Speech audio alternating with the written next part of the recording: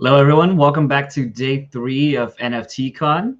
We're going to be having a lot of different types of talks today, especially around protocols and also a lot of the demos from a lot of the companies that are emerging in the NFT space. And also wanted to kind of address something yesterday as well. So all you GME guys that are in the chat, hope you guys learned some stuff yesterday, because if not, then you guys might want to go back to the second day to kind of learn a little bit more about why the gaming industry needs NFTs. Because of the fact that literally players are able to own their own digital assets in games. So if you don't care, you're here for GME, you guys can, view more to kind of see some of the other things that are being built. And hopefully you guys are able to learn. If not, I don't know. Also, we do have a lot of different types of things in store today. So we do have panelists like Polygon, and also to kind of also address some of it as well. I will be doing a Q&A at the end to kind of talk about how NFTs can actually help GameStop, because a lot of you guys were really interested in it. You lied about GME. If you look at the website, we never had any of the speakers listed on there that was from GameStop, just an FYI. So a lot of the speculation around it, and also the Reddit posts as well. If you guys look at the speculation from it, hope you guys learned some stuff. If not, come and stay and get NFT'd, and especially for the ones that are here for game day and things like that. Being able to learn a little bit more about NFTs as well. So we're going to go ahead and also kick off some of the other things like NFT drops. So if you guys are going over to nftcon.co/NFT-drop, you're able to still receive some of the NFT drops on there. And we also got a special one from Engine as well today. So Engine is going to be releasing out more NFTs. The QR code yesterday, we actually have another QR code from them that's going to be giving out a lot more NFTs. And from the special guest that was in the tweet from Victor Kim, well, all of them are special guests. They're actually here to give you knowledge about NFTs to get you NFT'd. So yeah, once again, we're going to go ahead and go back into some of our sessions. But before we do that, we also do have a few giveaways as well. So like if you also go to nftcon.nifty.network, you're also able to create your own store, receive a portion of it. They're giving away $5,000. They're giving away $5,000 to be able to give to people that are going to be creating NFT stores, and also sellers too. So sellers and buyers from it as well. So yeah, I'm going to be reading the chat today. So if you guys are having any questions and stuff, feel free to just drop them in. We'll try to get as much information for you guys as possible to get NFT'd. So yeah, we're going to go ahead and move forward and go into our first talk. So this one's actually going to be with Polygon. Polygon's going to have Polygon and also Polygon Studios as well. So hopefully you guys enjoy.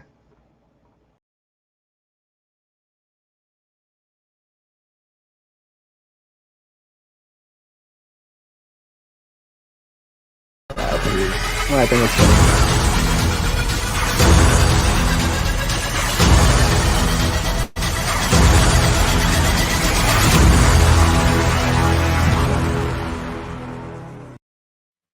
All right, that was pretty epic. My name is Chad Huggins. I'm the marketing lead at Polygon Studios, and I'm joined by Ishan Negi, who's the NFT and gaming lead at Polygon, and also Charles Adkins, who is the NFT lead for Polygon Studios. We are a part of Polygon, formerly known as Matic, and today we're going to be talking a broad range of things about NFTs in general, but I think we can all agree, just to start it off, that we sort of have an interesting front row seat to the industry, as we are in conversations with all sorts of NFT projects and gaming projects every day. And the thing I was thinking about to start it off with you guys, I need to remind myself to only talk about past projects that we've already launched, because there's so many ones we're like working on going forward. But yeah, if you just want to kick it off, I guess maybe Ishan, do you have a few favorite projects you've worked on so far while being at Polygon? Oh yeah, definitely. I think we have so many amazing projects on Polygon that we speak with on a daily basis and interact with, just getting, the latest alpha, the greatest information that is not public. So I think one of my favorite projects is definitely Project Galxy. I think they are doing some really cool stuff out there. So basically they are an NFT as a service project. So what that essentially means is that you can create, like if you have a protocol of your own, whether it's DeFi or NFT, and you would like to engage your community in very elaborate, very intricate manners with using NFTs. So I think Project Galxy is definitely the project. I think they have been working with some of the biggest projects out there in across DeFi, DAOs, and even on other NFT projects. I think they worked with Sushi, a few others, if I'm not. I think I might be missing a few, but all of this to say, right? I think they are doing amazing, tremendous work in this space. I mean, just to I think the way they create various campaigns, various intricate campaigns for their clients. I mean, it's very beautiful, and we are also sort of looking at them for some of the things that we are going to be doing in the future. So really excited for what they're doing. Yeah. Cool. Yeah. I mean, Charles, you do Twitter Spaces and stuff all the time. Like, what's exciting to you, or what you've worked on here, or even before that with NFTs? Yeah, I mean, in the space, it's really exciting, moving really fast, especially in the Twitter Spaces or on Twitter in general. You just see a lot of projects dropping all the time. I know that, for us, working with, the Zed Run, Decentraland, those are obviously super popular. Avagachi, it's really awesome that they are working with Polygon on a lot of the things that they're doing.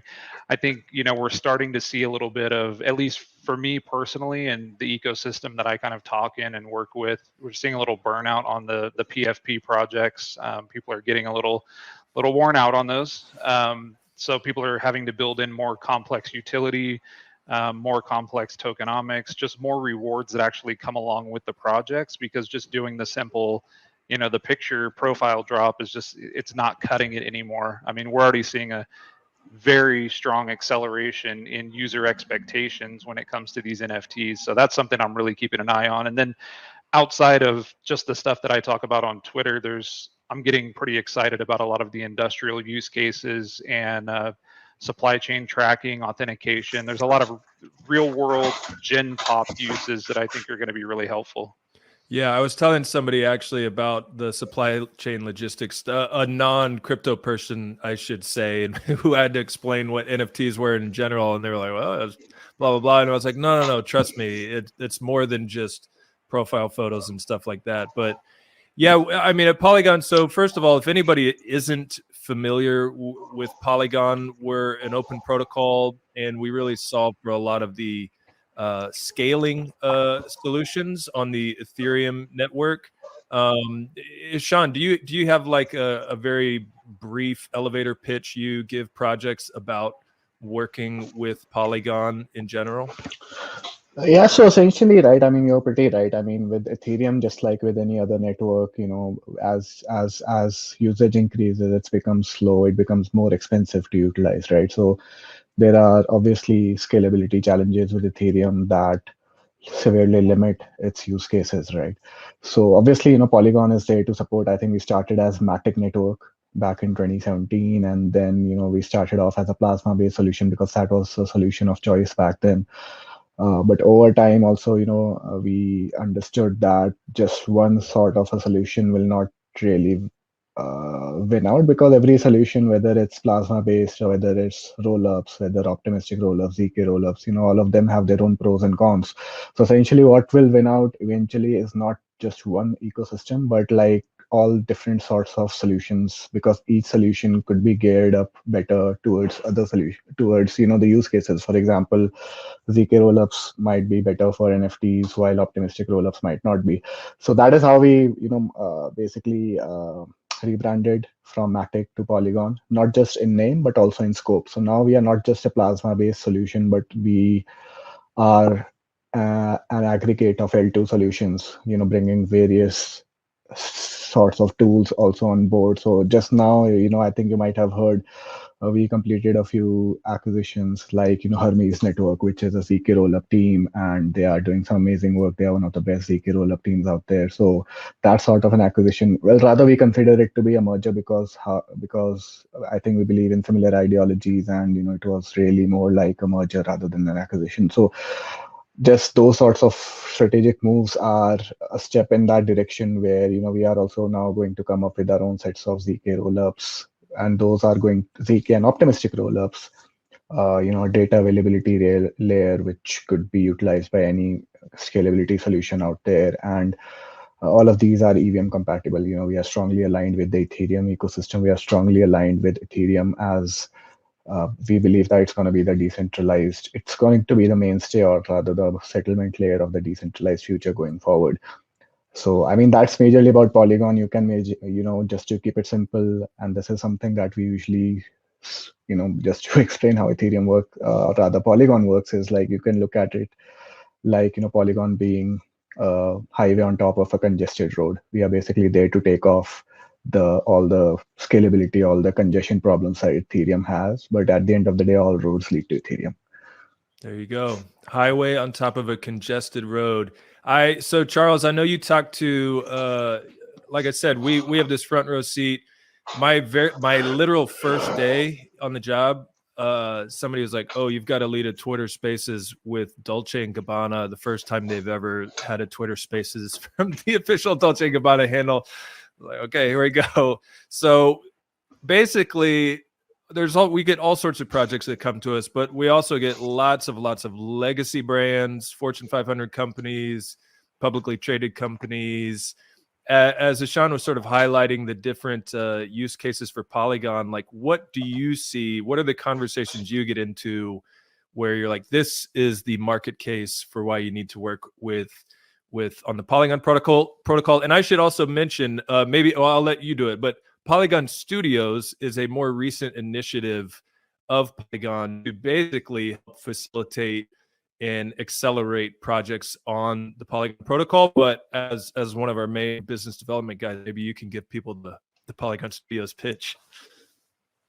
Yeah, I mean, the real quick version on Polygon Studios is obviously with the explosion in the space. We created Polygon Studios about 8 weeks ago, I think now.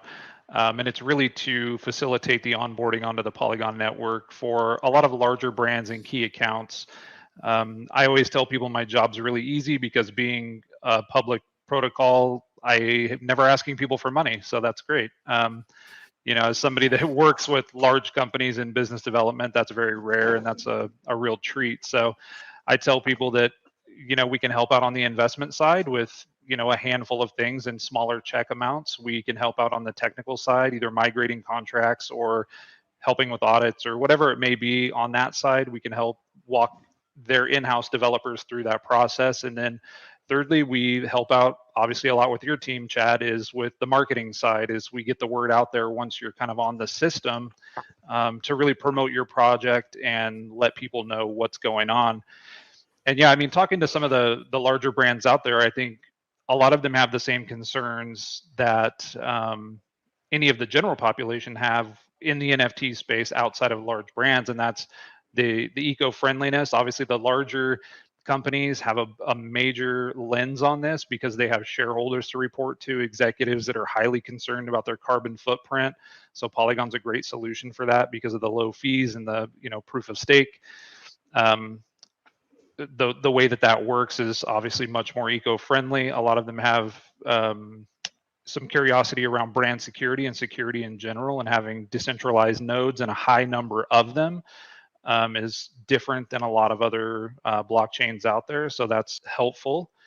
And then really they just want to know, especially on the gaming side, more so than the industrial side. On the gaming side, it's how many transactions can you handle? How big can you scale this thing?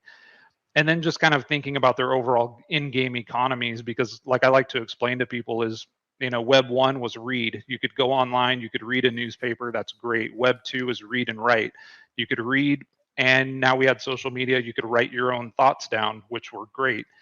And so in this era, it's more of read, write, and own. Now you can actually take ownership and participate, especially on the gaming side. It's, where things used to be a one-way transaction. I pay in fiat, I get the particular skin or the weapon, I use it, I pass that level, the transaction's over. The company has the money, you have the thing, you can't do anything with it. Well, now a lot of these AAA gaming studios are having to figure out how to run their game economies when they've essentially turned the entire universe into a garage sale. So now you could sell me that item on secondary. You could give it to me if you're my friend. I could give it to someone else. You know, there's all these complexities when it comes to the economics on the gaming side that they're really having to think deeply through. And I think that's why you don't see more of the AAA studios out with games quite yet, is because that process is extremely laborious and it's taking months and months for them to figure out just on the general economic side. But when they do bring those out, it's going to be super exciting. And I'm sure for any of them listening, definitely call Polygon on that one. Yeah. So Polygon Studios, we're definitely trying to facilitate a lot of gaming companies navigating Web 2 to Web 3. I even had a former boss who was a video game studio founder, and he had never even wouldn't go near crypto because he believed that the whole narrative that it was really bad for the environment and stuff like that. And I was like, well, guess what? We've got a solution that is not bad for the environment and is basically, you know, carbon neutral, or however you want to describe it, because the transactions are almost nothing. But and so he's super excited about it. And the whole, you know, years ago, it was all about the free to play, you know, trend in video games, and that's just blowing everything up. And how could a game like Fortnite that it costs nothing, you have to buy it, make so much money? Yeah, Sean, I don't know if you play any of these games currently, any current Web3 games, but like, talk more about the user experience, like what it's going to be maybe in the next couple years as you go from free to play stuff where I'm just buying a whole bunch of Fortnite skins to no pun intended, having actual skin in the game, in those in-game economies. Definitely, you know, sorry. I think just to also look at it this way, right? I think with blockchain, with crypto starting off with, you know, Bitcoin in 2008, I mean, it was always related to finance. It was always related to payments, right? And so, I mean, when we saw the first wave of NFT-based games or other blockchain games, I think those were crypto-first games later, right? But that trend is now, of course, starting to shift away. Like, you know, Charles also mentioned now, you know, we have all these AAA studios that are looking into entering into blockchain gaming. And that is definitely going to play a huge role in onboarding a lot of people because of how user friendly and how their user experience is going to be. Because currently, and, you know, really being frank here, I mean, a lot of the user experience of blockchain based games currently is not up to par, right? I mean, you have your time to fun as a metric, right? I don't want to be playing 2 hours before I start having fun in a game. And with something like a game or something that is truly as immersive as like a metaverse, you know, you need to have as little of a time to fun ratio, not a ratio, metric, as soon as possible, right? People need to be there to just enjoy playing those games right away. And that is something that I feel is currently lacking in a majority of crypto-based games. But at the same time, also seeing really amazing AAA based games. I wouldn't say AAA level, but almost on the same level of AAA. Like, for example, you know, if I take one name, Skyweaver by the Horizon team, I mean, it's just one of the best games I've played out there. The art is immaculate, the user experience is flawless, and, you know, they've really done some amazing work in everything that they've done, whether it's product customization, creation, conceptualization, whether it's marketing. They've onboarded some real great artists. I mean, you look at their Instagram accounts, it's just beautiful to watch. So, I mean, there are such projects also that are now coming that are, you know, more focusing on the gaming aspect of things and the user experience. And at the same time, you know, we are also at that stage where now we have developer tools that can make games really seamless, right? In the past, maybe let's say a year back, or maybe even a year, or maybe even just like 6 months back, I mean, we did not have maybe a large amount of tools that could make the user experience during games really seamless for users. That is obviously something that's really needed, especially in the NFT and gaming space, where I believe, you know, product design and user experience matter more compared to, let's say, DeFi. So definitely, right. And we've been speaking, of course, you know, we've been speaking with a lot of these game developers, and there is definitely that transition where, you know, large development studios are now seeing, you know, a lot of their great developers move towards the blockchain gaming side of things. So, and once all these great talents move towards this side of things, I think things are definitely bound to get improved in terms of user experience and in terms of graphics, almost in every aspect of blockchain gaming that we currently see right now. So, I think that's really amazing times to join blockchain gaming. Some of the partners that we've been working with, they're working with some of the best designers out there. So it's amazing. That's one of the most fun things to me about what we get to do here is, Polygon's an open protocol. We want people to build on it. We don't necessarily know what they're going to build. So it's oftentimes exciting in those intro calls to get the pitch straight from the founders and hear what it is they have planned. Charles, you mentioned a little bit maybe of a burnout on PFP NFT drops. And you sort of referenced some, extra utility being maybe a new benchmark. Can you talk a little bit more about what you mean by utility and maybe some examples of some exciting stuff that you see people trying with NFTs? Yeah, I mean, there's a lot of the basic utility as far as there's two different forms that I really see. There's, the utility from the buyer of an NFT, which Dolce & Gabbana did a great job at this with the ones that they launched on Polygon through UNXD. What they did was, even though you purchased a digital piece, there was a physical piece connected on some of those, but also if you read through down to the details, it also provided access to design workshops, trips to the DNG facility to assist with design. Like, they were giving a further utility, and I consider that more of like an access, kind of an access card, basically, is now that you've purchased this NFT, you get to have all these other cool experiences on top of it. On the flip side of utility, there's the ones where a lot of it's not really consumer facing. So you'll have like parts authentication, supply chain tracking, water purity testing that's immutable and irrefutable and writes to the blockchain so nobody can be a corrupt government official and go and tamper with water results. There's just a lot of interesting municipal applications and large industrial applications outside of just access points as well. And I think, like, on something you touched on earlier too, is you're asking like some of the other concerns of large brands. Ones I forgot to talk about, and I won't get like super into the weeds about it, but there are a lot of large brands that I have the privilege of talking to on a weekly basis, that they are actually concerned on how to legally structure their NFT thesis to not be in violation with the SEC and consider it a security. So it's not that a lot of these large companies are not interested in blockchain or NFT space. They're really having a tough time navigating the legal and financial frameworks that are out there. And I think it's interesting that the legal and financial frameworks are actually what's slowing the industry down more so than the technology. And just like Ishan said, like, just seeing things ramp up so quickly is really exciting. I mean, I remember, Web 1.0 days. Like, I'm kind of an old dude, and like, I remember it's like the first time somebody could stream a video of a coffee pot over the internet. You were like, wow. And it's like, it went from like 20 people around a computer being like, hey, that's a coffee pot 3,000 miles away, to like, now we're just on Netflix doing, whatever. So it's like the technology, and even like Friendster in the beginning, the first social network, one of the first social networks, it basically just looked like a group, like text.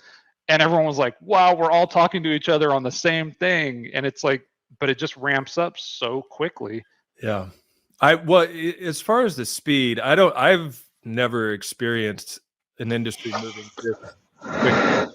And I'm old as well. Like, I remember, as far as a funny anecdote, I remember YouTube came to my college campus handing out like free t-shirts, trying to get people to sign up for YouTube. And it was like, what a strange thing that I would watch TV on my computer or whatever. But no, so if sometimes if I think about that, I'm like, holy cow, what is the next however many years hold for this industry? It's I think it's going to go a lot further than celebrity collectible, digital cards or whatever. Although we should say we have lots of that. So totally. Yeah. And I mean, that's one thing, like, one of the reasons I chose to come to Polygon especially was because of just the willingness to iterate and pivot so quickly, that's what's going to be most important in this industry is, kind of analyzing the landscape and making those pivots quickly. Because I mean, I remember when FTP protocol was the thing that everybody sent files on. Well, it was 10 years, almost 11 years until HTTP came out. So it's like from today to 10 years from now, it may not be anything that we're looking at today as far as a layer one solution that's going to be, the quote unquote winner. It's going to be people like Polygon that are willing to pivot, that are willing to partner and, merge with people like Hermes, like willing to make those quick pivots in the industry. And that, I mean, that's why I came here in the first place, is just the pivoting is really helpful. I mean, just to add to it, I mean, it's amazing. Like everything is moving so fast, but at the same time, that presents itself with its own set of business challenges, right? I mean, you can't really strategize for something 6 months down the road because that becomes antiquated. That becomes like an antique by the time you're trying to do, right? I mean, you really cannot plan for much for long here in this industry. But that's again, like Charles mentioned, that's been one of our forte since we really began, the agility to pivot and to re-strategize, strategize, learn, unlearn, iterate. I think that is, like Charles mentioned, I think that's crucial. For sure. And so, yeah, I mean, platforms like this are great because that's, to me, I feel lucky because I, have this position in this industry where I'm sort of, my job is to keep up with what's going on. But for anyone else, just got to try to keep up with all the stuff that's going on. And to be honest, it's so crazy on our side. Sometimes I don't even hear about projects that are launching on Polygon until afterwards. For instance, I don't even know if you guys know this, but Switzerland's postal service is using Polygon. So as far as other use cases beyond collectibles and whatnot, I guess they have a stamp that has a version of it that lives on the Polygon blockchain. So there's that. Yeah. Even in India, I mean, there are a few, governments, there are a few things that are happening on the non-PFP, more like to the industrial side of things, right? To store COVID reports on the blockchain. So, and that is something that even it was something that came out of the blue for someone like me. I think we had never tracked it, but yeah, I mean, a lot of people are doing amazing things. There are like 800 plus projects, I would say, on Polygon that we know of. There might be potentially another 500 that we might not even be aware of. That's the beauty of a public blockchain, right? You just do it and you build it. I should say Polygon is an extremely global organization. If you can't tell that right now, Ishan's in India, Charles is on the West Coast of the US. I'm in Texas, but like we have people literally every day. I'm like, man, I feel like I talk to somebody in every single time zone in the world today. So wherever you are, feel free to reach out. On Wednesday, I'm excited. We're doing a little Twitter Spaces on an NFT drop with an artist from Nigeria. I mean, we got stuff from all over the place.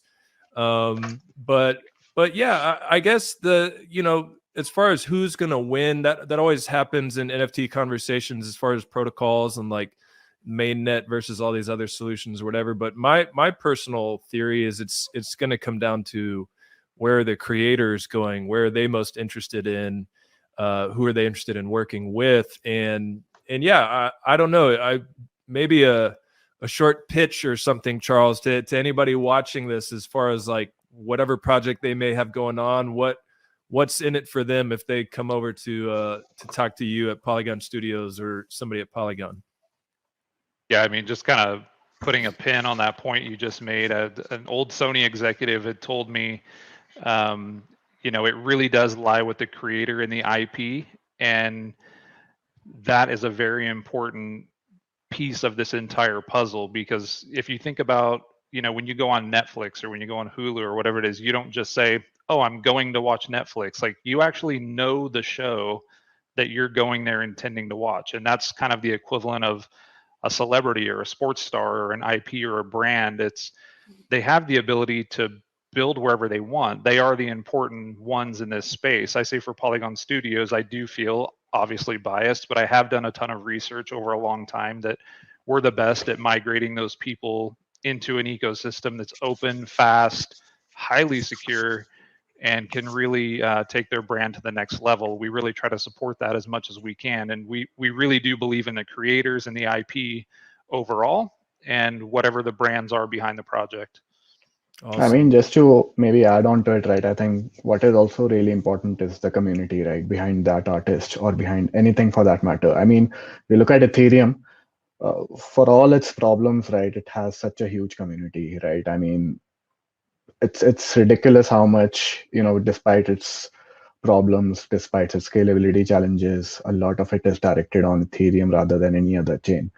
And at the same time, right, I think at Polygon, one of our main strengths is basically, the network effects that we have been able to generate, whether it's DeFi, NFT, and gaming, and having that very strong community and having that community first approach. I mean, we recently, moved towards a DAO structure, right, towards a more progressive decentralized structure.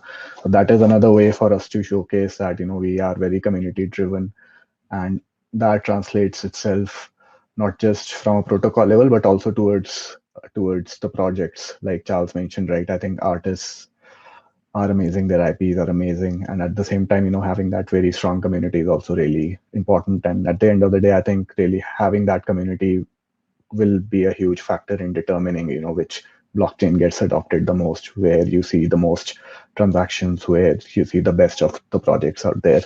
And Ethereum is a living example out there, right? I mean, despite all its challenges. So yeah. Awesome. Well, I think that about does it. I concur with their sentiment, and we're excited for anybody watching this to come chat with us or reach out online and become a part of the Polygon community in general. Thank you to NFT Con for having us. We've had a good time chatting about NFTs.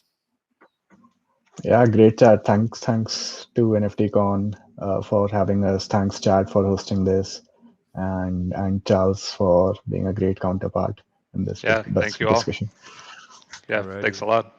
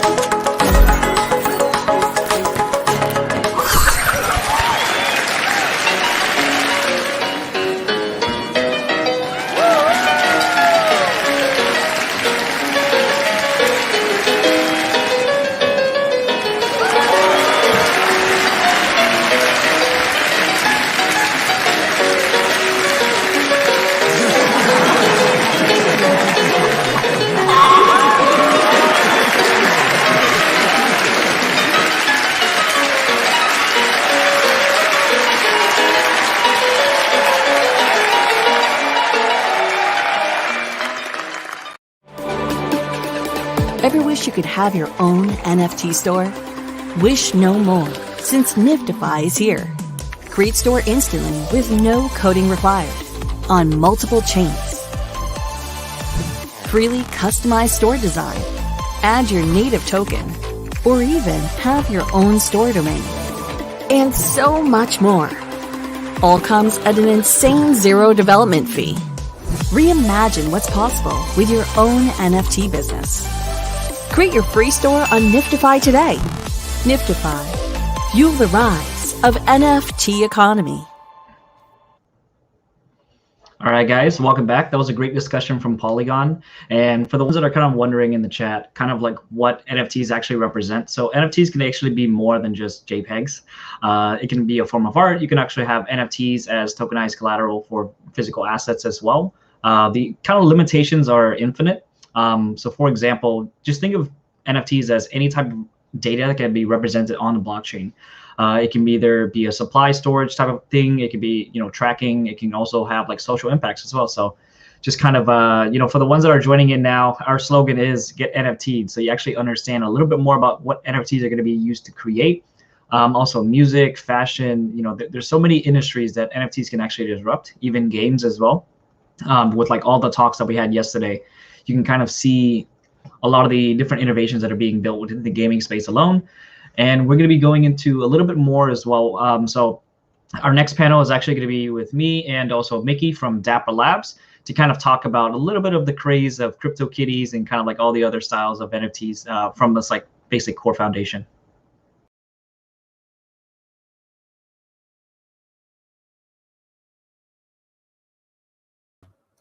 Hello, everyone, and welcome to this special edition. This is going to be a fireside chat with Dapper Labs. On stage with me is Mickey Maher. I'm sorry if I said the name incorrectly. Perfect. He's the SVP of Partnerships at Dapper Labs. Great to have you on. It's definitely great to be here. Wonderful.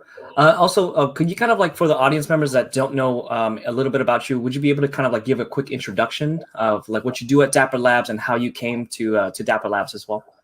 Yeah, of course. So my official title here is SVP of Platform Partnerships. And to understand what that means is to understand that, we have really two components of our business. We have the studio, and the studio, is the producer of CryptoKitties, producer of NBA Top Shot, and will be the producer and builder of, our La Liga initiative and our NFL initiative. And then we have the platform, which is essentially all of the, supporting products for our Flow third-party ecosystem developers. So, if you're looking for tooling or to build into the Flow ecosystem and need assistance with that, if you're a third party, I basically handle all of those relationships and making sure the Flow developers get what they need from a Dapper tooling perspective. I've been at Dapper 3.5 years now. And I got into Dapper through CryptoKitties. CryptoKitties was a discovery of mine on Twitter. I started dabbling a little bit in CryptoKitties. And given my 14 or 15 years in consumer application or the gaming space, I was very early when Facebook opened their platform to apps. I was also very early to mobile and the mobile application and mobile gaming space. And as that platform or ecosystem started to saturate or plateau, I knew there was going to be another type of platform, another type of emerging technology that all these talented creative developers were going to kind of flood to in droves. And once I experienced CryptoKitties and got deep into it and saw everything that it was about, I was sold there. I was sold on NFTs and the future of, blockchain for consumer applications back in, early 2018. And I've been here ever since. Yeah, with like CryptoKitties, like everyone remembers like when Ethereum first experienced like its kind of like biggest wave of like what is going on. CryptoKitties literally took over the chain for quite some time. So it's really great that you kind of saw that happening and then decided to push forward and become a part of it as well. Yeah. We were the cause. We were the cause of a lot of those issues, and a lot has happened with the company and with the space over the last 3 years, and there's a lot of innovation going on, and those days are long behind us. So looking forward to the future. Mm-hmm. Yeah, let's dive a little bit deeper into Dapper Labs. So we know that you've been pioneering the NFT space industry, but like bringing together like literally the traditional world into the cryptoverse. So like which areas have you been seeing like massive demand for, and like how does Dapper Labs help companies on board to like cater to those new experiences? Yeah, the demand ever since Top Shot, kind of. If we're backing up here, the goal or the purpose of our company is really to bring, the first billion users to blockchain technology through games or entertaining consumer applications. And that's really what Top Shot is all about. Top Shot is a consumer application that, has a built-in audience of over 1 billion globally. It's a very entertaining, innovative product built on a blockchain and taking advantage of most, if not all, of what blockchain technology has to offer. So it's really something that folds into our greater goals very, very well, as it's definitely a step in the right direction to getting that first billion users onto the blockchain. But, you know, what we're doing as Dapper Labs is only a very small subset. We are a single NFT studio building on on the Flow blockchain that we produce for, specifically for these purposes. There are a whole world of other open ecosystem third-party developers building, into Flow, into the Ethereum ecosystem, et cetera. I think the most recent numbers, I haven't looked this week, but we're approaching 4,000 developers building on Flow. So Dapper Labs is only, simply one of those studios. There are a good 4,000 more from all kinds of creative developers and entrepreneurs that are fully exploring the space. Yeah, that's a lot of developers. And then also building onto the Flow network as well, and kind of having, get that ecosystem to fully thrive to that 1 billion users. And kind of speaking about Flow as well, is that also Dapper Labs has like a Dapper product, which is like called Dapper, for like Dapper Wallet. Yeah. Like for that one, is like, can you dive a bit into more like why you guys chose to allow like kind of like credit card stuff, and like how does that mean to like lead to like mass adoption? Because I know like there's been a lot of friction with people saying, hey, look, I want to buy an NFT, but I'm not too sure of how to use MetaMask or things like that. But you guys literally made it, integrated to where it's like easier user experience.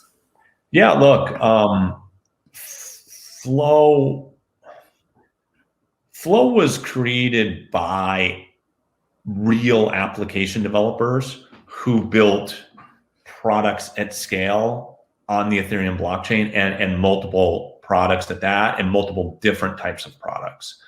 So as an organization, we are intimately familiar with Ethereum inside and out from a technical perspective. We know what works, what doesn't, etc. So Flow is really, it's something that we didn't necessarily set out to build. We wanted to build Top Shot-like applications. We wanted to be an application developer building beautiful products that attract a mass market audience. But given the challenges we had with Ethereum, you brought them up earlier. Crashing the network multiple times with CryptoKitties, which was 10, maybe 20,000 users, and we're talking that versus trying to bring a billion users to the table. It's kind of a non-starter. So we very quickly went out and researched 50, 60 different blockchain projects over a course of 6 to 8 months. And doing that deep dive in that research, talking to the teams, trying to work with the Ethereum Foundation, trying to figure out what technologies or blockchains were out there or were going to be produced in the upcoming months or years that could really support the initiatives that we wanted to build. And the conclusion we came to was that there were no technologies that were really building for the use cases that we wanted to support without making tremendous sacrifices. Most, if not all of them, were completely optimizing only for scalability, because that was what was really obvious with Ethereum, is it wasn't scalable. So a lot of the outsiders versus we were insiders, we were building, a lot of the outsiders addressed what they saw from the outside. They said, hey, look, Ethereum's not scalable. Well, that's true, but that is really almost a secondary issue, because scalability will only matter if you can actually attract a mass market user to the product. And I mean, people would argue, even within this organization, what the biggest issues we were experiencing with Ethereum and those products were. But in my opinion, it is the onboarding. If you want to bring your typical NBA fan into that type of experience, you're going to lose the high majority of them going through the MetaMask, gas, buying crypto, and that educational process and that UX funnel, it's just going to bleed users out where it wouldn't even be a viable endeavor to try to build something mass market. So that's something that we knew had to be fixed first. So we, when we decided to build Flow, that was one of the main pillars that we focused on, that we needed to have a blockchain built from the ground up that supported mass market adoption. And we made it easy to build these types of credit card or fiat payment experiences on top of the blockchain. We just so happened to be the first mover and innovate first on bringing direct credit card payments to the NFT space, bypassing crypto altogether. And really the thinking behind that was, if we want to attract a mass market user, we need to make this experience as close to what a mass market user is used to, app stores, e-commerce experiences. And that's what we set out to do. And I think we did it very, very successfully. And the NBA Top Shot adoption and user data and user acquisition funnel definitely shows that we made the right choices and the right moves there.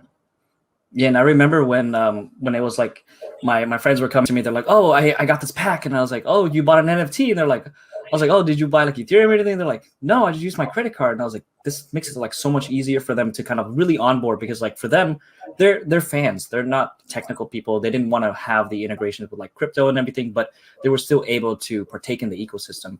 Yeah, I mean, and we kind of have the best of both worlds here, because the default is the credit card or the mass market experience, but also crypto native or very technical people that understand the crypto nature of things. We also heavily support crypto payments on all of our projects or across the Flow blockchain. So if you are a non-custodial user that wants to take that route is easy to go. It's just not the default route, because the default route needs to be something a mass market user understands. Mm-hmm. And kind of wanted to kind of touch on the topics, because we brought up two projects, NBA Top Shots and also CryptoKitties, and they've literally been like the #1 and #2 DApp on in the entire world. So it's like I wanted to kind of ask, like, what do you think is the #1 thing that led to the two applications to reach such a massive audience and stay consistently at the top of the charts? Look, we've been doing this a long time, and we know this space better than anyone, by a lot. And the longer we're around and the more we build, the more institutional knowledge we build up. We've got millions of users now on Top Shot, and we're learning from that scale, just as we learned from building into Ethereum and building into Ethereum at scale. There's a very select few groups that reached the scale that we did on Ethereum all the way back in 2017, 2018. So that institutional knowledge gets built up over time. And the institutional knowledge plus just the quality of team and folks we have over here, from a creative perspective, a product perspective, an engineering perspective, a business perspective, all of those things combined allow us to keep pushing projects forward, to keep innovation up and continue to be the leaders in the space. So I would say a combination of all of those factors really drive us forward as a company and really allow us to continue to innovate and continue to stay on top of things here in terms of leaders in the DApp ecosystem. And you guys been like literally at the forefront of the NFT revolution, all the way back since 2017, 2018. I mean, I remember when around, even 2019, well, we hosted like E3's first blockchain gaming stage, and literally everyone was still like, what are NFTs? and like full swing till now, they're just all like, oh my God, like there's so many use cases for it as well. Like there's now it's switching from art, fashion, music, you know, it's going to multiple categories that are expanding around. So it's like, where do you see like the future of NFTs as it becomes more mainstream and more users start to become a part of the bigger ecosystem? Yeah, look, you know, one thing is that we actually, our company and specifically our CTO invented the NFT. The first ERC 721 was CryptoKitties. And I've been here, like I said, 3.5 years. So you can imagine the difference in conversations that I'm having now versus when I was going into large brands or large, you know, movie studios or IP partners, talking about NFTs and CryptoKitties. Very, very hard to get across. And to a lot of our current partners' credit, they were early adopters from a corporate perspective, especially the NBA. They deserve a lot of credit for diving in because CryptoKitties was a very weird and obscure pitch to more of a mainstream or corporate type audience or entity. So kudos to those individuals and those organizations that saw the vision.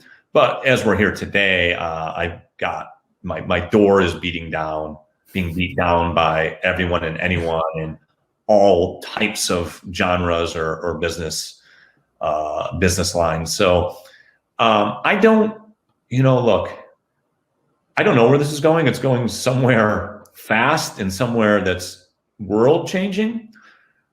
But part of why we built Flow and part of why we believe in this space so much is because it's a true open source ecosystem where anyone can come in, create, and monetize their creations.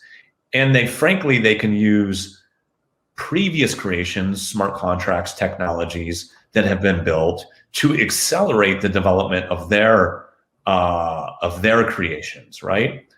So the community and the more users and more developers you can bring into this, the more creativity that you bring into this, the more interesting projects that we're probably not even thinking about today will exist over time. I mean, like the DeFi space is one of them. I mean, anyone in the space, it seems obvious and just mainstream now that this DeFi ecosystem exists. But, you know, 3 years ago, pre-CryptoKitties, like what is going now today in DeFi would be just such a foreign concept. It'd be almost unbelievable to think of. So space is accelerating. You unlock millions, tens of millions, hundreds of millions of creators with open source technology. Who knows where this could go, but it's going somewhere very, very interesting. And look, when folks talk about the metaverse, no one actually knows what that is. No one knows what they're talking about or what that actually looks like. And I don't think it's possible to know what that looks like. I think it will kind of materialize out of the creativity of all these collaborators coming together and deciding together, using all these building blocks, what an actual metaverse, for lack of a better word, would look like. Yeah, and then also like kind of like on the DeFi side too, it's like a lot of people are exploring NFTs and finding a way to integrate DeFi into it and everything. So I think like within the next, you know, let's say like a year, because DeFi moves so fast, NFTs are moving so fast, you know, even like the metaverse side too, like people are now innovating with NFTs. And I think that, you know, if you guys are providing like the on-ramp to where it's really easy for developers to focus on and really help them build, you know, it's an easier way for them to build, like the ecosystems are just going to get bigger and bigger over time. And I think that with 1 billion users, you guys might going to be looking like next year, the year after, to already hit those goals. I mean, you guys are already doing so much on NBA Top Shots. Yeah, and we've got the new NBA season coming up. You know, we've got the NFL deal, we've got the La Liga deal. So tens of millions of users utilizing the blockchain just through Dapper Studio initiatives is definitely on the horizon. And then when you add in 3,000, 4,000 creative developers building into it from a third party perspective, maybe, a couple of those take off and are hits, you're looking at, hundreds of millions of users through the third-party ecosystem. So I think we're on our way here to a pretty significant network effects within the Flow ecosystem, and many, many interesting NFTs and NFT use cases will be brought out of this, through Dapper and through our amazing third parties building into the ecosystem. We're starting to kind of like get to like the part of the ecosystems to where I feel like they would start intertwining pretty soon, having it to where if you're building on the blockchain, everyone's going to be working together, and they're all smart contracts. You can make it interoperable with one another. And to kind of like wrap things up as well, is like, I wanted to kind of pick your brain a little bit on like, what do you see, I would say like any, what would you see of kind of like all these games, or not all these games, all these applications kind of commingling with each other? Are we going to see like cross things like with NBA Top Shots, to where it's like you can have season passes for like certain games and everything like that? Yeah, I mean, look, I don't want to give away any of the surprises with NBA Top Shot or any of the stuff that we're doing, but I think in general, where the space is today and what moves this space forward are things, is basically building utility into any of these NFTs. I mean, a big reason to do this is this brings a brand or a creator much more closely or directly in touch with their fan base. And, this is a digital medium, and in bringing fans closer to you, you should utilize the digital medium for everything it has to offer. You should utilize the blockchain and the blockchain technology for everything it has to offer. And, whatever that utility might be, you should certainly, whenever you launch an NFT project, think through what the use cases or the utilities are for these particular assets. So we've already experimented with, physical utility for NBA Top Shot collectors. We invited a number of collectors to an NBA Finals game.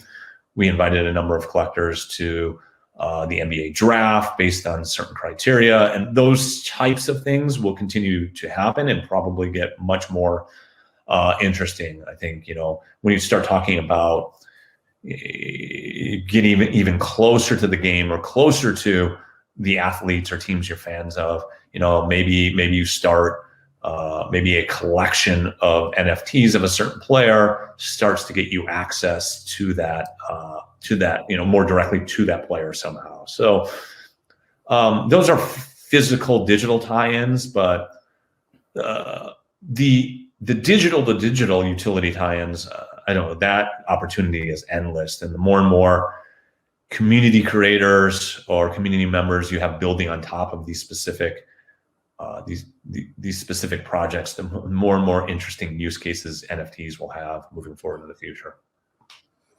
Well, thank you, Mickey, for your time today. And also, you guys, if you guys are listening in, they're also going to be giving away a few packs as well. We'll give you more description on which ones those would be coming up. And we're really excited. And thank you so much for coming on here today. And also to the audience, where would they be able to find you on like social media? You can find me on my Twitter, or my Twitter is not that interesting. I would recommend following, Flow Blockchain's official Twitter account, or the Dapper Labs official Twitter account. Flow Blockchain is Flow_blockchain.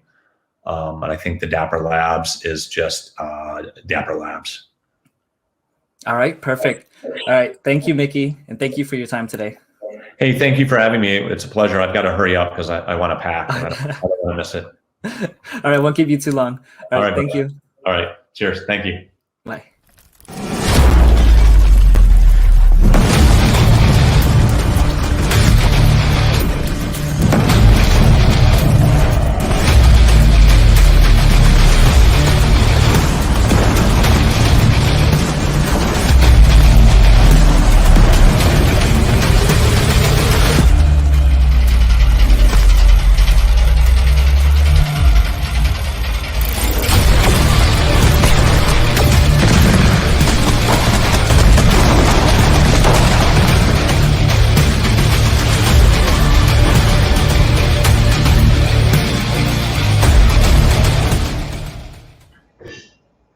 Here you go, Reach. Head scratch and water break time. So yeah, thank you for all that. And kind of like with the giveaways as well, we're going to be having them through nftcon.co/nft-drop. You can go on there and kind of view some of them. We're going to be having a lot more giveaways within there. So like we'll be adding them all up, and so we'll be making it a little bit fair. So we'll randomize like I believe there's already like 5,000 or 6,000 people, or up to last time I checked, that is on that campaign. So if you guys want to make sure you guys are getting better bets and everything on there, just go ahead and just kind of read through some of the things to kind of get NFT'd. And also as well, a lot of people were really sad yesterday that Engine ran out of NFTs for their little bundle. So we actually got another code from them. So this one encompasses a lot more of NFTs. So if you guys get your phones out and get it ready, it's going to have a QR code that I'm going to show on the screen. You guys are able to receive some of the in-game assets, or kind of like some of the NFT drops from Engine. So all you have to do is just place your phone on here, and let me remove the banner from my face. There you go. You should be able to enter into a little bit of a lottery that shows you different types of NFTs that you can receive from Engine. And we'll be giving this QR code, placing this QR code throughout the day, just in case if you haven't gotten a chance to kind of redeem it now, or if it's too early for you, or you're at the gym and you're gonna be getting the code later. So we'll keep this up for a little bit, but we'll go ahead and move on to our next segment, so that you guys are able to receive some more NFTs. Promo code for Miami event. Oh, so actually we're going to be also giving away one general admission ticket and also a VIP ticket for Decentral. A little bit about Decentral is we have 3 stages running concurrently. That's going to be DeFi stage, NFT stage, and also demo stage, and also a Metaverse gallery. A Metaverse world dedicated to like Metaverse projects. We also have an art NFT gallery. We haven't released this yet, but we're going to be having an exclusive area for Bored Apes, for Punks, and for some of the other PFP projects. So in order to get into that area, you actually have to own some of those projects to be able to enter. But we'll be releasing that out shortly, and kind of like I guess that's the alpha for the event. We're also doing a Luna event as well, so it's called Tfi. So it's going to be the Tfi Miami giveaway.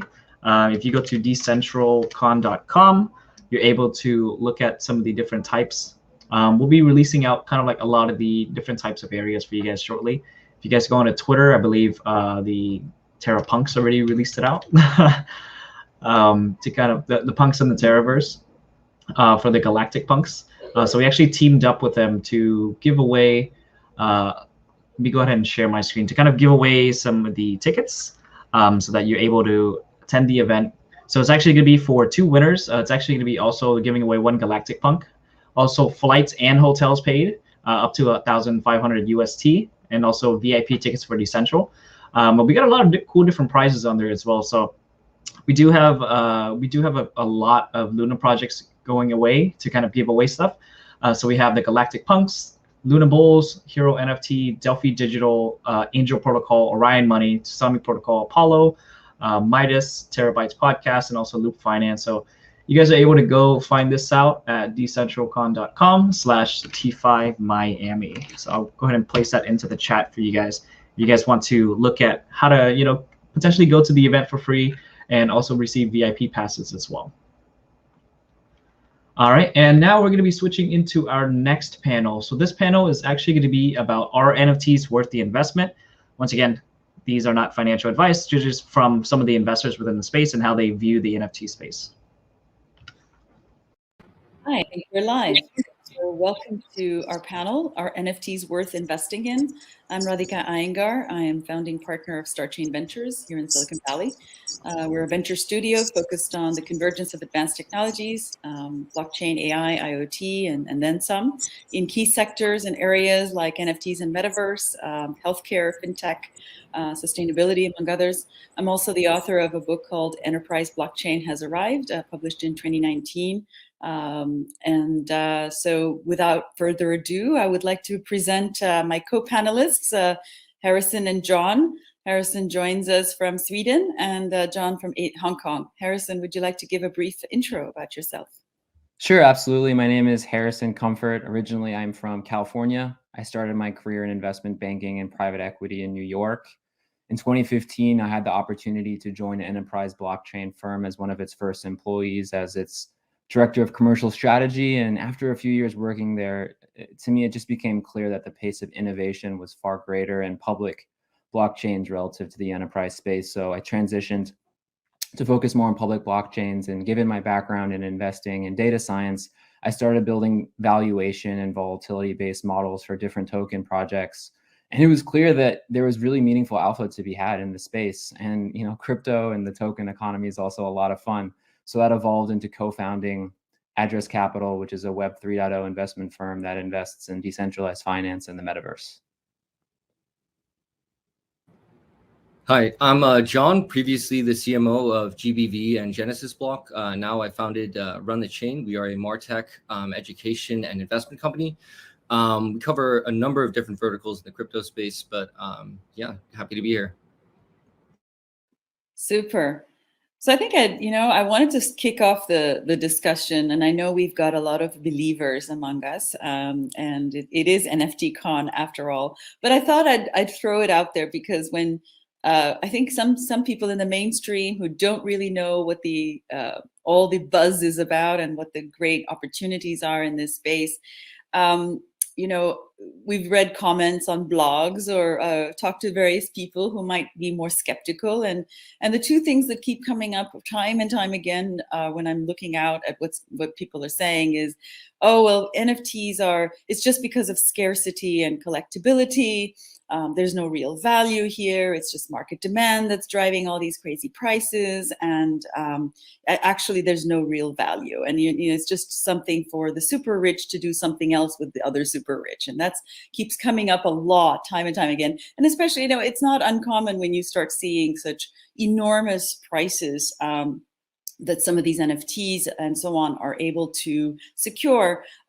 Some might have raised eyebrows and say, well, how did that happen? And is it just like another, famous piece of art or what have you, and people see some perceived value in it? Is it just because of scarcity and collectability? I happen to think there's a lot more foundational value than that. Ownership is something that comes to mind, especially. So I thought we'd have dispel the myths and then get into the why are NFTs so valuable? What is driving this, and what are people really perceiving and feeling and believing in, and rather than just the market demand spiking prices. John, would you like to share your views first? Sure. So I think kind of dispelling this myth, it is value subjective, right? Especially in the context of art. I think a lot of that could be said about different artists throughout history, right? Why is people paying this much money for a Picasso versus, a street artist, right? So I think a lot of that is subjective to the artist, the story, the narrative that person says, right? And I think in the context of someone who's a digital native artist, this really has a lot of meaning for their followers, and also gives them more accessibility to their audience, as well as the ability to trade it, right? Kind of going back to your point of ownership, if you put the ownership on trade, instead of having to go to a gallery, you can kind of go to a blockchain application and then make your purchase there, right? So I think that there is some degree of probably wash trading, what have you, but the same thing kind of happens in art. And I think that end all be all, I think that if you're a digital native artist, there's a lot of access you have to different people who want to buy your pieces than before. So I think that the myth of kind of like this is just purely wash trading, I think that's not true, or at least no more or less true than what happens in the traditional art space. Great. John, Harrison, please jump in. Sure. So when we look at this space, we bucket NFTs into 3 different categories. The first are metaverse specific assets. So like the Axies and Axie Infinity, brands like Punk, and increasingly hybrid DAO NFT models like Hash's DAO. So when you break down the opportunity, we really see it in 3 different buckets. The first is monetary. If you invest in an Axie and there's demand for the Axie Infinity universe and game, there's a good chance that you're going to be able to experience some type of monetary increase associated with holding that Axie, especially as increasingly you're able to earn income for those who are either using or borrowing your Axie. One of the things that I always like to share with some of the naysayers about this space is point to the actual cash flow associated with it. The next is social value, right? So, I mean, by owning a punk, you're immediately in a club with other holders ranging from some of the leading crypto artists to Snoop Dogg to Visa, which not only expands your network, but it exposes you to further opportunities that emerge from within that community, which could be events, early looks at new investments, new opportunities, but also, you get to associate yourself with the punk brand and everything that it stands for. And I think the third thing, which is probably more apparent when you're in this space, is I think there's tremendous opportunity for personal and professional development. So at the end of the day, NFTs are communities. So when you're contributing to the communities behind these NFTs, there's potential to learn new skills that are relevant to the token economy and reap some personal fulfillment in terms of helping build and contribute to, and of course, share in the value creation from these different communities. And I think that's something that's a lot more present in the token economy compared to the traditional one.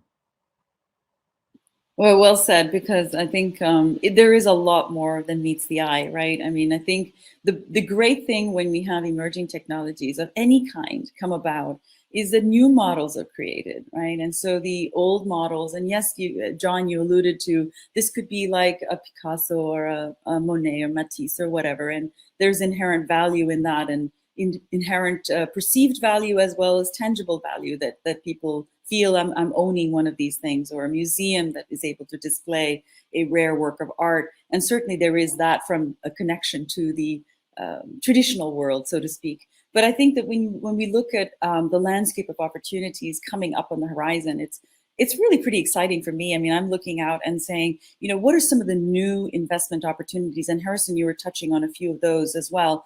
But I think that when we look out at what's happening today as NFTs and how it can be the gateway to the metaverse, for example, and you mentioned not just the collectability aspect, but the entree into a group of people, a community that then binds the whole community by ownership of certain assets. And so when we think about that, it's a different way of looking at how we can use this very intelligently. And then you brought up another really good point, Harrison, which is how do brands get involved? And so this is really something that I'm personally seeing in the metaverse, for example, where it's brands that can get involved with the NFT itself. So by owning the NFT, you have an entree into this community. Now brands get involved, and then there's this whole community and, virtual world that we can live as a part of, but where ownership is really driving that entree and that participation in that community. So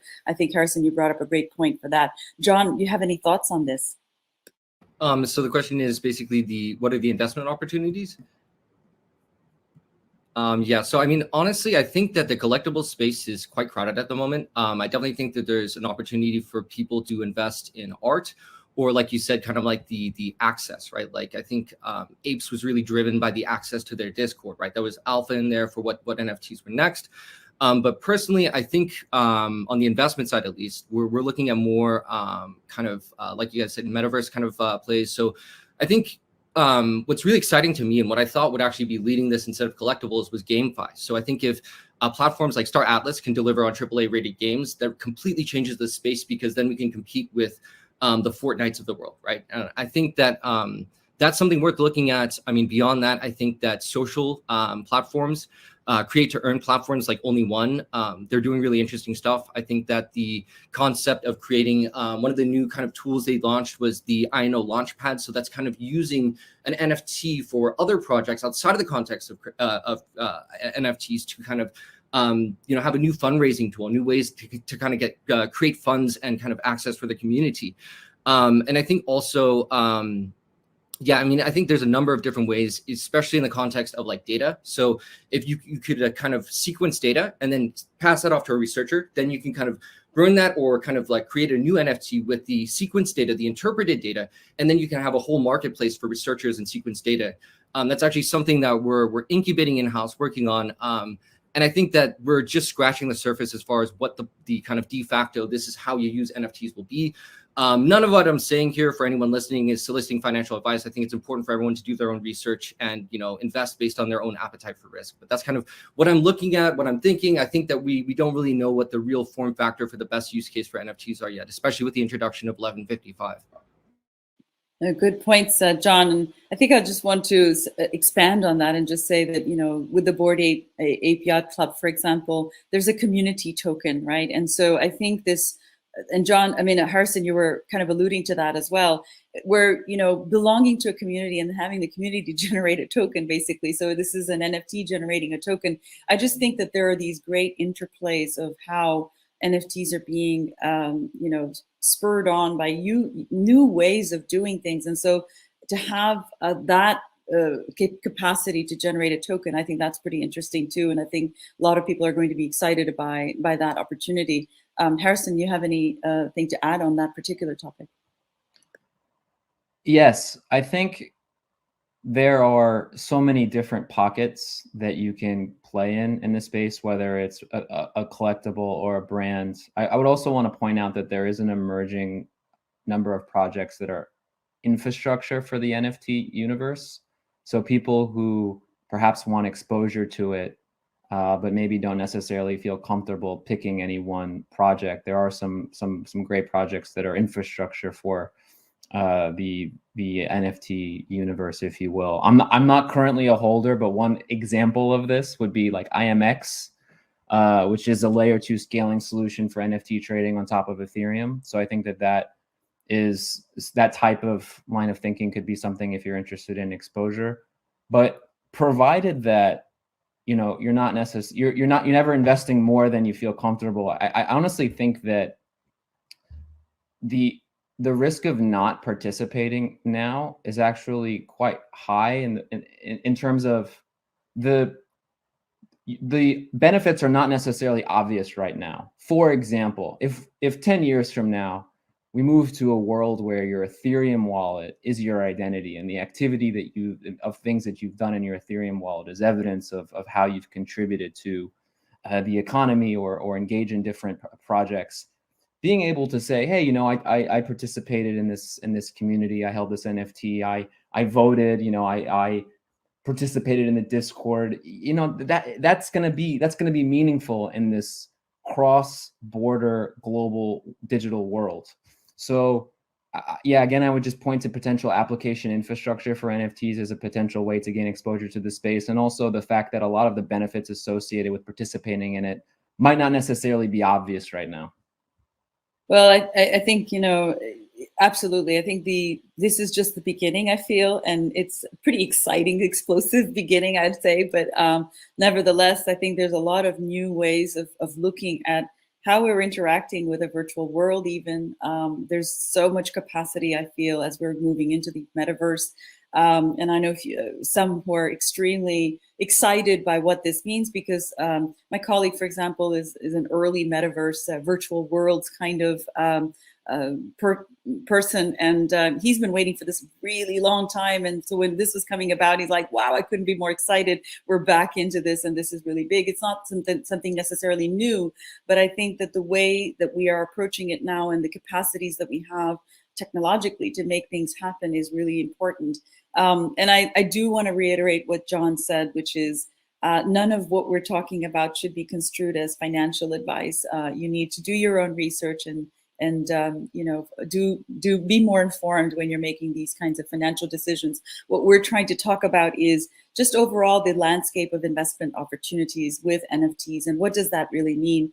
I'd like to drill down a little bit into digital ownership. It's something that I'm very excited by, because when we think about digital ownership, there really hasn't been a way for us to prove that, right? And there's a lot of spoofing capability. There's a lot of ways you can defraud something.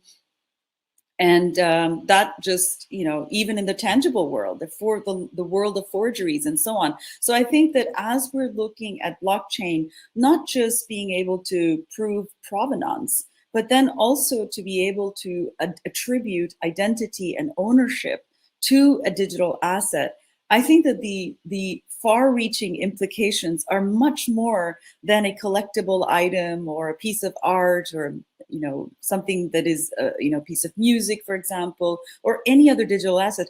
I'm looking at in enterprise, for example, where I do happen to play a lot. You've got other items, you've got copyrights, you've got, and I know we're going to come to the next topic, which is copyrights and what the dispelling some of the myths around that as well. But I think that when we're talking about digital ownership, I think that there's an opportunity for NFTs to be that key that proves that there is ownership around something. And that's very different than anything else we've seen before. So John, would you like to comment on your views on that? I know you do play in this space as well. So ownership wise, right? So I think I'll start with that and we'll move on to kind of copyright later on. But I think ownership wise, the real value of this is on-chain data. So it's immutable, right? No one can ever say that you don't own this, right? So it's a token in your wallet that says, hey, I own this token. That token, perhaps points to IPFS, and it says that you own that image or what have you. But I think the opportunity from a creator or artist perspective is to capitalize on kind of the trading facet in the context of cryptos, right? So now you have ownership of an item. People are comfortable that, hey, instead of having to go to a gallery, see the provenance, certificates, all that kind of stuff, you can basically just transfer it to your wallet, and that you own it, kind of legally, but that's the next kind of topic, right? But at least you have ownership, tradable ownership, right? Let's just call it like that for now, right? So you have tradable ownership, but I think the real value sums up to the introduction of 1155, right? So the fungible, non-fungible format, right? So what that means for an artist, especially for musicians, right? So by the time you get your royalties, there's like your manager, the studio, the record label, artist relations, people, who knows? And by the time you get your royalties, who knows how much that's visibility you have of what as a percentage that is from your royalties, right? So I think if everything's on chain, you have visibility of these royalty now, and furthermore, you can mint your own NFTs to where you can assign yourself royalties, right? So I think that that's pretty significant in the context of artists, and especially from like create to earn platforms where you have a creator, someone buys the NFT, someone just wants to see the NFT for the alpha, perhaps it's trading data, what have you. So then the buyer of the NFT, perhaps they bought it for $500. The secondary market person who just wants to kind of see the NFT, they're paying $50, but the creator still gets royalties. So I think ownership wise, I think that that's kind of the really biggest value that NFTs are contributing to the space, because it's not just about owning something. It's about the kind of, receiving the royalties that you're due for creating, art, music, what have you. I think that's one of the most valuable things of ownership in the context of cryptocurrencies and NFTs. Great points there. I'll just add to that too, that I think NFTs are also the bridge between what's physical and what's virtual and what's physical, right? And sometimes it can be existing in both spheres, right? You might have an NFT that represents something that is in the tangible world. So I think this bridge from what's physical, what's virtual is really exciting. I also wanted to add too that, it's not, and you brought up a great point on royalties and such, because I think that this is something that's been such a sore point in the creative community, for example, where they're the last people on the line, basically, and they don't really get their due in terms of their creative genius.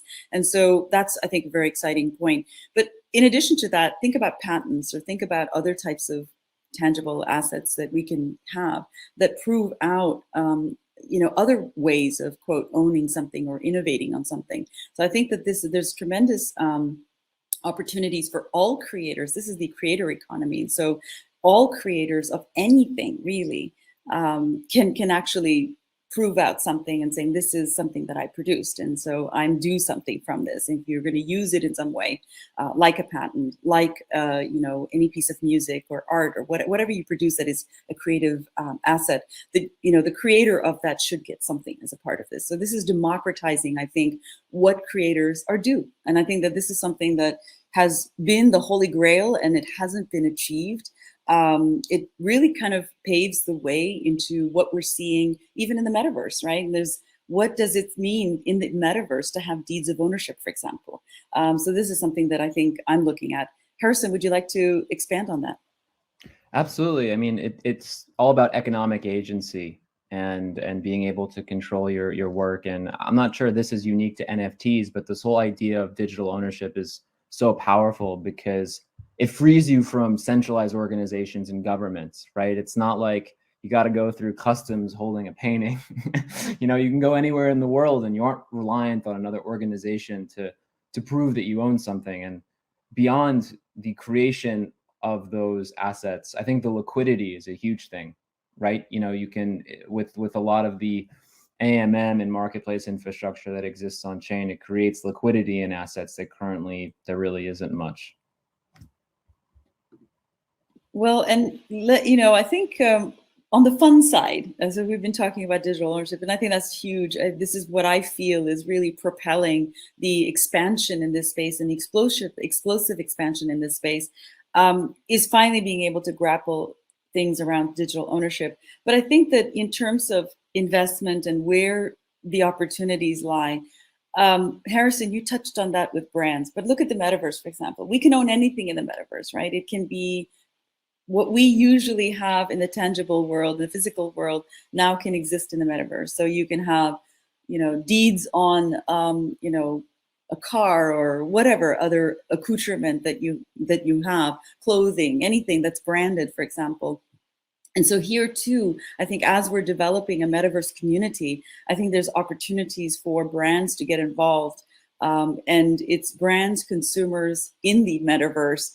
And the same kind of applications that you would see in the physical, tangible world is things that we're going to be anticipating to see already in the metaverse. So I think, you know, it's not just about the exclusivity of necessarily something, but also the accessibility of something too. So what I'm excited about is how we're going to open up access to things.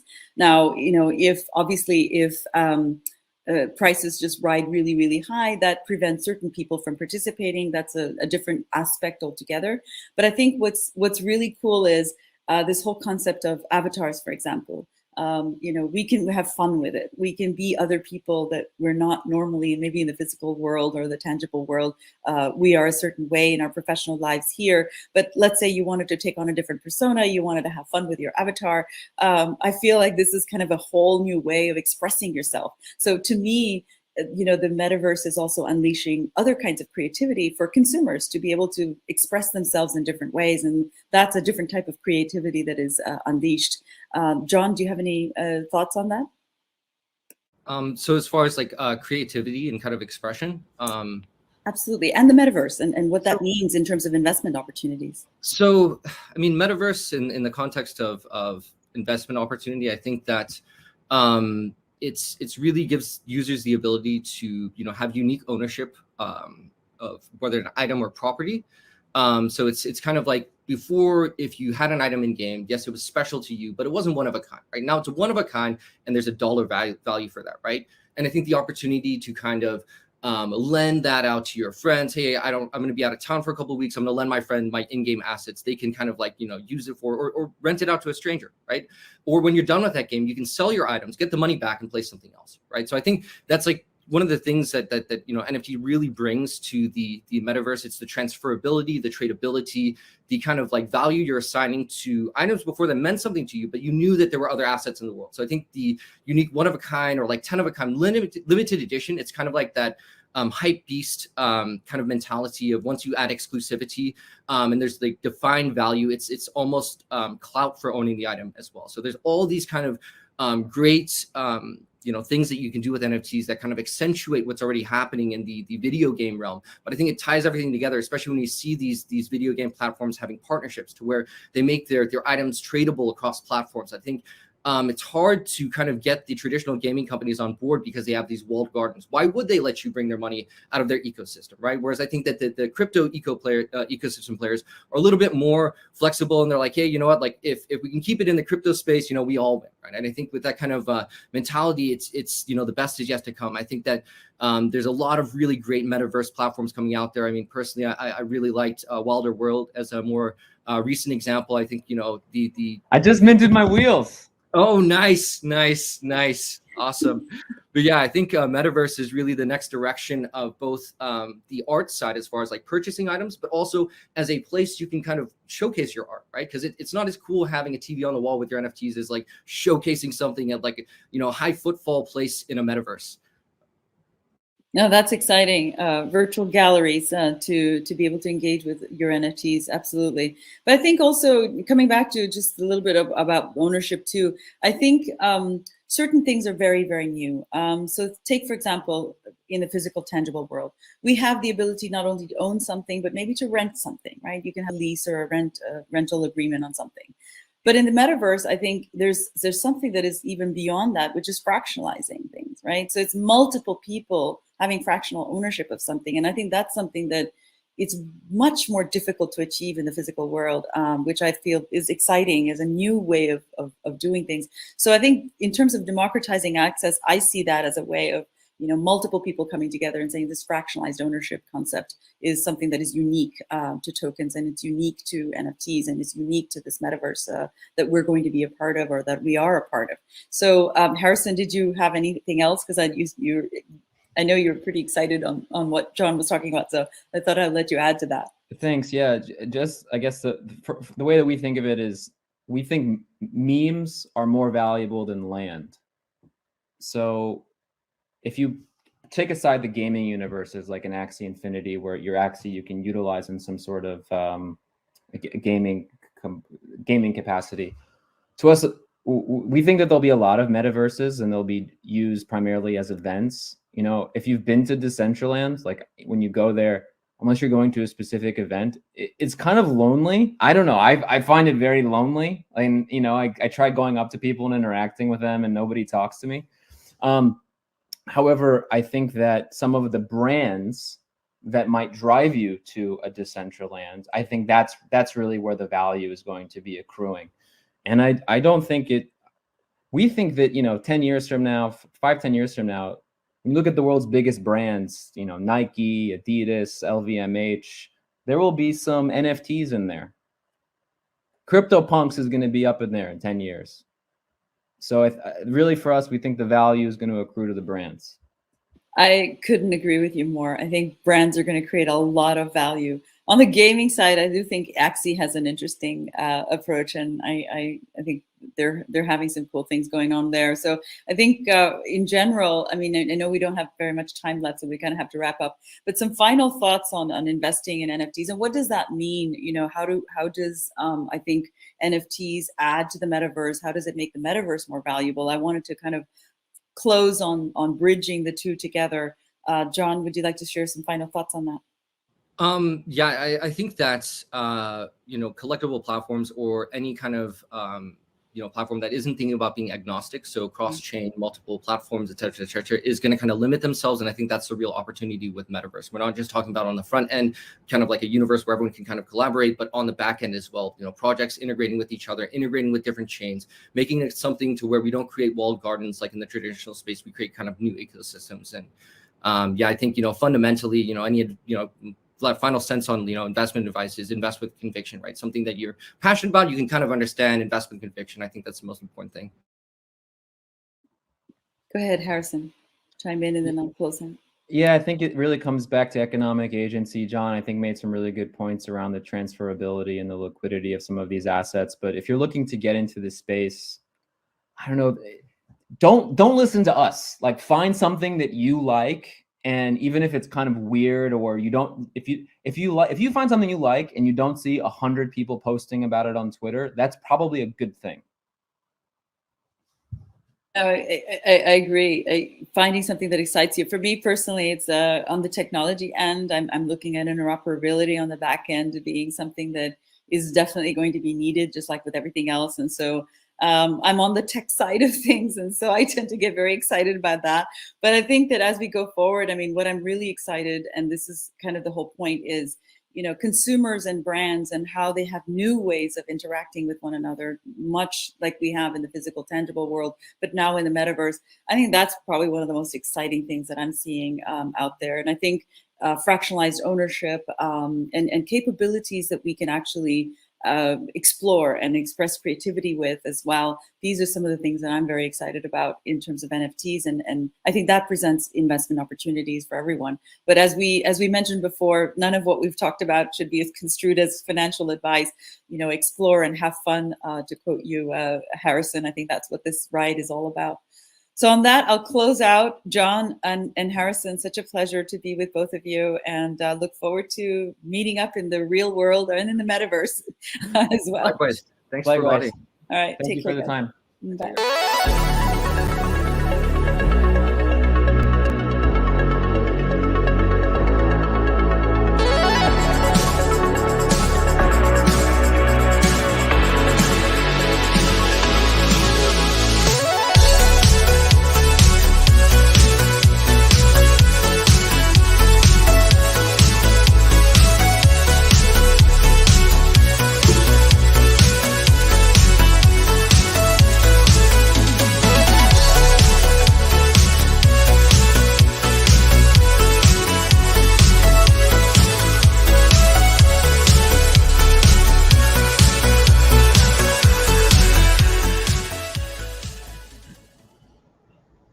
All right, thank you guys for that exciting panel and kind of showing the, you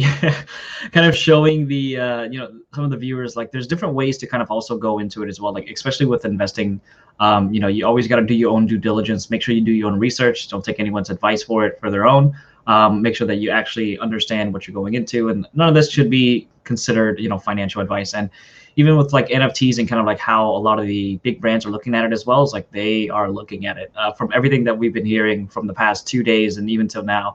Every type of sector can actually benefit from blockchain technology, and especially with NFTs representing, you know, some of these databases, they're able to really, you know, decentralize it and place it down to, you know, the independent holders of it, and also create that ecosystem to where it's not just about the assets that are being owned by, you know, major shareholders or corporations. It's actually going to be beneficial to even the independent users like me and you, you know.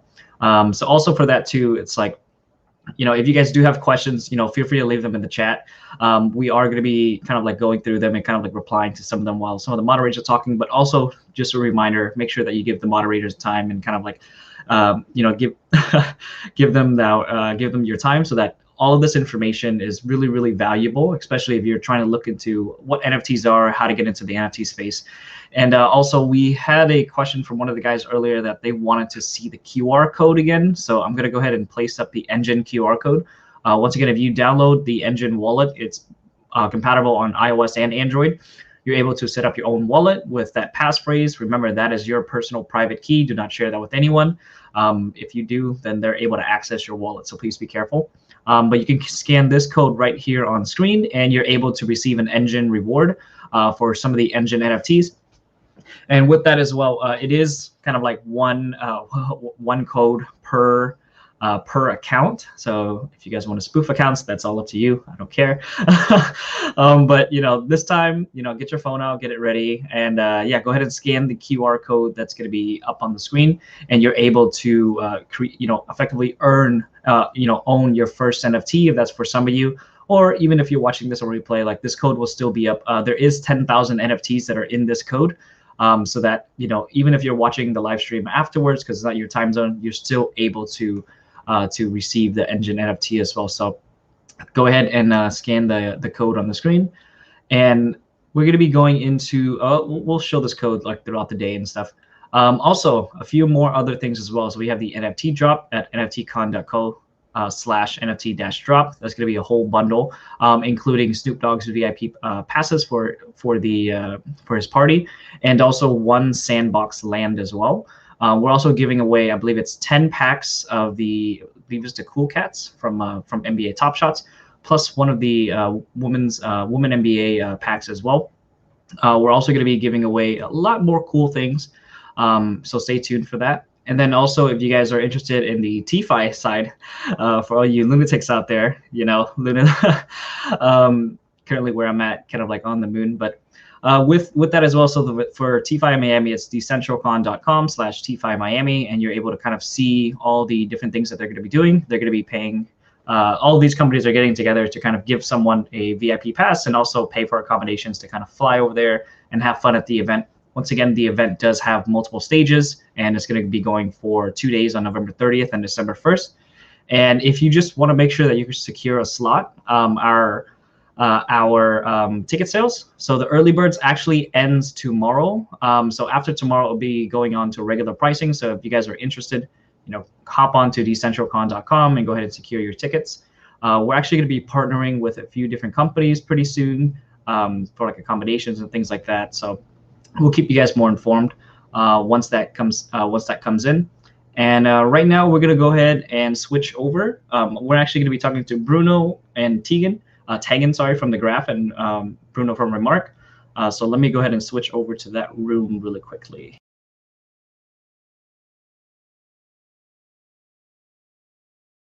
Hello, everyone. Welcome to NFT Con. Today's panel discussion is going to be about how Web3 is changing NFTs.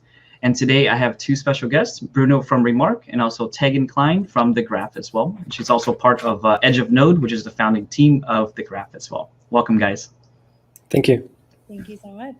Welcome. So we're going to go do a quick round of introductions, and then from there we'll kind of like dive directly into questions. Let's go ahead and start with you, Bruno. Yeah, hi. Thank you for having me. I'm Bruno. I founded Remark. This is the most advanced NFT protocol in the world. I started my career with Web2 back in the day, then transitioned to Ethereum in 2015, worked on a few educational projects and developed a ton of Solidity in the meanwhile, then moved on to Ethereum 2.0 with Status. Later on, transitioned to the Web3 Foundation to work on Polkadot and Kusama.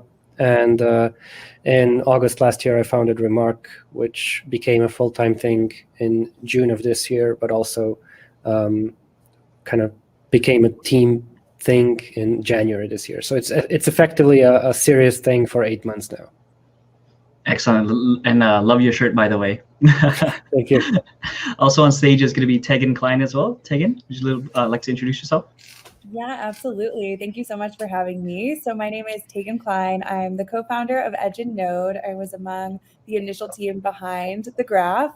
And The Graph is a decentralized indexing and query protocol for the decentralized web. We help you access, or The Graph helps you access blockchain data on chain so that you can serve that data in a quick and easy way to your users. So it makes creating a DApp a lot easier. In my background, I started in traditional finance. So I was in investment banking at Bank of America, sales and trading at Barclays, which allowed me to really see the need for Ethereum and kind of creating a new financial system, a new internet about 6 years ago. Excellent. Welcome to have you as well. And, to kind of dive into a little bit of the questions is that, like Web3, everyone has the narrative like Web2 tools and kind of like Web3. And we're starting to see a major shift of NFTs starting to use, subgraphs, indexes, and also creating new areas like how Bruno's doing at Remark as well with basically graffitiing the blocks. Bruno, can you tell us a little bit more about like how Remark is doing that with basically like graffitiing the blocks on the Kusama blockchain? Yeah, sure. So the Kusama blockchain is a layer 0 chain, which is meant to connect other blockchains. And while it is kind of artsy in its kind of membership cult and nature, it doesn't have smart contracts or any logic that you could basically turn into NFTs. But I really wanted to put NFTs on top of it because I didn't want the chain to miss out on the craze. So what we used is an approach from the old days of Bitcoin, also known as colored coins, where if you imagine blocks in a blockchain like shipping containers that contain transactions inside of them, what we did was actually graffiti the outside of those containers. So we don't actually change the contents of the blocks, but we just mark the blocks in a special way. And then we have special tools and rules on how to interpret that graffiti, so how to figure out what those graffiti mean. These graffiti are called remarks on chain, and this is where the protocol got its name. So we are issuing remarks on the chain alongside regular transactions and then interpret them in a special way. This doesn't affect the chain state, doesn't write to the database of the blockchain, but exists alongside these blocks, and every node that connects to the blockchain also stores this information. So we interpret it and we make those into NFTs. We are now in the middle of a rewrite to a contract version and a runtime level version, so in Rust and so on, because now the technology supports it. Back then it didn't. But since it was the only way, we decided to, why not, and just do it as a challenge, but also as a kind of, not to miss out. Well, so you guys are technically just placing it as like the remarks whenever you're sending transactions, instead of placing it into the transactional data on there to kind of, mess with the blocks and everything. That's interesting. Yep. And also for Tegan as well. So I noticed that the graph helps a lot of NFT projects, especially with indexing. Can you kind of tell me a little bit more about like how they're able to index a lot of the data that's on there? Yeah, absolutely. So the Graph's hosted network supports Ethereum and IPFS. And so a lot of NFT platforms use both Ethereum and IPFS. We are adding support for Arweave soon, which I think will be really exciting, just as another storage layer. But the Graph helps the NFT platforms, the marketplaces, access blockchain data and serve that data to their users. So for example, the price of different NFTs and when they were sold, how many are left, all of that is on-chain blockchain data. And so the Graph helps those platforms access that data and serve that to their users. And the decentralized network right now supports Ethereum, but we plan to add, or there's plans to add a lot more networks to the decentralized network very soon. And so art blocks, because they use Ethereum only, they were actually one of the first NFT platforms on the Graph's decentralized network. So all of that data is being indexed and queried in a decentralized way. There are many different indexers, which are node operators within the Graph that are serving those queries quickly and efficiently. And there's a lot of redundancy. So you don't have this platform risk that, you don't have the single point of failure risk, because if one indexer goes down, there are many other indexers to serve those queries.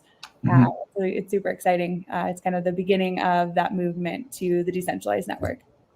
So for that one, you're basically having it to where you create a database that's decentralized that allows you to really find a lot of this information quickly instead of going all the way back to like block 1, block 2 to find these transactions. Yeah, the analogy I like to use to really break it down, the Graph organizes the data that's on chain. So imagine you walk into a library and all of the books are all over the place on the floor. That was kind of like Ethereum back in the day. It was really difficult to access blockchain data. And the Graph kind of picks up all those books, puts them on a shelf in alphabetical order. So that way, when you're looking for a single word, you can find that word really quickly. And that's what the indexers are helping to do on the decentralized network. Nice. And then also for kind of like something newer that I guess like Bruno was also mentioning as well, is like kind of like creating nesting applications for NFTs. So I think like with Web3, like there's so much possibilities of creating all these new innovations that we haven't seen within the space yet. Even for you guys at the Graph, indexing to making it to where the data of each sale, kind of like when it happens, where it happens, and also who's it going to, is like that informational side. But with Bruno, he said that there was a little bit about like nesting feature that's going to be happening on Remark. Can you kind of like tell me a little bit about the nesting feature? So nesting is one of 5 elementary art Legos that we've constructed to actually make this into a protocol that is far more advanced than anything that's out there right now. And this is actually what's really a complicated use case, and what I'd be very interested in learning about how Graph could support this, because right now we've had to build our own infra for this, and it works, but it's kind of interesting as a problem to generalize. So we have 5 art Legos, 5 NFT Legos in Remark. One is that NFTs can own other NFTs with no limits. So you just, instead of insisting that the owner be an account, the owner can also be another NFT, no depth limits or anything like that. At the same time, we also have this concept of a base entity, which is kind of like a blueprint for NFTs. And so now if you extend from a base and you define in that base what other NFTs another NFT can actually not only own, but also equip, then you can actually have an NFT that alters its appearance based on the other NFTs that it owns and equips. NFTs owning other NFTs is a default of the protocol, so every NFT can own any other NFT, but equipping has to be specifically defined within that base. And so this is, I think, very interesting as a challenge to tackle, like data-wise. And then there's also other Legos, right? Like, for example, we have multi-resource NFTs where you can have a single resource with different context-dependent outputs. For example, if I have an ebook, that ebook NFT can have one resource that's a PDF file, another resource that's an audio file, and another resource that's a high-resolution image. And so now if you load that ebook into Audible, it'll just start playing it. If you load it into Kindle, it'll start reading the PDF. But if you load it into an environment that doesn't support anything advanced like OpenSea, then you basically see the high-resolution cover, right? And so now you have context-dependent rendering of a single NFT, which is another interesting data problem. Like, how do you visualize that? How do you fetch that information as well? And so these are 2 of our 5 art Legos that when you NFT Legos that when you put them together, you can actually construct a system of arbitrary complexity without smart contracts. And that's really, really interesting, but also a very challenging data availability problem. Because if you think about it, you have one NFT that has, for example, 5 different slots for other NFTs to be equipped into. Now, that NFT itself has a reference to some metadata. But then each of those NFTs that can be inside of these has its own reference to metadata. And now each of those can have multiple resources, which is a separate metadata reference. And now each of those metadata references has a reference to the image resource that is displayed as the NFT is rendered. So now a single NFT that is composed of multiple NFTs can have 20, 30 different calls to IPFS or wherever you're fetching your metadata from, which is a really, really tricky thing to solve when you're displaying many things at once. Yeah, this is one of the big open problems, and it's something that we're working on. But I think it's important that you are fetching that metadata in a decentralized way, and anything else is kind of a short-term solution to the problem. And so we're really looking at kind of the long-term solution. And I also kind of like how Bruno brought that up too, because like I'm now thinking of it like a spider web of type of like NFT nesting. Basically, you can have, this would really work well for, let's say, like games that are being built on the blockchain, right?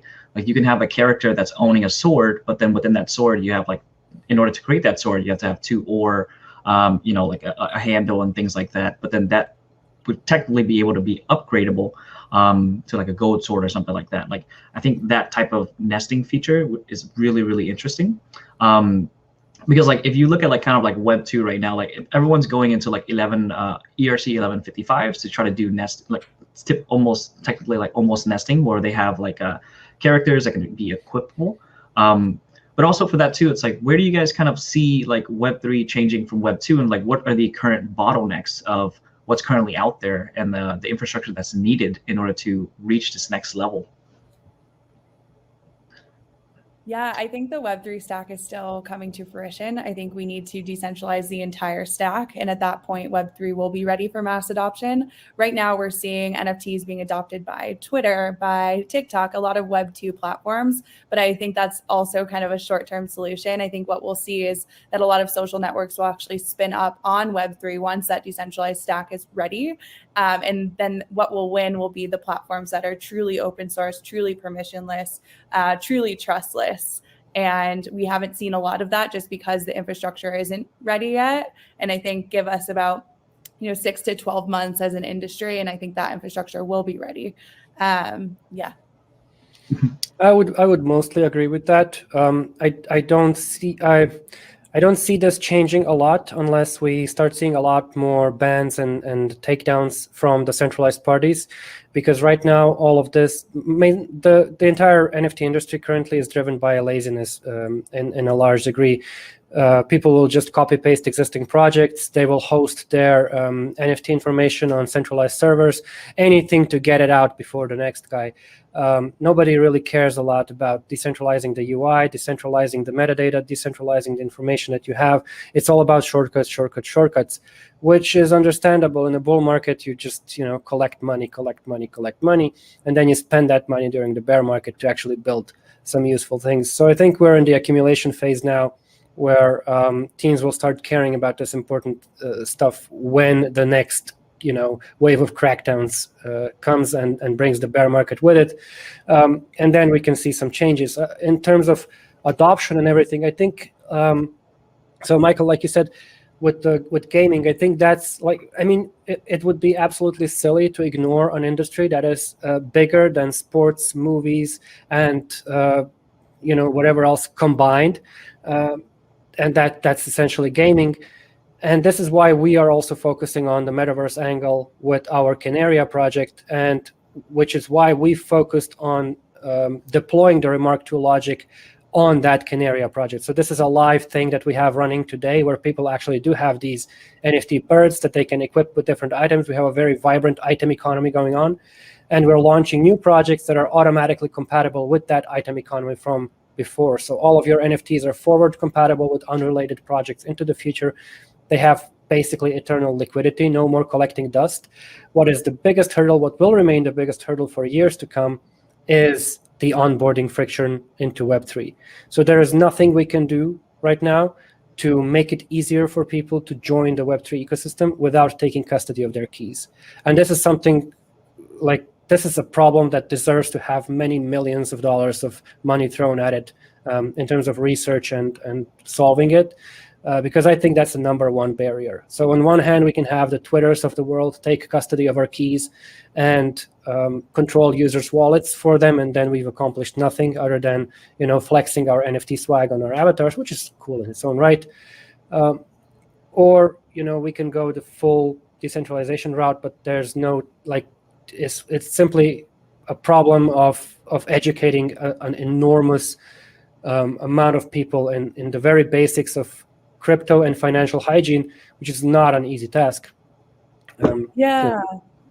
I do think, there are a lot of people cutting corners just because we do need to move quickly as an industry. But I think this is why we need to keep one another honest. And cutting corners, it should be very transparent about which corners you're cutting. And that should be a short-term solution. What's scary is when it tries to become a long-term solution, because we're not keeping each other intellectually honest. And I think there are a lot of quote unquote idealists in this space that have been building and turning away, money for centralized pieces of infrastructure, for many years in this space. I think, Sam from Arweave is one of those. Also, within the graph, many people have tried to pay us for the hosted service, centralized exchanges. We refuse that because the long term is the decentralized network, and that's where the money should go. It should go peer-to-peer in the ecosystem. It shouldn't go to one centralized company. And the content that's on these platforms should be owned by the individuals. Facebook, Instagram, Twitter, they own all of that content now.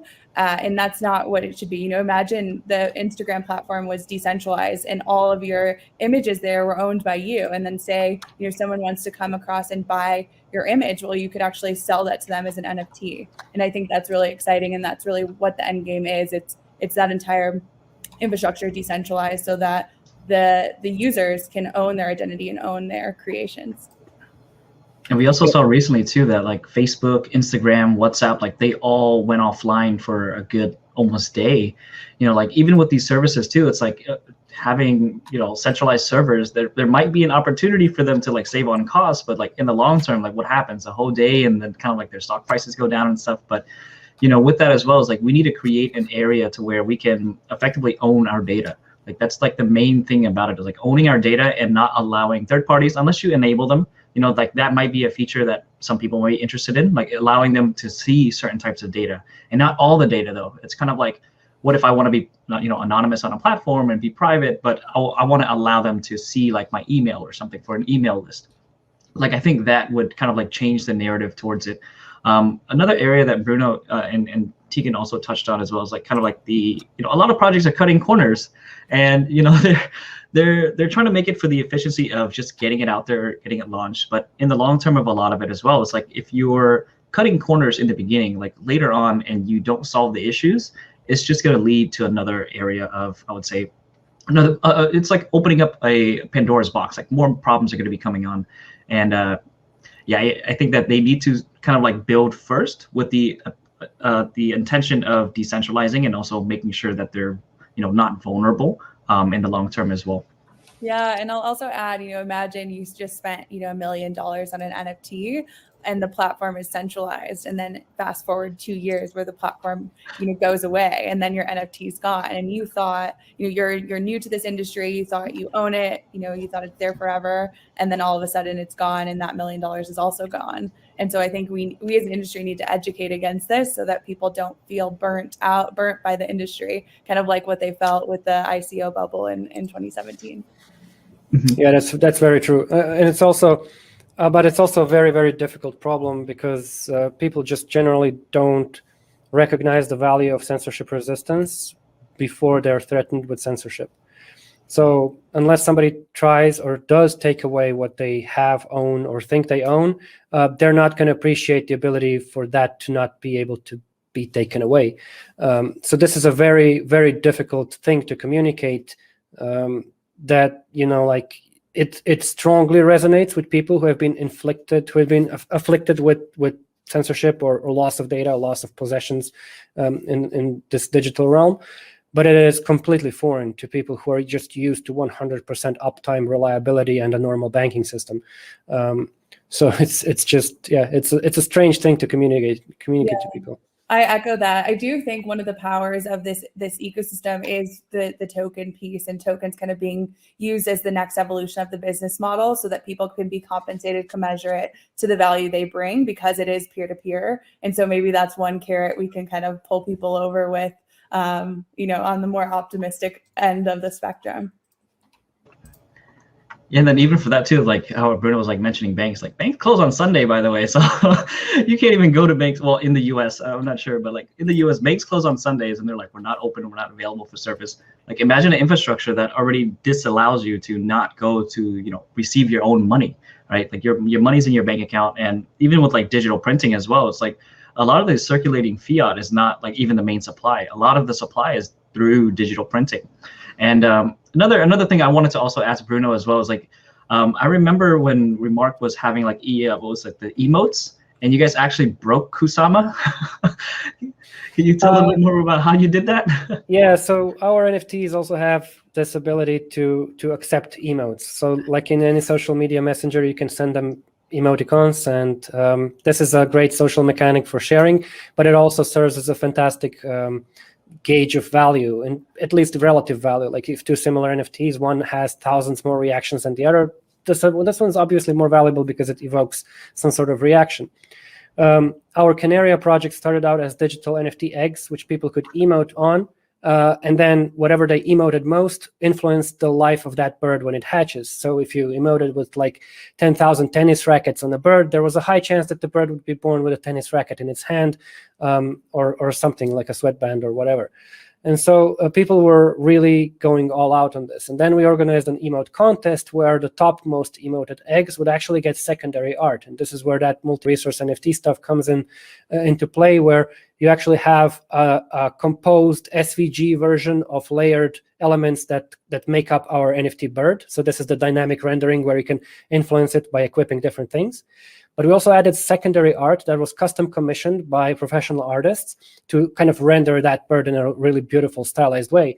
And so you, as the owner of the NFT, can flip between the priority of those two resources, depending on which one you want to show everybody looking at the list of all NFTs. So you can actually have like two NFTs in one, just a different representation that's, one is sexier than the other, depending on your current mood. And so because people then realized that they could script these emotes to win that top emoted contest, they nuked the network with a lot of that graffiti. And yeah, it brought the network down twice. Once the Kusama network itself, because it couldn't process this many remarks. And the second time was the parachains, the chains that connect to this layer 0 network stopped processing blocks because they couldn't process what the chain told them. It just processed. All in all, a very good DDoSing session to kind of bulletproof the entire system early enough in the game. So everybody came out happy and healthy. Wait. So I think like this would kind of like help if like the graph was there too. Like what if you index the emotes to kind of make sure that, let's say, like blocks are kind of placed on a secondary layer through the graph to kind of make sure that, the network doesn't fall for this one. I think that might be would that be something that the graph would be like able to do, kind of like being able to source together like the remarks from each one of them, and then be able to hold it off in a decentralized database so that it doesn't query too much onto the blockchain? Yeah, and the graph is looking to add support for Polkadot and Kusama. So some of the core developers are actually working on this in parallel with some other layer ones. So yeah, excited, Bruno. Maybe we can chat and see how the graph can potentially help. Yeah, for sure. Though this was, to be frank, purely a protocol bug. So there's no way that the graph would have helped here. We just, the chain simply couldn't process that much input. It was just a DDoS, purely a DDoS on the chain. It was just them trying to get those tennis rackets, man. I knew it for the birds. Yeah, tennis rackets, legendary poops, angel wings, and so on. And sorry. And I lost my train of thoughts really quickly. Sorry, that was really funny. Kind of like going into like some of the final thoughts as well for you guys. I wanted to kind of think of an area where you guys feel like you would want to have people really understand. So like what would be your kind of like your final reminder for the people that are listening in to like why they should really look into Web3 and start building on Web3 and start, you know, creating these infrastructures instead of just technically being lazy and going into the first realm, you know, of the centralized areas. I think I think there are a lot of people that are working on the Web3 stack. So if you're building on that stack, just being conscious of the corners that you're cutting, but other people are looking to solve the issue. So, you know, as a dApp developer, you shouldn't have to focus on these pieces of the stack that, you know, it's for someone else to kind of figure out and then you to leverage that so you can have really great user experience. But I do think it is kind of the Web3 stack being fully decentralized, understanding which pieces of the stack are permissioned, which pieces are centralized, which pieces are not open source. I think that's all really important at this current state, but hopefully in the future we get to this decentralized Web3 stack where everyone just knows and is able to kind of trust. So working on that currently. Yep, fully agree. People should definitely keep that in mind. Also, they should maybe assign new importance to NFT technology in general. For that, they need to first unlearn NFTs as they know them now, expensive images, and need to start thinking about them as an NFT being any row of data, of any data that you can cryptographically prove you own. And once you think of it that way, the kind of new doors open up and you stop thinking about it, is this picture of an ape going to be worth $100,000 in 10 years? And is it still going to be around? And you're going to start thinking about more applicable use cases that actually matter more than memetics. So maybe then we can finally have proper representations of real world value as NFTs, and then we'll know how important decentralization is. So once your house can become a mortgage on NFT on the chain, and once that mortgage NFT can contain information about that house's blueprints, past sale information, images, all in one NFT because it's a multi-resource NFT.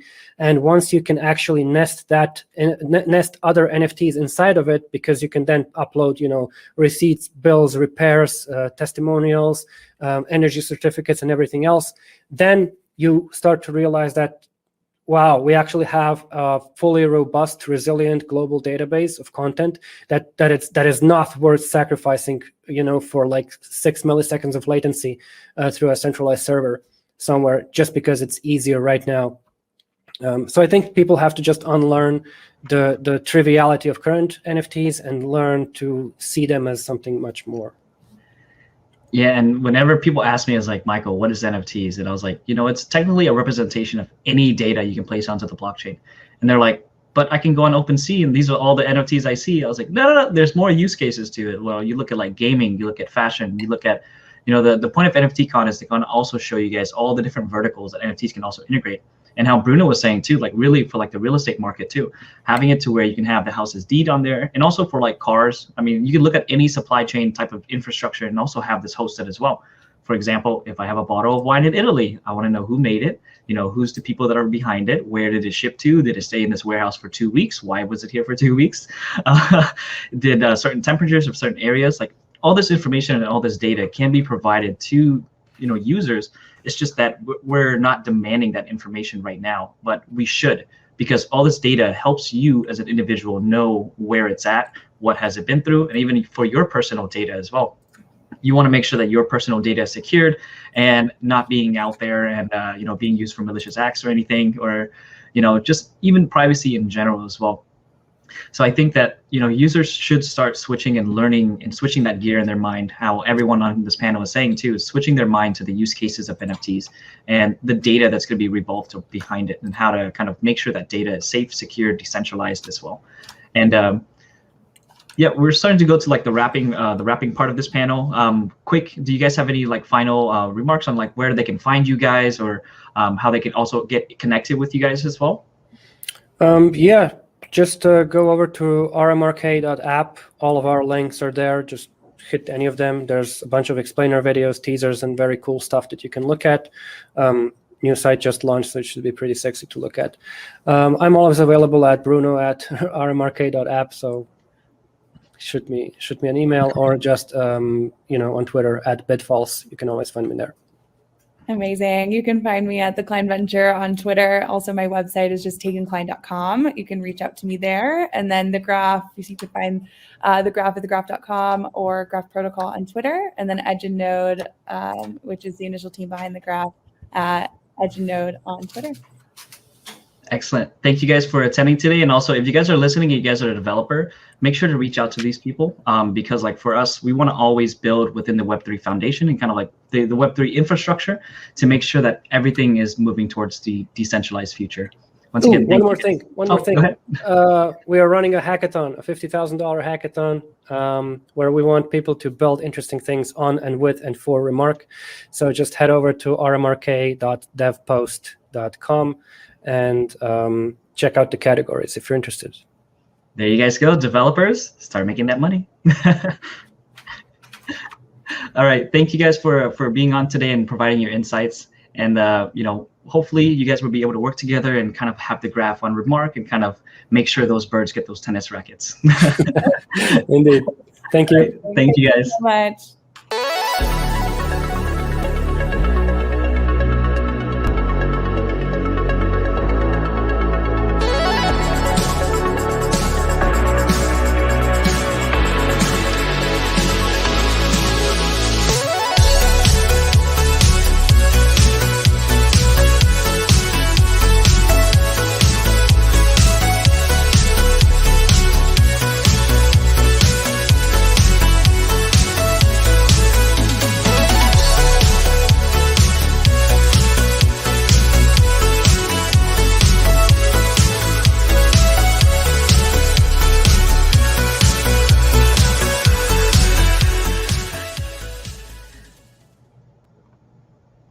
Hi guys, welcome back, and I hope you guys enjoyed that panel, just kind of talking about the different, kind of like the differences with Web3 and how Web3 is really integrating to kind of like shape the forward future of it as well.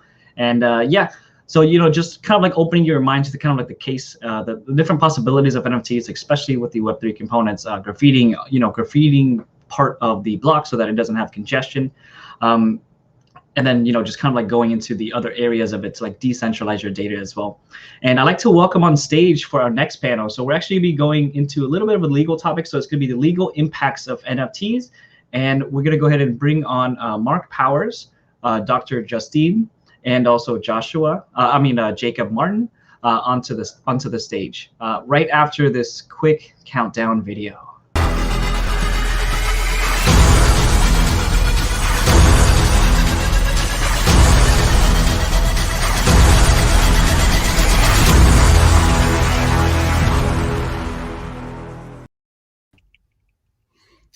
Hey everyone, my name is Mark Powers. Thank you, Michael. I'm excited to be moderating this panel. I have Jacob Martin and Dr. Justine Herrera. And in a moment, I'll give a brief introduction as to their backgrounds and why we're doing this panel. But let me frame this if I could. You heard in the last panel, Bruno or mention that people need to understand what's involved when you buy NFTs or you develop or create these NFTs, because there's a lot of lost assets that occur in the digital space. And so what's important to also understand is, why does this matter? Why do you need to understand the legal impact? Well, there's a case called Friel v. Dapper Labs. And for those of you that know the space, you know that Dapper Labs has been collaborating with the NBA Top Shots and helping to create the moments that people have been buying on the NBA website. Well, guess what? Back in May, there was a case, class action brought in New York State Supreme Court, arguing, or at least alleging, that those moments are quote unquote securities under the United States federal securities laws, and they should have been registered. And so it's important to at least have lawyers such as Justine or Jacob, and maybe Josh will be joining us as well, to be able to go to and speak to about these kind of complex issues that occur both domestically. Jacob has done work, is here in the States, and Justine is international. So let me briefly introduce, and then I'm going to turn it over to them to expand upon their background a bit more. So first, we have Jacob Martin, who's referred to by many as his Twitter handle, the NFT attorney, and has been working on and with blockchain technology since before he was a lawyer. And at this point in his young career, he is one of the leading attorneys in the United States, working on all things related to NFTs, with a mix of DAOs and general corporate or IP work thrown in. He says that he's not a securities attorney, but he finds himself most of the time also discussing various fungible tokens on a daily theme. So welcome, Jacob. Thanks, Mark. Then we have Dr. Justine Esquerra Herrera. She is a managing partner at MK FinTech Partners, which is a Maltese law firm, which is part of the Michael Cipriano and Co. LLC group. And that law firm is a top-ranked firm in the legal, what's called the Legal 500, and is the third largest in size in Cyprus. Justine's area of expertise include fintech, blockchain, crypto, and investments. And she mainly deals with advising and licensing from issuers of NFTs, tokens, whatever they may be, digital assets, and the service providers around that are involved with them, and which fall under the Maltese Virtual Financial Assets Regulations. So that involves blockchain and crypto, Investment Services Act, which involves capital raising, and the Financial Institutions Act, which involves just general regulation of financial services.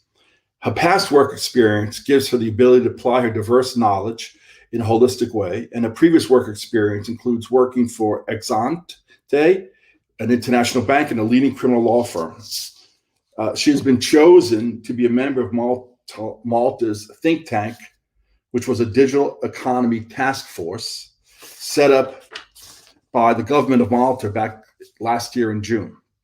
And she's also a true academic at heart, and in her spare time, often publishes research on various topics and speaks at events worldwide. Very briefly, I, as Michael said, I'm excited to be here because I practiced law for 40 years at a law firms, the first 5 of which actually was at the SEC, United States Securities and Exchange Commission. And the last 20 have been at 2 what's called AmLaw 100 law firms. I ran our securities litigation regulatory practice, as well as our investment fund practice for the firm nationally. But now I have fun being a professor, an adjunct professor of law at Florida International University, where I teach blockchain law and fintech law to law students there. And I've done that since the start of this year after deciding to retire from law firm practice. I'm also a columnist for Cointelegraph, so you can read what I've been writing on different topics since January of this year. And since 2017, I've been involved both representing clients in the blockchain space as well as investing in the space. So with that, thank you all for being here. And I'm going to first turn it over to Jacob, who can maybe tell us, if you don't mind, in a couple of minutes, a bit about your business that you're involved with, your years in the space, and the work you've been doing. Yeah, for sure. Like you said, I've been doing this since before I was an attorney formally. Nice. So when I was 21, 22, entering law school, I fell on the blockchain rabbit hole. So this has been early 2016, mid 2016, but obviously that was just from an academic standpoint. I was a student. I didn't have any money. So I read a lot, I learned a lot, and then was lucky enough to work as an intern during the ICO boom. So I saw all kinds of paperwork and all kinds of chaos. I loved it. So I raised venture funding while in school to try to build smart contracts. I think smart contracts are going to remove so much friction in the world in general, purchasing everything from an NFT, which is where we're at now, to real estate and cars and boats and other things in the future. I think supply chain logistics and day-to-day goods are all going to be, for the most part, we can do smart contracts instead of paper. So yeah, where I'm at today is I've worked with several Fortune 500s, a bunch of artists, quite a few DAOs, artists and collectors, auction houses, whatever. I've formed a DAO I basically pulled together Ready Player DAO, which, you know, we just saw a video here from Gala Games, and the group I put together is focused on play to earn blockchain gaming. So yeah, so I'm in the trenches on the legal side, on the business side, on the investing side, and happy to get into whatever we get to. Okay, super. Thank you for that, Jacob. Dr. Herrera, if you don't mind, would you give us a little bit of background of the kinds of things that you're looking at and seeing in the space? Yeah, sure. So firstly, I'll just correct you on my surname because I know it's a mouthful. So I'll just repeat it for the audience's sake, which is Sherry Herrera, but sounded like Scary Herrera. It could also be scary, so I'll take it. Secondly, as you first introduced me, my background is in traditional law and finance. I worked for a bank, for a leading investment services firm. And the way and reason I rolled into this space is primarily because I was doing a PhD and master's thesis around 5 years ago. And I chose to write a thesis about jurisdiction in cyberspace, which led me down a whole trail of research, touching upon the Bitcoin, at that time Silk Road, decentralization. So I had a bit of an interest and background before regulations started to come into play. In about November 2018, Malta decided to regulate this space, and they passed a VFA, Virtual Financial Asset Framework, regulating service providers such as brokers, custodians, market makers, exchanges, and also issuers. And we had quite a holistic framework. And now I'm following quite closely MiCA, which is a new EU directive, which, if passed, could seriously affect some of the arrangements and service providers which we are seeing surfacing in Malta and also in other EU jurisdictions. So my background is mainly investment services and financial services applied to current VFA frameworks. Some clients I'm currently assisting with include token issuers, crypto exchanges, professional investment funds, so funds investing in crypto as an underlying asset, and some other service providers. And of course, been receiving some requests in terms of advisory when it comes to NFTs. I believe that the NFT space has not boomed as much in Malta and Europe as much as it has in the US. But of course, we're still seeing a significant amount of interest as we go along. Well, thank you for that, Doctor. So let me first turn it over now to you, Jacob, to talk about the topic of NFTs and frame the concept of, you know, what is an NFT as it relates to laws here in the United States in particular for the moment, and, you know, how could it potentially be classified, and, you know, what do you do and what laws do you consider when you advise clients in this space?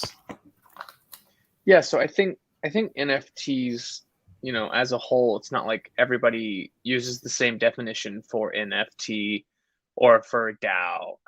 I think the legal structure and the use case are quite different. Not every time, but most of the time, there's like a different angle, a slightly different angle to what's being proposed.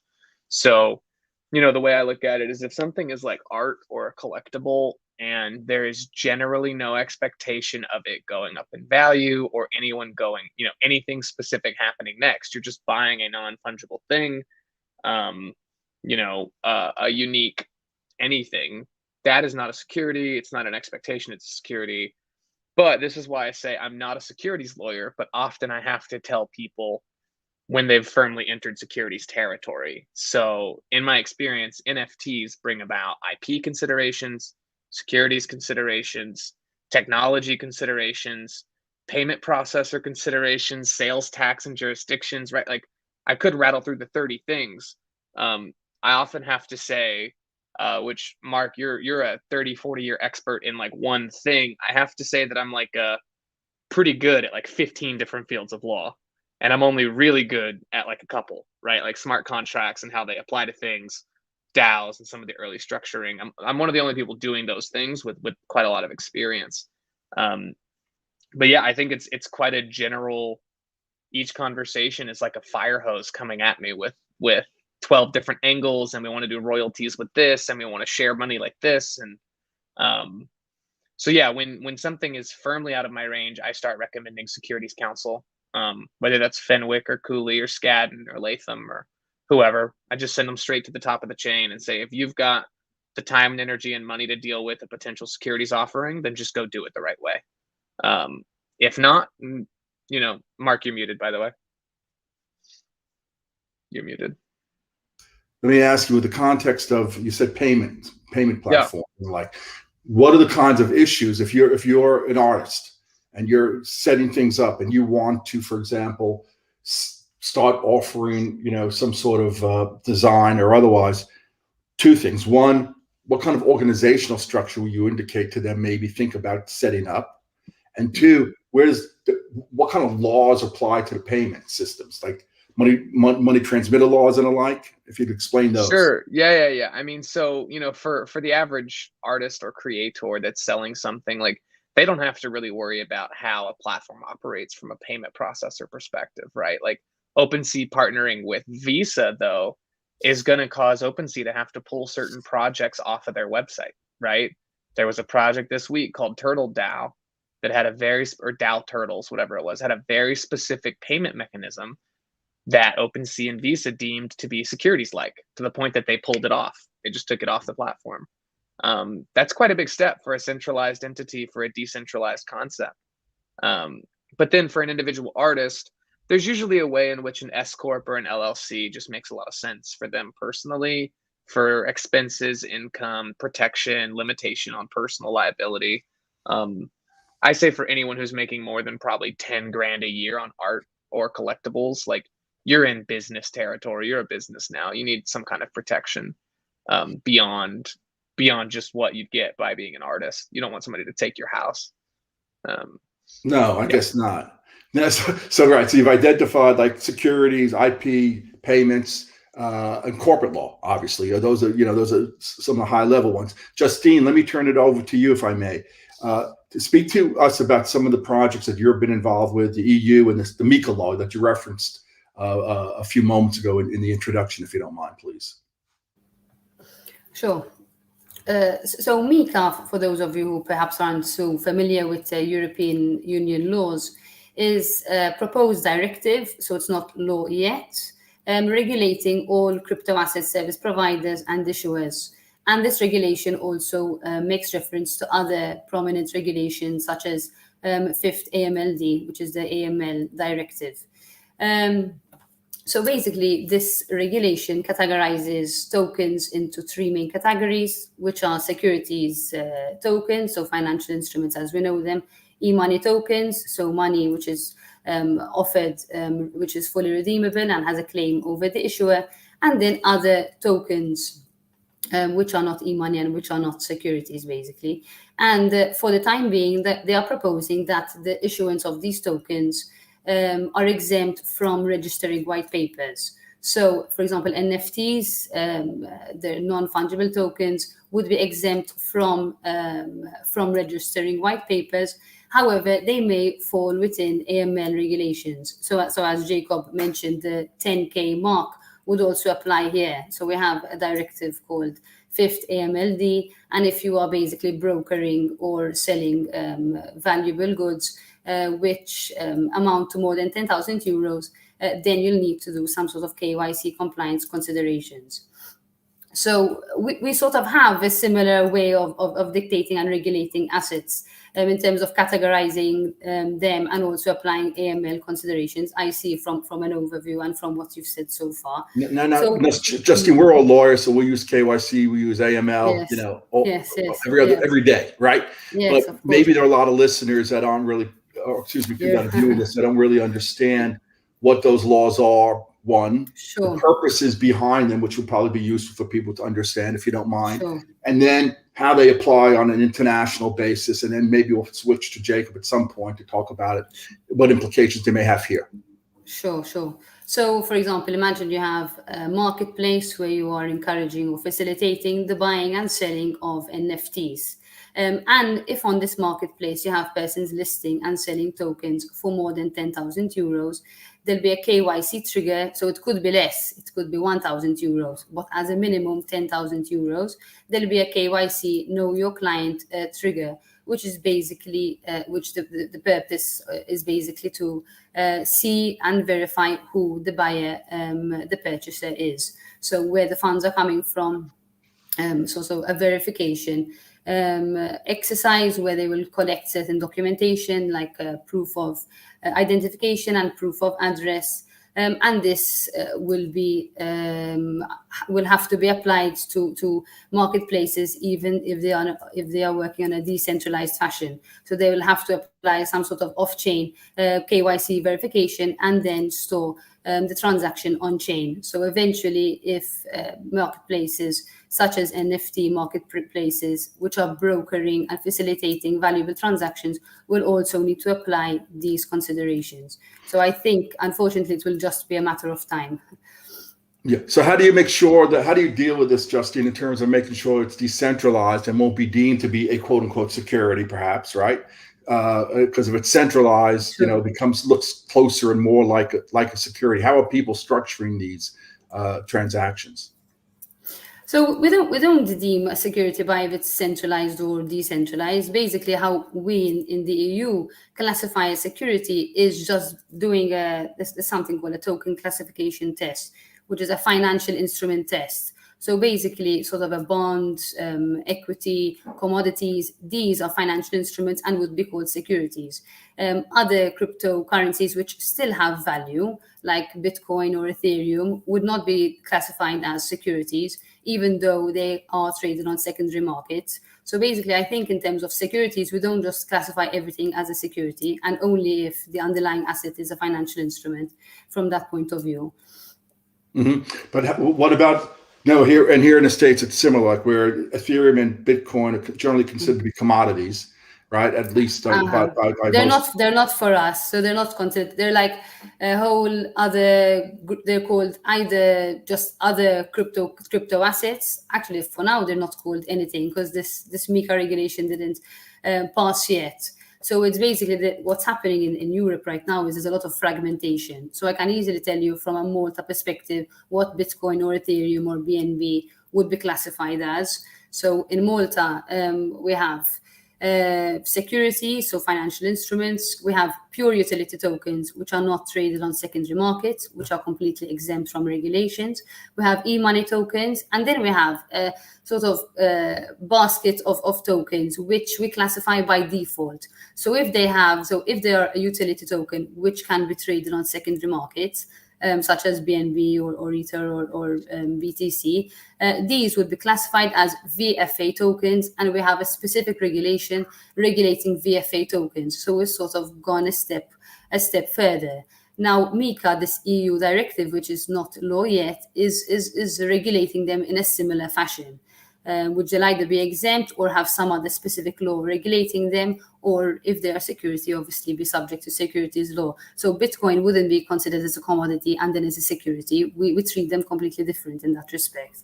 Right. So the part of the lesson here is you need to be prepared domestic, if you're here in the U.S., as well as an international basis, to understand there are different laws that may come into play. Yeah. So to follow up, Jacob, with something you were saying, where on OpenSea that they took down one of the NFTs. Similarly, on Coinbase, right? They took, once the SEC sued Ripple, right? They took down Ripple because the SEC alleged that was effectively a security. So you have the same sort of thing on the centralized exchanges, because at least the centralized exchanges are taking the view whatever's on them are not quote unquote securities. What they've gotten, and they usually go and get opinion letters from law firms, such as my former law firm, and like saying that so that it gives them comfort. Let me turn, if I may, then with that idea, Jacob, to one of the questions I was asked, and maybe you could answer this. So one person asked that they were asking that how far are we from writing a smart contract and perhaps using an arbitrator if the parties can agree on release of funds to replace an escrow company, and what are the legal implications of that? Yeah, so this is something I actually personally just did. I just did this 2 weeks ago. There was a Mega Electric, which is one of the big Bored Ape IP, big Bored Ape NFT. I escrowed it personally as a human, right? So I've spun up a new digital wallet. I put my punk in the wallet as kind of like proof that I own the wallet. Someone sent in their NFT, someone else sent in 10%. And that was the kicker, was there's not currently a system that allows for like a 10% down payment on anything I've seen.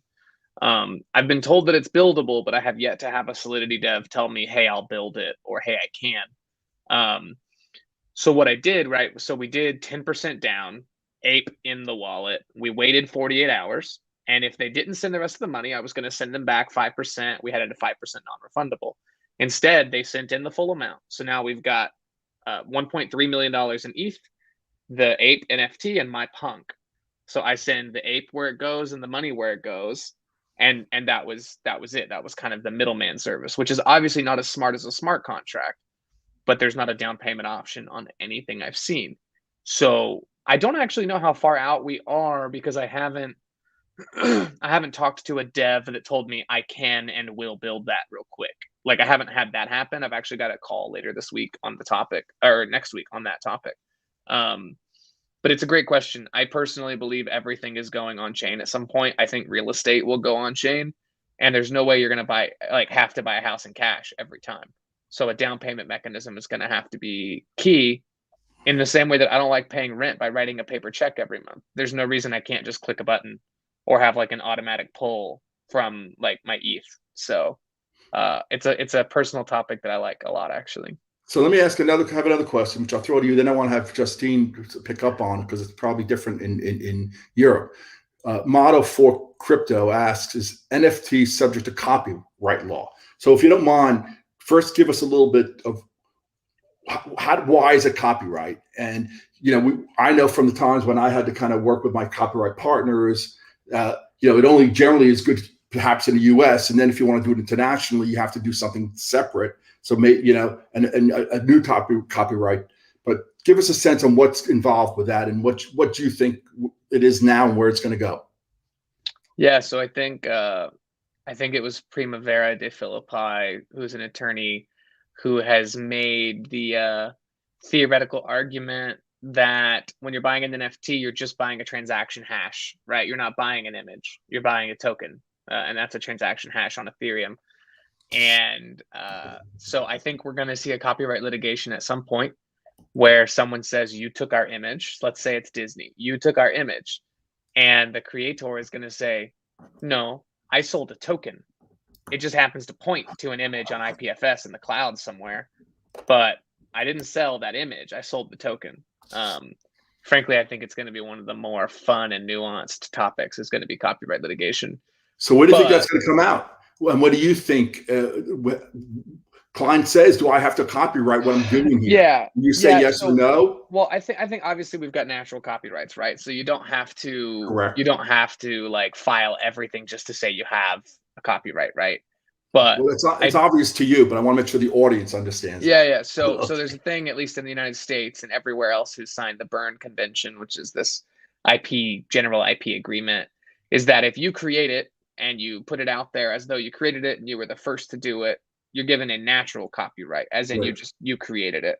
But to litigate something, to say I created it and you stole it, you need to go register that with the government to get proof that there's paperwork. I was a part of a contentious potential copyright litigation earlier this year. I don't really do litigation, but I was involved in one. I think the United States courts are going to lean on consumer confusion. Frankly, I think we're going to have a group of 70-year-olds sitting on the bench, and you're going to have some cheeky young attorney like me that's arguing transaction hash instead of image. And they're going to go, screw you, kid. I see an image. And that's what this guy bought. He bought that image. And I'm going to say, no, he bought this transaction.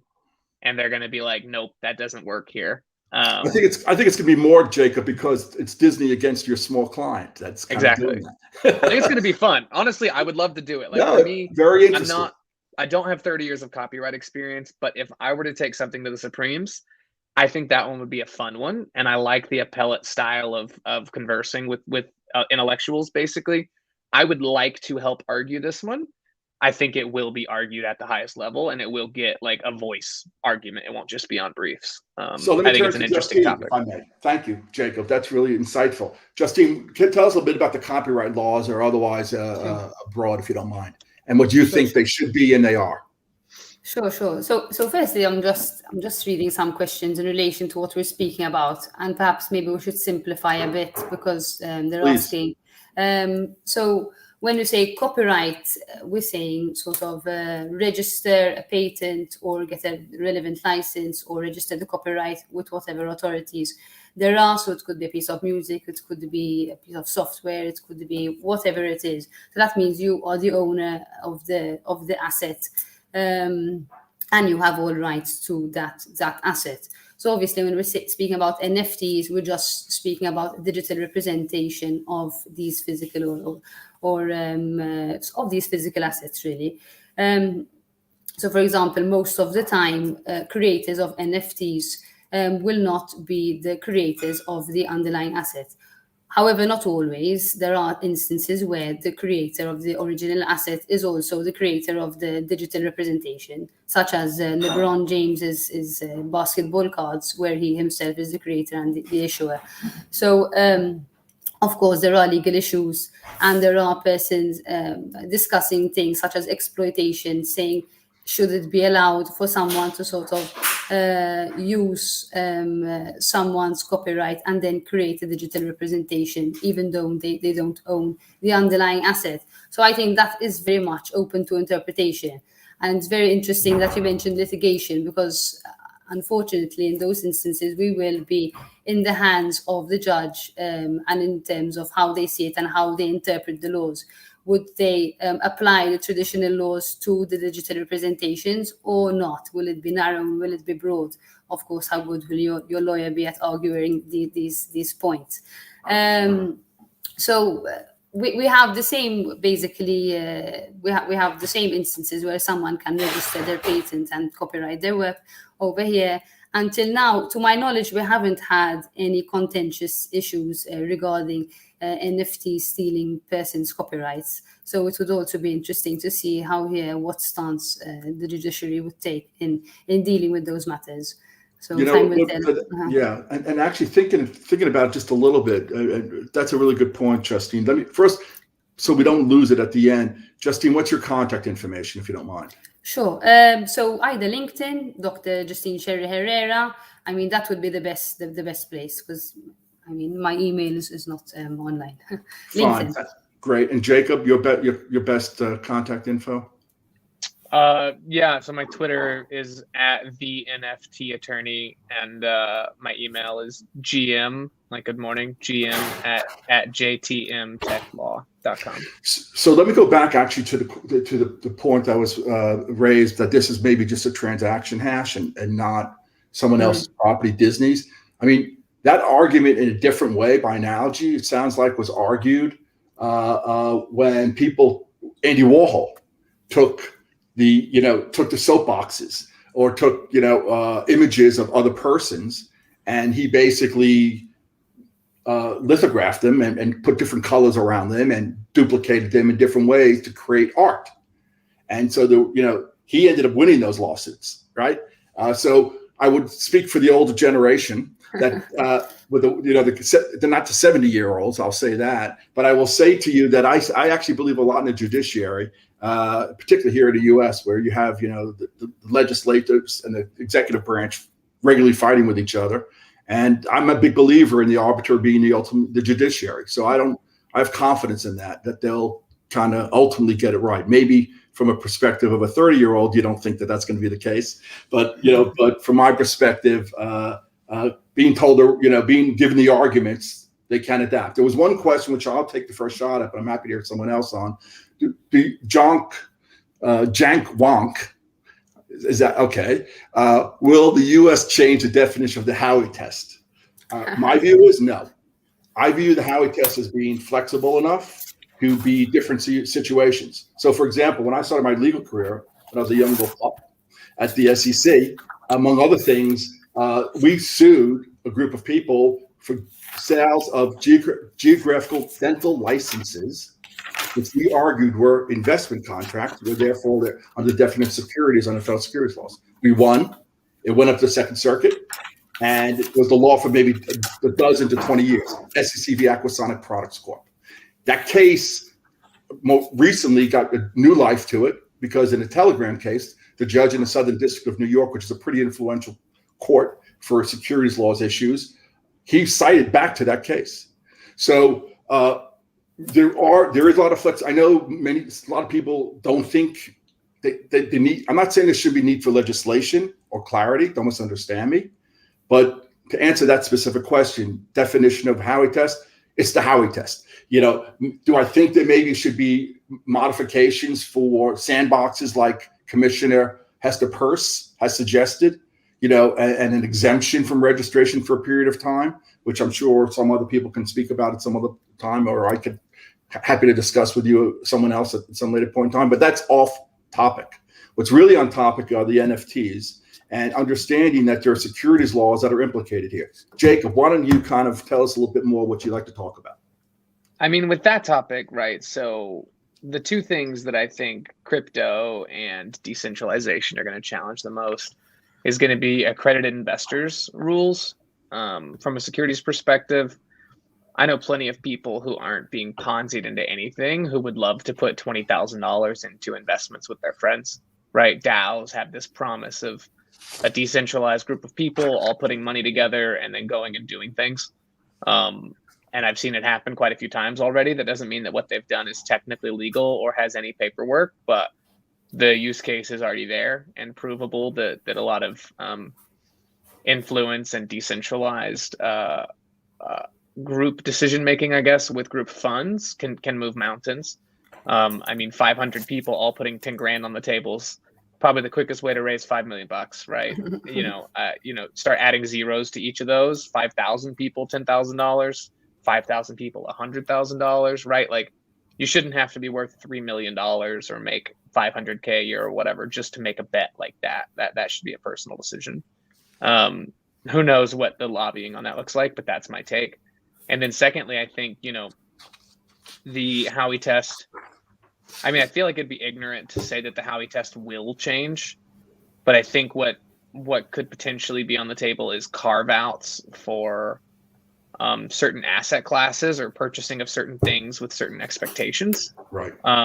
Right. Like if I buy a stock in a company, that's one thing versus if I buy membership units in a social club, and that social club may or may not be cooler now than it was later, or be cooler farther down the road. And so the social club might be more expensive to get in, right? Like friends with benefits. But that doesn't mean that like we invested in a thing that was a Ponzi with expectation that it would go up in value. Right. Like there's just, I think DAOs are going to require their own carve out for primarily the section that has to do with, buying something and then doing nothing, expecting it to go up in value.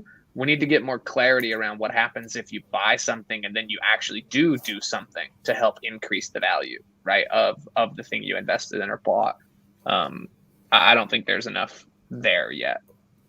No, that's an interesting point, and I mean it's a very complicated topic. You clearly have a good understanding of it when it relates to what's security, what's not. A lot of it has to do with the distribution of the NFT and the like, and the raising of money and things like that. Justine, let me turn to you if I might. You talked a bit about MiCA and anti-money laundering and KYC, or know your customer. When will they, and do you think they can impose that upon decentralized compliance? Situations. Mm-hmm. The thing is, so the thing is, they're not going to mold their laws for the decentralized community. It will be the other way around, unfortunately. So as much as I'm in favor of DeFi and not having a situation of over-regulation, the reality is that if they impose KYC, compliance, AML, the DeFi community will have to figure out a way, unless they don't want to remain working in a regulated space, which I don't encourage. But if they choose a jurisdiction where there are laws, they will need to mold and and change their structure or underlying infrastructure to cater to cover for these regulations. I know that there are some providers which are assisting a sort of hybrid model where certain centralized exercises such as KYC can be done off-chain, and then transactions will be done on-chain, as I mentioned before. What I think is key to every jurisdiction and every regulator currently drafting laws and researching in these spaces is to sort of find a balance between, okay, consumer protection and validating markets and whatnot, but also not over-regulating in order not to stifle innovation.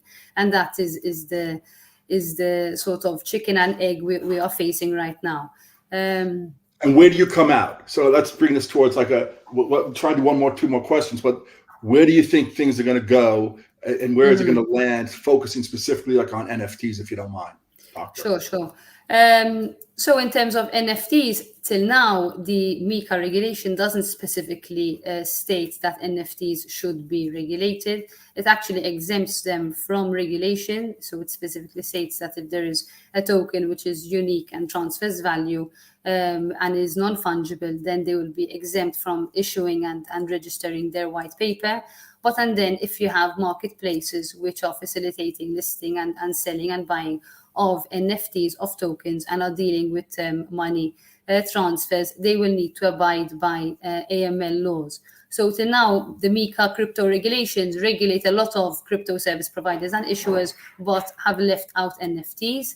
But of course, law is also 20 billion steps behind tech and new sort of evolutions. So it could be that in 3 years' time, they will re-amend the laws to cater for NFT issuers and marketplaces. Till now, they are exempt. However, as I said, they will be subject to intermediaries and brokers of NFT marketplaces will still be subject to AML considerations from other AML directives. Yeah, so, what's very interesting is there's already been, I think, at least a disintermediation of the brokerage piece, because these are effectively, if everybody thinks about it, like OpenSea and everything else, these are the exchanges. There's no broker in the middle anymore, which to some degree I could see the concerns of the US, because those brokers are there to kind of protect the consumer to some degree. Whether it's the in terms of, recommendations, making sure there's disclosure about information and the like. Jacob, why don't you give us, if you don't mind, take us home then on where, is there continuing life for NFTs? Do they get bigger? And how do they change, if at all, from where they currently are, please? Yeah, so I think, personally, when someone asks me about NFTs or when anyone's skeptical, I always like to ask, have you ever played any video game a lot, right? And you've built up some kind of treasure trove of items or in-game currency or something.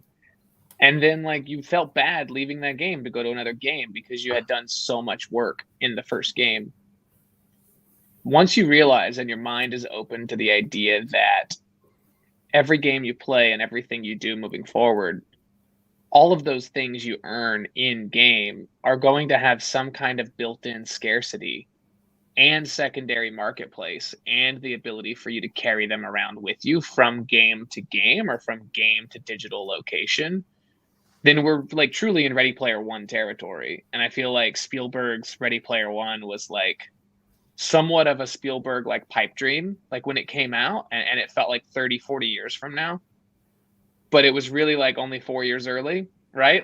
3 or 4 years early. We're headed firmly into headsets and digital asset ownership and the metaverse. The metaverse in general, right? And so the two reasons I don't think this is going anywhere is because, one, I think we're going to take real world assets and put them on smart contracts. Houses, big pieces of art, cars, whatever. There's no better way to track it. I'm assuming passports and other digital identifiers as well. So the use case for a smart contract will never go away.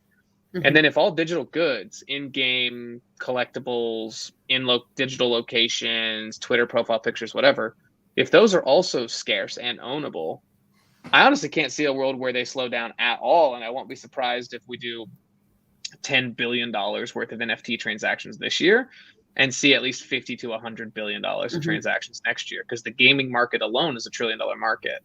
So, I think we're headed towards this being more of a way of life than even a market. Like, I think we're looking at a multi-trillion-dollar market 5 years from now that is NFTs, because I just think that smart contracts take over.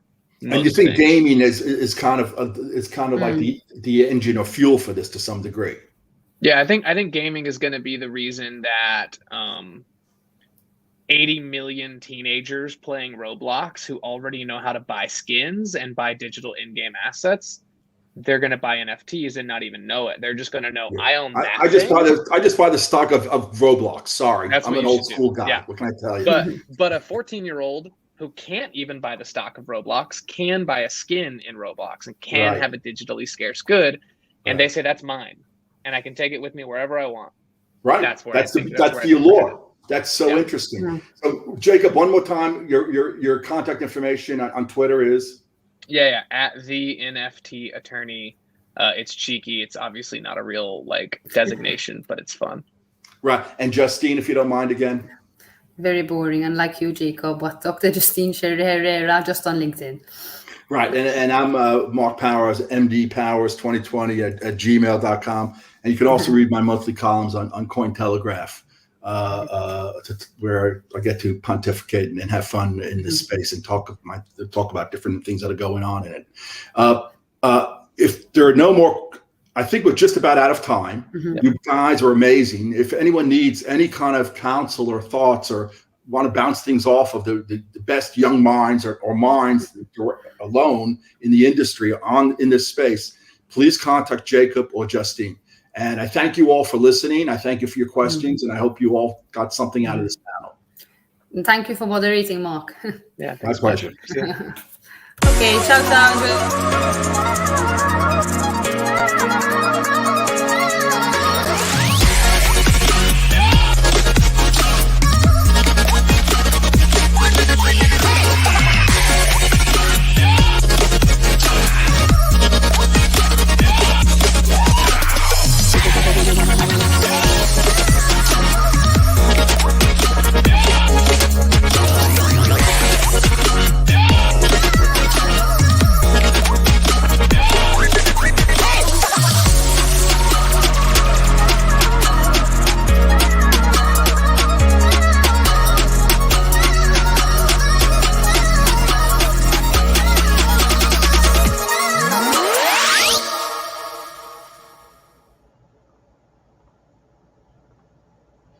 Thank you guys for that panel, and thank you, Mark, for moderating, Dr. Justine, and also Jacob for sharing their insights.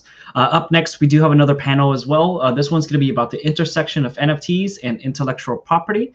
It's going to be moderated by James Gatto, Moish, and then the panelists are going to be Ali Sosagi. So I'm sorry, I'm not going to butcher it. Let me go ahead and introduce them on stage, and also Moish Peltz as well. So after this quick countdown.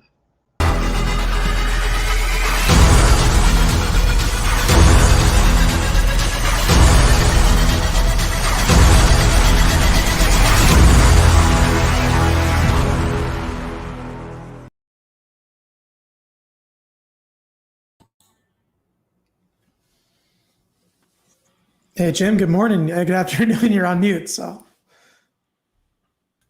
All right. Thank you, Michael, for the kind introduction. Ali and Moish, thank you for joining today in what should be a very interesting panel. So since we have limited time, why don't we just dive right into it first with a little bit of background. So Ali, why don't you kind of tell everyone a little about your background, your kind of experience in the space and how you got into it? Yeah, sure.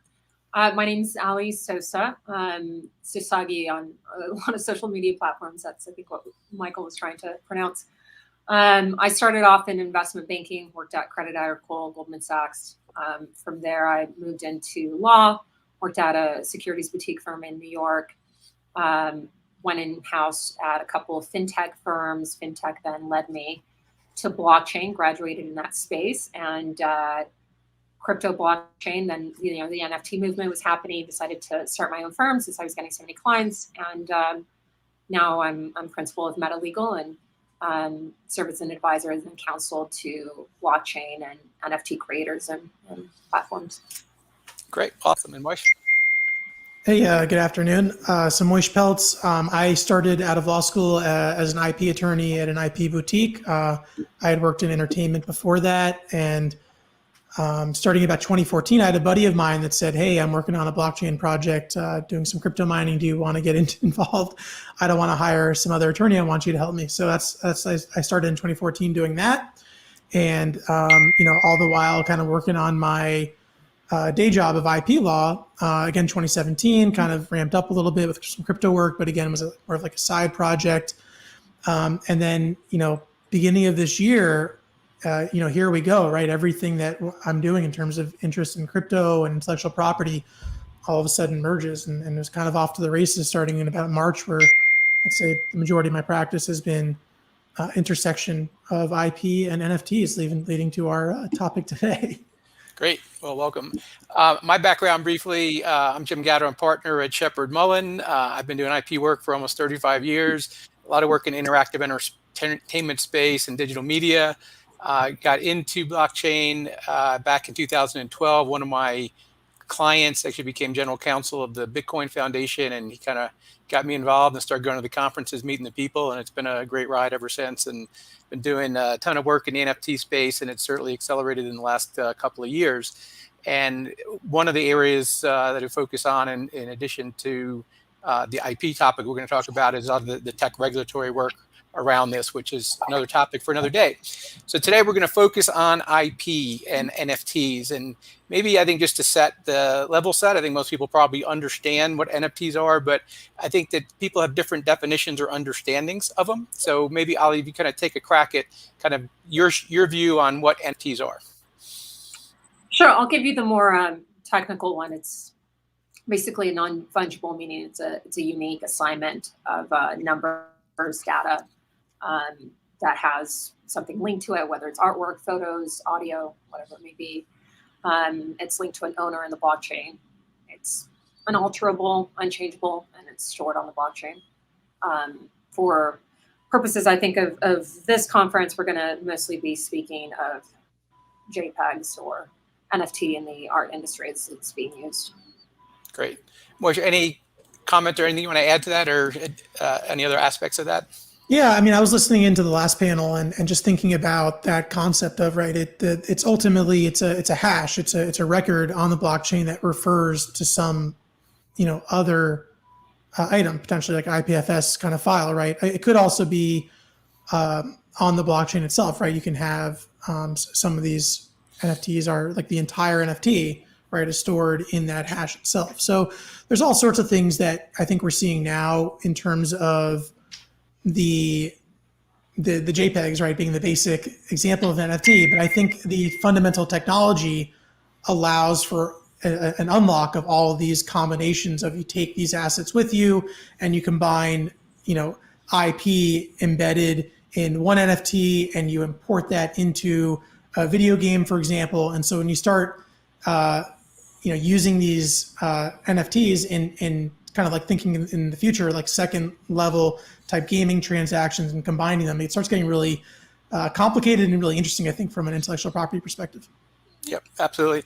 Yeah, so I agree with both your kind of definitions. I kind of look at it not maybe from a definitional perspective, but just from trying to, when I talk to clients, help them understand the issues. There's really kind of two parts, and you guys touched on it. There's the recordation of ownership, which is recorded on the blockchain associated wallet, and then there's some asset, could be physical or digital, that can reside on or off chain, and you have these two things to deal with and one references the other. And I would use the analogy of like a car and a title certificate for the car. The title represents ownership.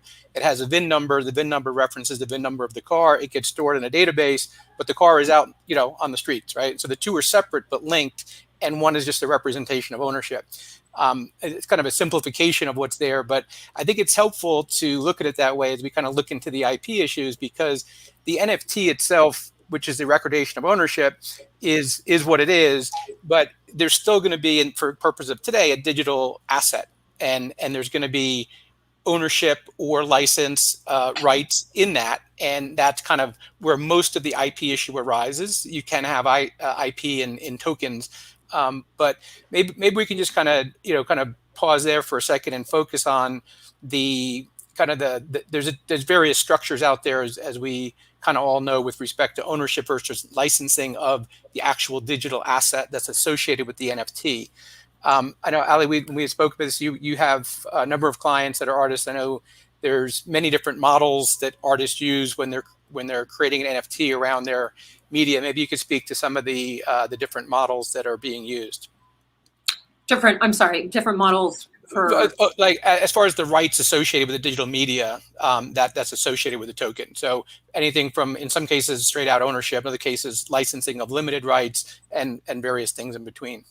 Right. So I think it'd be helpful to explain that with NFTs, right? There's different genres within this space right now. So with digital art, for example, you have collectibles, you have fine art, you have PFP, so on and so forth. So for depending what your client is doing, the type of project will probably, require a certain type of terms or licensing agreement. For example, degen projects that are 10,000, for example, degenerative, they are more likely to provide commercial rights, licensing rights, very generous, liberal licensing agreement for their buyers to allow them to be able to do derivatives, to a certain extent, merchandise. If it's fine art, they tend to keep that with photography or audio, or they'll do segments of it. Sometimes it's audio visual, so they might be able to allow a copyright license on one aspect of the NFT, but not the other. So they'll dice it up. But for the most part, you start seeing, like I said, derivative rights, limited commercial rights, and yeah, that's pretty much it. Yeah, and so I think that kind of one of the key things, there's not really a right or wrong way. I think based on the nature of the assets and the IP owners' objectives, you can license as much or as little as you want, just like when you license other digital media files. We do see a lot of situations where the IP owner will license rights and reserve copyright ownership. So you kind of own the token, but you only get a license to the NFT, but we've seen other scenarios as well. Moish, any thoughts on that, or anything else you want to add on the kind of just the license structure itself, the different types of licenses that you've seen? Yeah, I mean, I think it's always helpful to think, both in terms of inbound and outbound IP rights of who are the IP owners, what are their interests, and how are they getting, whatever IP that they own into the NFT.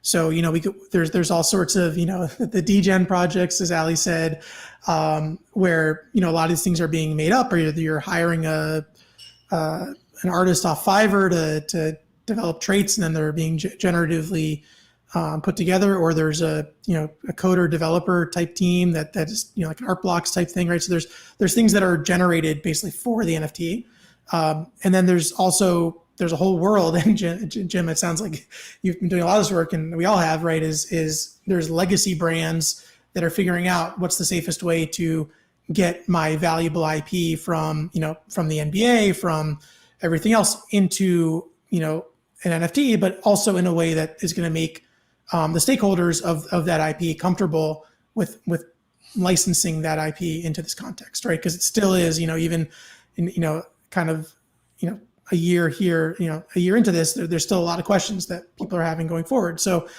I think, how are we doing it? Are we doing it in a safe way? What's the future ramifications of that, right? There's a lot of people that I think pretty much every major company right now is there's someone inside the organization thinking about, how do we do this? Is NFT something we can do for our business? And then the outbound, right, of, again, the degen projects are often, there's some that are doing, Creative Commons, like just complete releases, all the way to very, very limited rights to just, you can own the NFT and you can display the NFT and you can resell the NFT, and that's it. And then we'll get into later, I think, of how that license is presented to the buyer or user or licensee that's going to ultimately own the NFT, I think, is a really important issue as well.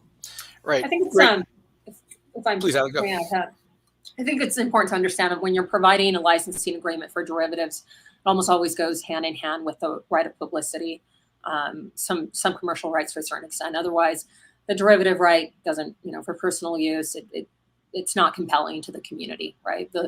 And it's symbiotic. It's a symbiotic relationship for both sides, where the degen project gets exposure, people, engages their buyers, the community that they've built up, into being able to take their own rendition of the original work that they bought and play with it a little, allow further collaboration. So I do want to specify, usually, almost always, when you do that licensing agreement for a derivative, there is that commercial right, and yeah, that's all I wanted to. Yeah, but there does seem to be a range, right? I think some of like the art blocks ones are very popular and commercially successful, and I think a lot of them are subject to a relatively limited license. A lot of the photography ones, I think, are in the same boat. Right, so that's why it's specified for degen. You don't really see it for photography or audio. Yeah, for sure. Right. So I think that's kind of a great overview there. I think the key takeaway there is there really is no one right licensing model. You can really structure it in almost any way you want, from straight out ownership of the asset associated with the NFT to a permissive or restrictive license, whether it's commercial, non-commercial, or any other conditions you want to apply.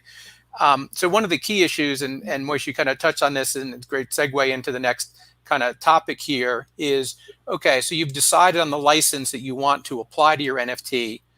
How do you make it enforceable on the initial buyer and subsequent buyers? So would you like me to start, or Moish? Sure. Yeah, go ahead, please, Ali.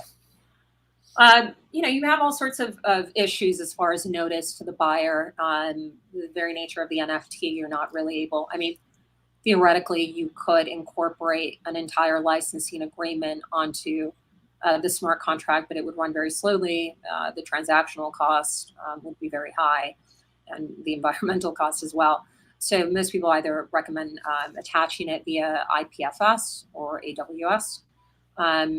There are issues with IPFS and that their code, their metadata being exploited when you have an ongoing drop or collection where the entire collection hasn't been minted yet. That I'll discuss a little bit further, but not to derail. Most of what I'm seeing now, they just do, they include it in their terms of service, or they have a designated website where that license agreement is displayed. It's also shared on their Discord and other mediums that they use it on. That seems to be the best way of doing it. But like I said, you also have the option of including it via IPFS. But and I don't know about Moish, but as far as the contracts I've been drafting, but you obviously include a clause that just by using the NFT, by purchasing it, there's some, you're adhering to these terms and conditions. So there's no requirement of a signature or any check off on behalf of the buyer. So. Yeah, I think that's exactly right. And, it's a question, I think IP attorneys have been kind of grappling this, probably also pulling their hair out for a while in terms of this. You look at the courts trying to decipher, click wrap type, what does that mean? How is it presented to the user or purchaser?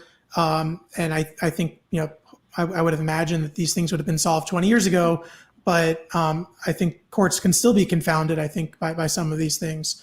And certainly there's been best practices adopted in that context. And I think, we're seeing kind of emerging best practices adopted in the NFT context in terms of how a license agreement is presented and what that best practice might be and what some of those terms that might be expected from a user might be. But ultimately there hasn't been any tests in the courts, right? There hasn't been any real push back and forth where someone misuses a license and a project is going out to enforce and get them to stop doing that in a court ordering saying, hey, you stop that. And then you even get to, well, if there's just an anonymous, wallet misusing, how are you going to actually shut that down and enforce it? So I think we're in the creation phase here, and we're trying to figure out, contextually, project by project, what makes the most sense and what's going to, hopefully translate those rights as best we can. And what's going to, I think also just communicate to the community what are the standards that are expected and what is beyond the realm of what is allowed. But then I think there's a whole kind of thinking through the future implications of, what happens when these things go wrong, what happens when there are disputes, what happens when it's owned by, a decentralized organization, who is the entity that's going to be enforcing these rights, how are they going to access the courts. I think there's a lot that just hasn't been really thought through there, which I'm sure between the people on this panel and people in the audience we're going to be working through in the future. Yep. So you mentioned, I want to go back to part of what you said there. I think you covered a lot there, and that was great. And Ali as well. I think Ali really captured a lot of kind of what's currently happening. Where you referred to the kind of the click wrap cases. Generally, at least in the U.S., this is still just the basic issue of contract law, right? You typically need to find some way to have valid acceptance of a contract if you want it to be binding. And the cases you referred to, most of the courts, and I agree, they're still grappling with it, and there's some one-off decisions here and there, but many of the courts in the U.S. require some affirmative, notice and affirmative acceptance by the user. Even if it's just clicking a box saying I agree, and you present a link to the terms and juxtaposition of that and all that. And that's kind of the standard with websites in general. And I think if you're buying an NFT in a marketplace, it's not necessarily anything inherently different. There's different ways to get that I agree, license. One of the challenges is that, if you're selling on a marketplace, the marketplace may have a terms of service that users have agreed to use the marketplace, but individual NFT owners may want different license terms to apply to their individual NFTs. And there's some ability to do that. Not all the marketplaces have that flexibility, but one of the analogies I think that is probably the closest model that's been around for a long time that seems to work is open source software, where like if you go to GitHub, they have terms of service for their platform, but each open source component will have license information, which you may have it in a header file, or it may just be notice on the GitHub the Git page for that project. I think what do you guys think about that as far as maybe a part of the solution or direction to ensure that these NFTs have binding licenses from the get-go? Any thoughts on that? It's difficult, right? As you mentioned, a lot of people are choosing to, not a lot, but there's some projects that are choosing to do it on their website, which I think you could find a workaround that, right? Implement you agree before the purchase is completed. But when you're on a platform and the template's already there, and you can't really tailor what terms you want your buyer to agree to, I'm not sure what requirement, because even in the description of the NFT, would that suffice to inform them that there's an agreement, or go here, because there is no acknowledgement on behalf of the buyer to inform you that they indeed read that. Yeah, that is one of the challenges, is getting the affirmative acceptance, and there are some sites that provide some mechanism, but definitely not across the board. So let's kind of just take this one step further down. So let's assume that you go to a marketplace and you buy an NFT, and let's assume there's some license information displayed, and you affirmatively accept it through whatever mechanism is there, and you own it. Now you want to resell it directly to someone. You don't go through a marketplace, for example, or you go through a different marketplace. How does the second buyer, how does the license get applied to them? How are they aware of the license terms, including particularly if there's any restrictions on no commercial use or any of the other restrictions we talked about under some of the license cases? And how do you make that binding on them? I don't. Yeah, go ahead, Ali. No, go for it. I think it's that same question, right? I mean, there's certainly ways that you can put the information in all the right spots. It's in the metadata, it's in the description, it's in the contract, it's in everything else. But it's you're right. It's a contract question. Is there affirmative acceptance? Is that needed or not? Does that matter? I think we'll, from a U.S. perspective, we may end up seeing this issue be litigated, right? And then that's why you're seeing, I think, a lot of big brands are instead of just releasing it through some open platform, are gating their NFTs behind some other private platform where it's a little bit closed off, and you have to explicitly agree to the terms, right? You have a click wrap agreement where they're expressly agreeing to that license terms as a condition of participating in that NFT marketplace. But I think for a lot of reasons, there's projects that don't feel that's appropriate, or there may be a desire to not have that kind of marketplace. So I think that the question is like, what can we do as attorneys, and what can these projects do to, I guess, maximize their opportunity for making an agreement that's binding for and then ultimately going to be enforceable. Yep. Just want to add to that. I think, any solutions that I come to mind with, you have to take into consideration the stages of which NFT are in at the moment, and how literate people really are with certain terms, metadata, being able to look at smart contracts and going in there. So one alternative solution is maybe put a hash in the smart contract that leads them and informs them that there's a licensing agreement tied to it, or again, IPFS. But when you have mainstream adoption or onboarding, do you just impose that know-how, or do you just assume that the buyer is going to understand those technicalities? And I think this really brings an issue of either being misled, they don't know, they're not informed with if there's a licensing agreement, and also to a certain extent being misled related to some people. I mean, not early on, some people felt that when they were buying the NFT, they were buying the intellectual property itself. Mm-hmm. So there were some cases with Dapper Labs, for example, where that was one of the issues that was brought up. So I think all of that needs to be addressed, right, in order to ensure that consumers aren't misled and really have full information of what's tied to the NFT. We haven't found a solution yet. Yeah, and on those cases, there's this is not the first time this has come up. But for those you remember, Second Life, they had a number of situations where they had at least a couple of class actions against them, where they were saying you could own virtual land, own different items, but the terms of service made it clear you're only getting a license to it. And if there were a couple of folks that had their accounts shut down. They said, okay, fine, we did it improper stuff. We shut our account down. We want the value of what our assets were that we paid for, that we owned, that you told us we owned. And Linden Lab, the owner of Second Life, they said, no, your license terminates if your account terminates. And so those ended up getting settled. But this issue's come up before. And I think part of it really goes to, as a, marketplace and or IP owner, the more you have an effective acceptance and valid contract, you can license, and you can have licenses be terminated, but you can't just say that's going to happen. People need to know what's going to happen. They need to accept it.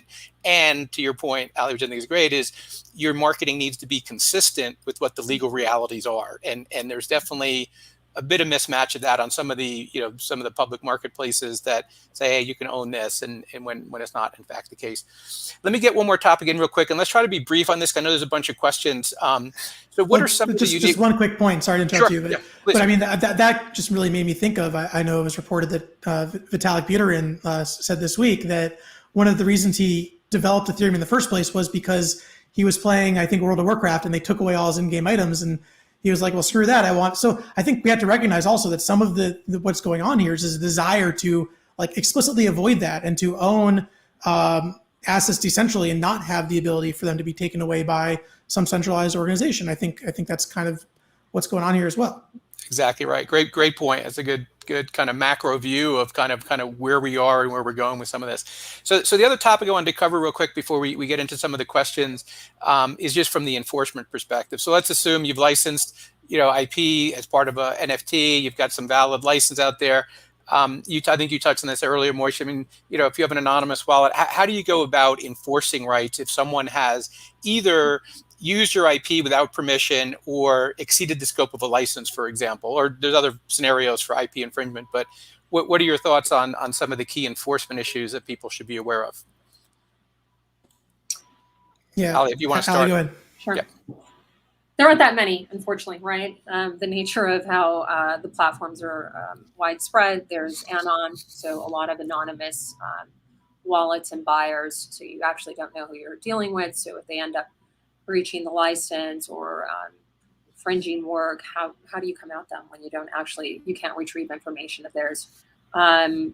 Most people have resorted to DMCA, Digital Millennium Copyright Act. If you end up finding your work that's infringed on a particular platform or website, they end up finding, just filing that, and that gets pulled out. But unfortunately, I feel like that's also being abused. You're starting to see competition arise, or people that are demanding, certain funds or something. They're just exploiting the artists and filing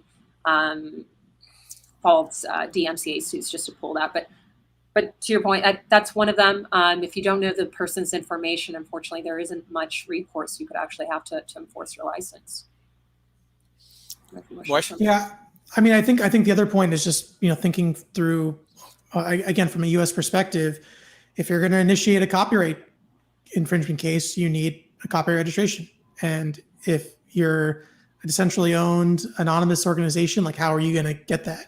If you don't have a work for hire agreement with your artists, how are you going to get that? So thinking through, like, how are we obtaining IP ownership in the first place?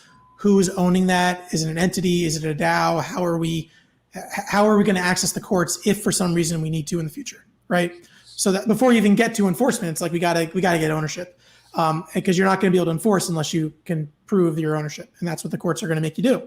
Right. And then you're seeing, Ali mentioned, right, the DMCA's work if all the activity is happening in OpenSea, for example, you can DMCA OpenSea or one of the other platforms. But increasingly, I think you're seeing a lot of the activity move away from those platforms, and there's becoming, I think, increasingly comfort with people trading like outside of that environment. So it's going to make that task more difficult, and I think it kind of leaves the NFT projects or the artists or brands or whoever the IP owners are just kind of like taking the responsibility to do that diligence up front and to figure out, stress tests. If this goes wrong, like how are we going to, what's our recourse? Be thinking that through. So when that thing happens down the road, you're not surprised and kind of left without an ability to do anything. I just want to say it happens on the opposite side of things as well, right? Consumers can be scammed, and they have been, unfortunately, where somebody will create a project. It might be infringed, or it might just be work that they actually did generate. They put out this roadmap and all these promises of what they're going to follow up with the actual NFT that's bought for the buyers, and they end up scamming them. So, and there's no recourse for them as well, because the wallets, and there's no actual person identifiable on the other end. Yeah, it is a challenging issue, and I think I agree that on the one of the most effective means is a DMCA. If takedown notice if the NFT is still on a marketplace or other platform, and we've had a number of those that are successful. The key, I think, is and again, there's different players in the ecosystem. I represent a lot of brands as well as artists, but the brands in general have IP infringement analysis tools that they use for the web and other things to identify where their IP is being misused. And I think the key is they need to extend that to the marketplaces to catch it early, because if you don't catch it on the marketplace, as both of you well said, that it becomes very difficult once you're chasing an anonymous wallet owner to try to get any, you can file a DOE copyright infringement suit, but over what? What is a court order going to do? If the file is located and you can somehow get it, access to wherever it is, but there's layers of complexity. So I think the short answer is catch it early, do the DMCA on the marketplace. And if not, I think we'll see what evolves as enforcements go forward. And as we know, I mean, the government is using tools that are analytics to identify wallet owners, and I think those will become more prevalent as well. But it just makes it difficult for the average brand owner at this point to do enforcement if it goes past the marketplace. Okay, so we have a question here. If I mint and publish an NFT on OpenSea, can I publish the same NFT on Nifty or vice versa, and/or future platforms? Ali, you're smiling. Why don't you take that one first? Yeah, I hear this quite often. Yep. So it depends, right? Our go-to for attorneys. If you're listing it as a one of one, no. I mean, legally speaking, no. You might have some consumer deceptive practices if you are listing it as a one of one and actually having it in multiple places. You also run into the problem that if it is a one-of-one, if somebody buys it simultaneously on Nifty and then on OpenSea, then you're liable, right? Because the person buying it was assuming that it was only listed on one particular place. But I think this is less of a legal question and more of a reputational and kind of what's accepted amongst the community. And to my understanding, they don't, it's kind of frowned upon if you have it listed on multiple places. So even if you have a 5 of 10 and you list them in different platforms, it's generally frowned upon to be shopping around and bouncing and displaying it on multiple platforms. But legally speaking, no, unless you're misleading your buyer and stating that it's one-of-one and you're doing multiple of them on different sites. Yep. Yeah, great. Yeah, I think there's definitely the business issue there and the reputation issue, and yeah, legally there's no prohibition on it if you own the underlying asset and there's no contractual agreement you've been entered to do otherwise, or any representations you've made to buyers. I mean, I think under those circumstances you can kind of do what you want, but you run the risk of kind of the business issues that Ali mentioned. Okay. Next question here is, do you think they will let their players sell their favorite footballer? I'm not sure I fully understand that question. I mean, is that, I think maybe let's assume the question is, can you create an NFT based on what one of your favorite footballers, and what rights would you need to be able to do that? Perhaps is embedded in that question. So this is kind of an issue that you're having just with artists as well, right? They are starting to bleed into NFT space, metaverses, and some of the contracts that they're in might be a 360. It might actually cover and extend to anything that's digital art or this kind of medium, in which they don't have the rights, unfortunately, to use their likeness or their IP associated with their uniform or whatever it is that they're trying to NFT. But say they do have those rights. You kind of see that with the recent case with college athletes, and now them allowing them to use their own IP. I'm advising on a particular company that's doing that. That's gone several athletes, several from the University of Virginia, where they're using their IP and they're doing like their ring, their and their logo and their what. Yes, they're able to do it, but you have to see if they're contractually binded or if there's a conflict of interest elsewhere, and they're able. Sometimes they're able to use their personal likeness, but not use the brand or the name of the institution that they're with. Yep. Yeah, that's interesting. And I think kind of related to that, and I think you maybe touched on this, Ali, is that there's a whole interesting set of cases out there of photographers who have taken pictures of celebrities, and a number of them have created NFTs based on their pictures. And just from a right of publicity law generally, and it can vary, it's not consistent law throughout the US, but in general, as a photographer, if you rightfully took a picture in the first place, you can sell your picture or license your picture. And even the celebrity can't use it. There's been cases where celebrities have posted pictures of themselves on their social media, and they've gotten sued and they've had to take it down because they didn't have a right to use the copyrighted work that the photographer owned. But one of the interesting corollaries with right of publicity is that if however, you're using that photo to sell something else, then you typically dabble, you kind of cross the line into right of publicity law, because it implies, at least potentially implies, an endorsement by that celebrity of the something else you're selling. So relating that to NFTs, the question here is, if you have an NFT that represents a photo of a celebrity, let's assume the artist took the picture, had the right to do it out in public and all of that. Are they basically through the NFT selling rights to the photo, or are they selling the NFT? Is that a different object that they're selling, that they're using the picture of the celebrity to promote? Any thoughts on that question? I tend to side with the latter.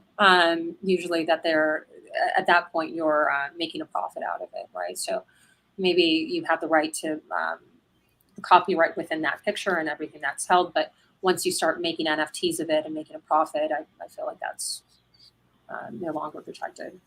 I think I come out on the other side of that it's probably contextual, right? Again, it's going to depend on how it's marketed, right? If you're saying this is an NFT by or with some involvement of the person who's depicted, celebrity, then yeah, that's a different situation. But if it's just here's an art photo and I am the artist and here's my NFT of my artwork, I tend to think as long as it's done the right way, that would be would typically not be a violation of the public right of publicity. But I don't know. I think, again, this is one of those things that we're going to see how courts ultimately treat these things. Yeah, I think it is interesting. I think if you and again, part of it goes back to one of our initial questions of how you look at the NFT. I mean, if the token is just representing ownership of some asset, right, then arguably you're selling the asset, and under that analysis, I would probably apply with Moich. But if you look at the NFT as something different, and that's what you're buying, and the photo was used to represent it, then maybe Ali's view is there. But I think really the right answer is it depends. Like so many of these things, it depends on the context. It depends on other factors. But I think it is going to be. We've seen a number of situations where this issue has arisen already, and I'm sure there'll be plenty more as time goes on. So I think we are kind of close to wrapping up here. Before we go, let's just do real quick, Ali, any parting thoughts or general words of wisdom to people in the NFT space about IP that we haven't touched on yet today? Moish and I talked about this a little bit. Work for hire agreements to protect your IP, especially in the NFT space. You have a lot of collaborations going on. Collaborations being done by would be traditionally you'd hire someone for work for hire, but also back end development.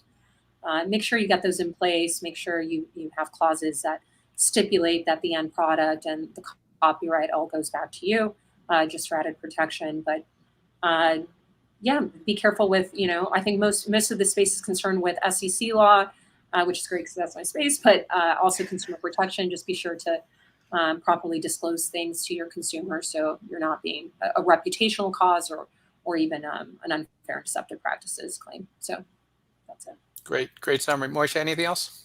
Yeah, that about sums it up. I mean, I would just say, if you can work with an attorney to kind of identify these issues and figure out what you don't know. And, it's a really fun and interesting space. And I'm really loving it. If anyone wants to connect, I'm on LinkedIn or Twitter, Peltzem. It'd be great to connect with people and learn more about where IP goes in this space. Great. Well, I'm sure people will reach out. And Ali, I think you mentioned earlier, but I want to give a shout out to your social media handle. Oh, sure. Thank you. It's A Sosagi, Twitter, which is the one I'm on Clubhouse. I'm on all the mediums, but I tend to check A Sosagi more. It's ASOSAGUI. Great. And people can reach me at James Gatto on LinkedIn. I'm with the law firm of Shepherd Mullen. Well, this has been a great panel. I hope we get a chance to do this again, maybe in a year, and hopefully there's some further clarity that we can add to some of these really interesting issues we touched on today, where there's not merely a clear answer, but here's some best practices. So hopefully everyone enjoyed this and got something out of it. And hopefully we'll get a chance to do some updates as time goes on and things develop. Thank you all very much. And thanks to NFT Con, and we're glad to have the opportunity to do this. Thank you. Thank you.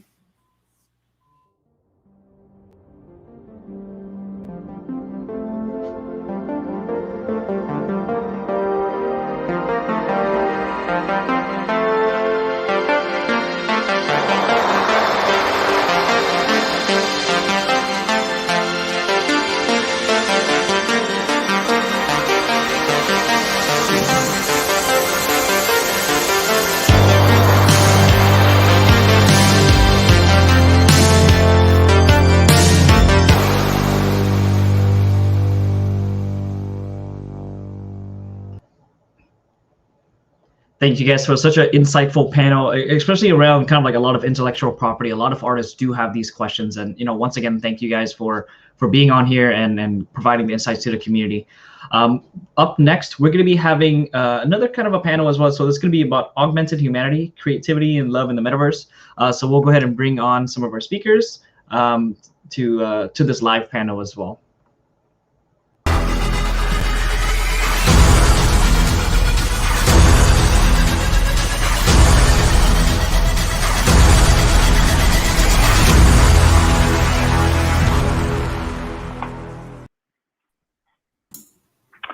GM, I am Kayam, and I'll be moderating this wonderful panel on the augmented humanity. Wanted to give a quick thank you to DeFi Summit and NFT Con team for bringing all of this wisdom and knowledge together to help empower a very new and forming culture. So I wanted to introduce Sofiane, who is using advanced artificial intelligence to help unlock human creativity and is using NFTs to create innovative new distribution methods and business models. Niels is creating artificial beings to give us an outlet for our caring and nurturing energy, and is using NFTs to help suspend disbelief and deepen emotional connections. These two approaches to technology are very different, but share a common vision of augmented humanity. I'll leave it to the two of you to help give the audience a little bit more context into the initiatives that you're both working on. Hey, good morning from Hong Kong. GM. So how would you like us to start, Kayam? Do you mind if I dive in and introduce a little bit what we're doing? Yeah, let's give it some context to the audience, and then we'll separate the conversation into AI and then NFT, but just give a broad stroke of what it is that you're working on. You got it. So I'm with a team called Matterless, and we are making virtual beings and pets, essentially, that we hope will help combat some of the loneliness and ennui that people have been feeling over the last few years. So earlier this year, we invented something that got us really excited. We invented the world's first instant calibration technique for AR, allowing seamless AR multiplayer. And we thought, well, what can we do with powerful technology like this? And of course, the metaverse was calling. We got very interested in building a shared live AR world. And we thought long and hard about what kind of content should be on the metaverse. And nobody can have missed, how much time we're spending at home alone these days. And some of you may have seen the radical increase in pet ownership over the last few years and the trend of parasocial interaction. So we decided maybe what the world needs is something to put their, as you said, nurturing energy towards. So we're using this technology of shared AR to build virtual beings that are embodied in augmented reality and secured by NFTs. Brilliant. That's awesome. And I will champion that cause. We all need something like this. We've all been through a whole heck of a lot. Sofiane, if you can, please elaborate on a little bit on what you're doing. And then again, we'll jump into the nitty gritty on the AI aspects afterwards. Yeah, sure. Thank you so much for having me. Thank you, Niels, for the great introduction. It sounds amazing. So what we are doing at New Life, basically, we started with decentralized social network, which has as a main purpose to reverse the way, let's say, the economy interacts with creators. So today, creators are in general kind of billboards for corporations. So they act as like influencers in this attention economy. All the algorithms of social media are designed for catching people's attention. So if you open TikTok and Instagram, everything is designed to try to keep you on the screen as long as possible. And you have all this AI that is designed to basically catch attention and then sell this attention to the highest bidder. So what we are doing is basically reversing that machine. So first, giving ownership of their content to the creators, but also creating algorithms that allow brands and other creators to benefit from this like mesh intelligence by collecting cues such as preferences in terms of taste and colors and things like that. So for example, to give you an idea of how it works, so we are collecting taps on screens like this. So basically the more you like something, the longer you press. And if you press more than 100%, then the AI can extract objects and ask you more things. And so here, all this trail of data that is left by those creators, instead of being used to target them, it's anonymized, aggregated, and then used to produce deep learning models that will help design products and art and all kinds of things that come from this collective consciousness of the top creators in the world. So currently we have about 40,000 people. It's invite only. Yeah, the goal is to create a new standard for feeding those AIs that is more fair, where creators are going to receive royalties for their creative energy, let's say, because it's much broader than just creating content. It's all this like curatorial energy that is put into the platform. And we are converting that curatorial energy into data models that are then producing all kinds of tokenized incentive mechanisms. Okay, awesome. So from what I got, or what I'm hearing is you're training models, but people, the models that are being trained are from volunteers or the customers themselves. And so you're creating like these GANs, and then from that, there's a multitude of derivatives that can be created from that.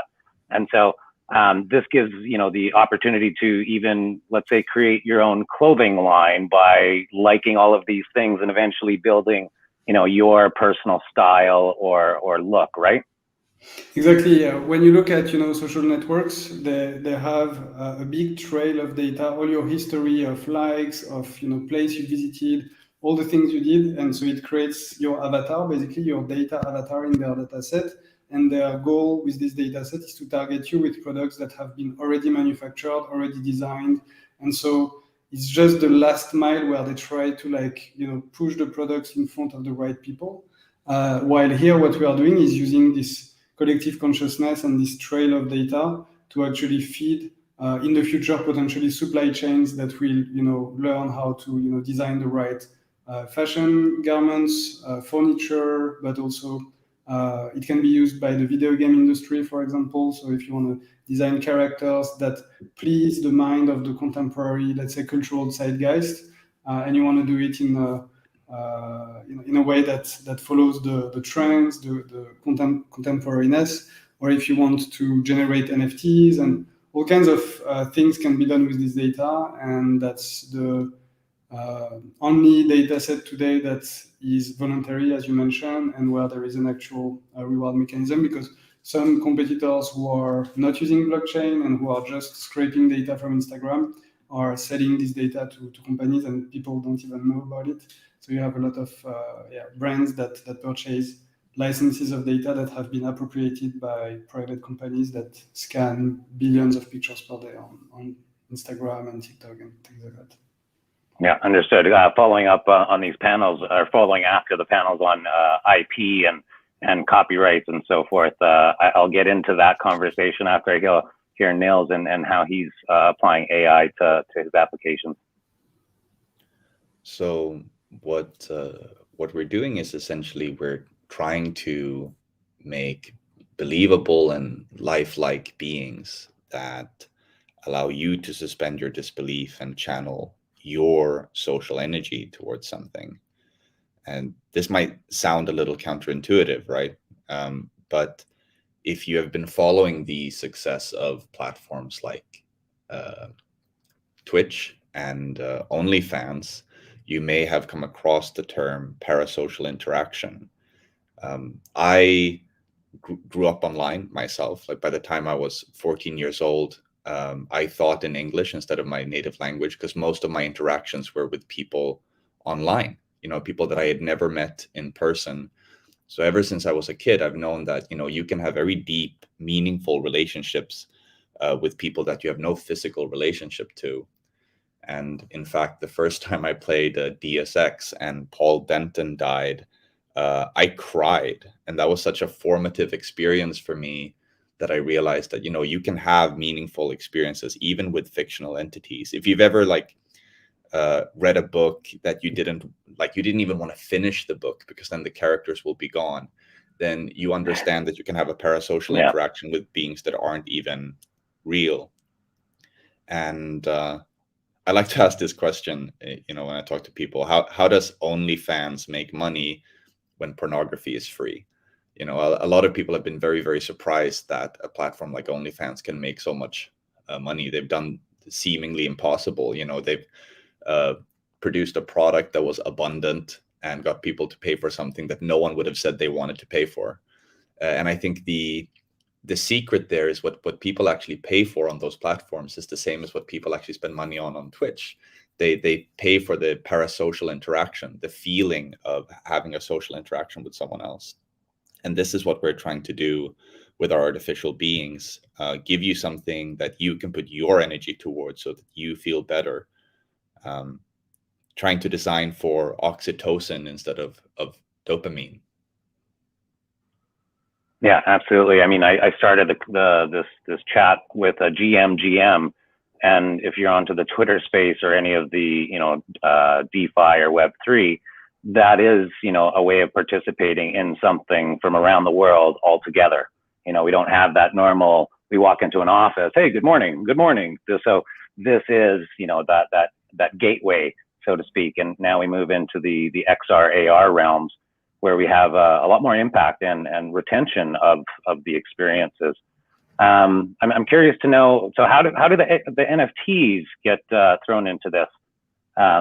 We obviously have all of these assets, but now we're talking about ownership and accompaniment. And the one thing that reminded me of, I think there was a movie called The Golden Compass way back in 2007, where they had an accompanying animal, and that was their life force. So it was that that companion to get through all of these hard times. And the GMs of the Twitter world or wherever, that gets us through some of these hard times. Creating these art forms together, that's getting us through these interesting times, growth times. So I'm eager to hear about how you incorporate the NFTs into this world. When I was a kid, one of my favorite science fiction books was this book called Revelation Space. And spoilers, in this book, there are artificial intelligences that are created off of humans. And the protagonist has a copy of his dead father that he talks to. And then later in the book, it's revealed that actually there are over 1 million copies of his father. And this creates a very difficult philosophical moment for him, where he has to think about, what does identity really mean? What does life really mean? Can you be virtually alive if there are millions of copies of you? Is that really my father? Which one is my father? And that kind of stuck with me. And when NFTs came along, it seemed like, regardless what you feel of the technology in general, and how the market is behaving right now and how exuberant it is, it's important to address, you want to make something that feels unique. You want to make something that helps people understand that this is the thing. And so when we started building Matterless, NFTs felt like a natural choice, even from a storytelling point of view, that making them NFTs, like if nothing else, even if you're super skeptical about the technology of NFTs, which I know some people still are, the fact that they're NFTs still tells a powerful story about the uniqueness of this individual being.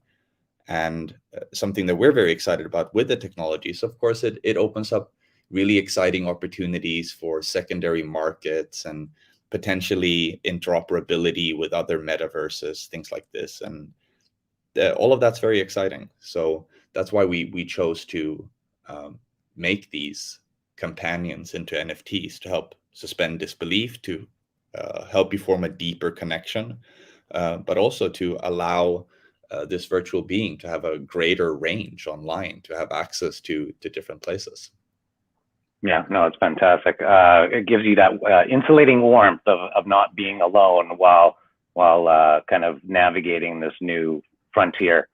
Sofian, it's interesting because you come from a social background, and this is also very pertinent. You were mentioning how everyone's crawling through your information, and then telling you or listening in and going, hey, you like those, whatever blank shoes? Here's an ad for it. Instead, now what's happening is, you love that jacket. Here's what it looks like on you in burgundy. I mean, now I'm really involved in that process. Whereas, prior to this in Web 2, we participated and, we were building on leased land. So all of that information goes to the owner. Now you're creating an opportunity for us to actually own that data and use it for our own, recommendation engines, which brings me to, the insight of, not NFTs, but NFIs, non-fungible intelligence, right? So now what we're running into is not a dynamic NFT, not something that's interoperable or interactive. I'm talking about non-fungible intelligence. And where you guys are both going is in that realm where now we actually own our own data. We're not building on leased land. We own our land, whether it be 1 by 1 or 20 by 20. These are the tools that we need to kind of move forward with and kind of populate that thought process. So anyways, I'm a big fan of what you're doing, but could you expand upon how we integrate these NFTs and how we get a little bit more of this ownership in this process? Yeah, first I would like to say it's pretty fascinating, the diversity of applications of NFTs. A lot of people think that it's like video games and art, but actually it can be used for so many things. And we, for example, have included NFTs into the architecture of the platform, where some roles and some rights that you can have as a member of the social network is represented by an NFT. So NFT can also be used as part of the container, basically.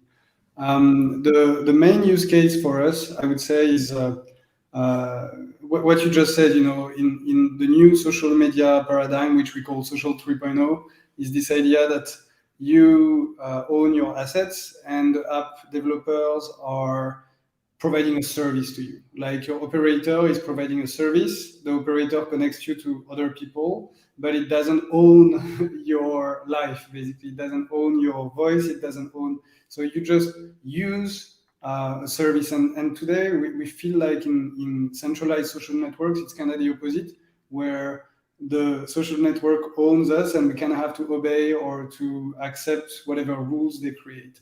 And so what's beautiful with this NFTification of social media is that it will reverse completely the trend, where you will have a diversity of UIs that will try to provide the best experience, and their job will be to design those experiences, as opposed to kind of dominating people and kind of tricking them into network effects where they cannot escape, and they have to accept any update, even though it progressively becomes more and more predatory in terms of data, in terms of cutting off APIs to developers and this kind of stuff. So this is the first main use case.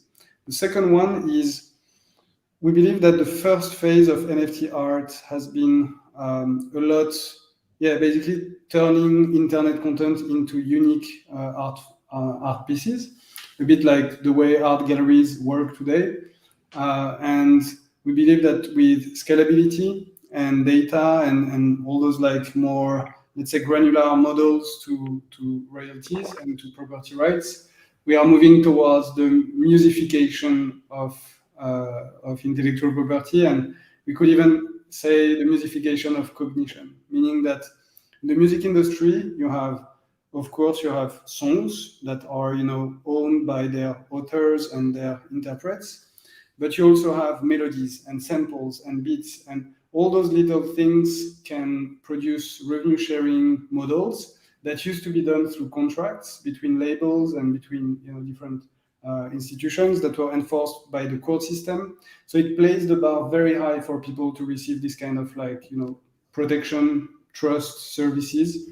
And blockchain is lowering that barrier, where tomorrow we believe that composable NFTs will take a little bit of this one and that one and kind of produce new forms of outputs, which can be text, video, sound, and so on. We already know a lot of startups that are currently working on the future of advertising, where videos will be A/B testing different generative videos that will be photorealistic version of the same ad.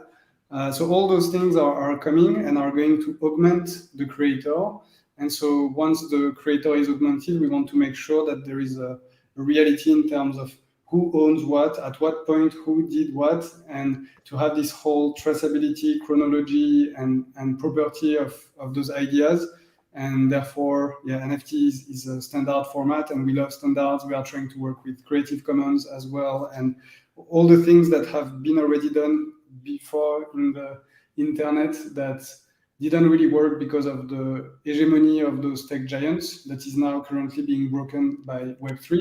So I think, bringing back all those great standards and giving them a second life with like a completely new range of capabilities is very exciting. And so to us, NFT is this universal standard that is adopted by the Web3. And so it's a great vehicle for owned intellectual property to build business model on. Brilliant. Thank you so much.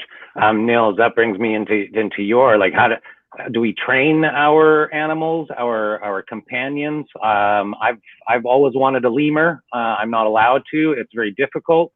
But can I get a lemur and then have it train off of my behavior in the future? Not right now, but can it learn how to understand me a little bit better with some kind of intelligence, maybe some GPT-3 or some kind of acronym of some sort?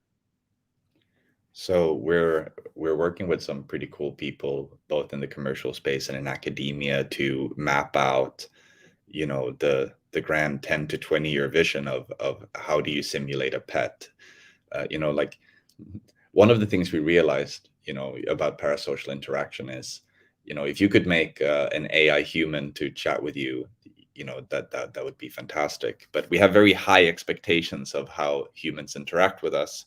But a lot of us like pets a lot. Some of us even like pets more than humans, and our expectations for their behavior is a little bit more down to earth. So it seemed like getting an AI lemur would be an easier thing to do. So will you be able to get a lemur? Well, yes, eventually. Like the plan here is to allow people to create their own customized pet, their own totem that they can feel connected to. And in terms of training, yeah, that's the core thing that you do with these things is you spend your time and effort into teaching them new things. And our hope is eventually that each Matterless companion will kind of be like your personal little Dobby, to use a Harry Potter reference, that follows you around the metaverse and knows what you like. Maybe, for example, my pet will know that I am interested in transhumanism and AI, and knows that Sofian is interested in this as well. So my pet introduces me to him, stuff like this. This is the hope, obviously, because there's a lot of really cool AI that we've seen and even worked on, things like stress detection in voice, right?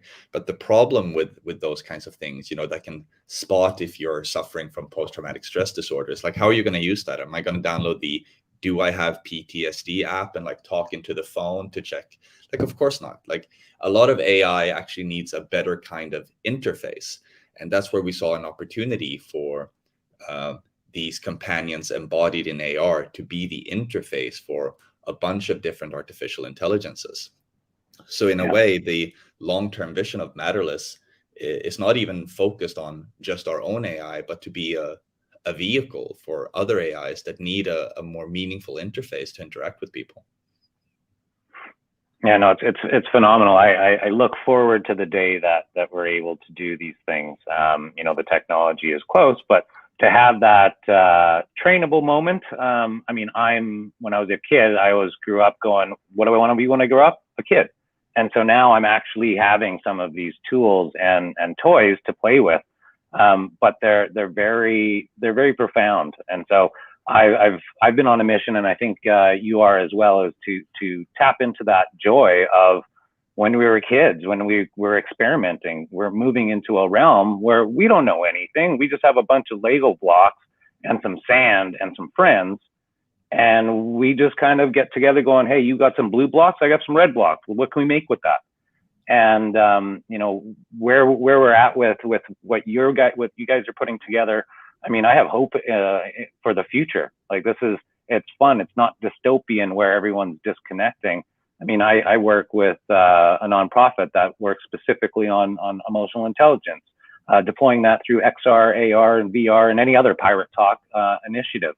But it is profound, the participation that we get through some of these, at-risk youth.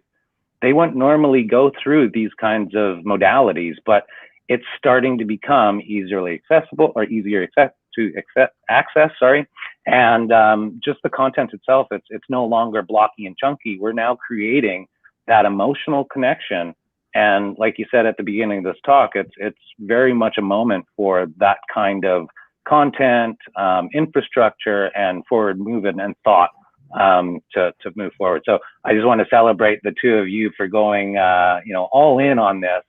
And experimenting. This is what it's all about. So it's fantastic to see all of this come to fruition with you two.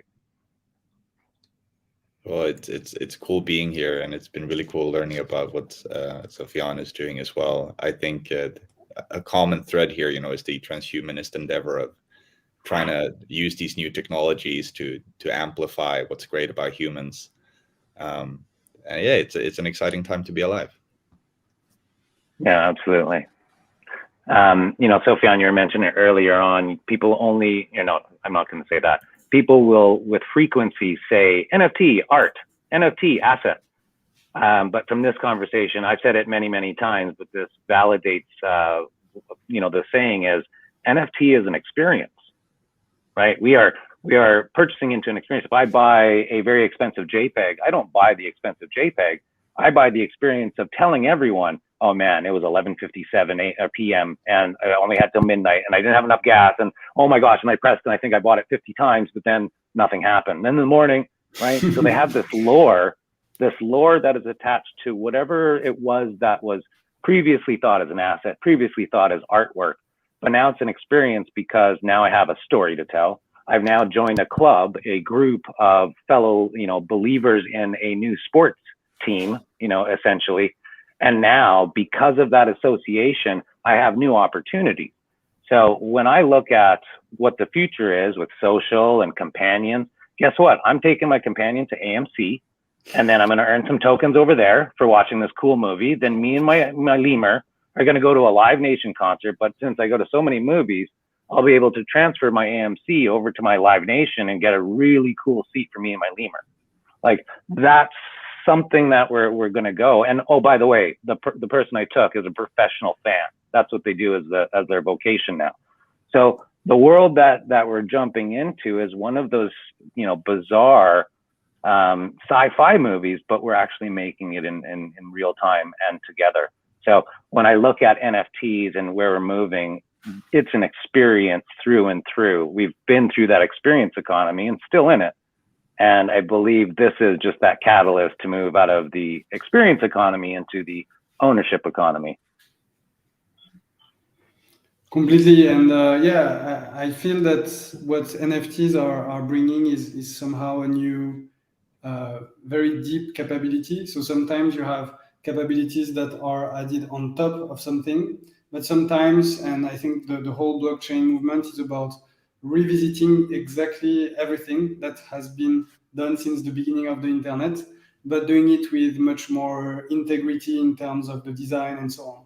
So it feels like we first went on this like binge consuming of the internet, and we run too fast, and then we kind of rewind it and be like, oh wait, if we had to redo it now, what would be the mistakes we wouldn't do? And I feel that NFT is this capability that doesn't look flashy or fancy, but it's actually very deep in the code, that it has things that make it much more interesting, even though on the surface it just looks like any object in a database, but it's a very specific data structure that makes it very different. And that's what I found beautiful about it. Brilliant. I think we are wrapping up on time. So if there's anything that you would like to impart, some wisdom, some future, hoorah, hurrah, to get us moving in that direction, what would it be? I think we should be mindful as we step into the metaverse that the internet that we have been inhabiting with social media has been a deeply alienating and othering experience in very many ways, where we're always seeing people as other. We're not taking part of their experience. And to me, the most exciting thing about the metaverse is that the internet is finally turning out into a place that we can go and hopefully get connected to each other again. And I appreciate being present with you guys here today. Thank you very much. It's been a joy chatting with you. Yeah, thank you. Yes, such a pleasure, such an honor. Yeah, a few words of wisdom from my side would be, I really enjoyed what Neil said about earlier about serotonin or oxytocin versus dopamine. I think that, you know, this togetherness and more long-term growth as opposed to like this. And we can see it everywhere, even in the crypto space. You have this like behavior of day traders and people like looking at price all the time and just getting excited over those things. And I think that the mindfulness around that, I think, is very important in the way we design products, in the way we build all this new internet, because we don't want to end up in. Yeah, I think I completely join you on this one. And I think also the idea of building platforms with care as a core design principles versus use, you know, like this idea that we need to extract as much as possible from people. I think we have to get out of this, and it's a big cultural revolution that is currently happening, where on one side the consumer of internet products is much more savvy, and when you see dark patterns and things that are supposed to trick you, it kind of turns off. And from the builder side as well, there is this awareness that is growing. So I think that the Web3 is going to be designed according to very different set of principles. And that's, in my opinion, even more interesting than the technology itself, because it's really the intent behind the technology that matters. Yeah, absolutely. So as a conversation that started on LinkedIn with three strangers, here we are, bosom friends and willing to participate in a journey together. So it's been an honor to get to know you gentlemen. I will definitely reach out in the future to be in service. What you guys are doing is fantastic. Once again, thank you to NFT Con and DeFi Summit for being able to put all of this together and connect us all. So thank you very much for your time. Appreciate it. Thank you so much, Kayam. Great conversation.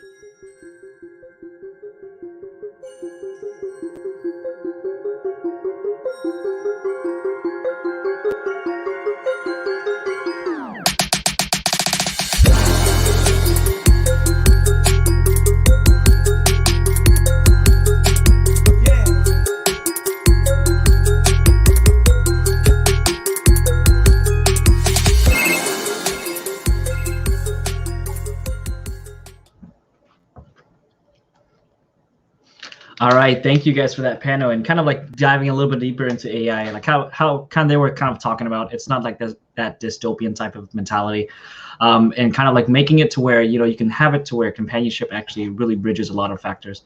And I'll scratch my head for hydration time. All right, cool. We're gonna scratch our head for hydration time. Yeah. So also wanted to kind of give you guys a little bit of a brief, kind of like overview really quickly. We are going to be doing some giveaways. If you guys have your phone, you can download the Engine wallet.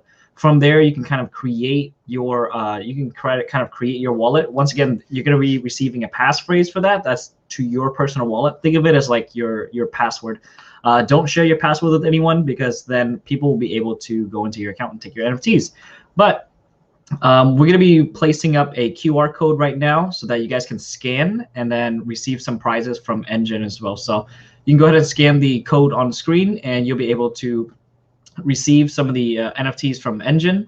Ricardo asks, what is Spider Tank? Oh, so Spider Tank is actually a game from Gala Games.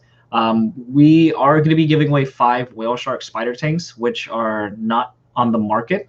So it's only exclusive to the ones that have received it during the stream, or throughout the 2 days, or also the ones that are going to be receiving it in the other giveaway. So in order to kind of get to that giveaway, you'll have to go to Nftcon/NFT-drop in order to receive that, in order to get a opportunity to receive it.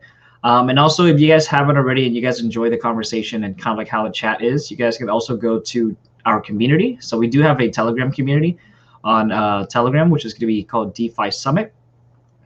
And also, if you guys haven't already, we do have a TFI, which is Terra, which is a Terra Finance type of giveaway. So it's the decentralcon.com/TFI Miami. They're going to be giving away up to $1,500 for accommodations for hotel and flight. Plus, also we'll be giving away a VIP ticket as well. There's a whole bunch of different companies that are going to be kind of like giving away different items. So feel free to also jump into that one as well. And I need a program to scan. Oh yeah, yeah. So you need the Engine wallet, and then if you have like an iPhone, you can actually take your iPhone and on your what is it, on your camera app, you can actually scan it and literally just drive it, bring it up and click on it on your phone. So tap on it on your phone and the QR code should bring you to a link. I'll go ahead and place it right back up really quickly so that you can scan it real quick. I'll give you like 5 or 10 seconds to kind of scan the QR code so that you guys receive these drops. Once again, it's only 1 per wallet. So if you guys do multi-wallet and stuff like that, it's all up to you. But it's 1 per wallet for this QR code for some of the NFTs that are going to be on the Engine platform. All right. So yeah, we're going to be going into our next section, which is going to be more about like enterprise use cases. We've kind of started already to see a lot of brands really enter the space, like Dolce & Gabbana. We're starting to see a lot on the fashion side. Gucci is also exploring a lot of the different areas, Louis Vuitton. But we're also seeing now traditional companies as well. So even with the kind of like the soccer teams and all these things, like a lot of the major brands are finding a way to kind of integrate into the blockchain and kind of find a way to either NFT their items or kind of like use it for supply chain purposes. But let me go ahead and get Christian on screen. 1 second.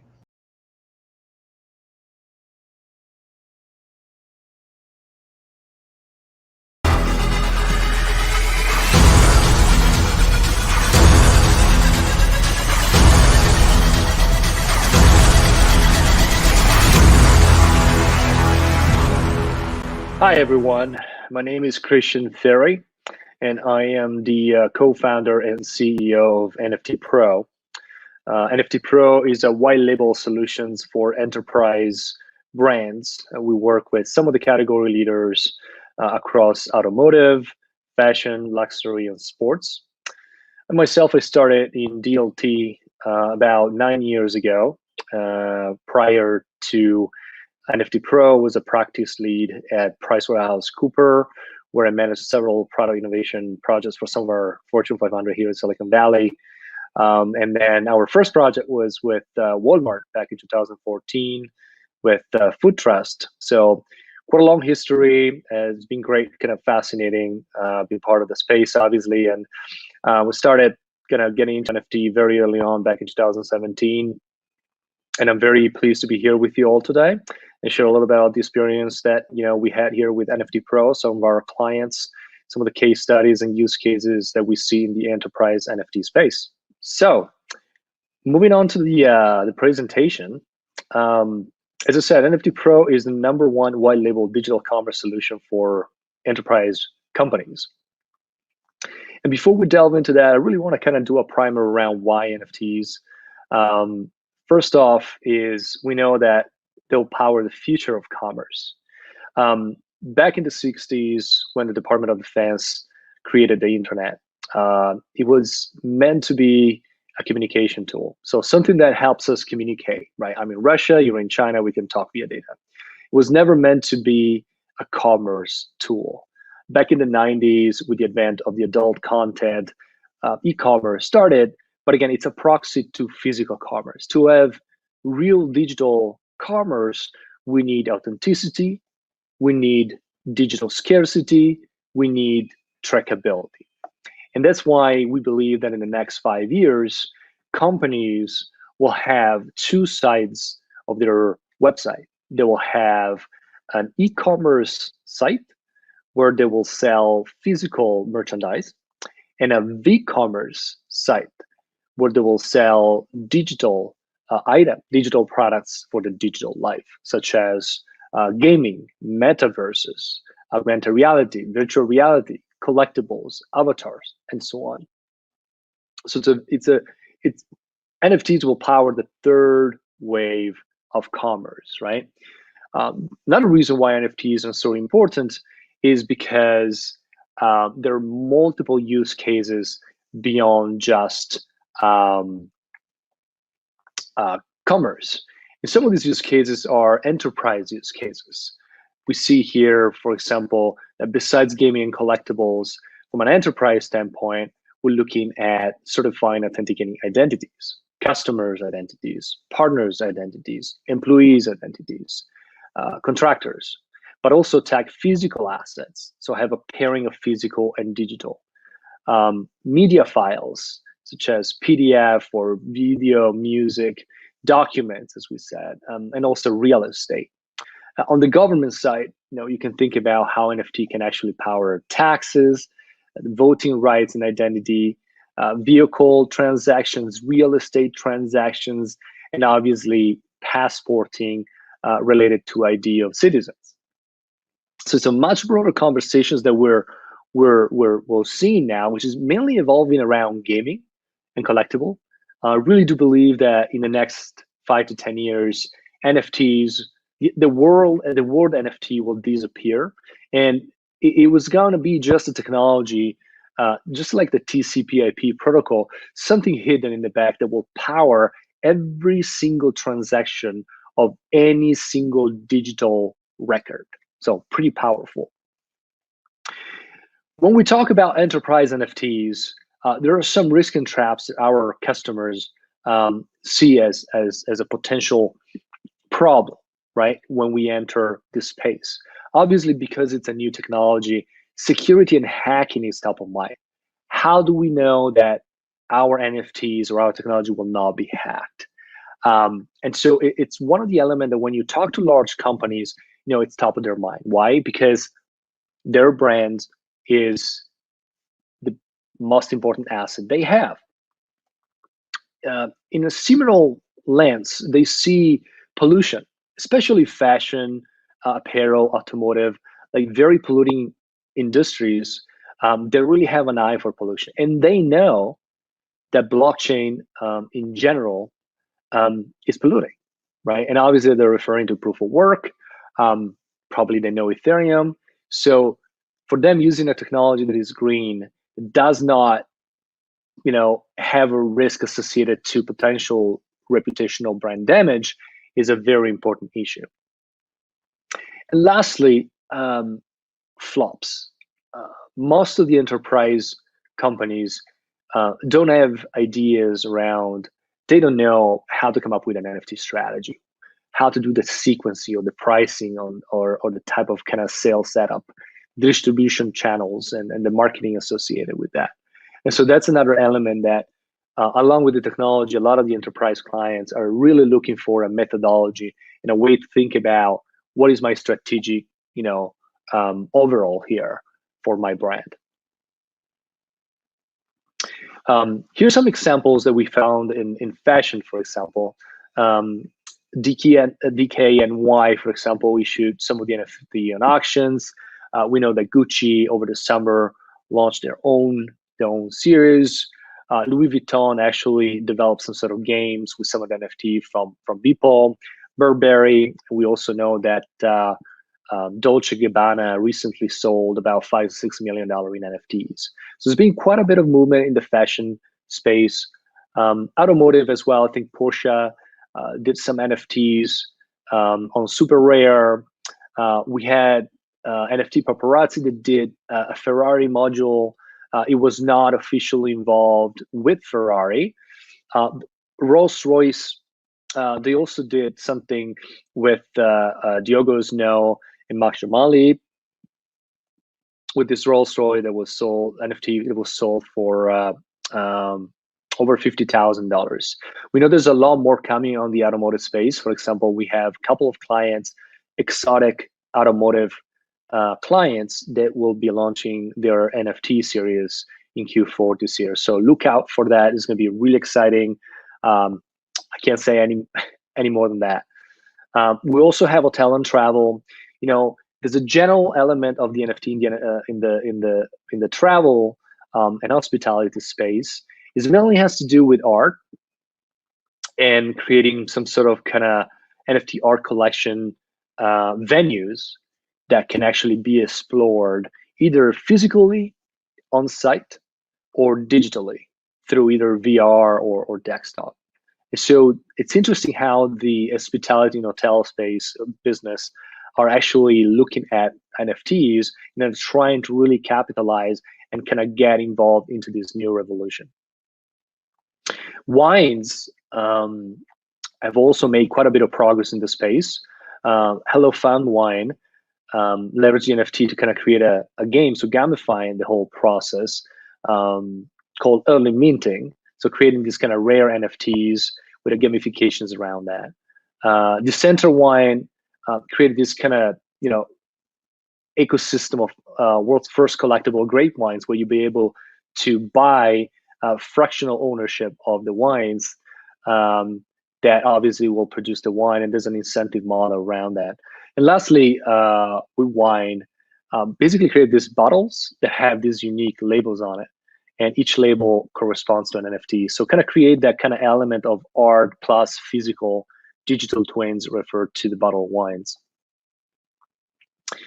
And we also have some home furnishing. It's actually quite interesting. Some designer in the home furnishing business trying their trying out the NFT space. We've seen Misha Khan release a series of fantasy furniture on NFT.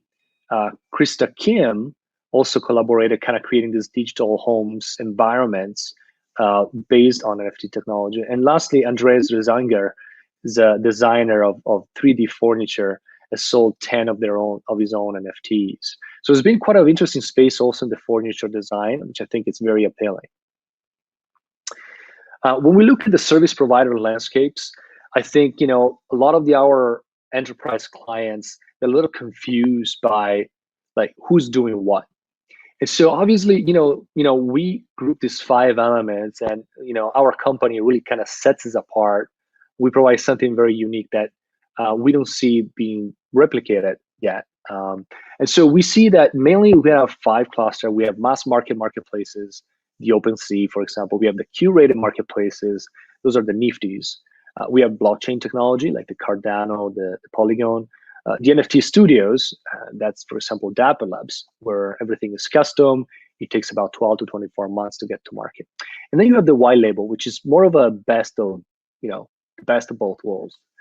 It provides an all-in-one solution that it's standardized.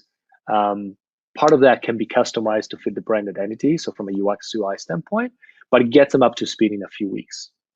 And so, we really kind of see this quadrant where we see most of the actions happening on the lower side, on the mass market, and very little happening on the top side.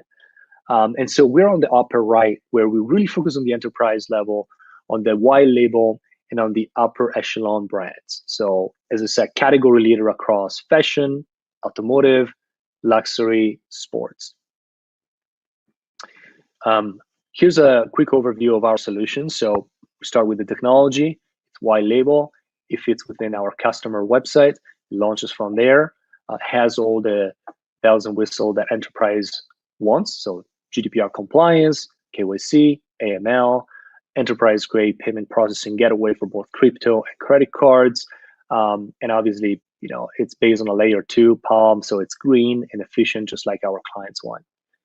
We have a methodology that provides the instructions on how to think about an NFT strategy, which is very important.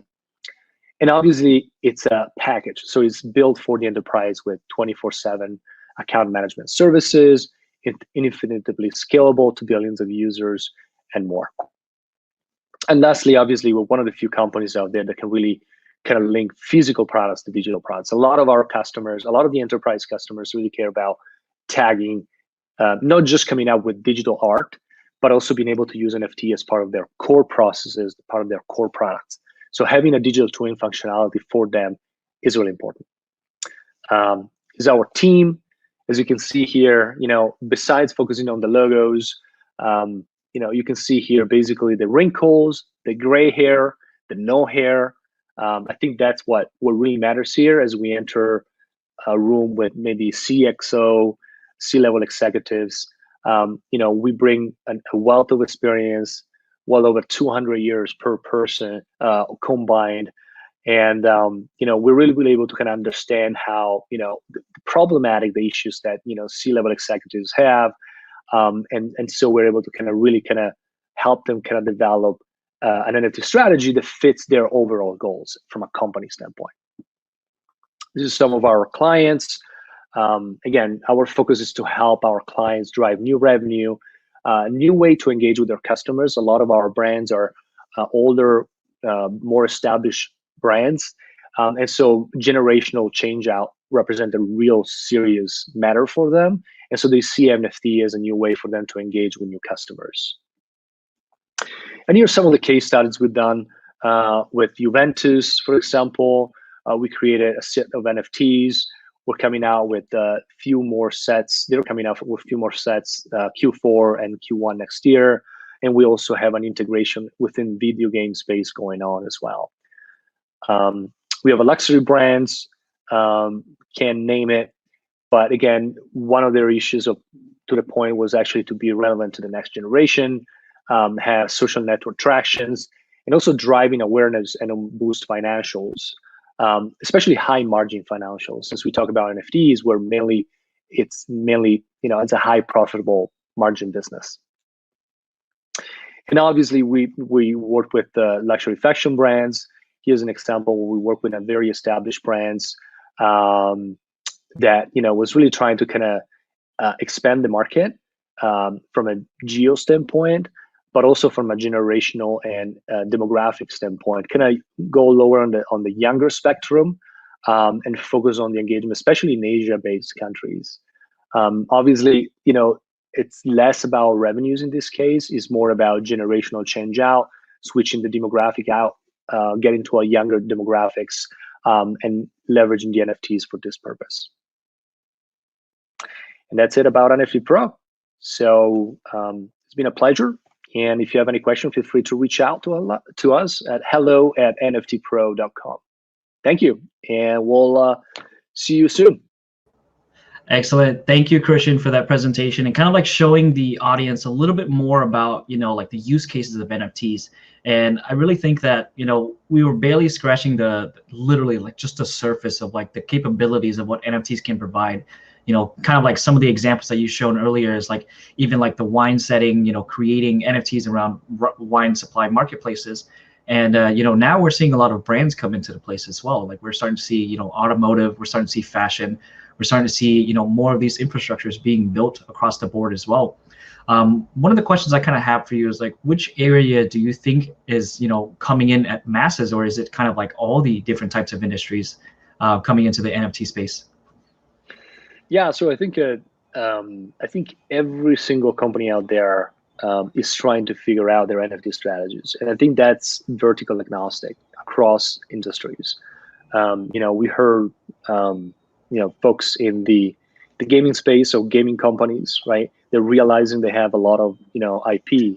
Think about characters, right? This video games have a lot of characters and IP. So I think that how can we actually leverage NFTs to build an NFT strategy around our IP?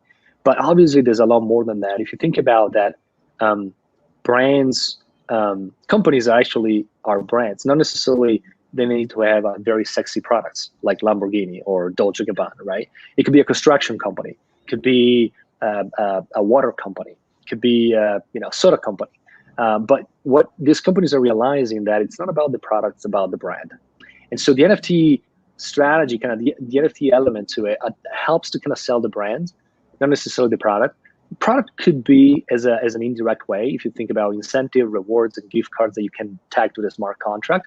But I think these companies start little by little realizing that no matter what industry they are, whether they're in constructions or whether they are in food or music or anything that doesn't necessarily have to be sexy, you still have an opportunity to make it big in the NFT space. Yeah, and I think like even with like NFTs as well, it's like right now a lot of people are just thinking of it as like smaller verticals, but there's so many use cases for it as well. Like even technically, like for me, whenever I describe NFTs to any of my friends, there's always like, what's NFTs? I literally tell them it's a representation of any type of data that can be placed onto the blockchain, and it doesn't matter what blockchain it's on. It can be on Ethereum, Polygon, it can be on Cardano or whichever other blockchain that it has, but it serves a purpose of getting it to where you have the ownership of that NFT, whether it's whether it's tied to a physical object or even if it's tied just to like digitally native, you still have that ownership component. So like even with gaming, like gaming, everyone's like, oh, I can just go on and play a game, and then what happens afterwards? Well, you just spent like $1,000 on skins, but those skins don't represent something that's aftermarket items unless they build a marketplace for it. But then again, you don't truly own the data because the companies own the data. And I think yeah, go ahead. No, I was saying that that's absolutely right. I mean, I think we're talking about skins, and there's folks that spend thousands of dollars in skins, and they really haven't asked themselves the questions that, do I own these assets? And if you spend $1,000, $2,000 is one thing, but if you fast forward a few years, once we start going to have more interconnected games and metaverses, these skins or these assets that we buy in the digital world, right? Even if it's AR or VR, are going to become a substantial part of our investments, right? And so if you drop 10K, 15, 20K on it, you really want to make sure that you own it. And you want to make sure if the company, right, the metaverse or the game goes out of business, you still own your asset. So I think with time, we realize that these are actually real assets. It's like a stock, right? And you want to make sure that Fidelity or wherever your broker is not going to go out of business, because if they do, you lose all your assets. So ownership of your assets, of your data, of any digital element is very important. And I think that's going to become more clear with time. But I totally agree with you. It's the very early days, and I think we're getting there. And even with like on that topic too, it's like a lot of centralized services are using it to where they can create NFTs. And what happens if that service goes down? Like your NFT now no longer has the metadata that's that was already incorporated. A lot of them are now switching to IPFS to make sure that it's a little bit more decentralized, to make it to where, let's say this platform A goes out of business, you're still able to see and physically see on screen that you still have that image up, or even if that interaction with some of the games as well. Kind of like a quick question to kind of like see if like what you're seeing within the industry. I would say like where are the kind of like key, I would say like the key bottlenecks of the NFT industry now, and what needs to happen to kind of overcome those bottlenecks?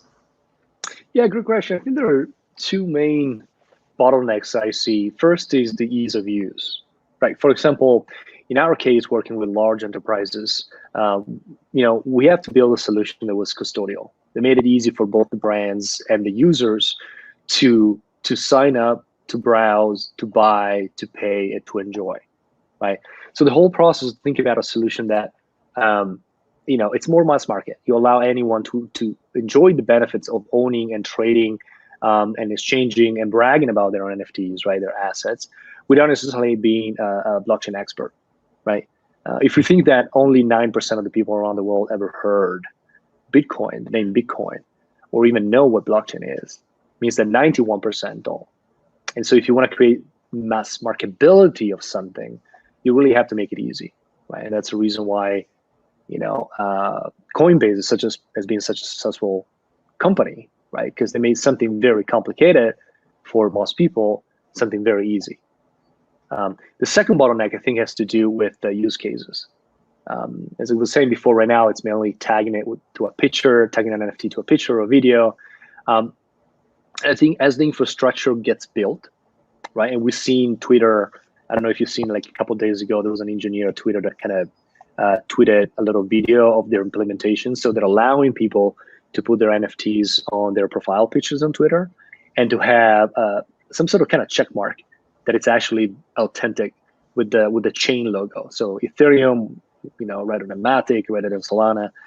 And so I think that's exciting because it's a small thing, but it's a big step forward. Say, okay, so what are we going to do with these NFTs, right? And we know that they're going to power a lot of other things, right? But right now it's about building those use cases. So it's going to be a frame TV you're going to hang on the wall. That's actually one of the things we're doing with one of our clients, right? To kind of add to that, it's going to be your profile picture. We'll be able to bring it into a video game. We have a gaming marketplace called Gear, GEER.IT, that brings NFTs issued by our clients into a marketplace where developers can actually see them and bring it into their environments, their games, right? Metaverses, augmented reality, virtual reality. Start thinking about how NFTs can power a game like the Pokemon Go for brands, where these NFTs are strategically located inside stores and people have to engage with the store and with the items and collect these elements that provide different rewards and benefits. And so we're getting there. We're not fully there. We haven't even understood how big the NFTs are going to be. And obviously, like, less sexy stuff, like, you know, documents, right? I think documents are a perfect use case for NFTs, where you have to track, you have to authenticate, you have to ensure that a document has not be tampered with, you have to assign permission rights, expiration rights. And so, you know, I think I see that as a bottleneck. I think is getting, you know, is becoming less of a bottleneck, but it's going to take time.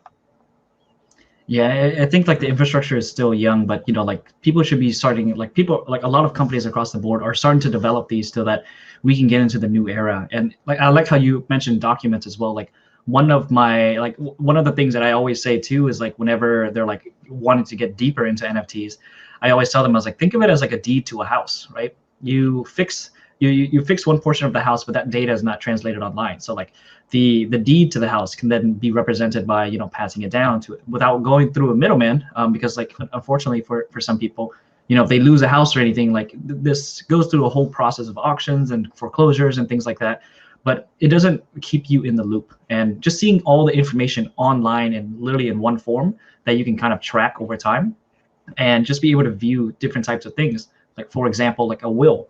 Right. So let's say if I wanted to pass all my Bitcoin on to my children whenever I do pass away, but I don't trust a centralized party, what I can do is create it into an NFT that has a time block. And let's say like 50 years out, hopefully I live longer than that, but let's say like 50 years out, that this time lock, if it meets certain requirements, will unlock and open up.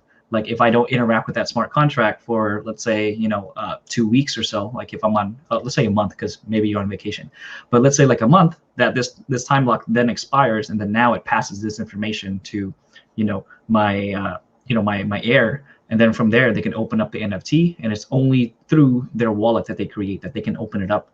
And even like the use cases for like supply chain, how you were talking about Walmart earlier as well, being able to track every single item, and it's more efficient for them, because they're able to track and see where their delays are and if this needs to be pushed through and things like that. Yeah, it's also a risk containment, right? If you have more exposure, Walmart had a big issue back in the early 10s, right? They got a big lawsuits out of China for selling fake pork. So that's the reason that kind of pushed them to actually adopt blockchain, right? And they're one of the early pioneers to do that. And then from pork ended up kind of getting you know, adopted to all the other merchandise. But it's a risk containment also. It's when you have a big company like that you're handling, you know, business with hundreds or thousands of suppliers or contractors, like visibility is very key, right? It's very important. And if something goes wrong, we're talking about major reputational damage, you know, financial burden, costs. And so I think that, you know, the blockchain element to it's really helpful. I think one of the things that a lot of people don't have clear is that what is the difference between a blockchain record and an NFT, right? Why do I have to have an NFT? And I think, you know, the main difference is that the NFT is actually mobile. You know, you can take that record and transfer over to other people, right? Third party, versus the record cannot really be, you know, transferred in a sense, in an easy way, right? And so with the NFT, you can have that mobility element and programmability element to it that makes it enables many more use cases that are potentially be done with a traditional, you know, blockchain record today. Yeah, and when people think of NFTs, they think of ERC 721, but they kind of also should look at like the other standards as well, like 1155s, and I believe it's like 1190 to kind of make it even more intricate as well.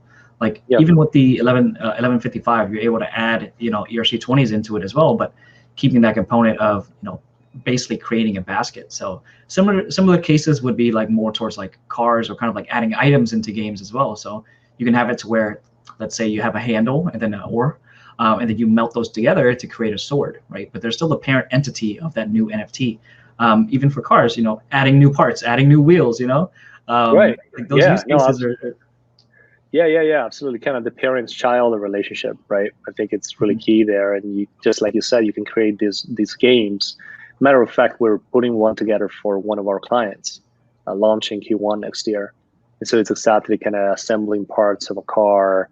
And so yeah, no, absolutely, I totally agree with you. I think it's the early there. I think obviously Ethereum 721 was the origin, the genesis. But I think, with other chains coming into the NFT space, we're going to have a lot more standards, I'm assuming. Who's going to be the winning standards? We don't know. If there's going to be a winning standards, or is it going to be cross-compatible? We don't know.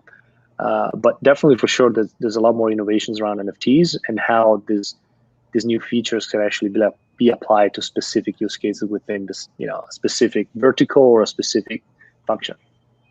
And then also like the renting of NFTs as well too. Like that one is something that a lot of people wouldn't look at. I mean, like the advertising component, literally just being able to rent out, let's say for like how your frames are, having it to where, literally someone can say, hey, look, this is a billboard. In order to get on my billboard, you need to buy one of the NFTs and then submit the data to that. And then I can show it on the billboard. And it can kind of go in different verticals too, but, but yeah, there's so many use cases to NFTs, and it's literally just up to your imagination on how you want to create those NFTs. And we're starting. Yeah, I think I can add a couple of things. Is that I think there are two barriers there. One is the ease of use, right? A lot of development has been done around technology. At the beginning when the internet came about, it was extremely hard to do anything with it, right? Because you had to be a hardcore coder to even know how to operate it. So I think simplicity, ease of use, I think is going to be key for mass adoption. The second thing is that, remember, we're battling with culture, right? This is going to be a cultural switch, right? Pretty much how it was different from going, from a pre-internet era to a post-internet era. It took 20 years, right? 30 years, 40 years. So it will take time, right? I think we're very early on, but I think, we have to look at it from an ease of use and from a cultural change out. Everything that impacts the culture takes at least 10 years. And so when these two things are met, I think we're going to start seeing mass adoptions, and that's when I think that the term NFT will fade away, right? We'll have just use cases, right? Nobody's talking about TCP/IP network when they're sending an email on Gmail, right? They're just kind of going on Gmail and just sending an email. So that's what I think what's going to happen. Mm-hmm. Yeah, I think like as the infrastructure grows more, people are going to start seeing the value of what this technology provides, and we're also going to like the last segment of this session. So I kind of wanted to ask you, what is your future outlook, and which industry do you think is going to be kind of like streamlining and leading in charge to kind of onboard like that next 1 billion users within the industry? Yeah, great question. I think, as everything in life, there are, two types of things. So two types of industries. You have the laggards and you have the pioneers, right? And, it's hard to kind of really define them by vertical, right? There might be laggards and pioneers in the same verticals, and there are, obviously. I think, I would segment that as companies that have a burning need for innovation, whether it's for financial reason or for generational change-up reason, right? I think these are going to be the companies that will really push the envelope, right? Push the barriers, right? To really adopt something new that'll provide them, visibility, new use cases, new financial gains, a new way to engage with younger generations. And if I have to kind of locate it within the vertical element to it, to me, gaming has been always the nest for innovation, right? A lot of innovations come out of gaming. So I'm assuming that kind of gaming is going to have something, it's going to be probably one of the pioneers. A lot of the XXX publishers obviously are very territorial, they like to play within their walled garden, if it makes sense, until now, right? But maybe this way the NFTs can actually help that with new economies, right? Like, if we're talking about bringing NFTs into a game, they're worried about messing up their economy, which kind of yields billions of dollars a year. So there it's about thinking about, entry fees, exit fees. There was a company thing called Forte that he was kind of trying to kind of work out those kinks. And so I think gaming is going to be an element that, a vertical that we have to kind of look at. And other verticals, I think there's a lot of uses for luxury, for sure, when it comes to authenticating elements of luxury. So exotic cars or fashion, right? NFT can really provide that, record tracking capabilities for one end. So add value to the product, right? Because authenticate and certified and provide the record to the new owners, right? If you think about secondary market trades, right? Whoever's going to buy in the secondary market and so on.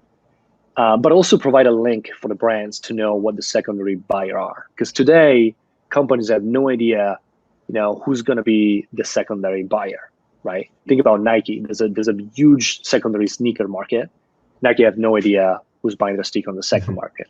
But with NFT, if each sneaker has an NFT attached to it, they'll be able to track, right, every single transaction, right? And if you think about cars, they'll be able to track maintenance or restorations or secondary markets or who the new owners are, making sure through campaign and incentives that the new owners will end up buying the same brand of a car and not switch to the competitors, right? Plus all the different data and insights they'll be able to get by linking this physical to the NFT is, the geographies, the demographics, where they're buying, when they're buying, what they're reselling. So all this amount of information today is zero, nowhere to be found. And so I think luxury and gaming are probably going to be two of the pioneerish verticals where NFT will have probably the most stronghold in the short term.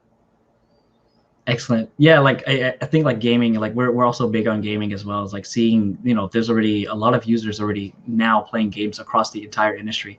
And I think that it is going to be one of the areas to kind of help onboard the users over, because they're a little bit more friendly, they're a little bit more into the tech side and understand, like for me, like a lot of us understand how these walled gardens would kind of play.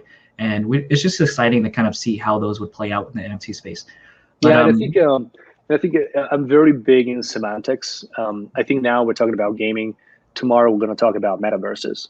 And within the metaverse, we'll talk about gaming, working, dating, working out, leisure, reading. So it will encompass a lot more, right, than just gaming. But I agree with you in the short term, that's what we got. But, Epic got $3 billion to build their own metaverse. Atari is working on Alphaverse. Facebook had Horizon, right? So everybody's trying to kind of come up, and my guess is that at some point everything will collide, right, and converge into the Ready Player One metaverse. Hopefully, the real life is going to be less post-apocalyptic than the movie, but I think that's the concept. Yeah, like Facebook is coming out with like Facebook glasses, so we can start seeing kind of like recordings and stuff. So it's just a matter of time before we start integrating AR, VR, wearables and things into the world. And of course, with Facebook, I'm pretty sure there's going to be ad space as well, like how you have on Ready Player One.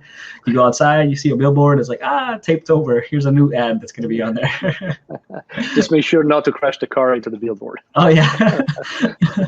Well, Christian, thank you for your time today and kind of, diving a little bit deeper into NFTs, and hopefully the audience kind of opens up their eyes and sees more of the use cases and innovations that can potentially happen. Or if not, you guys should start building it. Like literally this space is really, really early on, and there's a lot of room for innovation. There's a lot of room for network growth and teams to kind of build these infrastructures. And one final question for you as well, for the audience that want to connect with you, like where would they be able to find you? Well, find me on LinkedIn or christianferry.com. Or they can send us an email at hello@nftpro.com, and one of my team members will forward it. But yeah, no, it's exciting. I think it's a great conference. I think it's very timely, and appreciate you kind of invite me over. It's been great, and I'm available to kind of help our community. I think it's fantastic, and it's just the beginning. So very much looking forward to it. Thank you. Yeah, and for NFT Con, like for us, we wanted to have it to where information is free and public, so that a lot of people can, start entering the space. That's why, like, the purpose of NFT Con is to, there's no ticket prices. It's free for everyone to get this knowledge and be able to see the different verticals with each industry as well, and just be able to explore and open up their mindsets to NFTs.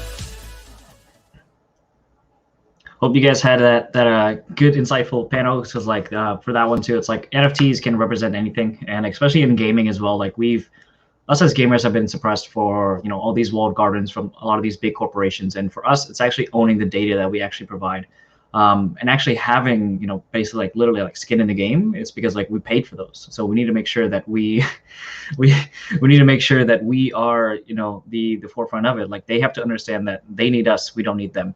And that's kind of like the whole mindset of it, is that we want to build an area to where we can both coexist. But at the same time, it's like if we're starting to enter, all these big companies are starting to enter into the NFT space, it's because they're seeing an innovation that can really help out on both sides. And even like the metaverse as well, like imagine you going into a metaverse and now like, all the skins that you had across multiple games from one publisher is able to be utilized on your character. So that literally that skin, travels with you. And at the same time, it's like, let's say if, they want to ban you or something, you can still sell it on the secondary market to still recoup your investment into it as well. So also I'd like to kind of like take this time really quickly to kind of go over some of the other stuff really quick. So once again, Nftcon.co has the NFT drops. So we're going to be releasing out a lot of different things, a lot of different cool things on there. If you haven't already, just go ahead and join our community on Telegram. We're going to be talking more about like GameFi coming up as well. And also, we also do have a giveaway from Niftyify. So Nftcon.niftyify.network is giving away $5,000 to people that are going to be either creating stores or also, the buyer side too, being able to buy certain things on there as well. And with that as well, we're going to go ahead and go into our next segment. So this one, let me go ahead and get them on stage.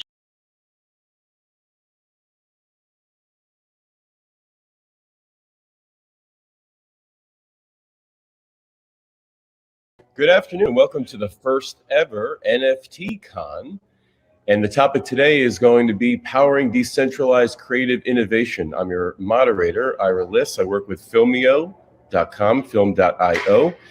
Filmio is a creators platform in order to engage with fans and to be able to get them a way to greenlight their projects, content in a tokenized fashion. And I'm the VP of content there. And we have three terrific panelists today. The first being Scott Sue of Doku. Scotty has advised on NFTs for many tier one artists, global entertainment companies, festival event organizers, and IPs. He's an experienced financial professional with years of experience at leading global financial institutions prior to entering the blockchain industry in 2017 by co-founding Oracle Partners. Welcome, Scotty. We also have Cooper Coons, who's the CTO of Galxy. And Cooper Coons is a Chief Technology Officer at Galxy. Previously, he was an early team member at Hedera Hashgraph and studied computer science and philosophy at the University of Arizona. Welcome, Cooper. We also have Yuri Z, founder of Clout.art.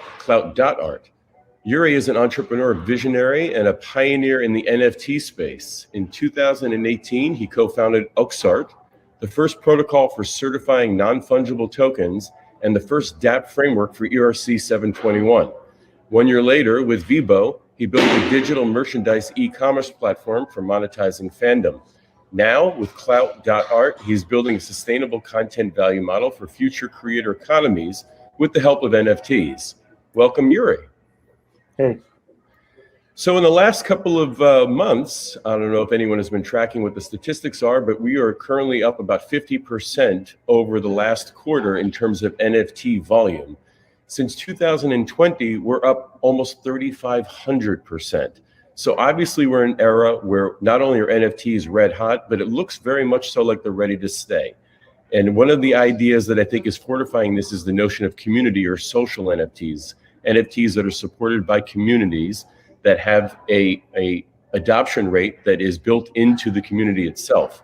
In the last week alone, we've seen the non-existent token created by the former creator of Bitcoin. We've seen CloneX look like it's coming to market in October 15th.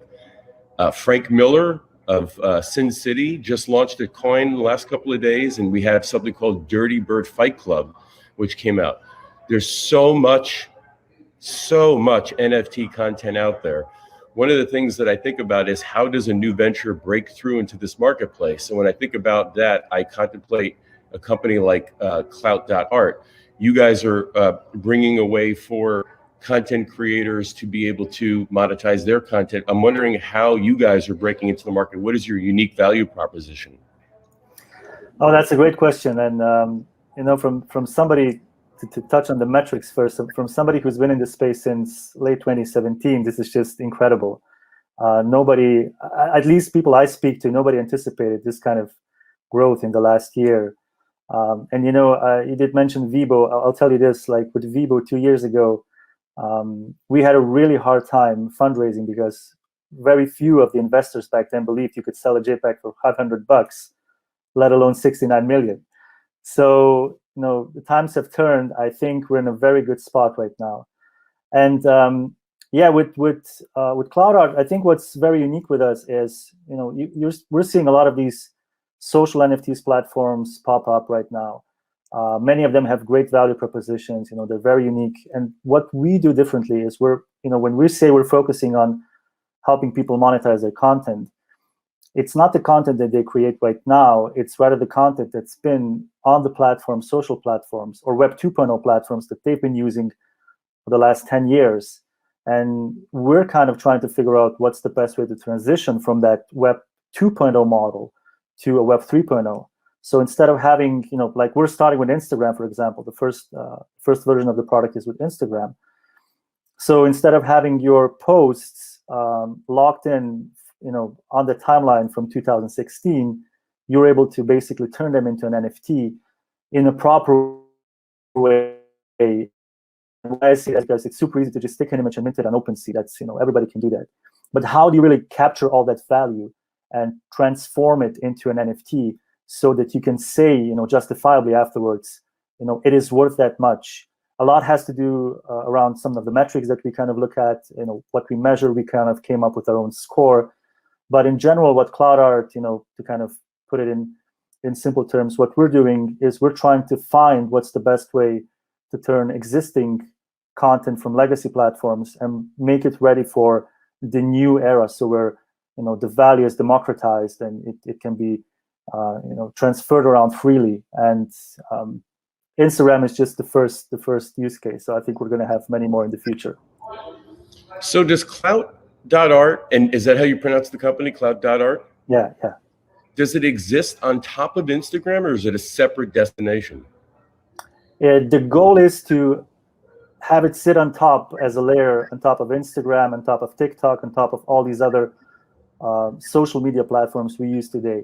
And the hypothesis is very simple.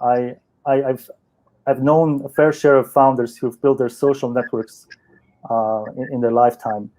And what they all say to me is like, it is one of the hardest things, if not the hardest thing ever, to build a social network, a social community, because it is just so hard to convince users to transition from something that, these guys have built their communities on Instagram for the last 10 years. What's a really good reason for them to take what they have and move to a completely new ecosystem? And NFTs alone, in my opinion, are not a good enough reason. So the way we look at this space is there's going to be a transition, and we want to be kind of like the bridging solution to when it comes to that, people are ready. That's a really, really interesting project. I just wanted to jump in and ask you a question. Like, sure. On top of Instagram, you're built on top of TikTok, and obviously it makes a lot of sense why people would want to turn their, most popular TikToks that went viral or whatever, into NFTs so that you can sell them.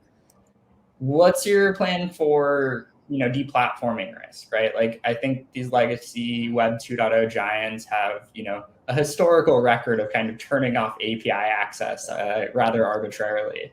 So I'd just be curious what your guys' approach to solving that problem is. That's a great question. We thought about that first. We're not reliant on them. So everything we pull is being pulled through it's not the right word to say decentralized, but we kind of have a distributed system that basically accesses only whatever is available to public. Because that was a serious issue when we were talking to our investors in the beginning. It was like, if we make these guys angry, they're just going to say, listen, your API connection doesn't work anymore. Right? So, I mean, I've seen it happen before with a gaming startup they've worked with, I think, with Steam, and at some point in time, Steam just said no, and you have to pull the plug at that point. So yeah, we thought about that. I think we did try really hard to access the public data and see what we could gather from the public data. Just to give you a bit of insight, we even look at the ratio of how many posts to how many followers to when the followers came in. We measure some sentiment. But the goal is that at the end of the day, when you do the transition, and I didn't even tell you the best part, when you delete the post, because you have to delete the post, otherwise you can't transfer value based on research that we've done, so that when you create an NFT and delete the post, you've captured in that post as much value as you could have. You cannot capture everything, obviously. It's like, you'd have the first copy of Mona Lisa done by the original artist himself, and then you'd have the original burned. You would still capture a lot of the value in the copy, but it would never be the first one. But what's on the table here is you're making that post liquid right now, so you're able to sell it. And I can tell you from the discussions we've had, just like taking I won't say any names, but a very important or a very well-known sports star, when he changed his club, the first post with his new jersey, that's of immense value to the fans. And apart from the other NFTs that are out there, what you have here, you have validation from the market, because you can just look at the likes. And if 5 million people say, I like that, that is measurable, right? It's not like contemporary art where you're kind of guessing, well, is it 1 ETH on OpenSea? Should I pay 2 ETH? And it's a different type of valuing these posts and these NFTs. And that's what I think we're super interested in. Do you think that the fractionalization of the current marketplace poses a threat to the value of these NFTs? Because I think that when I contemplate what Scotty is working on, it seems to me that might very well be one of the problems that they mean to solve at Galxy. Yeah, is that a question for me over here? I was wondering if Scotty wanted to chime in about how Galxy works and whether or not that solves the problem of the fractionalization reducing the value of NFTs. I think you might be confusing me and Scotty's projects. I'm working at Galxy over here. Oh, my apologies. Yeah, no, you're good. Doku. My apologies. I meant Doku. So your question is regarding Doku. The fractionalization of the NFT marketplace poses a threat to each NFT's value, and whether or not Doku solves that problem. Yeah, I don't think Doku exactly is trying to solve the liquidity issue. What Doku is actually, we're just trying to be a single portal platform for all NFTs. We are a multi-chain NFT portfolio manager, right? I think that we are seeing a lot of NFT contents being produced, different types of content. Of course, some of them are access to content, some of them just artwork, and they're building on different chains per se. So it's coming from a real problem that we have on our team. So we just want to have one place to be able to view, access, and interact or engage through the NFTs from one single place, or even be able to share on social media and being able to verify that is you have that ownership, right? And of course, we have a lot of other features. We just want to be convenient. We just want to provide conveniency for people. So we really are not trying to solve any liquidity issue or trying to be an exchange per se. But with that said, I mean, we are trying to provide value for the community. I think there are a lot of opportunities and problems happening. We can identify in any kind of developing sector. So, but to what you guys are just saying about social media, I do believe that is the future, right? Whether or not our users on Doku could actually showcase they actually own a piece of content through the verification of NFT, right? I think that will be the future. You are able to own a piece of content beyond just collectible value that you're seeing for most cases at the moment. There's actually economic valuations or economic revenue stream coming from holding that piece of content. So I think that's the beauty of it. I'm excited about it. What do we, as a group here, see as the biggest challenge to the current NFT marketplace when it comes to the social components being distributed via channels like Discord. Is that the only way that we're going to see these types of NFTs get launched, or are there going to be other communities that are able to get these types of assets out there?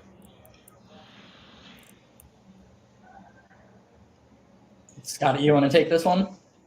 Yeah, so your question is basically on NFT as access to content or NFT as a piece of content and how they could be distributed, I guess. Yeah. Right, yeah. That's a good question. I think so from my experience, at least I can speak about my experience in terms of advising different music festival or even artists or entertainment companies. The way to think about distributing that is, really not through a single platform, I would say. It's about how these NFT could be applied. I mean, they are trying to build a new fan economy, whether or not the NFT or even a social token represents a tradable subscription to access to contents, or is actually collectible. I think they're most of the time we're distributing that through themselves, right? On their websites. They're being applied to their own community. Sometimes you do see Discord would be a good channel for people to actually use NFT as a access their data community. There's bots on Discord. I think collab.land is a bot on Discord that can actually verify if you have certain NFT before allowing you to join a private channel. So I think users are not really sticky, in my opinion, to one single exchange or platform when they are trying to buy or obtain certain NFTs. They could be sold and they could be given by doing certain activities through fan engagement. But yeah, if they want to get the content, I feel like the users are able to just get it anyway. They will go to the website directly, or they go anywhere. So it's not sticky to one platform. That's just my opinion. I think this is one of the things that Galxy is actually kind of focused on. So Galxy really sees ourselves as kind of an open social marketplace built for creators. And what we mean by that is we have a very familiar social feed. You have stories, you have Instagram-like experiences. But when you go to a creator's profile, you can actually do two things. You can see all the social stuff, obviously. But we do two unique things. So you can buy and trade their social tokens directly in the Galxy application. And you can redeem those social tokens for familiar and intimate experiences like video calls or live video messages, paid DMs, or even monthly fan club subscriptions, as we like to call it, where you get access to premium content like a Patreon. In addition to the social tokens and paying for services with those tokens, we also enable you to import your NFTs and collectibles from a variety of blockchain ecosystems, kind of like what Scotty was talking about. We want to be one of the coolest places in the industry to show off your NFT collections. And we're doing this. So right now we're supporting the Hedera network. We also support Ethereum. We're working on Polygon integrations. Roham from Dapper Labs and Flow is an advisor and friend of the project. So we're working with them on integrating NBA Top Shot and stuff like that. And so we're a really unique platform where you can actually have these NFTs. And if you actually hold, some of our celebrities' NFTs, you might get access to their fan club subscriptions on a monthly reoccurring basis. Other things that make us unique are we're actually co-founded by an NBA player, Spencer Dinwiddie, who has some clout in the crypto community. He's currently the point guard on the Washington Wizards. But through his organic network of creators, we have over 100 content creators already signed up to launch social tokens and NFTs, kind of across the gamut of what you see the creator economy. So, Instagram models, huge target demographic for us. People will pay to be in the top of their DMs and pay for access to exclusive content. NFL and NBA players, people want their memorabilia, they want their collectibles, and we're kind of helping usher that in. And so I think, Galxy really aims to be one of the next places that these communities or the creators themselves can have what we're seeing in the crypto community be kind of nascent niche clubs like Bored Ape Yacht Club, et cetera. But we can actually bring that to, we have Ezekiel Elliott, the running back for the Dallas Cowboys, signed up. All of Zeke's fans can buy into his social tokens, buy into his NFTs, and get access to exclusive content right in the same place that they see his, social posts. So I think that over time we'll see the market moved from Discord to more dedicated platforms. No one's saying that Discord was built for these types of communities or built for these types of managements. It's nice that they enable all the bots and the tools that people need. But I think over time we'll find more, well-suited platforms, hopefully like Galxy, for these use cases. Do you find, Cooper, that you have to build entire campaigns around each of your influencers, celebrities, or do you find that they are equipped to be able to handle it themselves and you provide them a place to do it? That is a really, really good question. It totally depends on the type of person, right? So we think of creators in the creator economy in two buckets. We see influencers and people that are celebrities, professional athletes that, are thought leaders. People follow them for, any variety of reasons. But then you also have like the pure content, the creators, people that want to make their own content, that want to curate their own communities, like artists. A lot of what you see in the current NFT craze are people that want to create and distribute themselves. And so for the influencers of the world, we provide a really concierge-like service. We'll actually design the NFTs for you. We'll coordinate the pack drops. We'll do the entire marketing for you. But we also enable you, if you just want to do it yourself and have a self-service model, that you can do so. I think over the next couple of weeks, you'll actually see us probably announce some campaigns that we're doing, which are kind of like NBA Top Shot like packs, where you might be able to buy into a pack that has 30 different Instagram models or 5 different reality TV stars. And so those are things that we'll do full service design resources and creative for them, as well as help them put it into the market. The nice thing is that, as of right now, almost every creator on Galxy has over 1 million followers or so. And so we don't really need to help with the distribution or the promotion of those things after they exist, right? We just need to service them with the technology. And then by virtue of them being creators and influencers, they're pretty good at engaging and getting the word out there already. Yeah, if I may jump in here really quickly, because we had a similar experience. A lot of people asked us, what are our distribution channels? And, the simplest way of explaining what CloudArt is doing is like, we're Alexa. So we are allowing people to mint their own NFTs from their social media posts or any other content that's already out there. And then they use the channels that they've been using ever since, they've started their influencer journey, like posts, stories, stuff like that, and to promote these NFTs. So it's not, we're kind of like just the guys in the middle who trying to figure out what's the best way to translate from, existing legacy platforms to the new world or new dynamics. And, they can just use the communities that they have, and they should be using the communities that they have. Otherwise, they're leaving money on the table, if you ask me. Yeah, that makes a lot of sense. And I think what you're doing really resonates with what we're doing at Galxy. We should probably talk after this and see let's talk. Get some of these Instagram models and their NFTs made. But what we do is we're trying to build all those things into like one place, right? So like we want a stories feature in the same application that you can buy their NFTs and that you can join their fan club subscriptions, and just make it really, really seamless. And then you do bring the biggest point, which is how do you get adoption? How do you get your fans to migrate into a new community? And the nice thing is, because we combine both social tokens and NFTs, we can create really custom incentives. So, your first 100 or first 1,000 or all of your Twitter followers that follow you on Galxy could get access to one of your first NFTs for free, or they could get, $10 worth of your social tokens that they can use for engagements. And so I think that bridging the fans between ecosystems is probably one of the most difficult challenges that we expect to face over time. But we think once you do have that tight integration between social feeds and fandoms and digital collectibles, your fans won't really need to, or hopefully want to, go anywhere else. Yeah. Scotty, do you think at this point that the way that these NFTs are being sold has a component to it that eliminates a population of people, or is there an exclusivity to the way that it works currently, that maybe a broader adoption could be achieved through a different version of how to sell NFTs?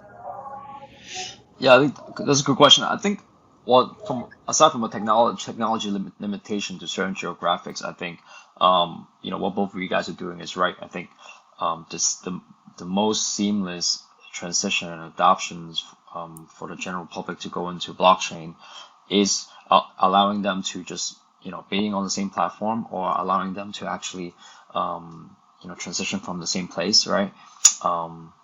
So I think right now I'm talking to a lot of the artists and a lot of the different entertainment companies. They are trying to get their head around it and being able to offer.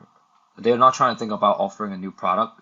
Whatever fans that they have already globally that are able to see them on whatever social media through the internet, they're just trying to giving them a better enhanced way, an improvement way to interact with the idols. So I don't see there's a lot of limitations. I think there is a little bit of education that needs to be done, right? And so if you are asking them to completely use a different platform to view some existing content, maybe difficult, but if there is value in terms of getting to what they want to get, they will. There's a little bit of a balance there. The best exchange of content obviously is already in Instagram or YouTube, right? People viewing certain contents or people producing certain content, the equilibrium is already being matched there. So that is already a great content exchange itself. So just applying that digital layer on top of it to facilitate that exchange is what we're trying to get at here. I think that, it's the main topic that we're trying to discuss. So there's a little bit of education, but I don't think there's a lot of limitation. It's incredible how much adoption and how much even in Asia, I'm sitting in Asia now, looking at the development countries like Philippines or Vietnam or even Thailand, they are even more advanced than some of the guys I'm seeing in Hong Kong, right? So it's incredible. I think the fans this is the best way, because if you think about it, I think before the panel we had a little bit brief discussion. I think the next wave of blockchain adoption is going to be led by celebrities, athletes, KOLs, because they are the top 1% and they actually have influence on the rest of the 99% per se. And so if you're talking about adoption, this is the place. What you guys are doing, what we are doing and talking about is so critical. We're not just making something to just trade. We're making something for people to actually use and actually adopt. And you bring them on from 0 to 1 onto blockchain, and this is incredible. Yeah, it's tricky though, because when you look at the token Clone X and the fact that in order to get into Clone X, you need to have previously owned the RTFKT in order to get a real good shot at that particular NFT, and that looks to be one of the ones that I'm seeing is going to be really hot in the next couple of months. There is this component to it that suggests that if you're not on the deep inside of the NFT space, you may have a harder time really benefiting from some of these drops. I wonder whether or not that's going to change. And when I think about some of the NFTs that we're looking to do for entertainers, there is a movement afoot where maybe we can build these NFTs with a more reasonable growth mechanism. Like, I don't know if you've seen what's going on with the non-existent token, but it looks to me like it's a token that rewards people in a more incremental way than a hype machine kind of way. I'm curious if that's going to be an evolution where we get to a place where we level off on the NFTs, or are they always going to be this hype machine model, not unlike the sneakerheads products that are out there in the world? And I'm not sure who would want to answer that question, or whether or not that's actually the direction that the industry should go, but feel free to take at it, whoever would like to. Yeah, I mean, in general, I think that you bring up a good point. We're really at a admittedly speculative phase of the market. People are buying into projects because they want price action, they want appreciation. I think that there's a subset of the market that really does want access and exclusivity and bragging rights. And I think that market segment will continuously grow over time. And when you talk about bringing NFTs from 500,000 buyers to 50 million buyers, it's not going to be because there's a $50 trillion NFT market cap, but it's going to be that there's going to be enough value and utility in the ecosystem, in the bragging rights, in the access and exclusivity, that there's enough people that want that distribution. And so I think what Scotty actually just mentioned is that when you talk about getting NFTs in the hands of 50 million people into 500 million people, And they're not doing it for price action. They're doing it for exclusivity, for collectability over time, for bragging rights. You really need to lower the floor price of NFTs. It can't cost $50. It can't cost $100 to mint a token. That's just fundamentally not going to address the markets that Scotty just mentioned, Thailand, the Philippines. It is going to price out a huge, huge portion of the people who would want those things. And so, personally, I'm excited about, like, on Galxy, we do free NFT minting. NFTs on Hedera only cost $1. Galxy will pay that dollar fee for you. Maybe if people are minting millions and millions of NFTs on Galxy, like, maybe we can't afford that. We need to rethink our business model. Don't get me wrong. But also at that point, we would have a great user traction and be able to find other sources of revenue. So I think the thing that I'm most excited about is not really focusing the industry on ways that we can create the next Punks, the next Bored Ape, the next $2 million collection, but the way that we can create collections that are like $5 to $20 that thousands or hundreds of thousands or millions of people want to be a part of. And so that's kind of what I'm excited about. But I actually don't know if that really answers your question. It sure did. I think that ultimately it's going to be a function of using NFTs as a tool that supports the community, that supports whatever the concept is of what the product is, as opposed to whether or not you're going to have something that is out of the gate an exclusive type of arrangement. So I think that ultimately you're referring to an era of NFTs that will be much more inclusive, and that is very hopeful to me. So we're out of time, gentlemen. I really appreciate your contributions to this conversation. And if you'd just like to round up by saying how the audience can get in touch with you with any further questions, I think that would be most helpful to them. Cooper, would you like to start? Yeah, I'll go first. Thank you so much for hosting the panel. Shout out to Justin and the team for creating, a wonderful group of people. Obviously, everyone here is super, super bullish about the creator economy and how Web3 is going to fit into that picture.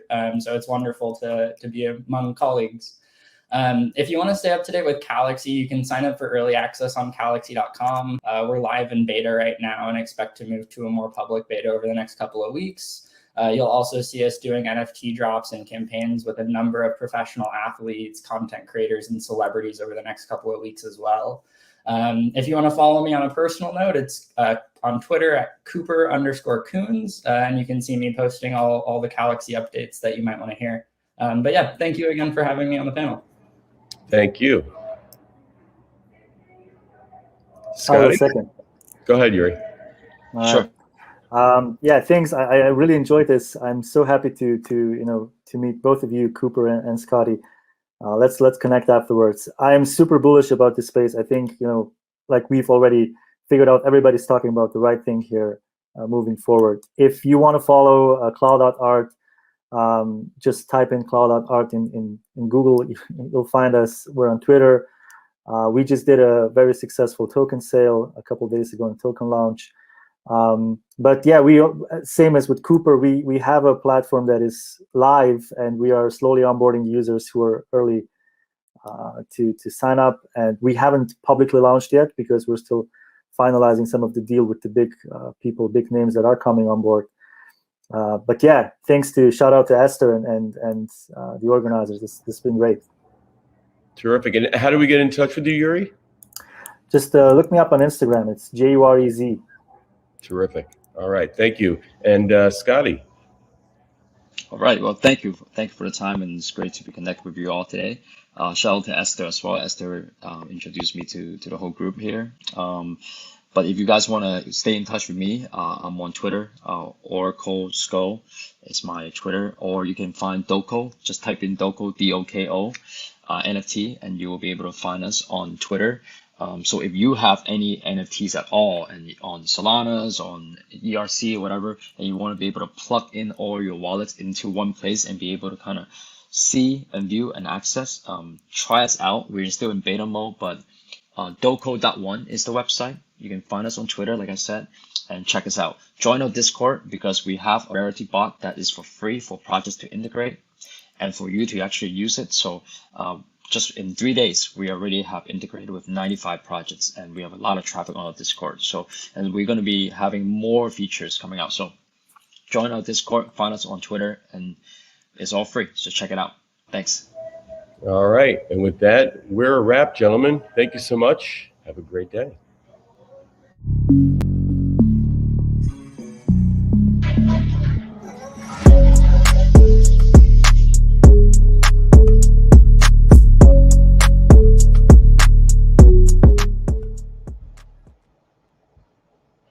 Hey guys, and welcome back. And yeah, thank you guys for kind of like sharing some of the thoughts on, especially the social token side as well. I wasn't supposed to play that Dope 1 trailer yet, but I guess you guys will kind of be able to learn more about it in a little bit. It's code time. It's code time. So once again, it's Engine's code. So if anyone wants to kind of be able to redeem it, it's going to be right here on screen. Just go ahead and scan it on your phone. So you just pull up your phone, scan it, and then from there it should provide a link to your Engine wallet to redeem. If it's already I think it's actually all redeemed. Wow. Okay. Never mind. Heard that from someone. It's all redeemed. So I guess all the NFTs that they gave away today are all redeemed by the viewers already. So once again, we also do have other giveaways like our NFT Con NFT-drop. Also, another great one as well is going to be Niftyify's. So Niftyify is giving away $5,000, $3,000 to buyers that are buying NFTs on their platform, and also $2,000 to people that set up stores. So if you want to have some content and be able to kind of monetize it, go ahead and set it up on Niftyify. So we're actually going to be bringing them on as well. They're going to be doing a little bit of a demo to kind of showcase you the different use cases of Niftyify and a little bit more about their platform after this ad. Ever wish you could have your own NFT store? Wish no more, since Niftyify is here. Create store instantly with no coding required on multiple chains. Freely customize store design, add your native token, or even have your own store domain. And so much more.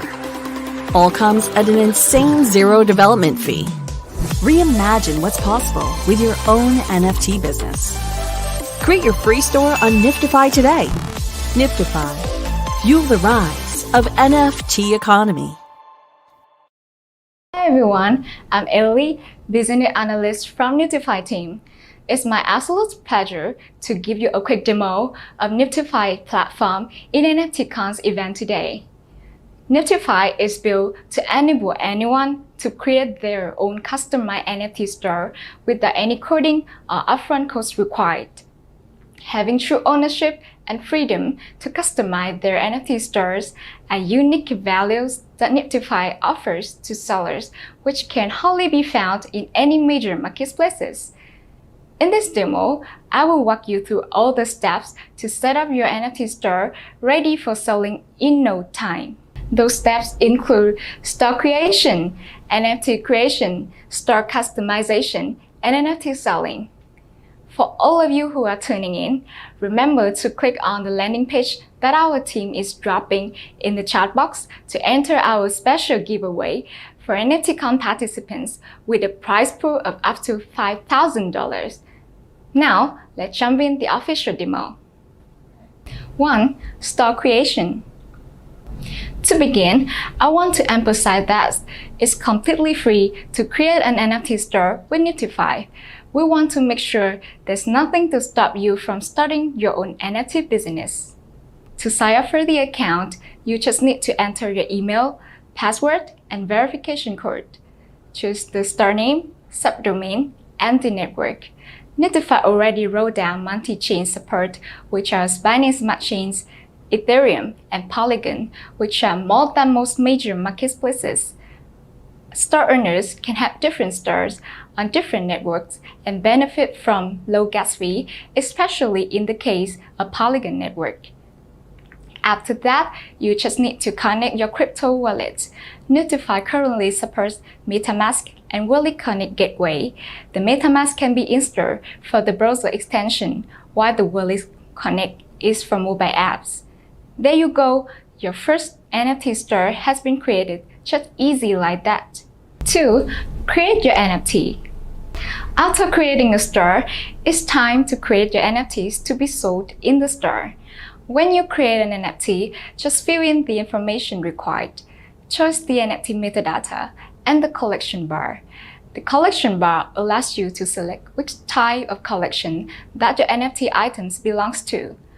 The NFT metadata adds attributes to your NFT items, such as properties, levels, stats, boosts, and days, which have differentiate NFT items in a collection. 3. Create your NFT collection. One outstanding feature of Niftyify is an NFT collection.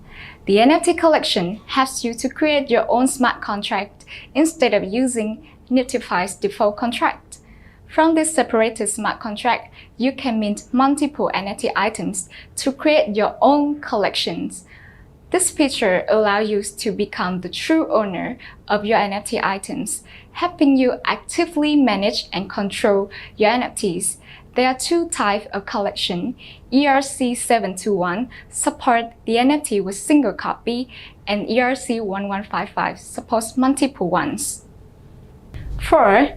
Customize your store. Once you have your NFT listed in the store, let's organize how your NFTs are displayed and design the overall look of the store to best reflect your branding. Niftyify gives sellers so much freedom to adjust the store layout and design, including website header, banner, footer, and section layouts. For the website header, you can edit the store name and logo image. You can modify the banner and description of the banner also. In the footer, the platform allows you to add the logo, website name, email address, and social handles. One special thing is that Niftyify provides the highlight section that shows all your featured NFTs. You can edit all sections, set the layout rule, add new sections, or remove them. What's even cooler is there a real-time showcase of your editing so that you can visualize the changes as you make it. 5. Make your sale order. Now, when you finish creating all your NFT collection and items, you need to put them on sale and generate revenue for your store. On Niftyify, sellers can benefit from both primary and secondary sales of their NFTs. Just head to the sale order section in the menu bar on the left. Then click the Create Order button. To make a complete sale order, you need to choose the NFT name, the quantity you want to put on sale, the price for each copy, and the token used for that item. Note that the token type will depend on the store network. The Polygon and Ethereum network support token N1, USDC, while the BSC supports N1, USDT, and BUSD.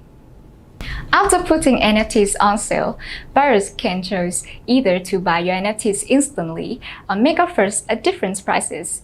All offers will appear in the NFT details. You can check them and see whether to proceed trading or not. You can also cancel the sale order at any time you want. The bad thing about selling NFT on Niftyify is that you only have to pay for minting fee when the NFT is sold.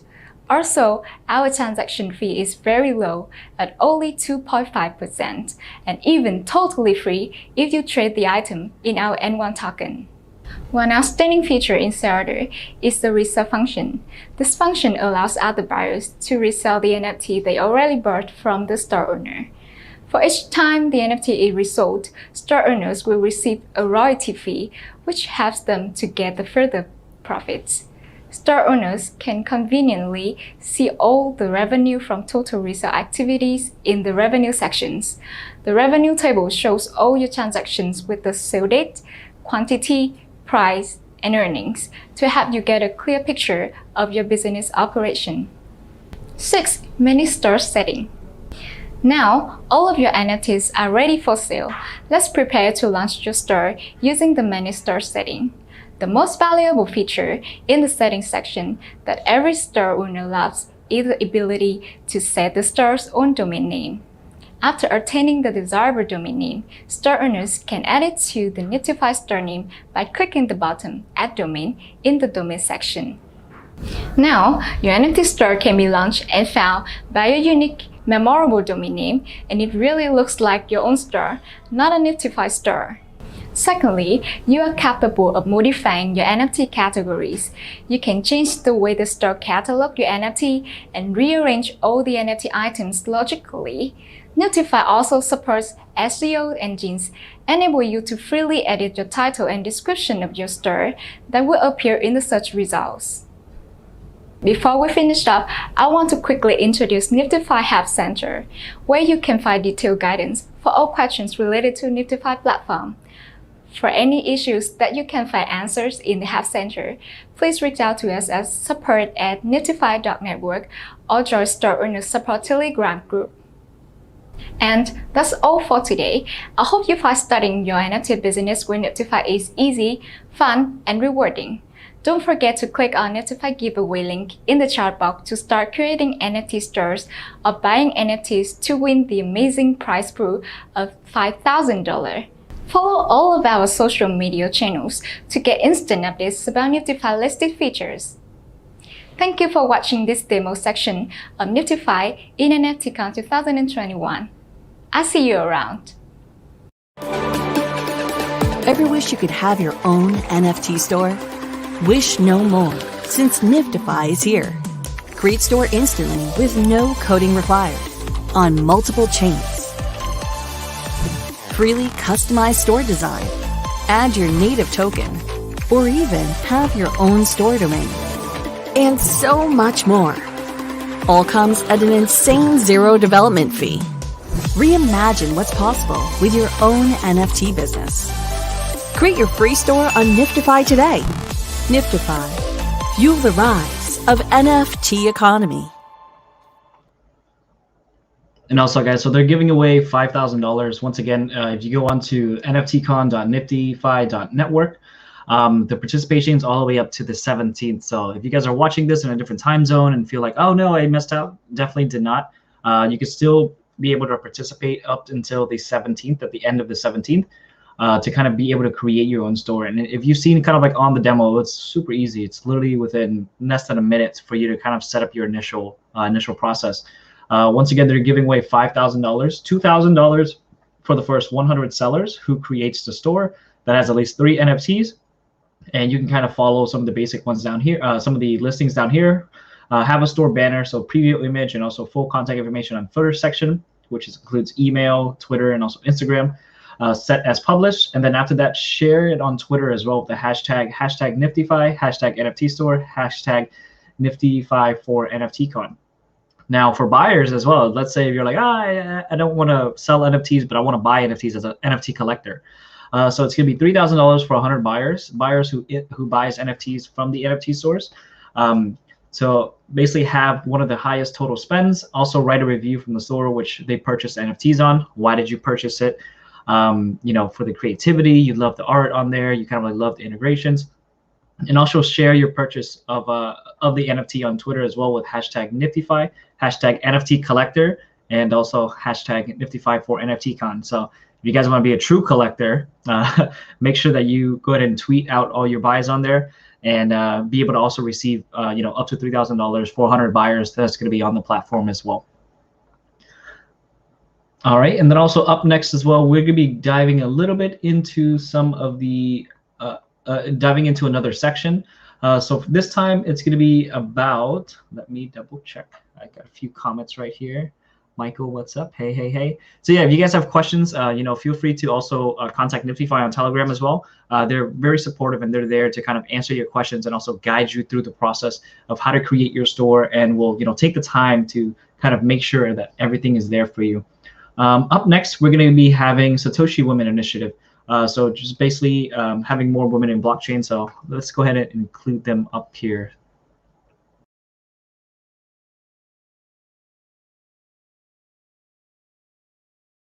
Okay. Hi, NFT Con. My name is Tessa, and I'm here today with Vivian and Lindane, both from Satoshi Women. So Vivian and Lindane, could you please, let everybody know about your background and then explain why you guys created Satoshi Women and what exactly Satoshi Women is? Fantastic. Sure. Yep. I can start with that. So I came from a corporate background, has been in corporate for 20 years, and then moved into crypto space about 2019, joined an exchange. And, when I was working at the exchange, I've noticed actually the representation of female is relatively low, actually, particularly at the senior level. So I've already wanted to start something then, but obviously, you know, I've got a bit more time on my hands now, actually doing more sort of consultancy and board advisory roles.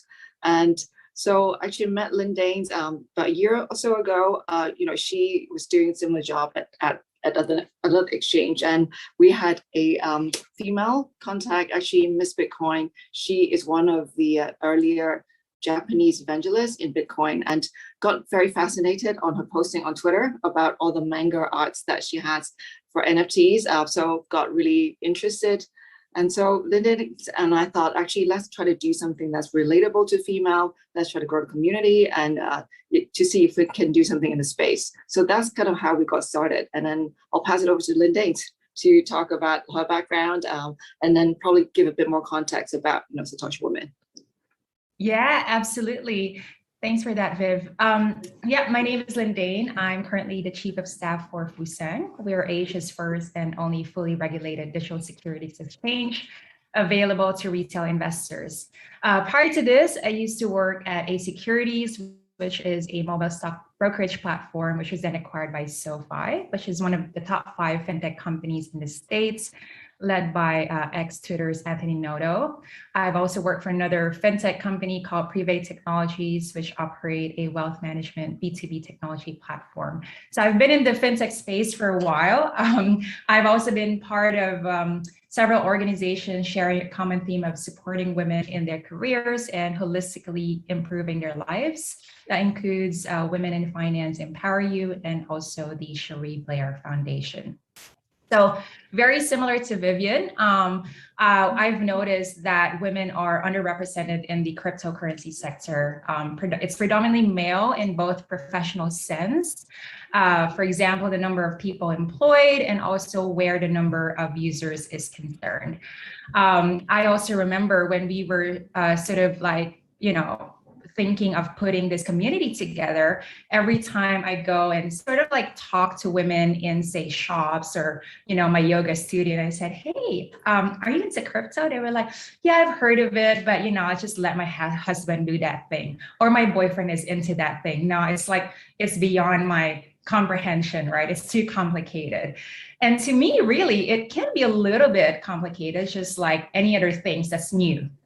Right. But we feel like, I think there's not enough sort of support or access there that women can sort of reference to in order for them to even have, you know, like a basic knowledge of this industry in order for them to sort of like, you know, appreciate it or, you know, make an informed decision whether or not they wanted to participate in whatever shape or form. That's awesome. So in what other ways do you guys support the onboarding or bringing women into this space? Because it is extremely difficult to navigate and crypto moves so quickly, as you guys both know. Yeah, I think we're doing a few things. So we've got like a, you know, sort of group chat community, which people actually by invite join, and then, you know, they have a safe space that they can ask questions, you know, no questions too silly. So I think like in a more sort of practical way, and then we have a really great group from teachers, artists, yoga teachers, you know, ex-finance people. So we want to actually have a broader reach. So I think that's one way.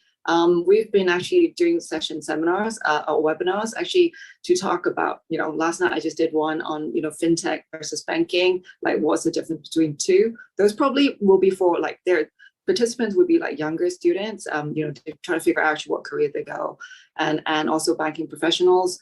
And then we're doing sort of events actually with FinTech Week too. Linda probably can talk more about that. So I think there are different ways we're drawing people in, and we're doing, you know, some media interviews too, actually also to talk about actually other streams of things that we would be able to bring to the table actually with our community.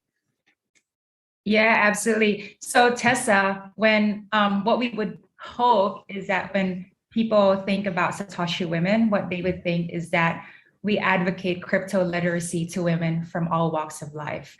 So what we do here is we provide three things. We educate, we provide access, and also we provide inspiration. So on the education part, like what Vivian said, we're doing our Satoshi Women One-on-One series. So we're going to have our first one, which is going to be end of the month, which is NFT One-on-One. Wow. So we're going to help, so we're helping our community members to understand the basics of NFT, even, setting up their own MetaMask account. So I think, we want to make sure that, however we want to sort of educate or provide any sort of access there, it has to resonate well to them. It has to be simple enough. We use simple language for them not to get intimidated. And also we want to be very inclusive where there's no such thing as a basic or stupid question, right? Which I think, this makes it intimidating enough. And sometimes you're like, and even for myself, right? Like sometimes I do need refreshers like, oh, how did I set up my MetaMask account again? Oh, I need to set up another one. Like, right. So we just want to make sure that, no one feels kind of like, oh, I don't know enough about it. It's like, it's fine. This is why we built a community anyway. Exactly. Yeah, and I'll just, together. and I'll just add onto that is that we have a lot of approaches in terms of artists and creatives wanting to go into the NFT space. So it's not that we're holding them back, but usually our basic position is like, do you understand what you're doing first? As in, actually, I think you should get more education. Do you know how you can lose everything in a MetaMask? Do you know how security works? And then you can decide actually, what is it that you want to do with NFTs? But we feel that NFT is a great way because neither Lindane or I actually are artists, creatives, but we're touching so many different groups of people through actually this NFT.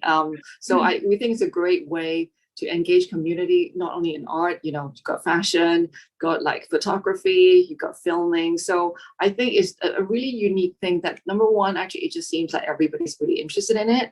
Secondly, I think there's just a way to collaborate and to do things with people and groups that you never really felt that, you can have that relationship with, not like, finance, I invest in something and that's kind of it. But this is much broader, I think, and much more impactful. That's really Absolutely. well put. Yeah. And Tessa, we can give you an example of the artist that we recently supported launch her NFT. So this artist is called, she's based in Hong Kong. Her name is Claudia Chan Hoi, and her handler, I think that's what they call, is Brain X Eyes. So you guys can go on her Instagram, and she was she's a digital native artist, but she does physical artwork as well. And she was the cover of Tatler in September. So she's really doing great stuff in the art space, right? And so I remember her early this year said, Lindane, I've been approached by a few people and they say that I should launch my own NFT. It was like, what is it? And sometimes she calls it MTF, ETF. Anyways, she calls it like many different things. I said, okay. And she said, I don't know what it is. They said it has something to do with crypto and all that stuff. You're in this space, do you know anything about it? I said, okay. So then I gave her a simple explanation. And she said, they told me they're going to help me, but I don't trust them. Right. Fair. And yeah, I don't trust them because it's digital. She's concerned about copyrights and crypto. And again, this whole thing is really overwhelming, if you can imagine, right? And then I told Viv, I said, hey, Viv, I have this artist friend and she wants to launch her NFT. It's like, I think we got to help her. And I think this is actually where our journey started in terms of starting to talk to artists, like female artists who are actually interested in having their own NFT. They just don't know where to start. So fast forward, Claudia has launched her first one in July. She created one GIF with 10 editions. She managed to sell 6, which is fantastic for a newbie. And then she's also part of a digital art fair, which is a very famous digital native NFT art exhibition here in Hong Kong. So she's got 5 pieces. One of them is currently being auctioned by Sotheby's, and we already have a bidder. And that in itself, you know, it gave her confidence. She said, oh, this is legit. I can actually make more money out of the GIF that I just put in my Instagram, you know, just for content, but not necessarily generating income. So I think these are one of the ways that we wanted to sort of empower women getting into this space. And again, you know, creating, I would say, a new sort of stream of monetizing their art pieces. And Vivian and I just spoke to another lady again, which again, we're going to help her launch her own NFT. So hopefully that's very soon. So how do, you know, other artists or people who want to help launch their NFT, how do they get in touch with you guys to learn more about this space and Satoshi Women? Well, we are on LinkedIn. We've got actually our Instagram account, and I think we're on most social media. We've got LinkedIn pages. So I just reach out to us because, as I said, actually a lot of female probably want to get to this space, but the first step really is just through education. They actually, you know, if we can do sort of basic sessions, they can educate themselves. I mean, we have to help them too, of course, but I think, you know, that would be the way that they can form a view whether what can be done. And I think at the digital art fair also, we talked a little bit about, you know, how female versus male, how their work, you know, is getting sold, you know, the price differentiation and all that. And so, yeah, the more like educated, actually, I think creative and artists are actually, the better they are able to sort of make use of the work that they have, because to be honest, there shouldn't be any differences in terms of gender differences in terms of price and otherwise. But I think right now it's just, I think female knows too little, so we just want to change that. That's a really great point. The information is out there, but it's hard to actually find. So that you make a very great point. Lindane, how would somebody get in touch with you? Oh, well, yeah, we are. We're on LinkedIn. We're on Instagram. If you guys would search Satoshi Women on Instagram, we're there. You can slide us a DM. We're on LinkedIn. Yes. And obviously our website, which is satoshiwomen.net. We're also on Twitter, Satoshi Women 1. Is that right, Viv? Yeah, Viv on Twitter.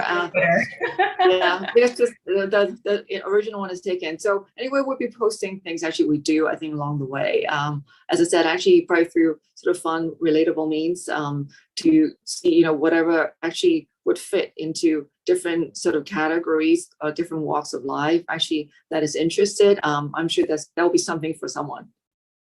Yeah, and also Tessa, we work with a number of partners as well, and we want to continuously expand that because, you know, I think me and Viv, we are women of, you know, wearing multiple hats and we have multiple roles, and we know for a fact that we can't just do it on our own. So what we're looking for also partners can help us scale and, you know, scale in a way where we can advocate it to a wider group of women. And we're fortunate enough.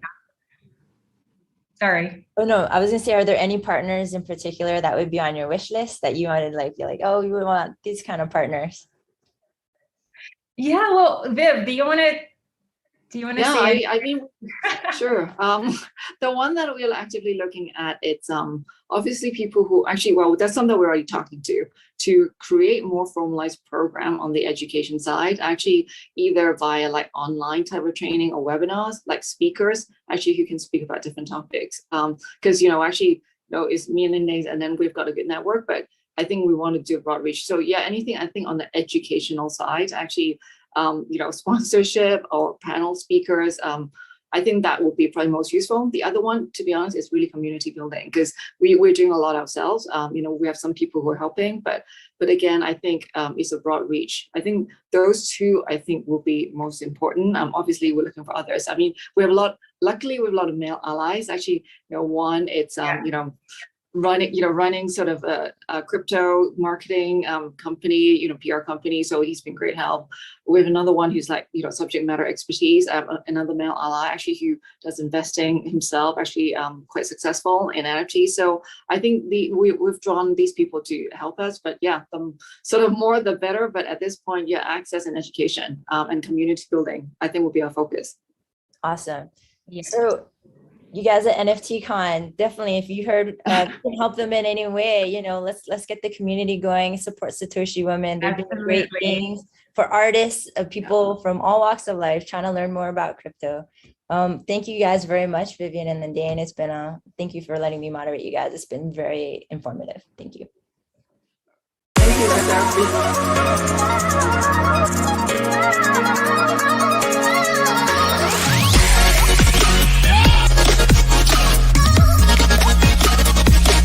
you.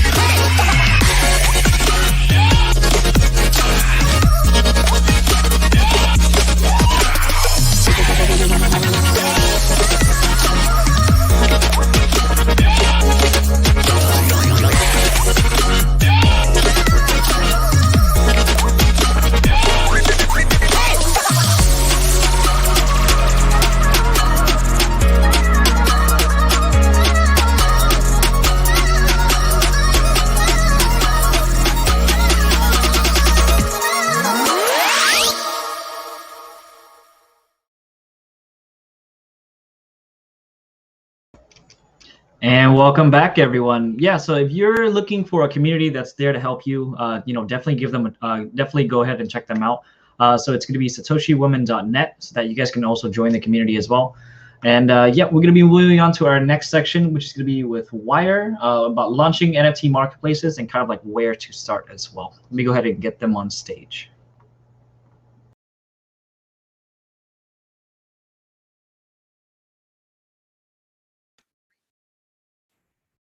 Hey everyone, how's it going? It's Yanni Gianero, CEO and co-founder of Wire. I'm so stoked to be here at NFT Con and kind of give everyone a glimpse about what we've been doing over the past couple months here and what our progression has been in kind of the NFT space over the past year.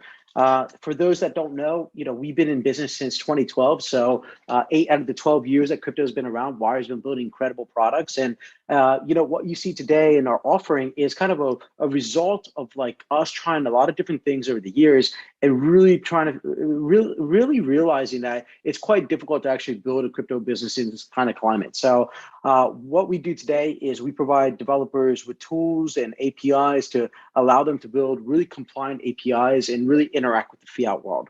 And how we do that is twofold. One is we have a checkout. It's a really popular fiat to crypto gateway. It's an on-ramp for many companies like Metamask, Rarible, Argent, Exodus, BRD, and thousands of more in this ecosystem. And what we do is something really simple. We convert a fiat payment into crypto and deposit directly into the application. It allows the platforms that are using checkout it allows them not to have any interaction with the fiat world and takes all the complexities around really building this sort of offering out and making it super easy for people to on-ramp. The second thing that we do in kind of our bread and butter of our business, and I'm going to dive into this a little bit more, is kind of our entire white label API infrastructure. We enable developers to really build Coinbase-like applications in a matter of hours. So, and when you kind of peek under the hood of a Coinbase and what it actually takes to build one of those sorts of platforms, there's a lot in store, right? You need to figure out ways of onboarding millions of users in the platform. You need to make sure that they have really good security controls and actually custodying the funds, and you need to make sure that you can actually send money and find liquidity sources to actually transfer value really fast, efficiently at a low cost. So what our APIs do is really quite effectively do that what I just described, onboard millions of users, custody funds, and then interact with payment methods and being able to transfer money using both fiat and crypto. They're really flexible and very extensible. And they're very, we enable developers to really build awesome use cases like crypto applications, like crypto remittance apps and e-wallets and dApps and et cetera. So very fascinating. We're super stoked about some of the use cases that are being brought to life with kind of using our APIs. And we think that, you know, they're kind of like the way forward in enabling developers to bring billions of people into this ecosystem. And over the past couple of years, you know, just being in business, we've on-ramped over 5 million people into the space, and we processed close to $6 billion in processing volume. We've helped companies like MetaMask, Wearable, Nifty's Tops, BRD, and thousands of more really bring users into these platforms, start interacting with those platforms. Today, you know, what I'm really excited about that's really relevant to this kind of conference is that just last week, we released a whole new suite of tools that kind of take an NFT marketplace that looks like this into something that looks like this, right? So from ideation to actually full-fledged NFT marketplace, right?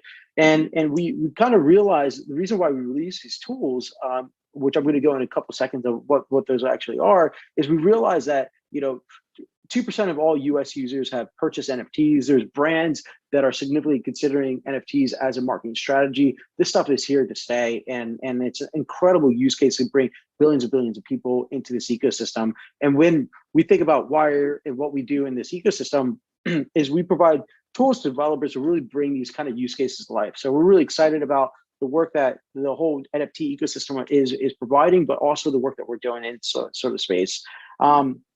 And what does this exactly mean? So we provide infrastructure for developers, from brands and developers to really build out end-to-end solutions for NFT marketplaces. So when you're thinking about an NFT marketplace, there's a lot in store, right? You're thinking about, hey, how do I pay out my sellers? You know, and have global payment infrastructure to actually pay out my sellers. How do I think about custodying my NFTs, doing a good decentralized wallet and people OAuth in, or do I want to create a custody solution that's compliant that allows me to have more flexibility over the NFTs?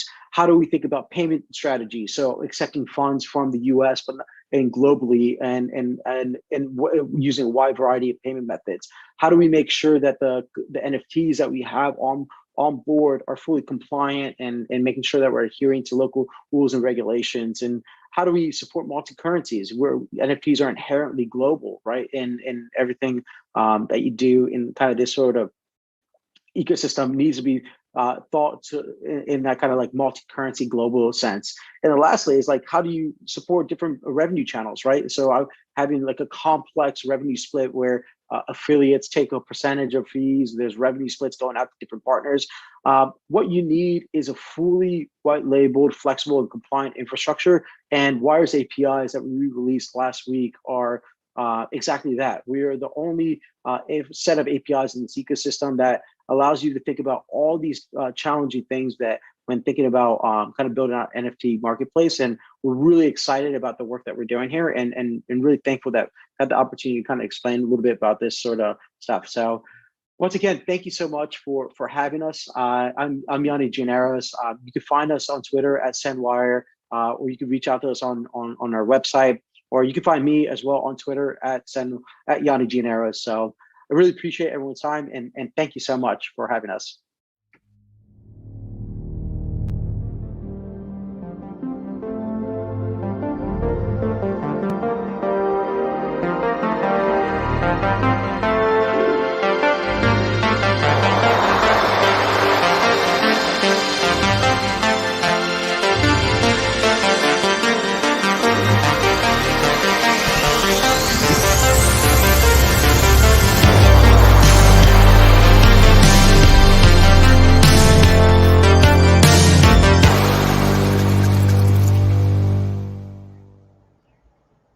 All right, welcome back, guys. And you know, we also, whenever we think of NFTs, we always think of, you know, Ethereum, Binance Smart Chain, kind of like some of these other chains, but we don't take a look into Bitcoin NFTs. So I want to introduce onto the stage from Koinos, Adam, and also Chris as well.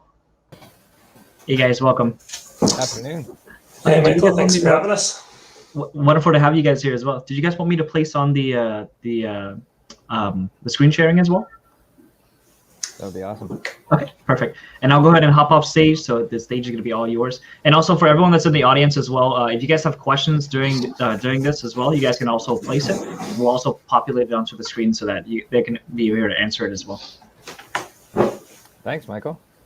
Appreciate it. So I guess the loose plan right now is we just kind of introduce, I guess, myself. Chris, I'm a co-founder with Adam of CoinOS, and most people know us more for our web wallet. So we're a Bitcoin and layer 2 Bitcoin web wallet. So we use Lightning Network, and we use a technology called Liquid, which we'll talk about today, from Blockstream. And so that's how most people know us. But behind the hood, we've been really busy for about a year now, building out a tech stack called LNFT right now, which is a white label NFT marketplace. So the plan right now is just to kind of talk about our origin story, what we've built so far, which I think will be really interesting to this group, what we're building right now, and then where we think things are headed. And at the end, I think we'll do a demo of behind the scenes of our white label NFT marketplace, specifically the one that we're running for Blockstream, which is called Raretoshi.com. The last thing I guess I'll say to set the stage is we really want Q&A here. So I'm watching the live YouTube questions. I think Michael said he'll share some too. So if you have any questions about Bitcoin/liquid-based NFTs in general, throw your questions at us. Anything else? Or maybe I'll pass it over to Adam before I kind of jump in with the origin story.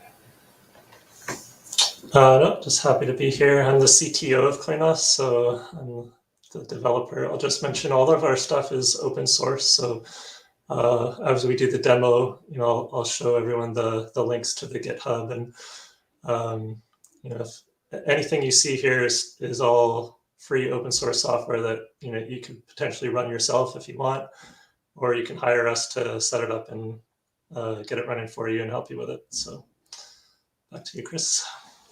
Awesome. Yeah. So I guess the story, I guess it starts with when we integrated Liquid. Again, Liquid is a layer 2 Bitcoin protocol. So it allows two things to happen through this federated protocol, which is open source also. And it allows two things to happen on top of Bitcoin. One of them is it allows confidential transactions. So that's a new thing that can't really be done on the Bitcoin blockchain. And the other one is it does effectively smart contracts.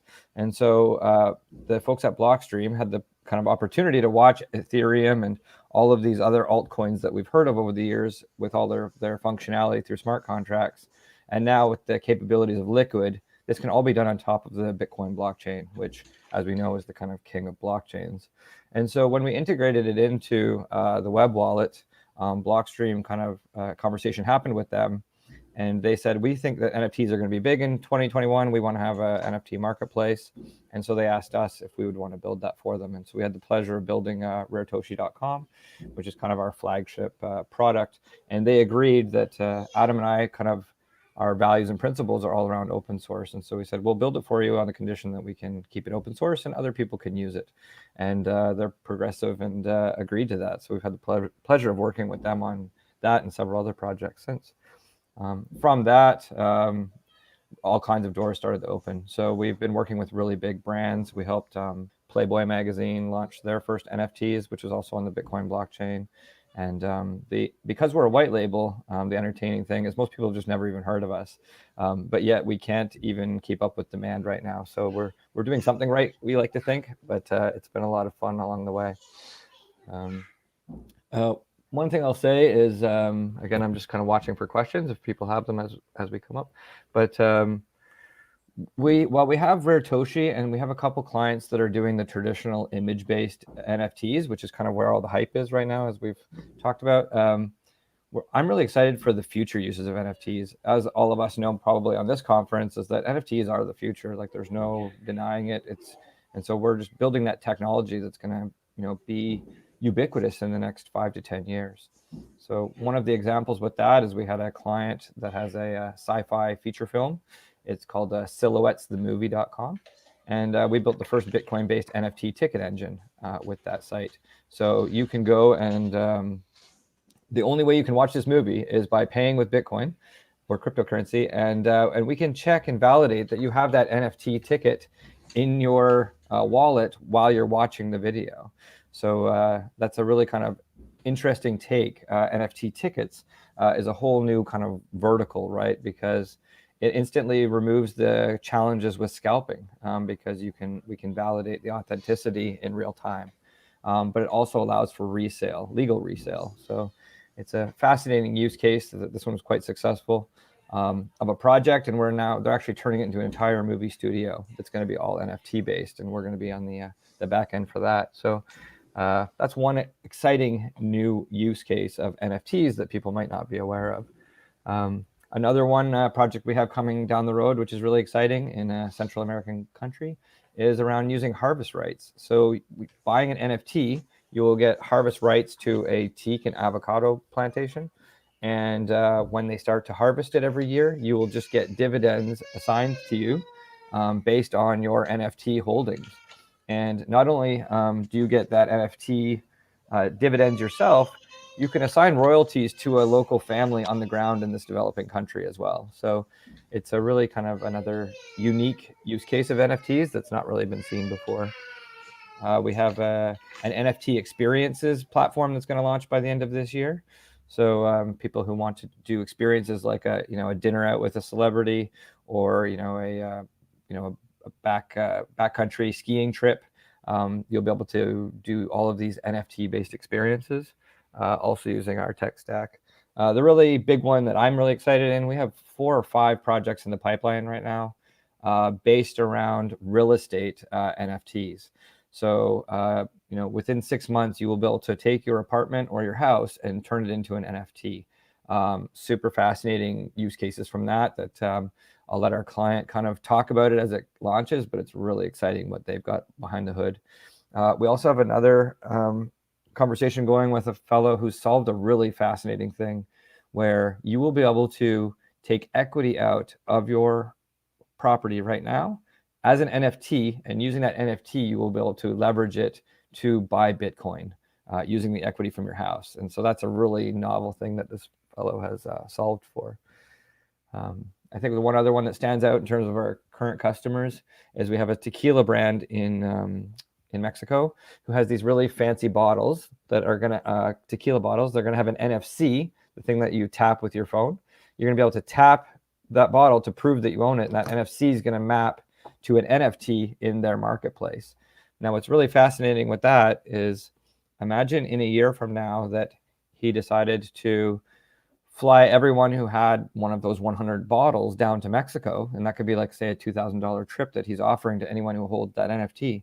Well, all of a sudden, I could now sell that NFT if I couldn't make it down, or there's a huge, massive resale market from that NFT ticket. So, and there's been lots of exciting things talked about over the last couple of days. I'm like super excited to follow up with many of you presenters. So much fun, exciting things in the space. I think fashion brands is a really big one. I like the play to earn sports thing play to earn games as well as esports are both really fascinating use cases, as well as the metaverse in terms of NFTs. And so, again, our niche is we don't run our own tech stack. We run it for big brands. And so if you're a brand that wants Bitcoin-based NFTs, this is where we really shine. Maybe pass it over to Adam. Is there anything else that you can think of in terms of our existing projects that's interesting to NFTers? No, I think you covered a lot of them. There's the SIM numbers as NFTs too. Oh yeah, that's a really exciting one. So for those who have never heard of SIM jacking or SIM swapping, we have a phone company that we're going to be wrapping your DID or your phone number as an NFT, which is a really fascinating use case to solve for SIM jacking. Anybody who's in the crypto space, for more than 5 years is probably aware of SIM jacking because it's a prolific problem for people who are known Bitcoiners. And so that's a really another exciting use case for NFTs. And we have a game company we're working with that's tokenizing their in-game assets. It's in the metaverse, so it's another popular use case. But we're probably preaching to the choir, just talking about the endless potential of NFTs. So maybe I'll hop into just sort of talk a little bit more why we sort of focused on the Liquid network specifically, rather than Ethereum or Solana or Cardano or one of the other many platforms that are popping up to mint your NFTs on and trade them on. I think, Chris, you kind of touched on it a little bit, but The Liquid network was originally forked off of the Bitcoin source code. So it shares pretty much the same code base, but it was tweaked a little bit to change a few parameters to be able to have faster blocks, have confidential transactions so that you can like mask the amounts and the assets that are being sent in each transaction. So you can have stronger privacy.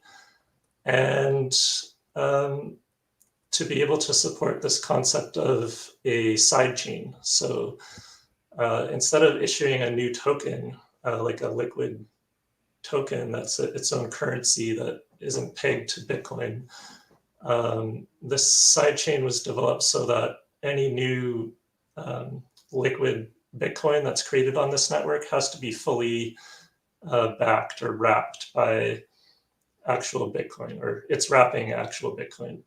So the way that works is people will send some amount of Bitcoin, whatever amount they want, to the Liquid network. And it goes into a big multi-sig account. And after 100 confirmations on the Bitcoin chain, that amount of liquid Bitcoin will be produced on the Liquid chain. And then you can conduct transactions with it, just in the same way that you would conduct a Bitcoin transaction on the Bitcoin chain. So it means that you can send a bunch of transactions back and forth on Liquid. You're guaranteed that they're backed 100% by Bitcoin. And it just gives you the ability to transact a little bit faster and more privately.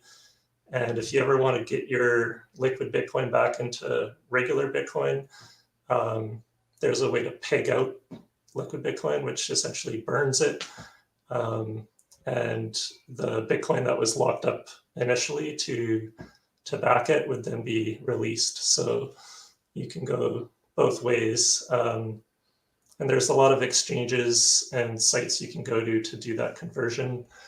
Ours is one of them. So coinos.io, if you create an account here, you can register some username. I'll do Nftcon, make up a password, and I can receive a deposit here, either Bitcoin, Liquid Bitcoin, or Bitcoin over the Lightning Network. And in this case, I'll just do like a regular Bitcoin transaction. So I'm going to send myself a little bit of funds here. And that shows up as unconfirmed. Once that gets a block confirmation on the Bitcoin network, those funds will then be spendable. So it's going to mine a block. I'm running a test network here. So this isn't real Bitcoin. This is like Play Bitcoin on my local computer. And yeah, Coinos is, like I mentioned, it's open source. So if you want to check out our GitHub, it's at github.com/Coinos. You can set this up on your own computer, on your own server. And that's what we're looking at here. So just to mention that. And we do maintain a public instance of this that, if you go to coinos.io, this is running on a server that we're hosting as like a free instance for people to play around with. So you can create an account here, and this will be using real money. So you can do a real Bitcoin deposit here. You can use this wallet to do Lightning Network payments or Liquid payments. And you can use it to create new Liquid assets. So let's hop back to my test environment here. I'm going to go and just walk through the process of creating a new asset on the Liquid network. So if I want to create, say, 10,000 NFT Con coins, I'll give it a ticker symbol, and you can put in a domain name here. What's the official NFT Con domain? Nftcon.co, okay. So then as the issuer of the token, and if you want to register this asset to make it official, you'd have to like provide a proof that you're the domain owner, so people can't, you know, just pretend that they're the owner of that domain. It'll actually go out and check that you own it by getting you to serve a file from there. You can set your precision, so if you want this to be divisible into like 8 decimal places like Bitcoin is, you can leave it at 8. If you want to make a a unique token here, like a 1 of 1, you could set the precision to 0 and set the supply to 1, and that'll essentially create an NFT because it's just like a 1 of 1. So let me go and mine that on the Liquid network, and you can see that we now have this NFT coin, and we can just keep it in our wallet here. We can transfer it to another user on the server. I can give it away to Bob. I'm just going to pause for a second if we can, Adam. We've got a bunch of questions that I think we can kind of answer as we go through this. So one of the questions that came in was, what about gas fees? So we call it transaction fees in Bitcoin. Gas is an Ethereum specific term.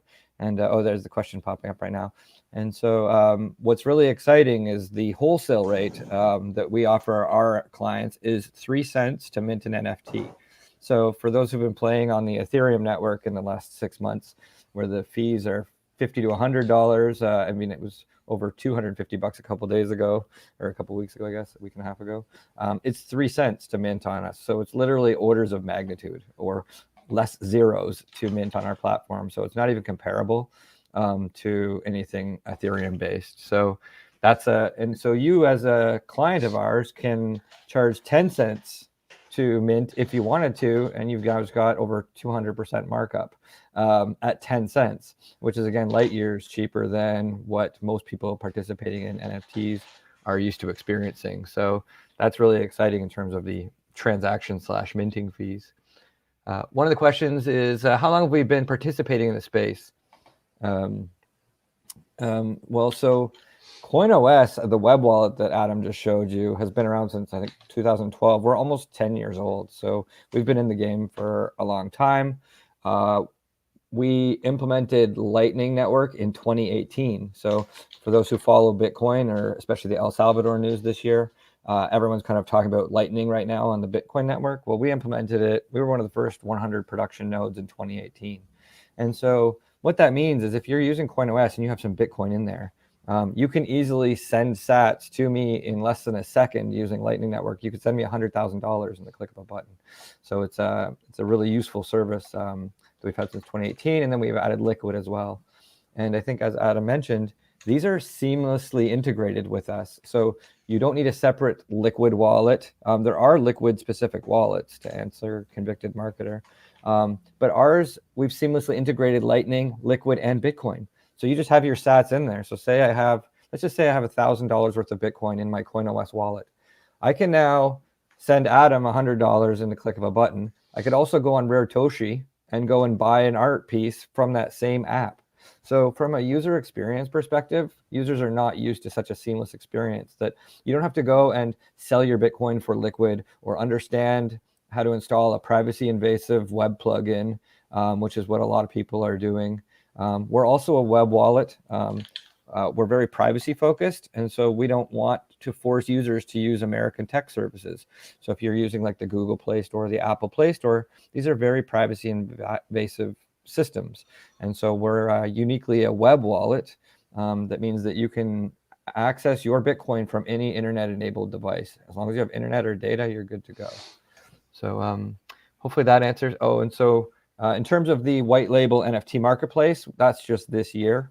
And again, we've been kind of under the hood. I guess until now, no one's even really heard of us, unless you ask, well, who set up Racetoshi, or who set up NFTglee.com, or one of our client sites, or silhouettesthemovie.com, or who set that up. And so again, we're having trouble keeping up with demand without even having marketed yet. So we're it's kind of a really exciting space. We're also completely bootstrapped.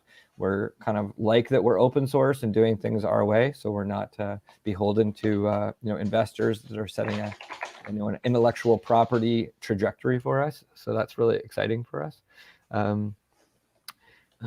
Does Liquid need its own wallet? Well, as I mentioned, there are Liquid specific wallets that you can have, and so you can. But from CoinOS, you can send your NFTs on Liquid from any Liquid wallet to any other Liquid wallet. So hopefully that answers that. Can the NFTs be sent to any Bitcoin wallet is one of the questions. Adam, do you want to answer? No, you need a Liquid wallet. So again, it's a layer 2 protocol that sits on top of Bitcoin. But if you're using CoinOS.io as your web wallet, then it's a seamless integration there. You don't need a separate Liquid wallet. So obviously that's what we recommend, and we're building around it so that the user experience is as seamless as possible. Can NFTs be? Does Liquid chain have smart contracts? How does the NFTs look like on chain with UTXOs? Yeah, in a sense, it does have smart contracts. It has the scripting language that Bitcoin has, and that you can have all these different opcodes. It's a stack-based programming language that you can program the transactions to be invalid until a certain date, or they can go into a multi-sig account that has different signers on it. You can have covenants. Liquid actually added a few new opcodes to extend the scripting language beyond what Bitcoin can do out of the box. So yeah, there's a few more esoteric things that you can do with Liquid. And the next iteration of Liquid is going to just blow that out of the water in terms of kind of moon math type stuff that these cryptographers at Blockstream are working on. So yeah, the UTXO model for Liquid transactions, it is very similar to Bitcoin transactions. So if we look at a Liquid transaction on the block explorer here, we can see it has inputs on the left and outputs on the right. In this case, the main difference between Liquid is that these inputs, they might not be Bitcoin inputs. They could be another Liquid asset. So you can have, multiple different assets being added as inputs to a transaction, and then multiple different recipients to receive them, as long as the totals of all the assets in Bitcoin, or potentially stable coins, as long as the inputs total the outputs, the transaction's considered valid. So this might actually be a good point to hop into doing a demo issuance, like a minting of a new token through Racetoshi here. So I'm just going to add this artwork, call it city, and you can fill in your metadata. If it's a physical piece that you're going to ship to the person, you could say, I'll ship this to you. You can describe the artwork here. You can tag it. And then we've just minted a new Liquid token. So you can see all the details of it on my block explorer here. We've created this new asset. So this is the input to this transaction, and my Racetoshi wallet is receiving this one new token to my wallet. So if I go into my wallet on the website here, I'd be able to go and find that token.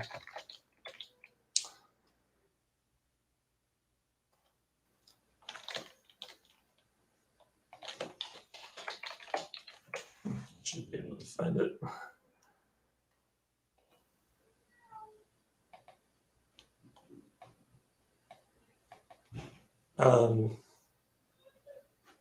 Anyways, yeah, I think it's in my wallet somewhere. Let me just check that again. While you're looking for that, yeah, I called it city. Yeah, there it is. So sorry.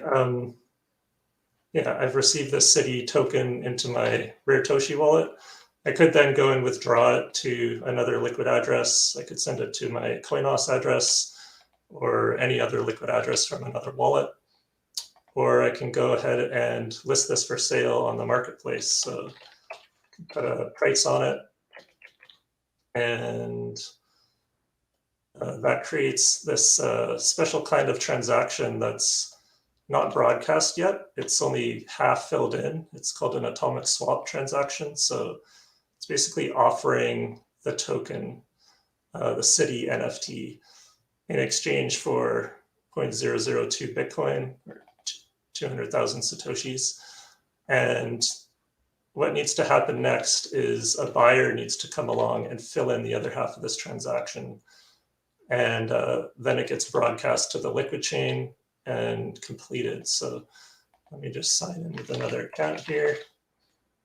I'm trying to go and purchase that. I'll click the Buy It Now button. So this transaction's pending. I'll just go and mine that, and we should see the ownership updates from Alice to Bob. This transaction now has Bob adding his Bitcoin input and paying the fee.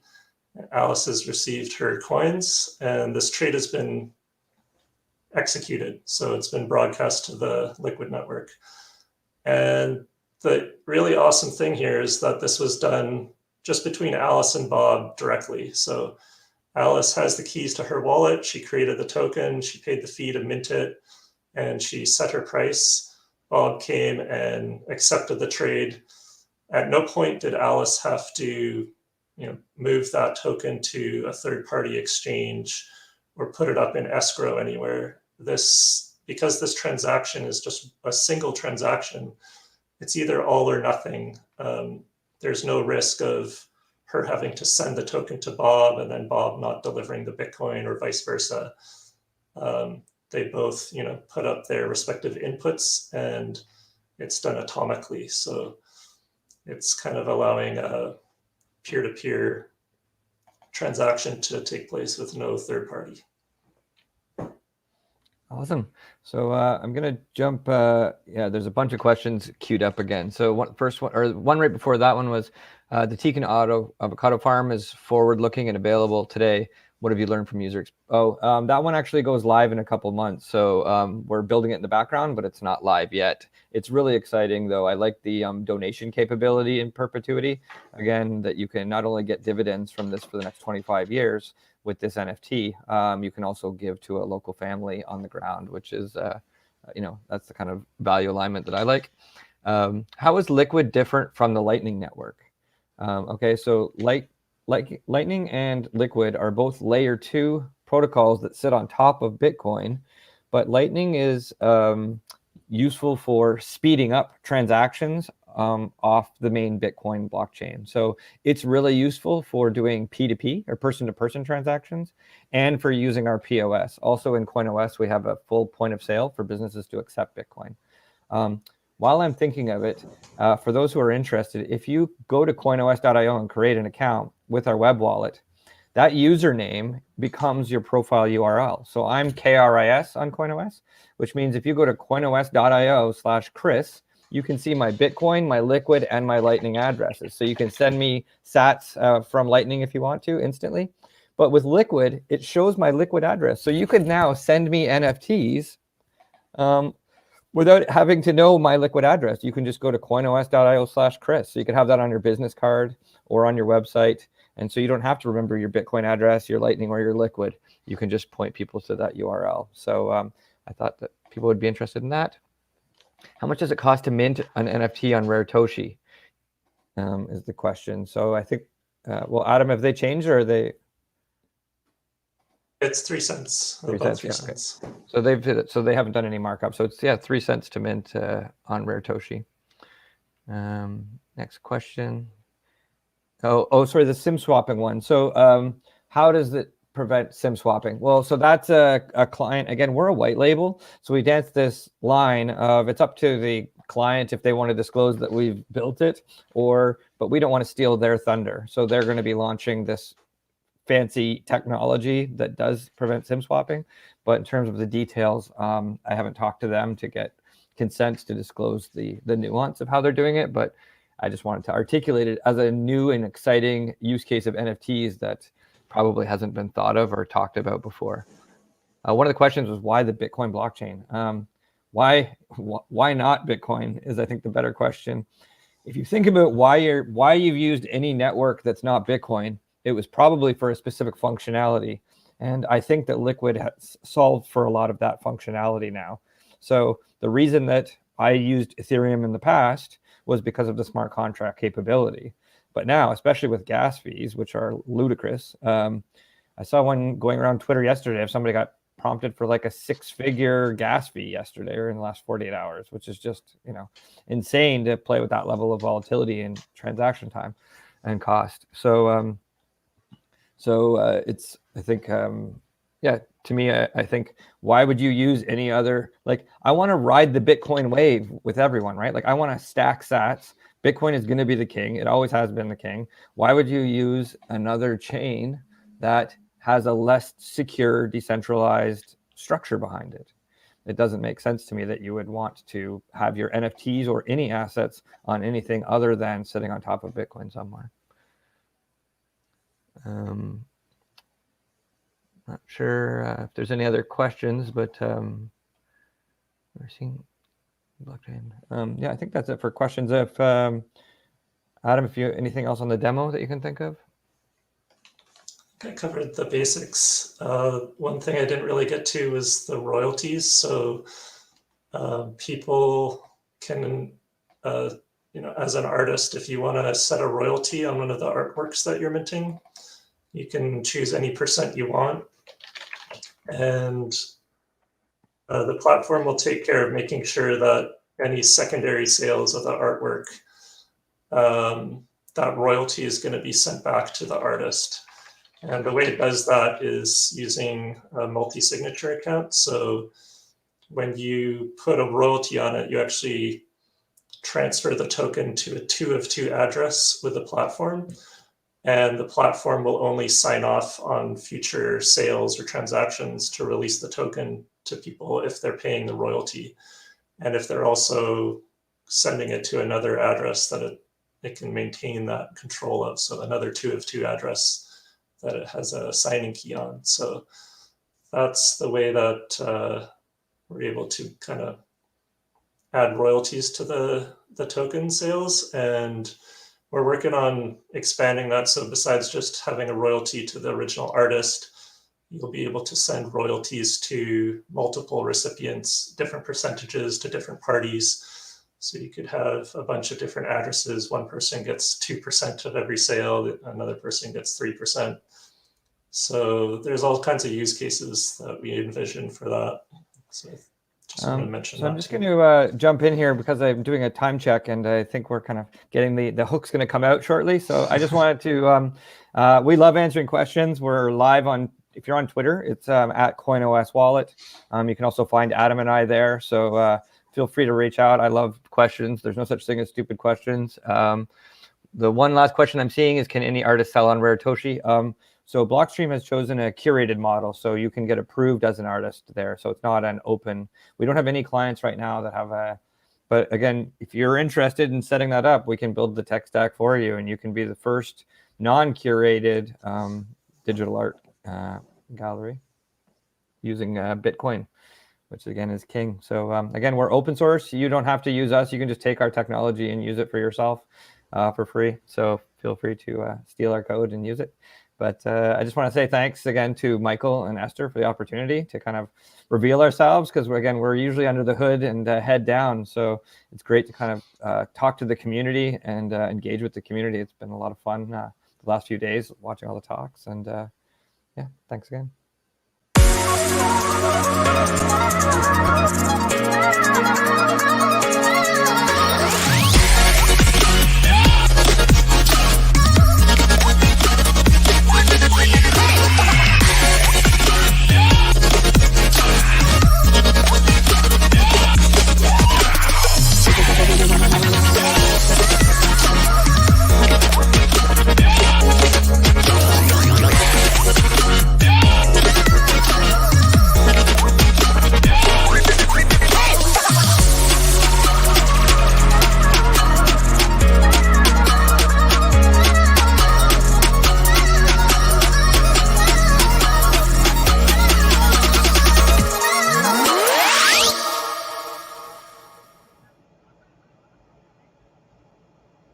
Thank you, Chris and Adam. And once again, guys, you guys also always got to remember Bitcoin is king. And no matter how much innovation we make in the space, we always got to remember kind of like Bitcoin and how it all started. If you guys haven't already kind of like looked into like the cypherpunk revolution as well, we actually didn't start in 2000. We actually started in the 1970s and even prior to that too. So it's been a long journey and it's been a long way, especially going through, you know, the whole decades and kind of like seeing where the technology is taking us today. You know, and definitely give those guys a like on Twitter, follow them, and make sure you guys check out Koinos on their website as well, and start looking into the different ways that we can use different blockchains. But always kind of remember, you know, Bitcoin is king. And also with that as well, once again, thank you, Chris, and thank you, Adam.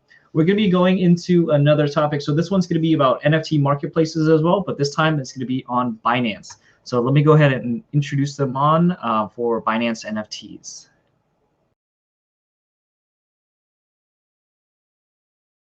Laura, and I'm part of the Future by Binance team, and we are super excited to be here.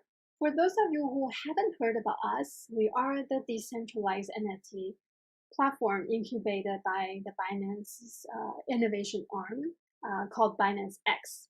And the mission of Binance X has always been finding ways to grow the blockchain ecosystem as a whole. And our team become very interested in NFT as we observe the trend of digital assets moving onto the blockchain.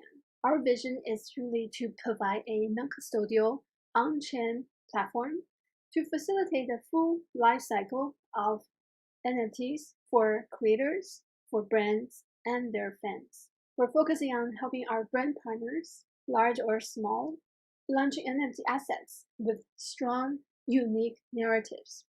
We have a marketplace allowing everyone to trade these assets and a set of creator tools for virtually anyone to mint, to sell, and showcase their NFT creations.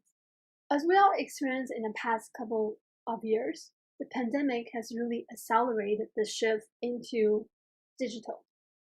And that happens in many aspects of our lives, the way we work, the way we play, the way we entertain ourselves, the way we socialize. All these has been transformed. And Featured by Binance, we're looking forward to help many brands leveraging NFTs to build a closer relationship with their fans. And for the next few minutes, I'll give you a quick walkthrough of our platform. And the first thing that I would like to share is that there are two parts to our platform. We have a primary drop functionality where we help bigger brands launching their NFTs. And we also have a secondary marketplace where any creators can self-mint and sell their NFTs. And I would like to give you a couple of examples of our primary campaigns.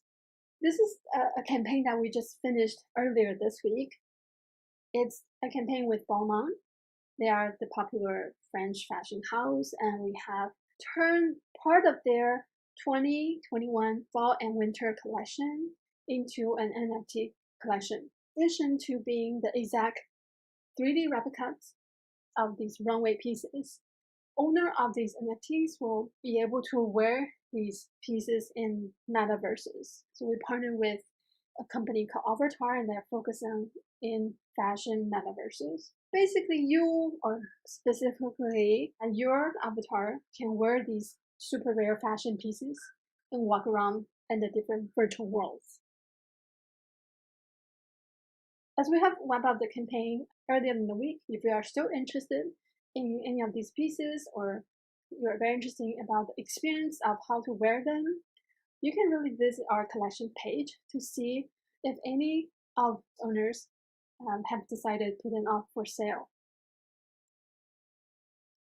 For our next primary campaign, we will be turning special moments of a South Korean TV music series into an NFT collection. This show, it's like American Idol, except the contestants are actually K-pop idols, and many of these groups actually already have worldwide fans. The show is being broadcast to 76 countries, and it actually has a very elaborate rating scheme. For example, the volume of the digital sales, the number of viewership of their music video, fan participation, has been playing a very integral part in every aspect. And the SBS MediaNet, the broadcasting company that produced this series, and their official partner, K-Star are working with us to find ways to use these NFTs to engage with their fans. Starting the next few days, we will be reviewing 5 K-pop groups. So if you know anyone who's into K-pop but they are not yet into crypto, please share the series with them. Perhaps we can get more users into blockchain ecosystem. All right, now I want to show you how easily it is to use our site. Well, the first thing that you probably want to do is connect your wallet.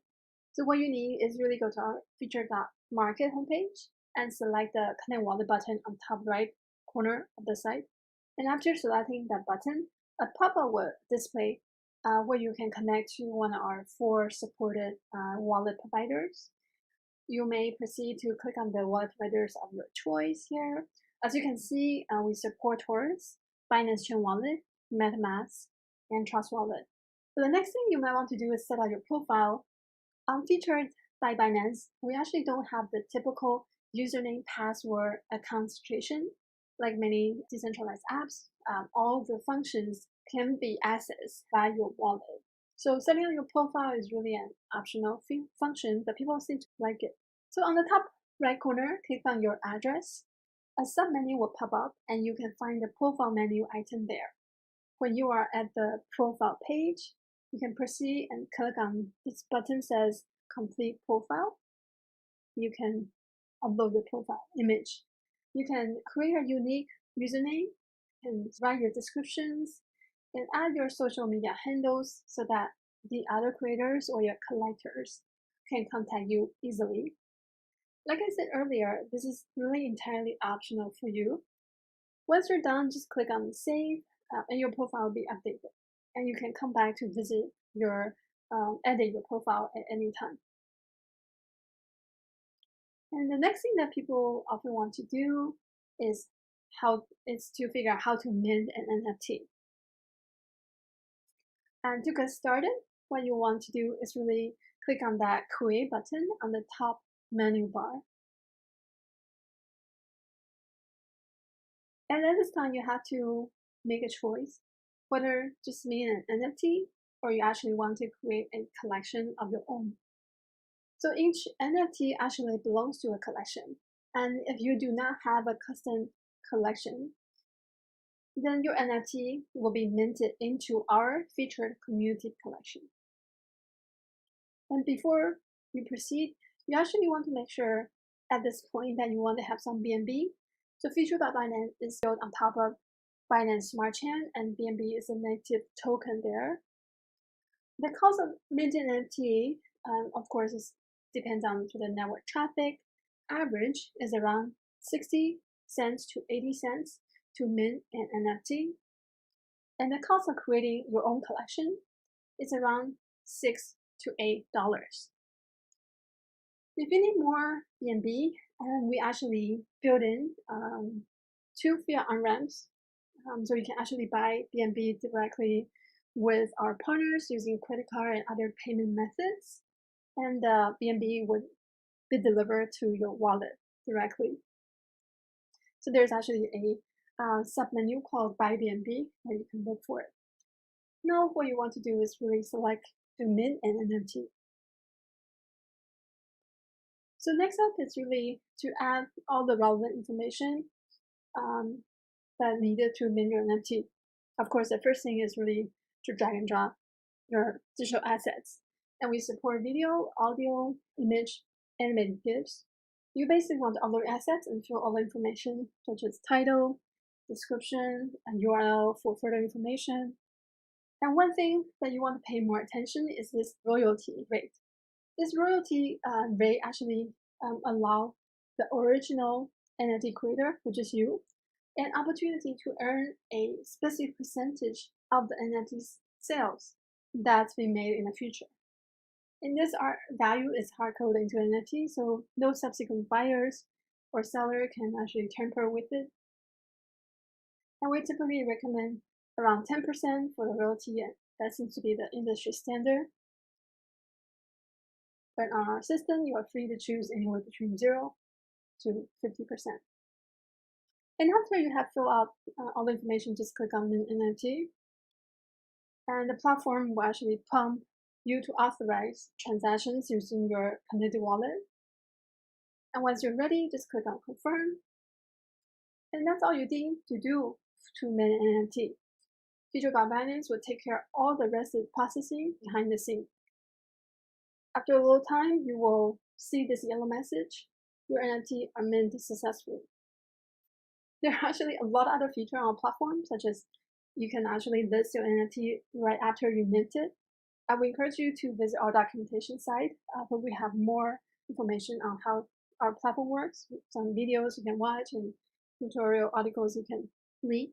As this is all the time we have, you guys know how to find us on Twitter, and I look forward to chatting with you all soon. Thank you very much.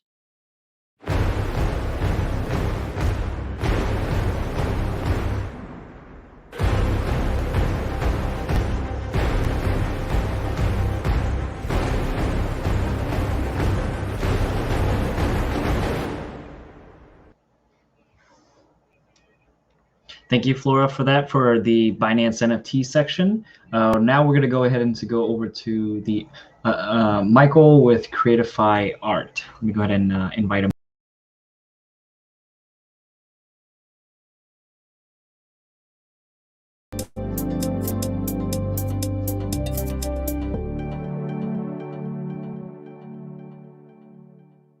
Hi, I'm Yohei with Untapped Capital. Having worked closely with Disney and Nintendo, this NFT craze has been a blast for me. But my first minting experience was kind of bad. I made some expensive mistakes. That's why I'm excited to be working with Mike and his team at Creatify, both as an investor and an artist, because they're solving this very issue and many others to help new people get involved in the space. This team knows what they're doing. Mike, take it away. Hi, I'm Will O'Brien, CEO of NFT Oasis. As a serial tech entrepreneur with 2 successful unicorns that I've been part of, I know how important it is to pick the right tech partners. Especially in this market, the Metaverse, NFTs. It's complex. The Creatify team has a wealth of experience and a real thoughtfulness to the market, and that's why we're kicking off a pilot with them to do some amazing things. Good luck to Mike and the team today. I'm really excited for you. Hi, I'm Mike, CEO and co-founder of Creatify, NFTs Made Simple. The easiest way to create, buy, and sell NFTs. But first, we've been there and done that. My previous company, Racetoshi, became one of the largest marketplaces in the world with 1 million users that created over 100 million products with tens of millions in revenue. We've acquired Racetosh's assets and are taking the NFT world by storm, capitalizing on these relationships with some of the most famous names in history to bring NFTs to the masses. The market opportunity is enormous. NFTs are exploding, and this is just the beginning. Problems with the NFT platforms. The user experience is horrendous, clunky, limited. Most blockchains require coding experience to mint an NFT. It's costly, can cost over $200 in gas fees. Crypto wallet is necessary to buy an NFT, keeping 99.99% of the world's population from buying NFTs. Our solutions. We made it super simple and easy. Requires 0 coding to create NFTs. 0 cost lazy minting, NFT creation process, and no crypto wallet needed. You can buy with credit card, bank account, and crypto. Let's see our solution in action.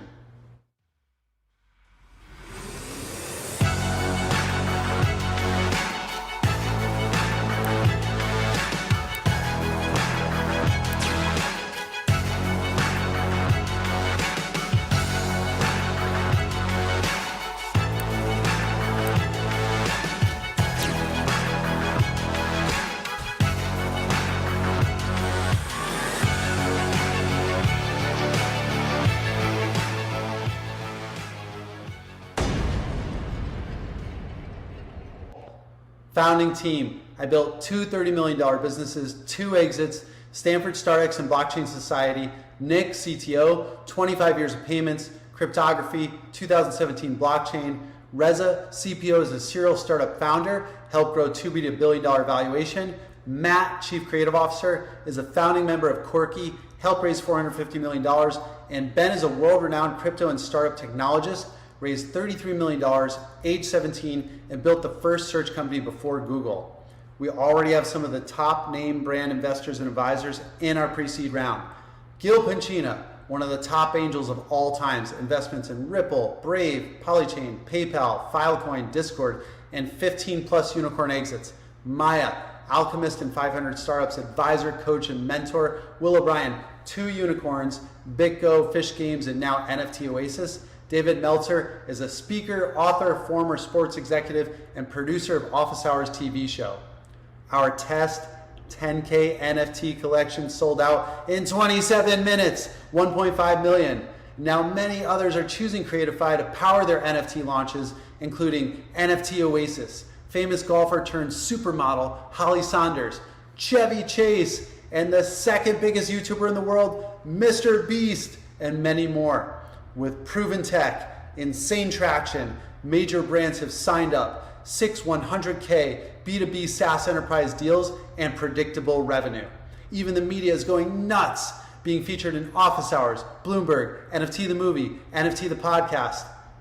Our user experience and technology are all miles ahead of the competition. 2.5 million funded in pre-seed, pipelines of millions in revenue, and we're at an inflection point and ready to scale. If you're as excited as we are about the market opportunity, please connect. Thank you.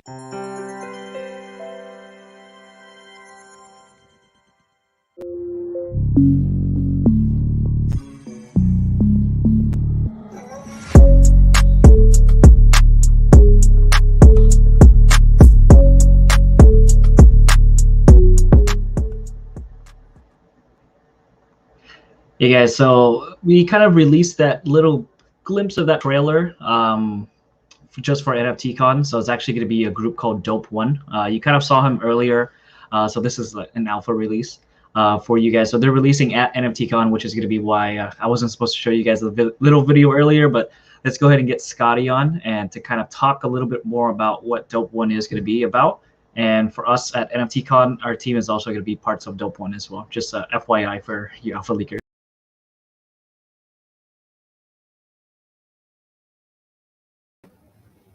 Hey NFT Con, thanks for tuning in. I'm Scotty, the co-creator of Dope One. It's been a pretty fun and amazing journey in the past 1 year for me to be able to advise quite a few top tier artists, entertainment companies, event, festival organizers around the world, specifically trying to explore different ways for them to integrate the community and the operation onto the blockchain. I don't know about you, but I'm a diehard hip hop fan and I love EDM music. And I've also been in the blockchain space for several years, just like most of you. And so building on top of that, we formulated a pretty dope crew, and we have accumulated a pretty decent network from the best of both worlds. We created Dope One to be the dopest cultural and lifestyle crew powered by NFT and our passion for music. But hey, what's NFT without some cool artwork, right? Well, you're right. There's no Dope One without a dope artist, Just Chili. Just Chili is actually our co-creator, and he's an accomplished artist with experience in leading Hollywood animation studio. He has worked at Disney, Blizzard, Riot Games, Blur Studio, just name a few. He has helped bring to life some of the biggest projects that you see on screen. Potentially, you may have heard of Apex Legends. Just Chili is actually part of the innovation team that are behind this project. So if you haven't checked out our artwork yet on Dope One website, don't miss out. They are actually quite dope. Don't just take my word for it. You go to a website, you go to a Twitter, you can check it out themselves. Meanwhile, our team is global with seasoned experience in both entertainment and crypto space, giving us a best combination of both creative and business directions. Simply put, right now, we're looking for more dope ones to join our crew. So we think you deserve to be part of this elite community of fun creatives and cultural leaders. Show us what you got. You got to take your first step to get to know us. Next, I'm going to go through a roadmap a little bit because you may ask, hey, what are we going to do as a community? What are we going to do as a crew together? Well, I'm glad you asked because we want this community to be very collaborative, where we can all work together creatively to make something cool for the world, online and offline, also be showcased and also be represented around the world. But first, we're going to kick off the roadmap with a few things. First, these street art pieces are going to be attending some cool parties, exclusive events, and be publicly displayed. So be sure to look out for them. Second, we're going to collaborate in making the first short film for Dope One. And if you are active in our Dope community, you get a chance to have your avatar's features into the film, making your skeleton crew even more special. There's more. As a community member, as a community, we'll actually work on a soundtrack together, potentially alongside with some renowned artists that are in our Dope network. We'll continue to enrich community with more partnership, adding more fun and more benefits for our people, because we truly want to make this an elite society that lives on the blockchain as much as in the real life. And this is just a start. We have a lot more opportunities like this and surprises and benefits coming along your way. And you have an opportunity to influence where this could take us into the future. So if you're a Dope One, make sure you stay tuned with our social media, follow us on the links below. You gotta take action now if you wanna be a part of this community. Let's be dope together. We look forward to meeting you all. Thank you.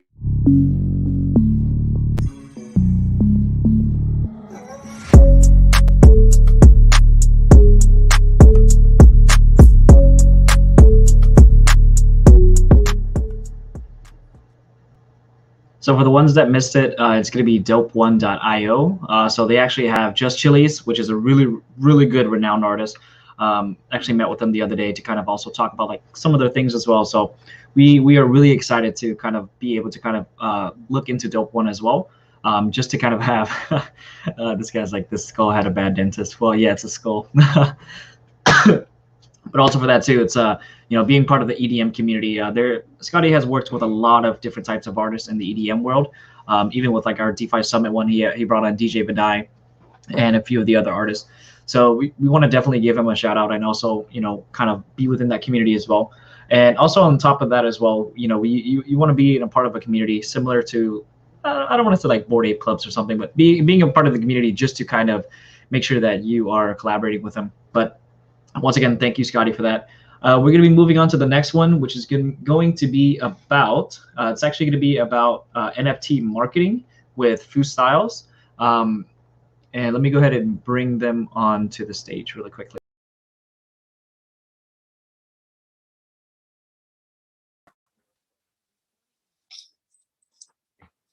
Okay. Recording. All right. Hi, everyone. Welcome to NFT Con. My name is Fu Styles from Blockchain PR, and we also have here today with us Rembrandt Flores from EFG PR. And today we'll be talking about the state of marketing in NFTs and what's happening in this crazy, crazy, crazy space of NFTs. So my background is let's say I learned about Bitcoin in like 2011. I was the first celebrity stylist to accept Bitcoin around 2013. But I got recruited into the blockchain space in 2017. I joined Blockchain PR then, and I've been doing PR and marketing and advisory, and started the Women in Blockchain Foundation and a ton of stuff in the space since 2017. So I've seen a lot of things happening, and this whole NFT thing has been crazy. Sorry, I got a call in the middle of this. Sorry You're about back. that. I'm back. So anyway, so Rembrandt, you want to tell us about yourself and your background? Yeah, so I just got into the metaverse this year. So I know I'm not late, but I'm also not the earliest, but I'm just happy to be here. But my background is more in traditional PR space. I started EFG over 15 plus years ago, and we did, again, traditional PR, entertainment marketing, celebrity outreach, influencer, and then experiential. So we mostly do brands. So like Casper, LG, Diageo, EA, Ubisoft, Sonos, Cameo, those are some of the brands that we worked with. And again, haven't touched the metaverse yet. So super, super excited. And thank you for sort of like paving the way and introducing me to this world, because I'm ready to dive in and do this, be in the metaverse. So excited. Yes. Yeah. So for me, having done blockchain PR stuff, we mostly have been doing tokens and blockchain PR and marketing. So I helped launch like EOS and worked with NEM and so many projects I can't even name anymore because there've been so many. I think I've been part of like over 500 million token launches. It's just so many. Yeah, just launched an IDO yesterday for Or Network. But as far as NFTs go, I remember I was there in person when the CryptoKitty sold for $140,000 at Ethereal in 2018.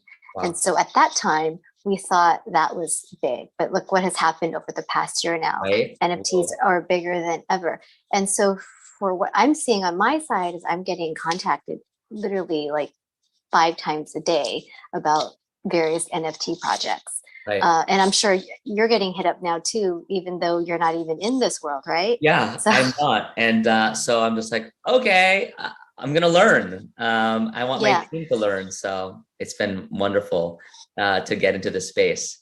But I do have a lot of questions. Obviously, someone who's like a novice in this space, I would love to ask you a couple of things that I think maybe there's a lot of people who could be watching who probably want to learn as well. Do you mind if we do a quick little Q&A? Yeah, sure. Okay, cool. Yeah. So for example, how does one even market and publicize an NFT? Like, where do they begin and who do they go out to? Like, are there NFT publications or websites, or are there certain bloggers or people have big Twitter accounts? You know, how does that work? Yeah. So all of it. Okay. So, but the thing about NFTs, it's very different. I've seen from traditional blockchain marketing. So what we've been doing for cryptocurrencies and blockchain marketing, you know, we do a lot of crypto media stuff that goes on like a Cointelegraph or CoinDesk, things like that, in addition to traditional PR, such as like a Forbes or a TechCrunch or like a blurb on Good Morning America or CNN or something like that. But with NFTs, it seems to be all about community, you know, so having a community is really, really important. So we get more people, we see a lot more ROI when there's a Discord set up and having that managed, and along with a Twitter, and having those things done ahead of time, getting ready for a launch. And we do a lot of influencer marketing as well. And I realize that's become like a big key to what we've been doing in the NFT world, especially prior to this. And unfortunately, the person I work with has now passed away, you know, Wolf X Lion, Jin Yu. Obviously a dear friend of mine as well. So. Yeah, one of our good friends, and a colleague of mine, because I advise Vest, one of his companies that he helped co-found. And so that was actually how I was doing a ton of NFT marketing up until very recently. And it also depends on like what kind of project we get, right? So if it's like a blue chip, which is what like a big name project, that's much easier to market, right? So, or I get random, really small, unknown people just want to start an NFT. So it's like, you know, from really small to really big names, like the Time magazine thing that we did with Jin, you know, that's huge, right? Yeah. And so through him, we managed to do like over 30 million in NFT sales just using Clubhouse pushes, you know? Yeah. And so influencer marketing has been a really, really big thing for us. But also, but for people who are really just collectors, NFT collectors, they are just aping out and looking for things on Twitter and through Discord. So we found that doing campaigns through that has been really, really important and works really well. Yeah. And having drops and working with doing giveaways with influencers has worked as well. Yeah. So what's the difference between marketing and publicizing an NFT versus, let's say, what I'm used to, a physical good CPG brand? So where does that, how does that work? Yeah. So like a physical customer, well, the crypto space is crazy, right? So I also have found that everything is, when we're in a bull market, obviously NFTs go, demand go up, right? So if there's a lot of people with a lot of cryptocurrency, they want to spend it. So it's all, so when we're helping to launch an NFT, we also look at what's happening in the market. Yeah. And then we figure out like when we should do a launch with that NFT. So it's very different than anything else, and it's hard to predict, right? But I always look at like what's the price of Bitcoin, and looking at the charts on like where Bitcoin is at. So as we see what Bitcoin's doing, then we launch an NFT, and then it's hard to tell what will happen. I can't predict.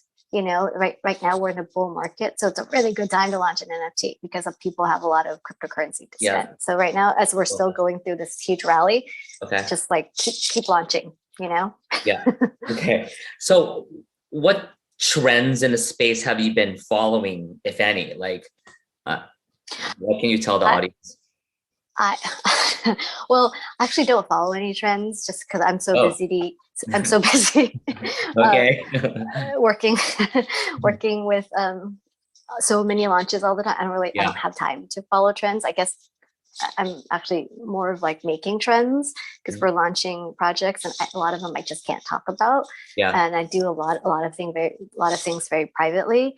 And so we do a lot of creating trends. So we'll do projects with influencers or with whales or with like my private list and things like that. So things I can't really talk about, but that is creating trends. Yeah. So do you believe the NFT, where we are in the NFT space right now, do you think it's one big bubble? Like you said, we're in a bull market. Do you think that it's going to end soon? Do you think that it's going to move into a different direction? Or do you think it's going to be here for quite some time before we see any kind of movement the other way? Well, I'm still really bullish on what's happening in the crypto space. So I still think that, Bitcoin's going to hit 100,000. And so by the end of the year, you think crypto's going to, Bitcoin's going to get to 100K? Let's hope. But what about Ethereum? Where do you think Ethereum is going to be by the end of the year? I'm hoping at, minimum 4,000, 4,500, Maybe 5. For 5,000. Maybe 5,000. Bitcoin at 100K and then Ethereum at 5. But again, not a financial advisor. Right. I'm not either. Just hoping. No one here is a financial advisor. Not a financial advisor, but just seeing, trends and what's happening on the crypto side, NFTs follow the crypto market. And, but I think the main thing is just getting your NFT project out there, doing ads, word of mouth, and getting with influencers. So the traditional things, but the difference with any other type of marketing is really getting a community, getting your Discord and your Twitter. It's community led. And that's what I found, being new to the space. Everything has to be community led because no one wants to go into a project or support a project if it's going to be a cash grab, right? That's not what this space is all about. It's for artists. Well, sometimes. Oh, really? Sometimes. There's sometimes cash grabs. I can't Really? I can't not say it's not, because there's lots of things that are just, people are doing it just for cash grabs. I mean, that's just in the crypto space for a long time. I'm curious, Fu, what NFT projects are you closely following? Well, right now, I know there's one that's launching this weekend, Party Degenerates, and because they have this one around World of Women. And since, I'm a financial inclusion advocate and founder of Women in Blockchain Foundation, I'm just all about, promoting things that have women involved. So that's something I'm really excited about. And also, you know, Seed Phrase, Danny's behind it. And I know he is a huge collector and huge person in the NFT space. So I really respect what he's doing. And I'm sure it's going to do well just because, you know, he's behind it. So yeah, what about you? Yeah, I'm also a fan of Danny and Party Degenerate. So I'm closely following that. You know, so we'll see this Sunday when they do their drop. So when, I guess my last question is like, so where do we go from here? Like, obviously I feel like the NFT space is super crowded. I feel there's a drop every day. Can that sustain the fact that there's a drop every day? And, you know, Party Degenerates is launching this Sunday and there's another one launching on Monday and Tuesday and Wednesday and Thursday. Is there room for all of them? Well, that's why I said, as long as you're building your own fan base in a community, there'll be room for you. And I think there's like that rule of like 1,000, all you need is like 1,000 loyal followers. That's the magic number. Million, right? Yeah. Okay. To sustain something. So not every project is going to be like a $60 million, you know, NFT, but, you know, just getting, depends on what you're at, you know, so working with really big NFTs that are like huge names I can't talk about, but like I call those the blue chips that will probably garner at least 10 million plus, right? And then smaller projects that will probably garner like under 100K. But I think it's all good as long as, you know, the space is booming.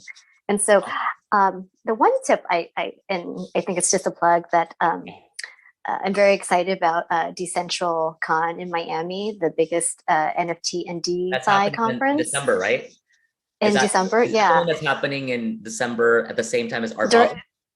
Right before Art Basel. Oh, right, so I'm really excited about I'm really excited about that just because I know that there'll be an opportunity for collectors in the real art space for Art Basel to also come for physical and art see what's going on in the NFT space. Yeah.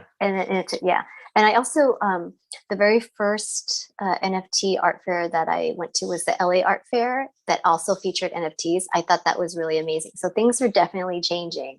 The metaverse and IRL are definitely coming together. Merging or gonna coexist, right? Yeah.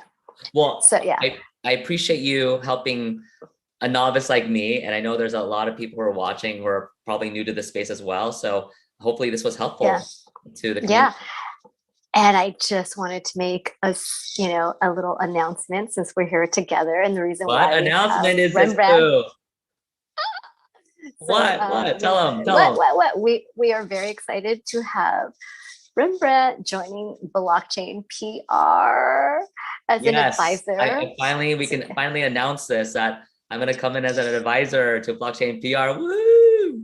Yeah, so we'll get, you know, all the stuff that he's been doing with celebrities and, you know, bigger brands, and we're going to work together to figure out how to harness all of that into what's happening in the crypto and NFT space. So and blockchain space. Very excited. Yeah, so. I'm very, very thankful and for you giving me this opportunity. And again, I'm just so blessed that you welcome me with open arms because I'm ready to dive in deep into the community. So thank you again for giving me the opportunity. Wonderful. And where can you find us? You can find me at Foo Styles on LinkedIn and Twitter and Telegram and all the things. I mostly use LinkedIn and Telegram, but I know all the NFT people use Twitter. So eventually, I only use Twitter at Rembrandt Flores, and obviously I'm LinkedIn Rembrandt Flores, and barely use Instagram now because that's not really the space for NFT stuff, but I'm still there at Rembrandt. So if you happen to see, and I'll be on Clubhouse obviously this weekend and whatnot. So yes, I work with all the people who are on all those things. So that's why I barely use it. So, okay, great. All right. Thank you, everyone. Have a great rest of your NFT Con. Bye. Yeah. Bye. Thanks, NFT Con.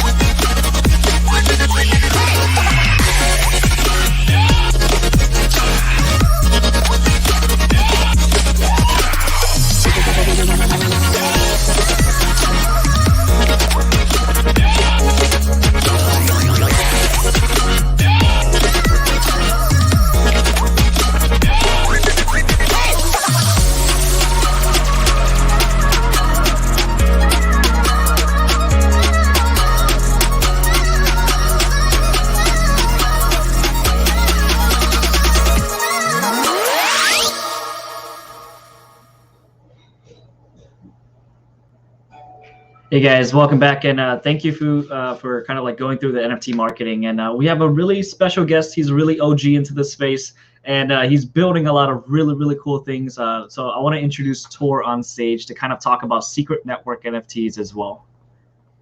Hey, Tor, Michael. welcome Hey, to have how's you it on. going? How's it going? How's it going? Good. Yeah, I'm gonna go ahead and leave the stage, and it's gonna be all yours. Thank you, brother. Well, thanks everybody for joining. This has been a really cool event. I've been trying to catch some of the panels before this. And Decentral, yeah, if people are going to be down there in Miami, Secret is an Emerald sponsor of Decentral down in Miami. So Secret Network will be down there. We've got some booths. We got a lot of people coming. We're going to be giving out more of these sweet hats. We brought about 500 of these to New York the other week, and they were all gone in 48 hours. So the privacy hats are flying off the shelves. We'll probably have some special swag there as well. I think this is the hat that's got the special pins on it as well. So if you're there in person, drop by. We've got some one-of-a-kind stuff. If you don't know what Secret does, we're the only private by default blockchain which does smart contracts, and that also has huge implications for NFTs. So this little demo period that we're going to do for NFT Con is just to talk a little bit about what secret NFTs are, how they're going to work, what makes them different from other NFTs. I want to at least start by saying, if you're watching this and you like if you like NFTs or you don't like NFTs, I think you're really going to be excited about secret NFTs. For people who are super excited about NFTs in that design space, secret NFTs unlock a bunch of stuff that's never been possible before. If you think about NFTs and you think that it actually is a huge bubble and kind of scammy, well, secret NFTs aim to solve a lot of those big problems that people sense about NFTs. Like, we try to make NFTs feel more like real world ownership, where they're only publicly accessible to the people you say, where certain things about it are only accessible to the owner instead of to everyone. So this is just to talk a little bit about how privacy coming to NFTs is going to unlock that next stage of growth for NFTs as an idea in Web3, but it's also going to just really embed them permanently in culture.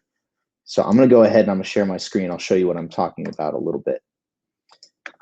So we'll jump straight into the stash page here.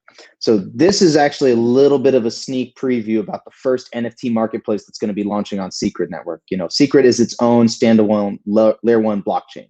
So Ethereum has a lot of NFT marketplaces. Now Solana has NFT marketplaces. Tezos, Near, all of these are great layer 1 blockchains, but they're all public by default blockchains. Secret has privacy by default at layer 1.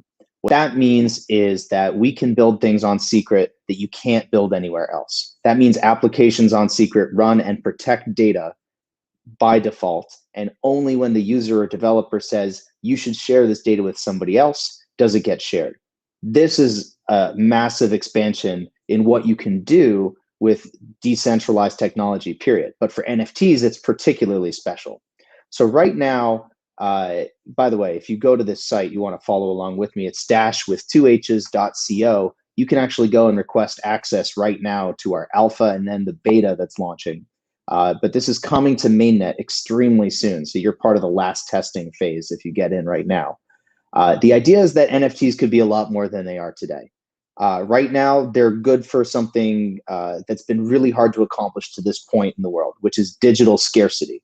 If you own an NFT, you definitely own something. You have the rights to something. It points on a blockchain that you own some kind of piece of art. But what's to stop somebody else from just, also claiming that they own that piece of art if they mint it themselves, or if they just save a copy of the file, right? There's something that creators have a hard time grasping about NFTs, and it makes a lot of sense because to them, that's not real ownership of their art if they have to share it with everybody in the world by default.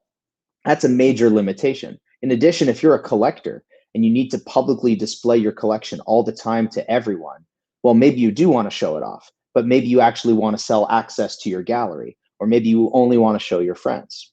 Or, say you're an artist and you want to monetize some aspect of your work. How are you going to do that if everything about that NFT is public to everyone else? So privacy is enabling the real power of what NFTs are supposed to be. And they're going to make NFTs make a lot more sense to creators in the traditional world who to this point have been skeptical. I think that this is the technology that's going to turn them not only into believers, but into some of the most active creators in the space.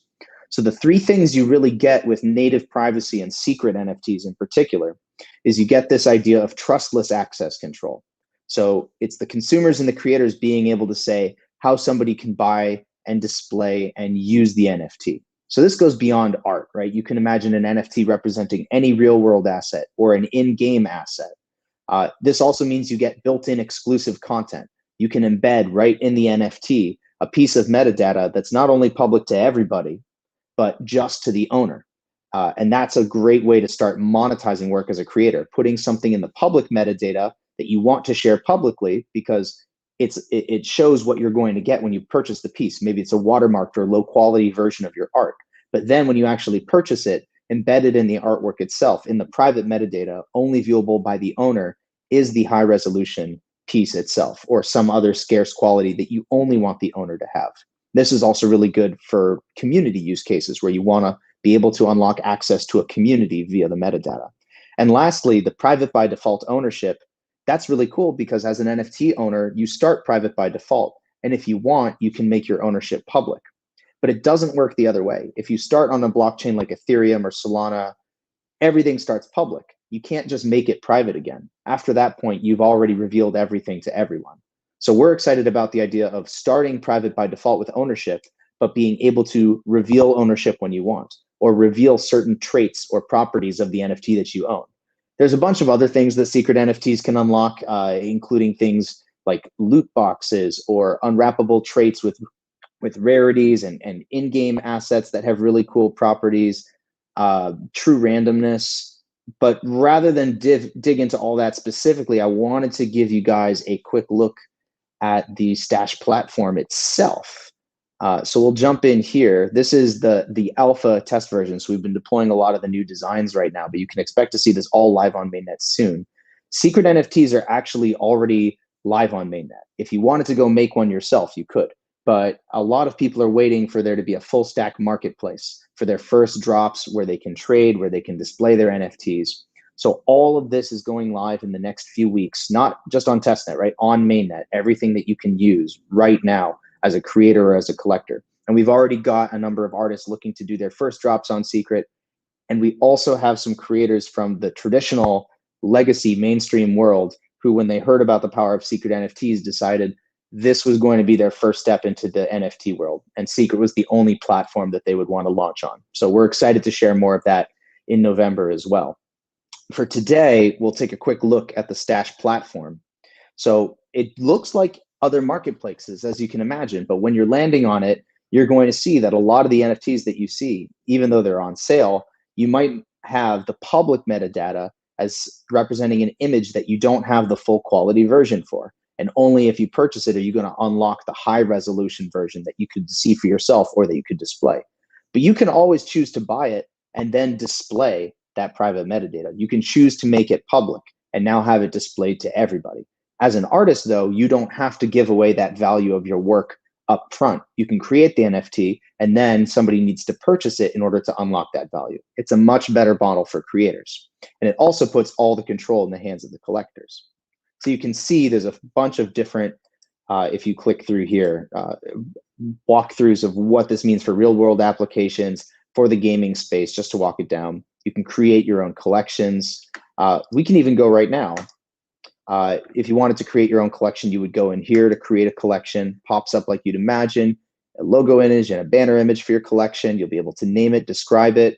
But then also you'll have this option here where you can hide a collection or you can hide ownership inside of the collection by default for the NFT owners. And then when you go through the collection and you decide to like actually set the properties of the individual NFTs, you'll be able to set those private metadata qualities as well. So it makes Stash a really powerful platform, but this is not the only platform on Secret Network. And there's a lot of different projects right now figuring out how to mint on Secret Network and mint awesome collections. I'll give a shout out, of course, to the Anons. There's only 580 Anons. You can go follow them at Anons NFT on Twitter. That's going to be probably the first PFP collection to drop on Secret Network. The art looks super cool. Let's go take a look, actually. I think I can pull it up. Anons NFT. So if this is the kind of art that appeals to you, we've got some privacy-focused artists who are launching in the network. Everything on the network stands for privacy, pretty much, as the hat says, but a collector or a creator of any kind can make their own community there and build a home. Anon's obviously being just one of the first. But this is great because that means as a creator, if you have an idea like this, Secret is the perfect platform to launch on and build a long-term community. We think Secret NFTs as a standard are just going to be substantially more sustainable. And the one thing I haven't mentioned but should is we're also a privacy hub, which means Secret is built to be interoperable with every other blockchain, meaning we're prioritizing bridges to Ethereum, to Solana, to other chains that have a massive NFT presence so that you can get the privacy capabilities of Secret Network while also enjoying the passionate communities of these other networks. And we'll be able to bridge your NFTs back and forth across chains. But only on Secret Network will you have those guarantees of private ownership or have those guarantees of private metadata. So if you want to make sure you're keeping track of the Stash launch, I would recommend you first sign up on that site, as I said, stash with 2h's.co. You'll also want to probably follow on Twitter. You'll notice Stash hasn't tweeted yet, but I'm very certain that they will soon. And if you want to keep up with project updates more generally, obviously Secret does a lot more than just NFTs or just one platform. In fact, we're launching a lot of things in the very near future, including our massive Supernova upgrade, which is coming either at the end of October, as it says here, or very, very early in November, leading up to Decentral at the end of November again. So this is the perfect time to get involved in the community, a perfect time to start learning about the importance of privacy to Web3 and privacy for NFTs in particular. And the last thing I'd encourage you to do is to go to our agents landing page. Go to scrt.network, that's our homepage, /agents. You'll land right here. Secret Agents is a community program where you can get SCRT rewards or get your own secret NFTs, secret swag, just for helping us defend privacy on the decentralized web. We're one of the first projects to be working on defending privacy of any kind on the web, Web3 or otherwise, but the agents are a massive part of that. And we would love to have you be a part of the program. We'll send you missions directly. It's a great opportunity to start getting involved with the network and with the NFTs and with the platforms more substantially. So I said a bunch of things. You can follow on Twitter. You can sign up for the Stash beta. You can become a secret agent. You can meet us down in Miami for Decentral. Honestly, I would recommend doing all of those things right now. But if you want to just go ahead and just follow me, I'm also on Twitter. I'm Torbear. I'll pull that up as well. And there I am. You can't really tell, I suppose, there, but I promise it's me wearing the same hat. So yeah, I'll jump back over because I think, Michael, you wanted to chat a little bit, or maybe you had a couple questions about what I showed. I tried to blitz through a lot of stuff because there's just so much to say on the secret NFT side, but we're just so jazzed to show off way more of this in Miami in person as well. Yeah. I was like looking at it. I was like, right when you were talking about it, I applied for the requested access. Yeah, but kind of like I kind of wanted to like ask a little bit. I guess like I'll give some community questions first. So like the first one is like, would this kind of like creating NFTs to kind of be used as voting rights to kind of like validate your participation without it linking to your vote? Like, could this be made into like an NFT? I wonder if that would work really well as an NFT. You can absolutely, with Secret as a layer one of the best applications is privacy preserving voting. I don't know about national elections because you still need some sort of authentication there. You still need somebody to be able to say that you're a citizen of a country and eligible to vote. But we actually already have private voting for a couple applications on the network. So the one that uses it most is Secret Swap. It's a DeFi platform on the network that allows you to trade tokens for each other. And it's private by default, but also the governance is private by default. So people who are staking on the platform can vote, and then you can know the results of the vote, but you can't associate it directly back to the user. This is really good for protecting against bribery attacks. And honestly, it works exactly like voting does in the real world. The whole point of having privacy on the blockchain is not to create weird systems. The whole point is to be able to create things that look a lot more like things do in real life, but then have it in a decentralized network. In person, we don't reveal all of our votes all the time. In person, we don't reveal our bank account all the time every time we try to send money to somebody. In person, if we want to show off some art that we own, we don't put it in the front of our house on the street, right? Like privacy is part of our daily lives, and without technology like Secret, we can't make it a part of Web3. So we're here to just make sure that these kinds of applications can exist at all, for sure. Then there was another comment. He was like, from Polo is like kind of like he likes the idea of it, but like kind of like the art being blurred. Is there a way that you can make the art not blurred whenever you're listing it up, or does it have to be blurred by default with Secret? It's whatever you want to put in the public metadata. The point is there's a choice. If you're a creator and you're just trying to build your initial audience, maybe what you want to do is put the full quality art in the public metadata, just like you would on Ethereum. But in the private metadata, maybe you have a secret link to your Discord, or maybe in the private metadata, you have a link to another piece of art that's only accessible by the owner, that only the owner is going to know about. So it's a special connection between the artist and the collector. But the nice thing about Secret is you can just make everything public. If you really just want to have completely public artwork, you can have that too.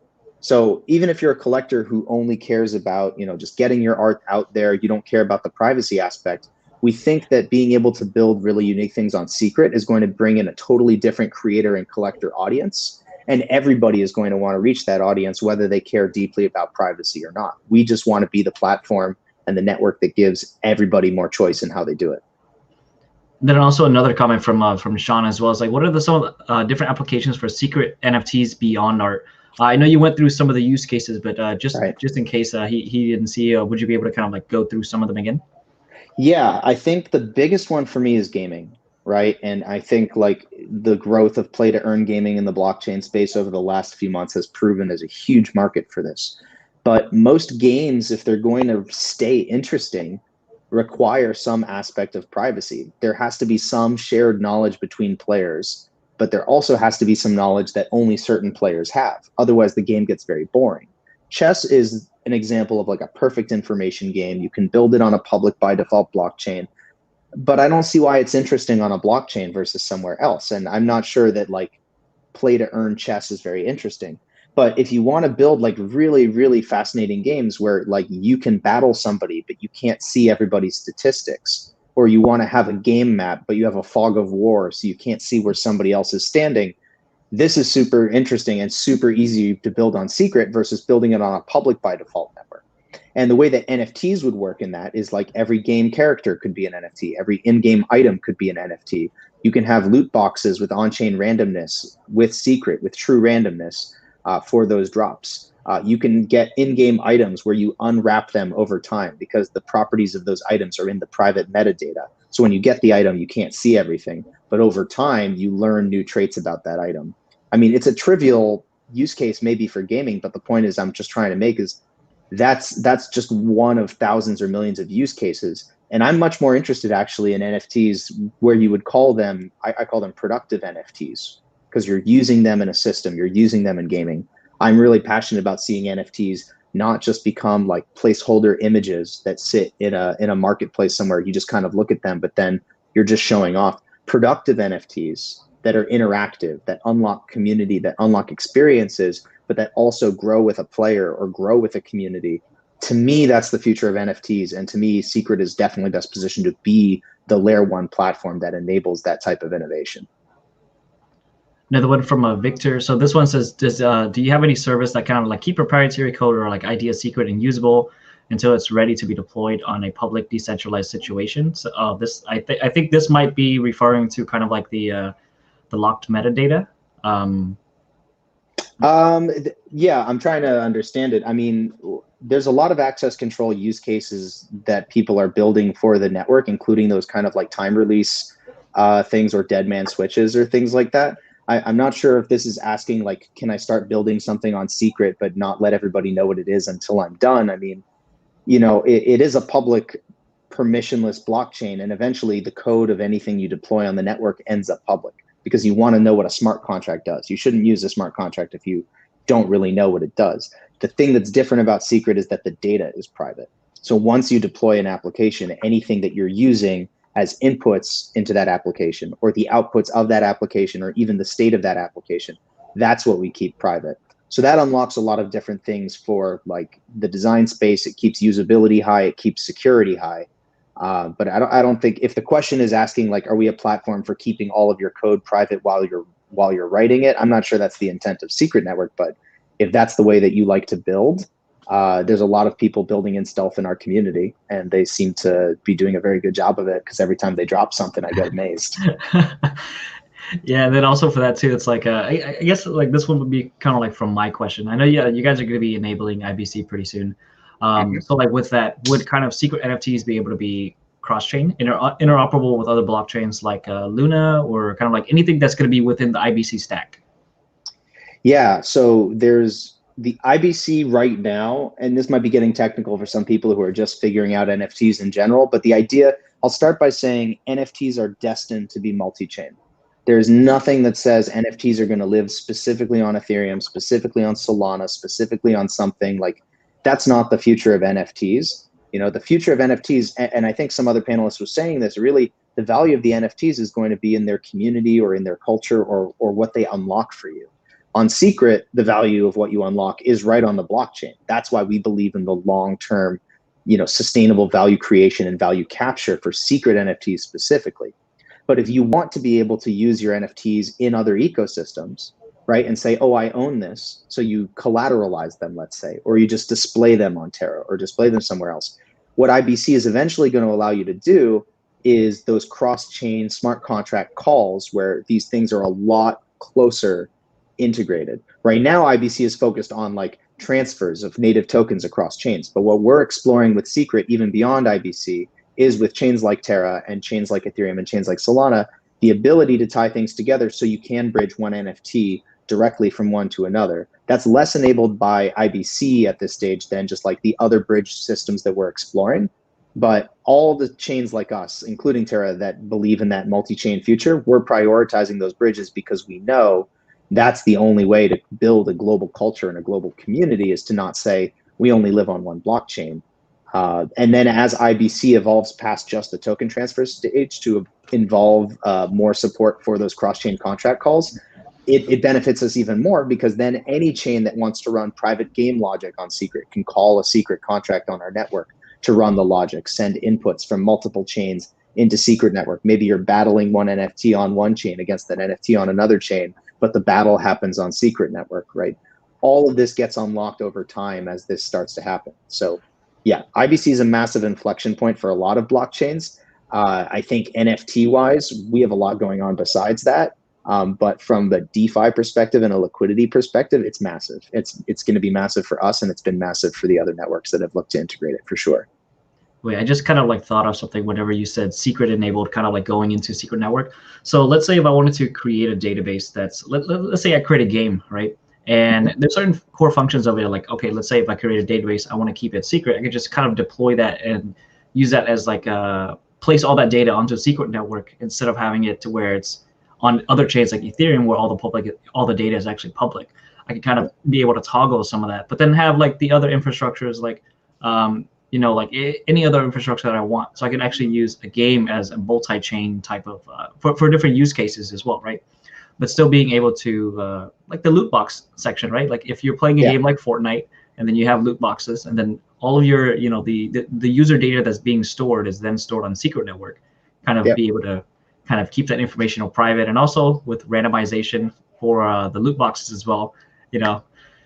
This isn't even a question. This is a great idea. Yeah.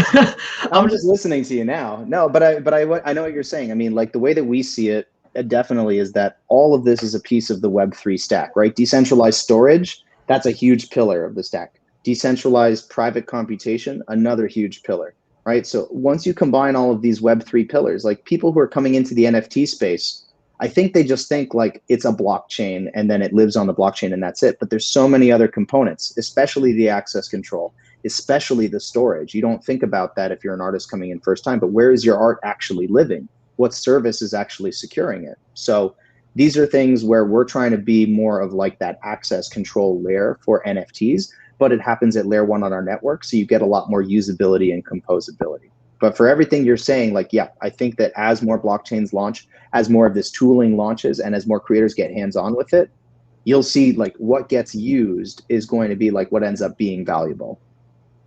And then also, I'm also thinking of like secret DAOs as well, kind of like well, that's the way that's supposed to be ran, right? It's supposed to be ran that way. So secret DAOs. When's DAOCon?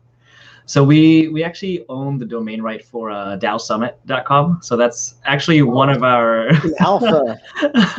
that's actually going to be one of our events coming up later on, probably around 2022. So alpha leak for anyone that's in a DAO. There you go. All right. We'll be releasing more information about it. It was supposed to be at Decentral, but yeah. Either way.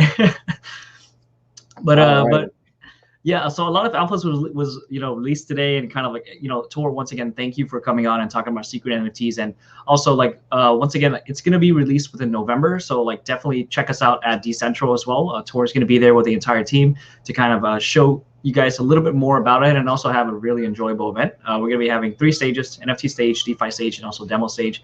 But come for the memes, stay for the connections. All right. Once again, Thanks, Tor. Thank you, man, for having me. It was a pleasure. Thank you, and we'll see you at Decentral. Yes, you will. See you there.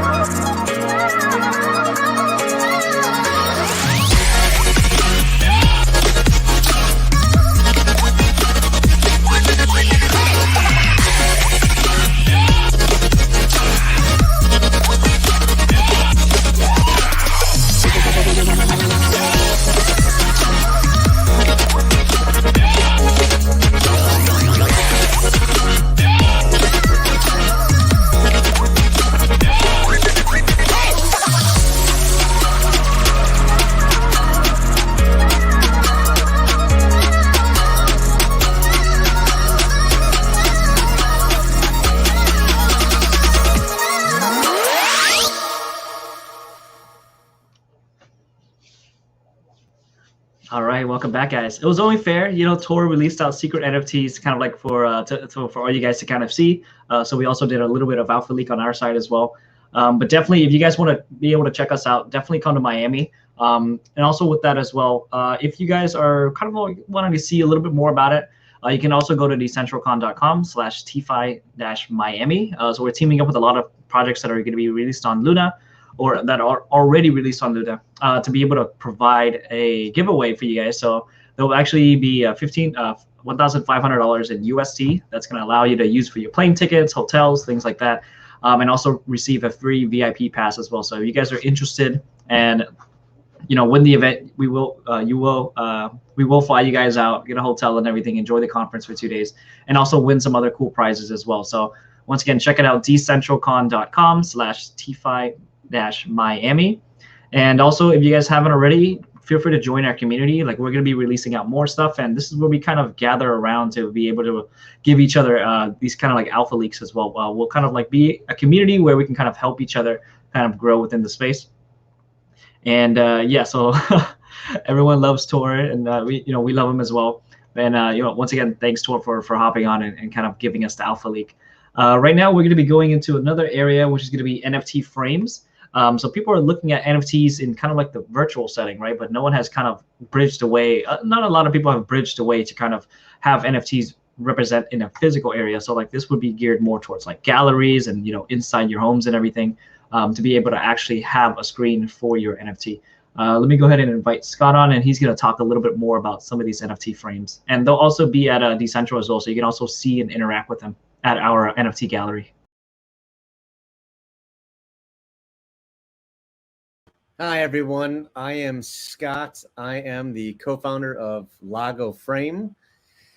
Well, today is a very special day. First, I want to thank NFT Con for having me as a speaker to give a little demo of what Lago Frame is and what's getting us so excited to be here and present. So I guess before I even get into Lago Frame, I'll give a little background for you. So I'm actually one of the original co-founders of a company called Portis. Portis was a standard Web3 provider in the ecosystem. First, there was MetaMask, then came Portis. At Portis, we thought that, hey, we as a company should be working the hardest, then developers, then the users should have a very good, easy experience. Our whole thing was we built an SDK that we gave to developers that they can build into their dApps, whether it's a Uniswap or a Yearn Finance or an OpenSea, or any of the 500 plus dApps that we powered. But what we wanted to do is enable it in a way that you as the end user could go to any of these decentralized applications and use it without having to download a third-party provider. So on any browser or any phone, you were able to log in with an email and password.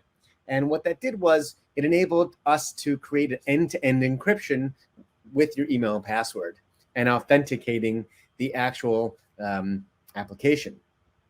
From there, we implemented fiat on-ramping for credit cards back in 2018. So you could actually buy an NFT with your credit card.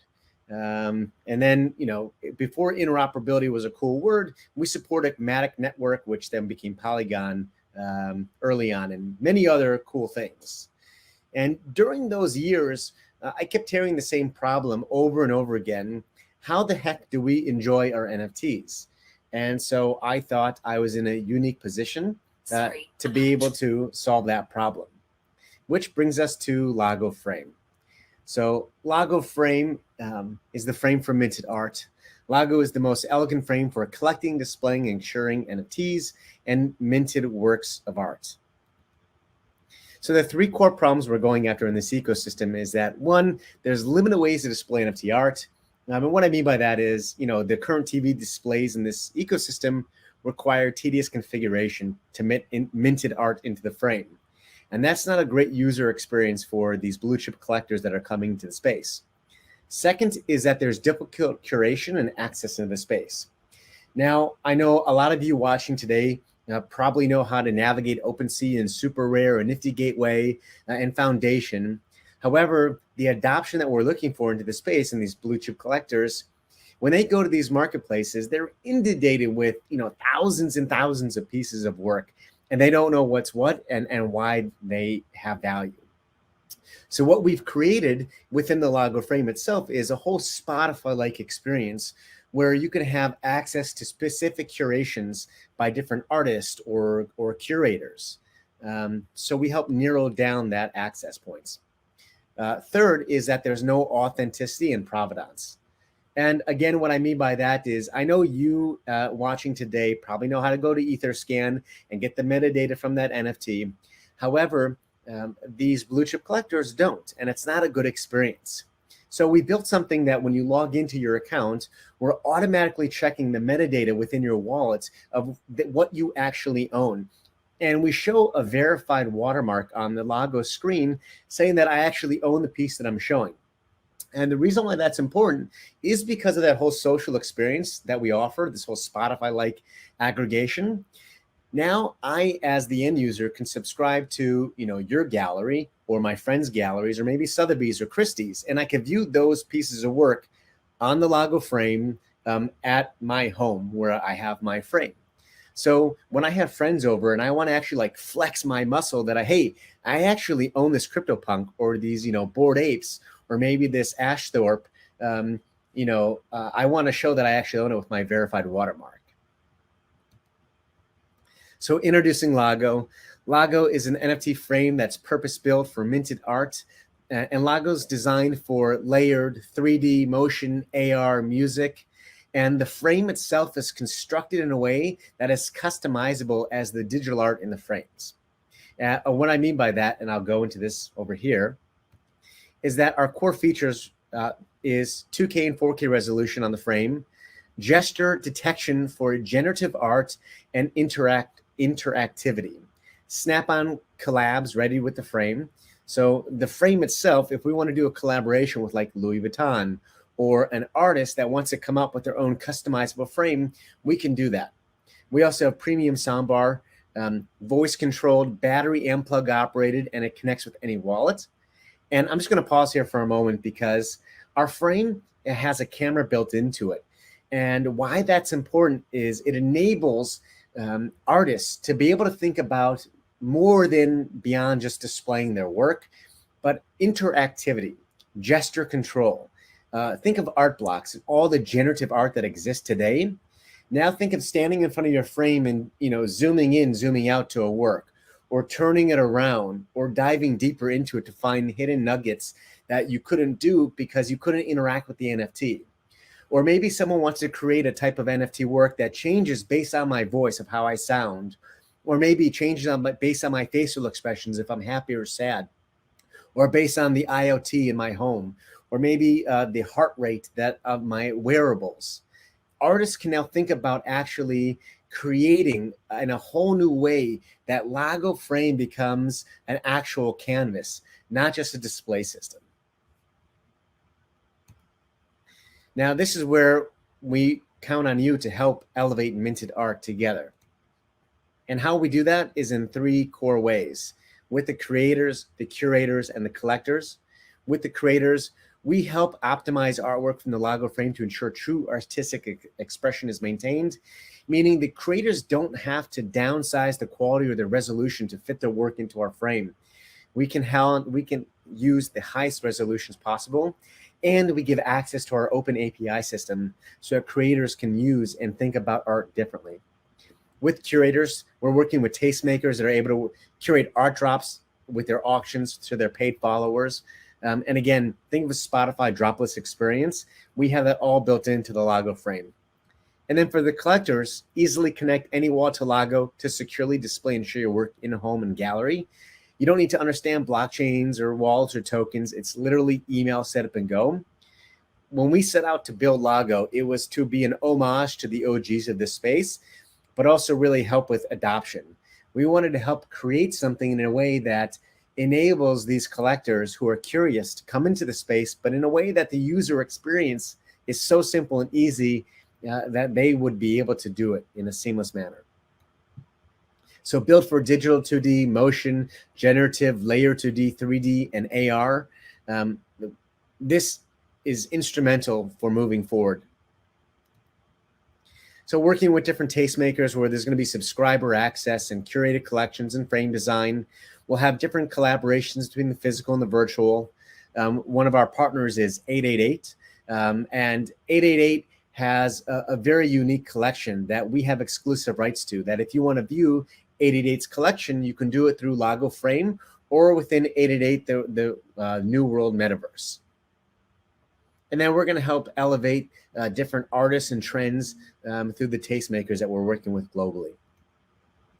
Built-in recommendation systems will build that based off your preferences. And again, you don't need to understand blockchains or wallets or tokens. It's literally email, setup, and go with Lago. And then Lago is that bridge between the minted art and the traditional realm, where a lot of these characteristics which these blue chip collectors are accustomed to, such as authenticity verification and provenance tracking, built into the mobile application and built into the Lago frame.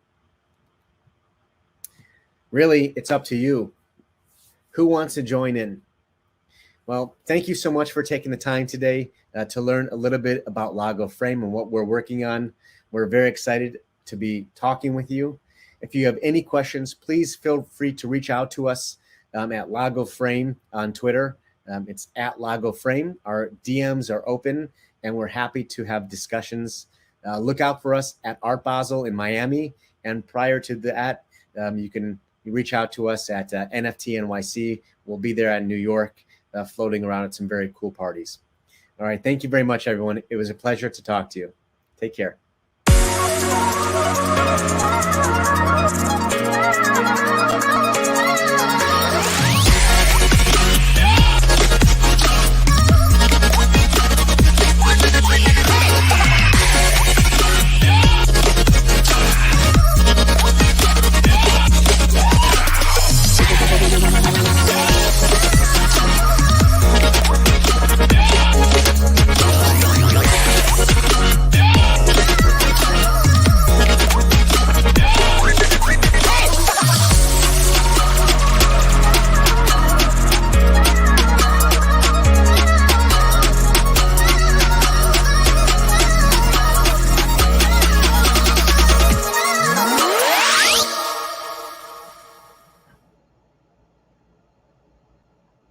Thank you, Scott, for that. And yeah, there was also a question. This is from 3 Degrees, right? If I'm hearing Scott correctly, Lago reads off the blockchain and displays from decentralized storages like IPFS.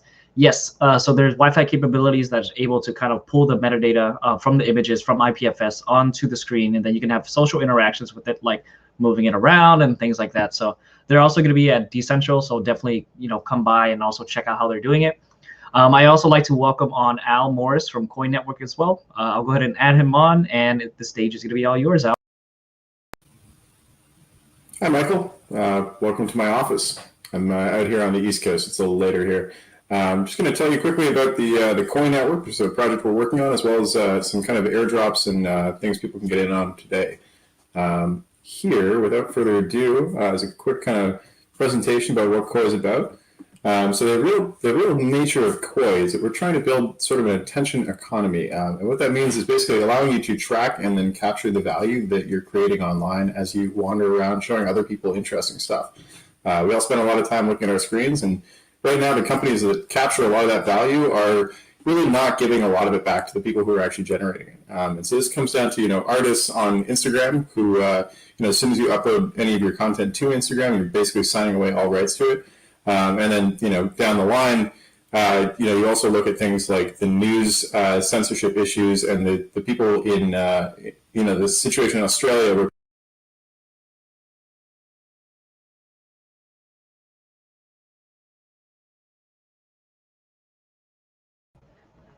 Hey, Al, I think we lost your audio really quickly.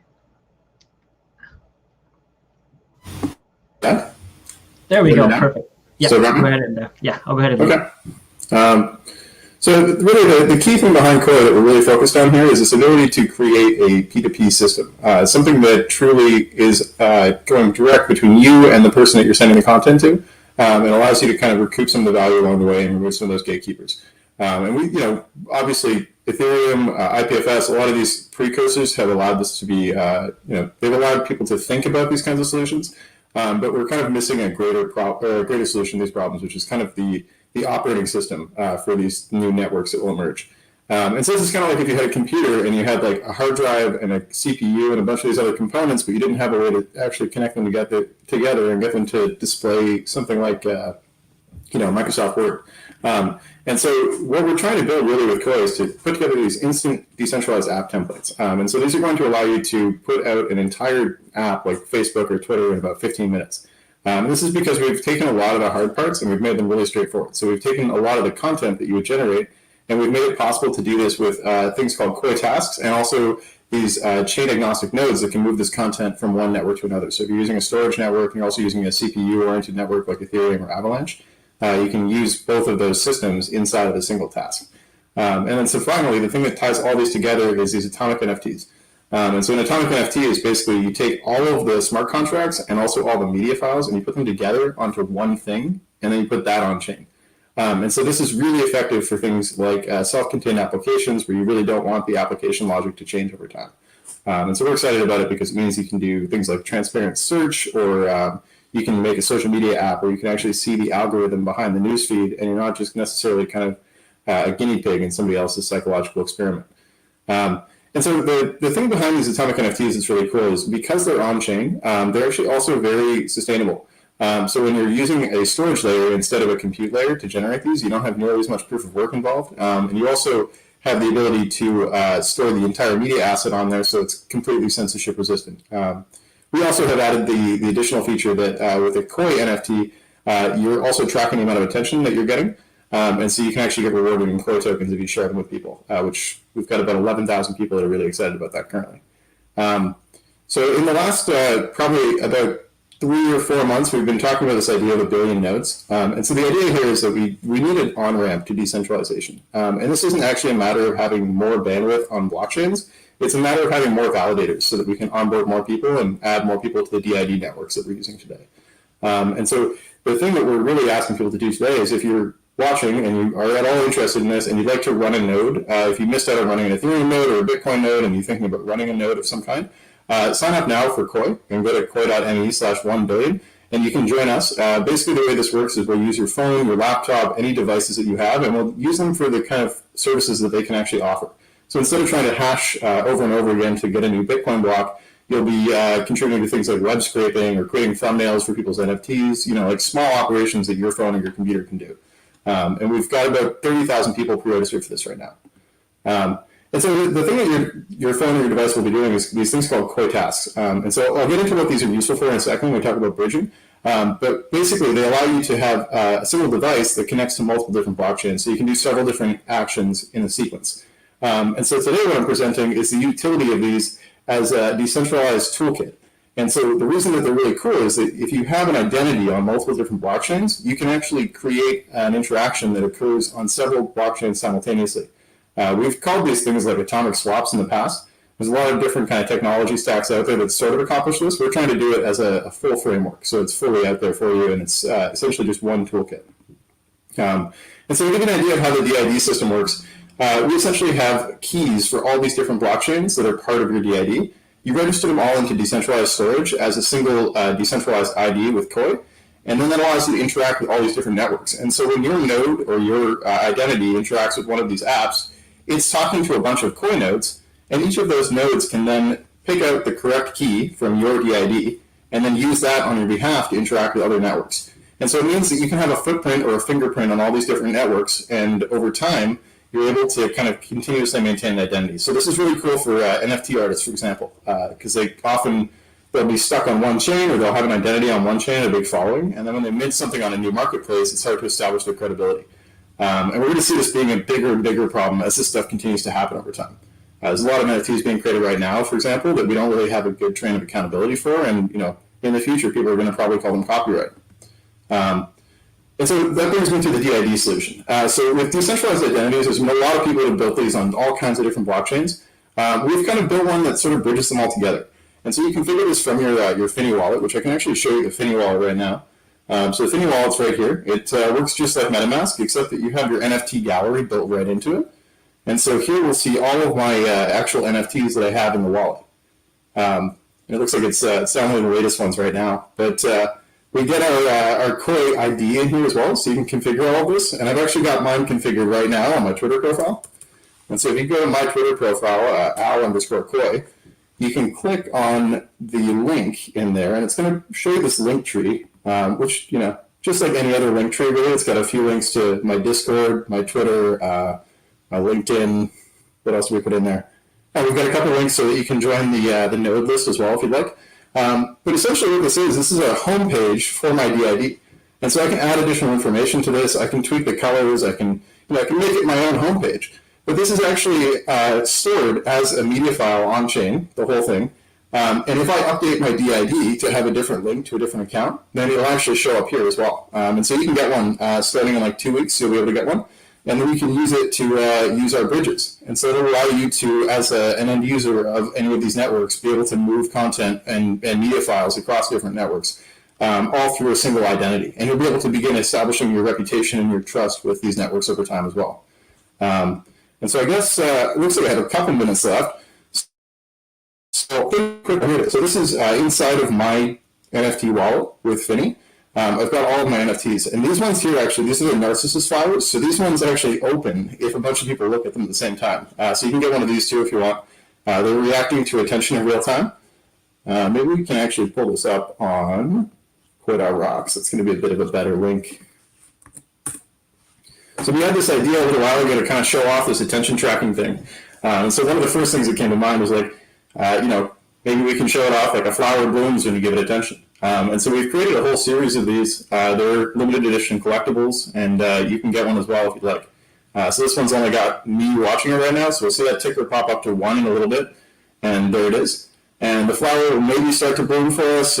Usually they don't bloom at 1, but depending on each flower, they'll sometimes bloom more easily and they'll be more difficult sometimes. Sometimes if you get them to 100 people concurrently, then you'll get you get like kind of a rainbow thing. It starts flashing different colors, and then you get a kind of a Super Mario soundtrack in the background. So I encourage everybody to please check out the Narcissus flowers. That's a drop that you can get in on right now. That's narcissisnft.com, and that one's there. You can also get the Finny wallet if you go to koi.network, and so that's going to allow you to kind of start using a lot of our NFT products, start making your own NFTs, and start earning attention rewards. And then finally, Koi.rocks is kind of where you can check out some of our latest NFTs. So if you're interested in NFTs yourself, or if you're interested in seeing our attention economy in action, this is all real content coming to you live right off the blockchain. We're seeing it load in real time off the blockchain. It's a little slow because I'm streaming video, but you'll be surprised actually. We're running on Arweave, so everything's actually very, very fast. So on that note, I'd invite you to please come and try and check it out. If you Google Koi, Koii, on any search engine, pretty much, you should see us right at the top with Koii like this. And we'd love to have you as part of our revolution here. We're really trying to make it easier for people to get into blockchain. So if you're just getting started, or if you're already in the space and you're looking to try something new, we're really here to help you out. With that, I think I'll sign off here. Thank you so much.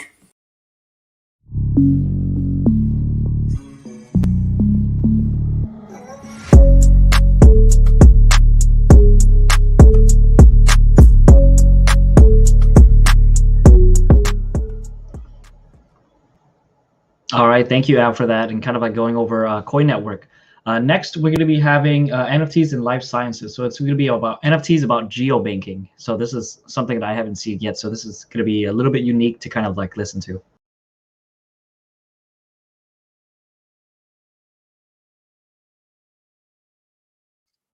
Hello, everybody. Thank you for having me. My name is Daniel Uribe. I'm the CEO and co-founder of Genobank.io. And in the next 10 minutes or so, I'll try to give you an overview about what are bio-NFTs and the digital twins in the biological world, and how we are using, obviously, NFTs to represent basically biosamples coming from different sources, obviously all living creatures, right? Nature, how we represent nature, and with a reference of valuable assets or bioassets to humans, right? So let's start, if I may, by explaining what is a digital twin. Basically, a digital twin is digital representation, or an avatar, right, in now what we call the metaverse, of a physical object or a physical being, right? In this case, we're gonna talk about plants, and more specifically about coffee beans, right? So we are using bio NFTs or a digital twin of a coffee bean, in this case to represent premium coffee from Brazil. So we have an interesting project with our partners, Portonus. It's a biotech company located in Austin, Texas, and also in Curitiba, Brazil. And what they are doing is in other, well, they have many projects, but one of them is to study the variants of premium coffee in order to establish a genetic map and differentiate them from the other coffee beans that are not as valuable for the buyers, right, in this case. And the objective of doing this digital twins is obviously to represent certification of origin and of quality, right, as well. So the next use case is, I believe, a little bit more challenging, and it's very famous right now in terms of the livestock, right? So digital twins are also used to represent livestock, and these individuals obviously have more information or more metadata. So you can have their pedigree, you can have their vaccine and health record as well, and you can obviously represent with these tokens ownership, right, of these live beings.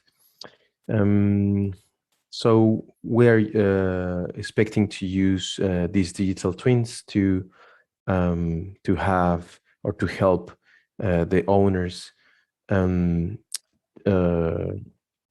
have better control over their individuals, right? And finally, I believe the most interesting and more extended and more related to us case is the human digital twin. This is more complex because it obviously implies privacy. As you may know, the human genome is composed of about 3.3 billion bases or letters. From those, we have approximately 5 million unique variants. And these are what makes us really different. And these variants is the ones that are prone to tokenization or differentiation or notarization, right, in this case. And these variants are very sensitive to the individual. You only need like 96 of them, even some authors mention 50, to ID a specific individual among all the human population, right? So very sensitive in terms of privacy. Obviously, there are many use cases. One of the most popular one right now is longevity, that has to do with our biological age and the epigenetics of humans. Cancer, as you may know, this is the most personal disease we have. It's a mutation in our DNA, and there are no two equal or similar cancers, right? It's a very personal disease. Obviously the rare diseases or the mutations we have as mutations, deletions, additions of genetic information that are expressed in a pathological way. Now we have the long COVID. We now know that more than 20 million survivors of COVID now have some degree of pathological consequences, because they had COVID, and most of them are young people, and there's a lot of research right now. The microRNA, right, with the new vaccines as well, new tech and ancestry. So there are many cases, but altogether will benefit from this digital representation of our bodies and our biomarkers, right? So this is a 1 minute explanation video of how we can leverage blockchain technology to create a digital twin from our biosamples, right? So what we are looking in this process is a cryptographic key. Here is represented by a tangent card that is used in our app to claim ownership over a biosample tube, right? Using the standard, the ERC-721, and with a single swap, a bio NFT is created. The owner of this biosample just can now, with confidence, send the biosample to the laboratory. The laboratory will sign a receipt, right? The laboratory also has a wallet that receives the token and receives the biosample. And in this case, the ownership and the traceability of this biosample is taken, right?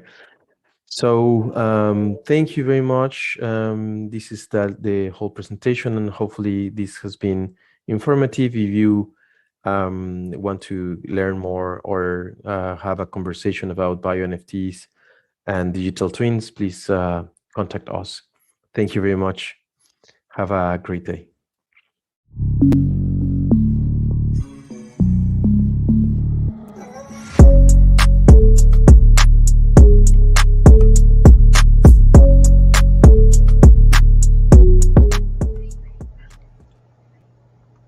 Thank you for that. Yeah, that was really interesting. Having like different types of bio data that could be kind of represented on an NFT, and also kind of like tokenizing of livestock, kind of like finding the sequence genomes of it. Next one we're going to be having is called Metacask. So Metacask is going to be about whiskey. Ooh. So I actually drink whiskey as well. So yeah, let's go ahead and bring Metacask on.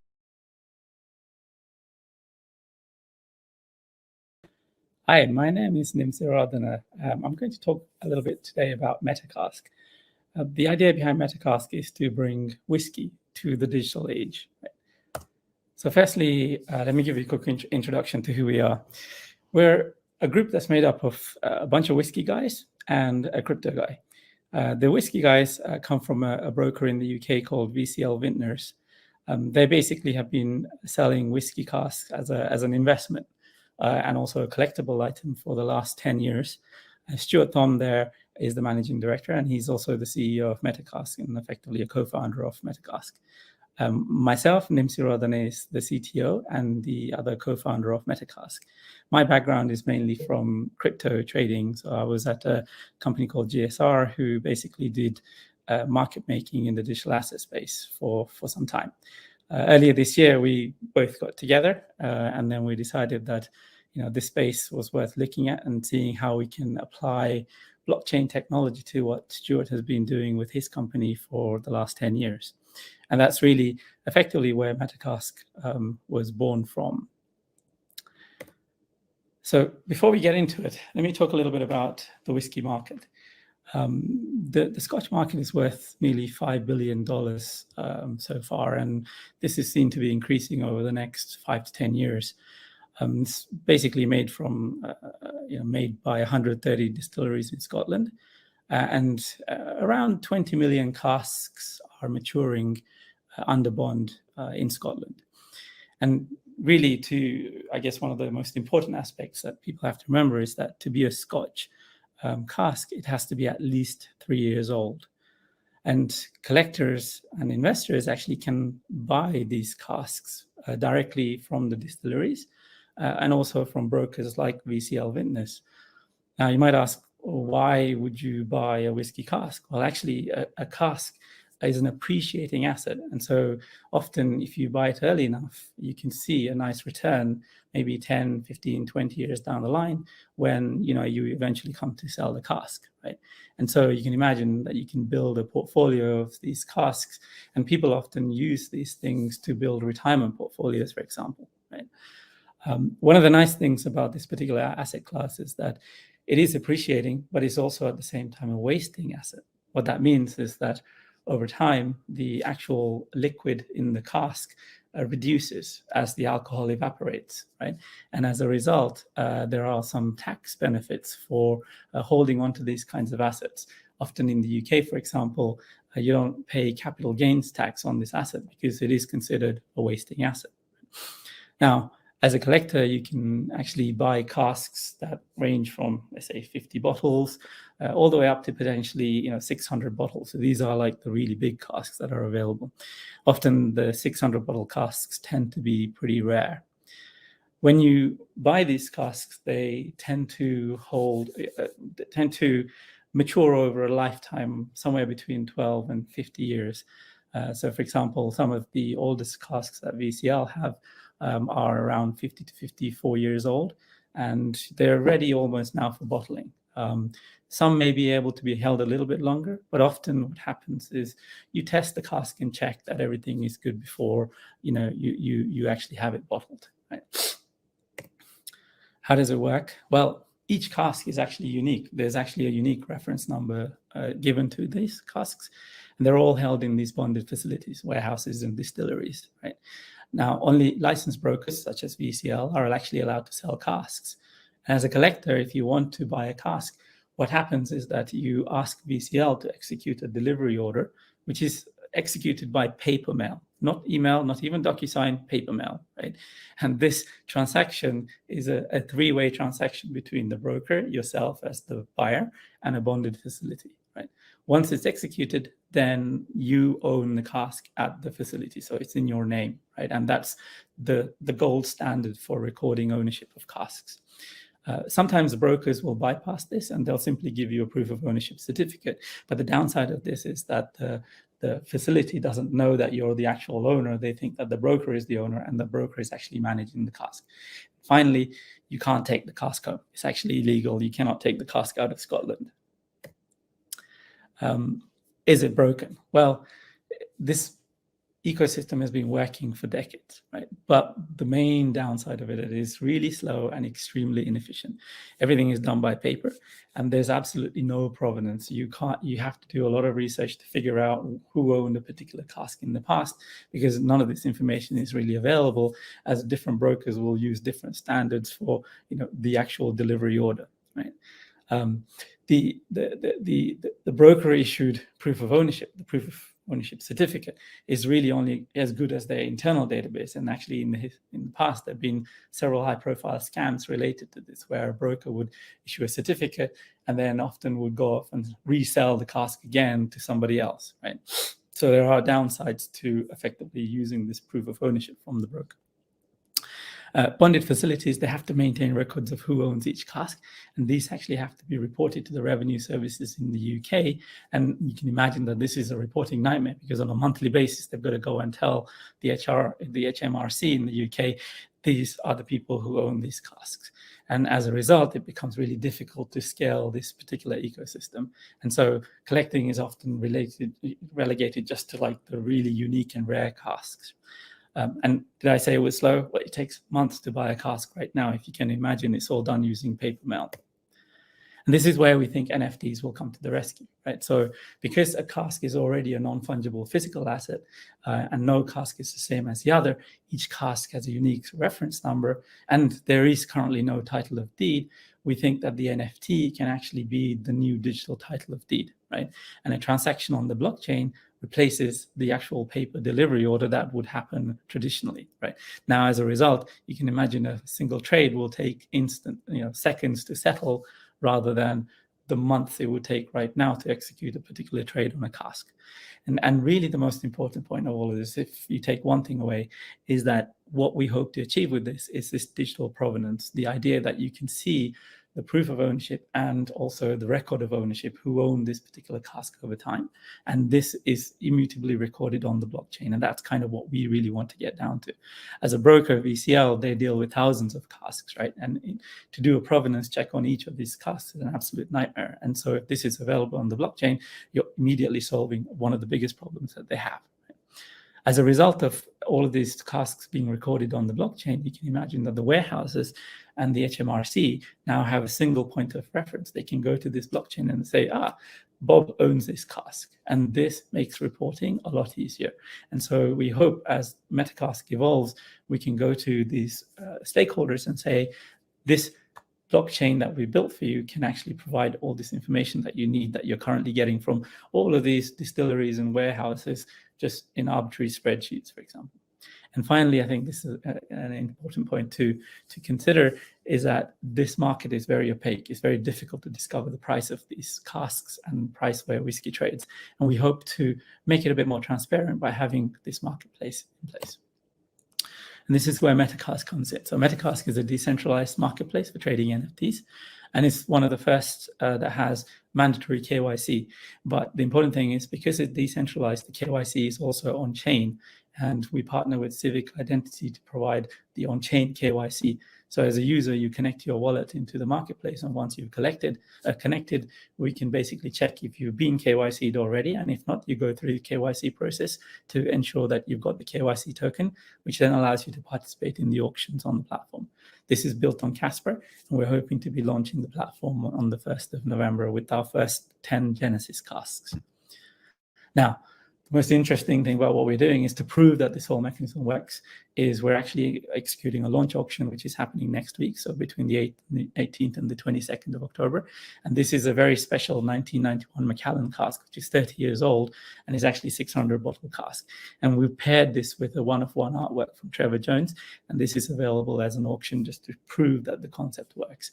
And the goal going forward is that we'll make sure that when we have special ultra rare casks like this, we will take a similar mechanism where we pair it with a piece of artwork.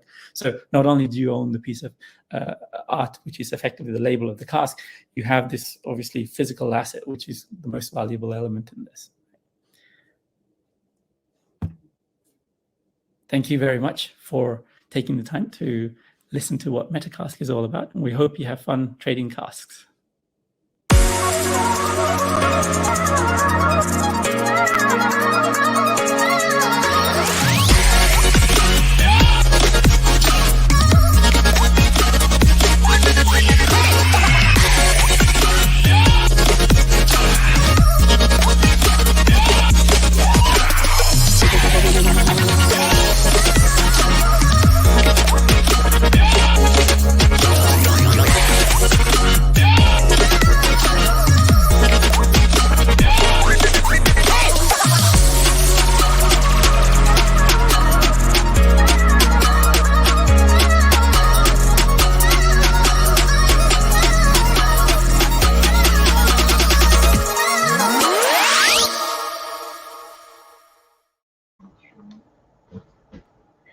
that was really interesting, kind of being able to tokenize and kind of create some of these.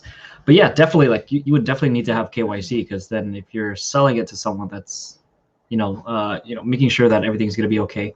Next up, we're going to be having, let me check. It's called Doing Good. Let me go ahead and invite Kyle up here.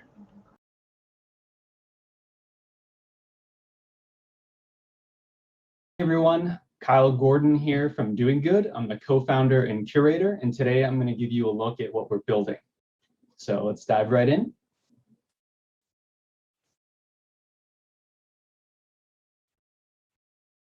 So Doing Good's basically an NFT ecosystem that empowers creators, collectors, curators, and communities to come together and actually do good. One of the main things we're focusing on is how do we empower creators to make a difference, and also have all of that difference be recorded on chain. And so that's kind of what we're really excited about, because we're seeing all this value from NFTs, but we're really not seeing how people can actually prove the change and the difference that they're making. There's a little preview of what our website's going to look like. Sneak peek. If you want to see more, we actually just released our light paper on our website, doinggood.com, doingud.com. So take a look when you have a chance, and you'll definitely see some more surprises and previews of what's to come.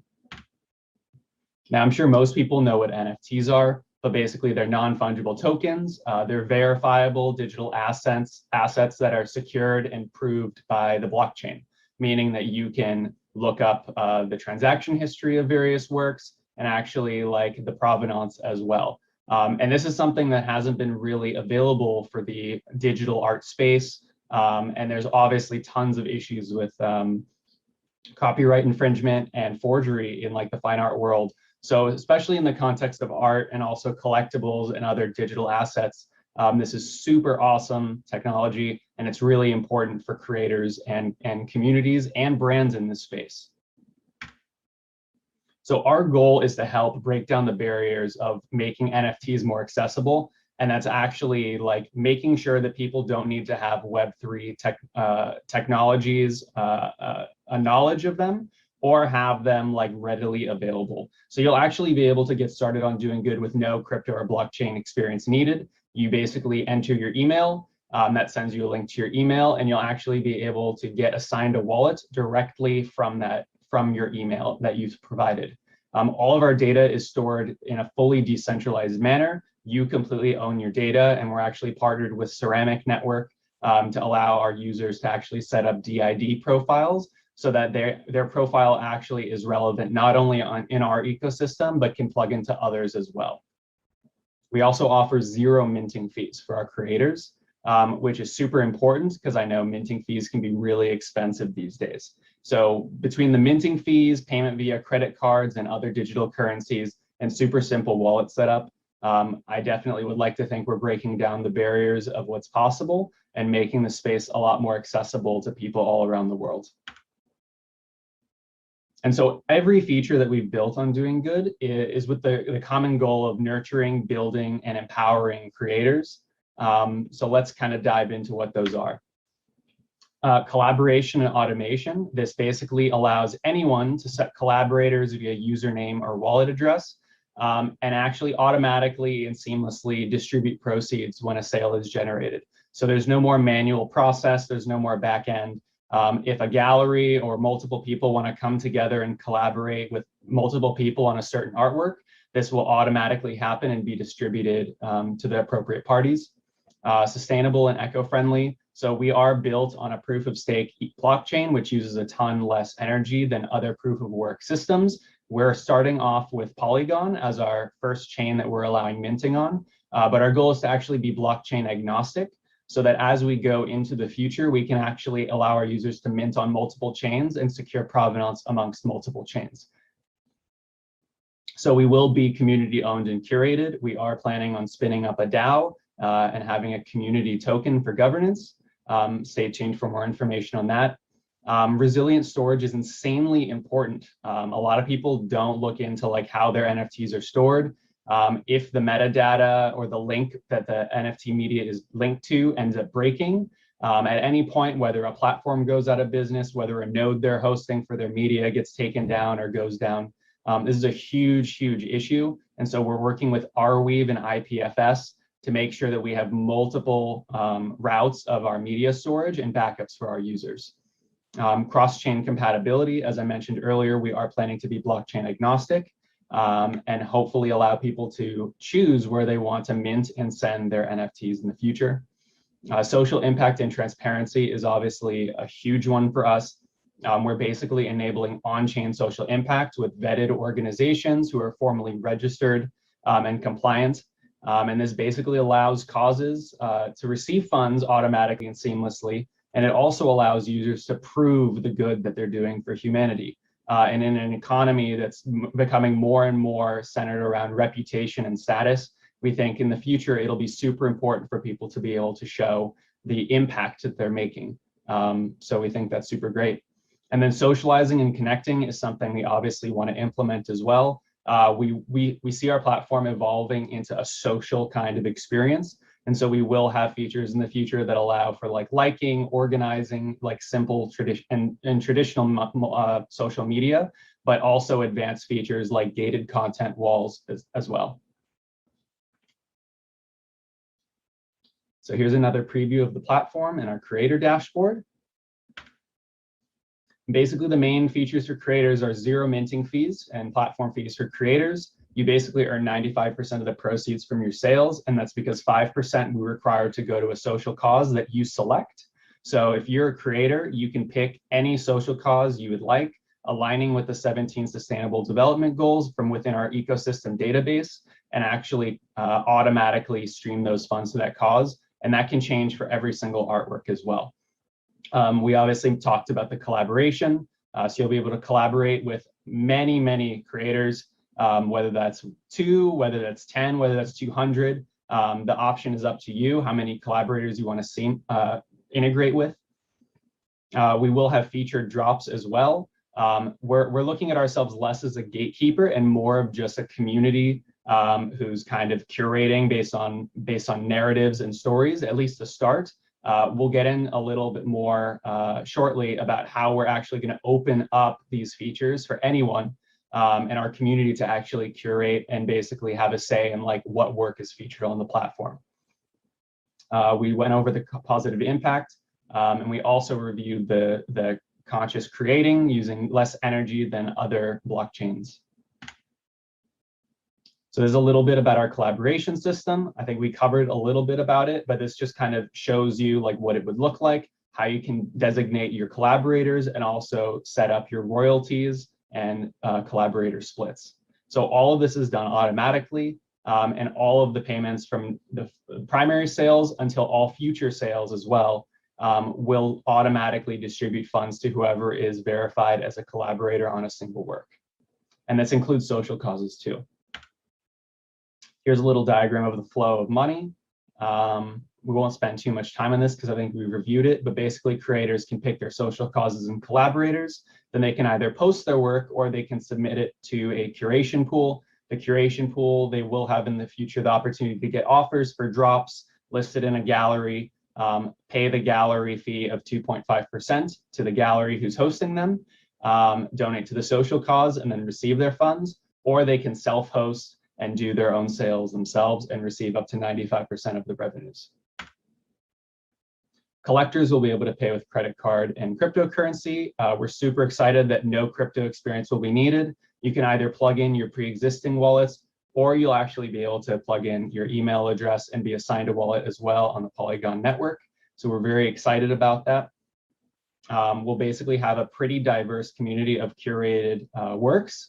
We put a lot of energy and effort into making sure our creators are representative from all over the world and different backgrounds.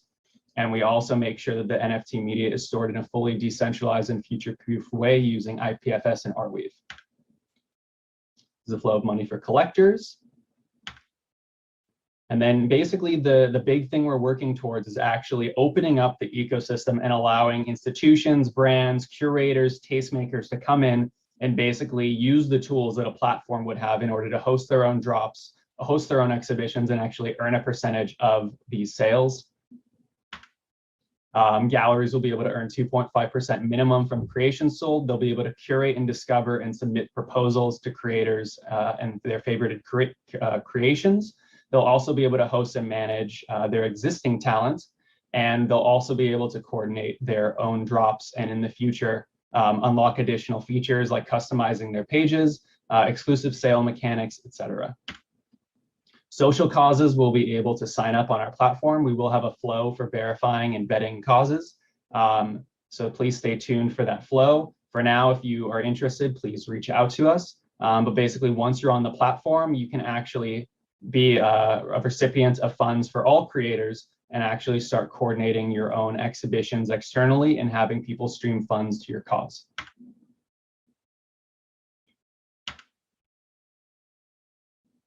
And this is a little bit more about the social causes. You can diversify your fundraising, collect royalties from all primary and secondary market sales. Creators can set between 5 and 95% of the proceeds to go to you, and then all funds are streamed automatically. You'll actually also be able to withdraw the funds to a bank account in the future if you need to as well. We already have over 200 plus social causes committed, and we're looking forward to having a lot more join us soon. And the future holds a lot. We're really excited about what we're building. If you have any questions or are interested or want to get involved, please reach out to us. We thank you so much for taking the time to listen to us today. Please follow us at Doing Good HQ. That's DOINGUD HQ on Twitter and all sorts of social media. We have weekly events on Discord, Telegram, etc. Please tune in, learn, and come and join our community. Thank you so much and have a great rest of your day.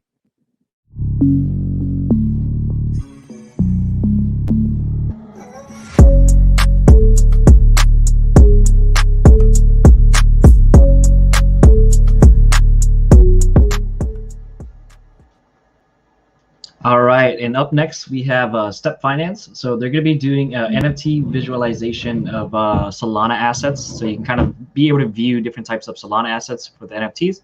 Let me go ahead and invite up George.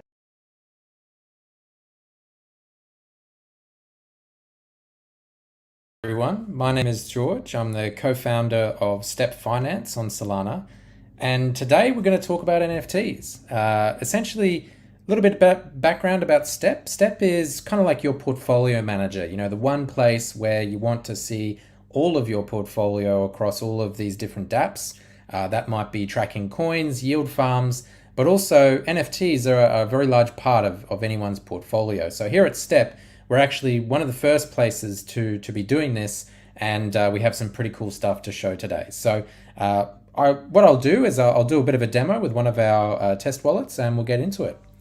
So Step essentially, when you connect your Solana wallet to Step, you'll be greeted with this page. This is essentially one of our test wallets, and it has some example coins in there. And you see a lot of information about your positions across different yield farms and things on Solana. But what you'll see down here is the digital collectibles space. And this is something which we're pretty excited to be working on and iterating on as we go through things over the next few weeks and months. But we were actually one of the first to integrate AR NFTs into Step. And you'll see here that this account has quite a lot of the Star Atlas NFTs, which we'll talk about. But what does someone want to see when they come to see their portfolio? They might have margin accounts over here, they might have yield farms over here, but they also want to see the price and the value of their NFTs. And one of the things is that NFTs often, it's an auction process. In the case of Star Atlas, they actually have a full-on DEX, and we'll talk a little bit about that, but the DEX is essentially what's providing the pricing data for this. So you can see here that I have a lot of these different NFTs, and we can have a look at some of them as well. So what are the NFTs? Well, if we go up the top step here, we have what's called the NFT gallery.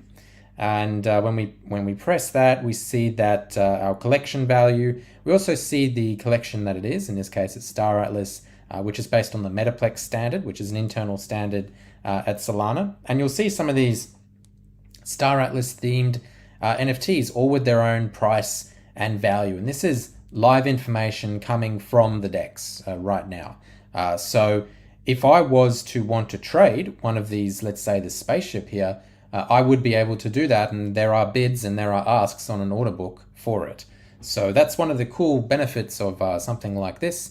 But what we're really excited about is a lot of the intersection of gaming, and really to do anything on games, whether it's like a faster spaceship or whatever it might be, you have to have a fast chain, right? So this is where Solana is really uniquely suited to solve this niche, is for blockchain gaming. And what we'll see here is, one of the things I like to highlight is, look, if I'm raiding a planet, let's say in my new spaceship, I can maybe short the planet beforehand on the DEX. I can raid it with my guild friends and we can wreck the planet, and then we can close that short on the DEX and make money. So we can basically be real-time pirates, which is a very cool thing if you think about it, right? So that's about creating a lot of these new ecosystems, and Solana has this one layer of decentralized exchange to be able to do that. So I guess one of the other key features with Step is we also have the AR integrated.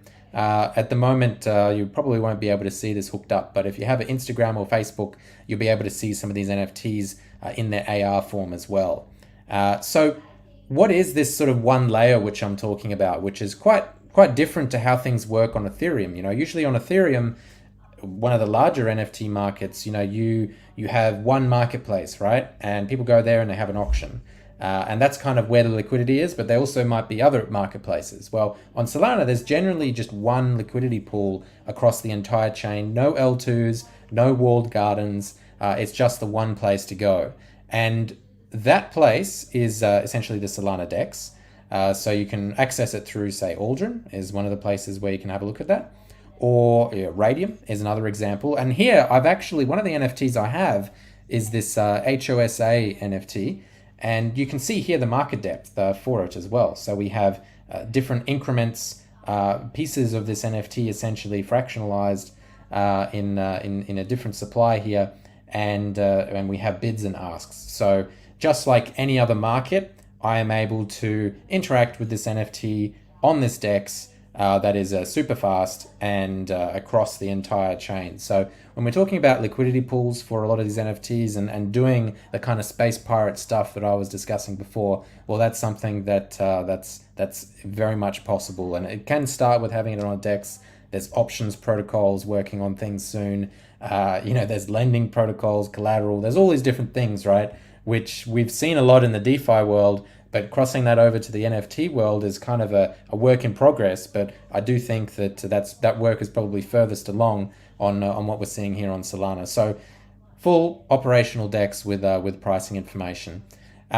We also have an example here of the Star Atlas marketplace itself, and we can see that we can trade directly from within their UI. So there's actually quite a lot of different places, but essentially here on Step, we are this portfolio manager essentially, where you can manage your NFTs, be they AR or not.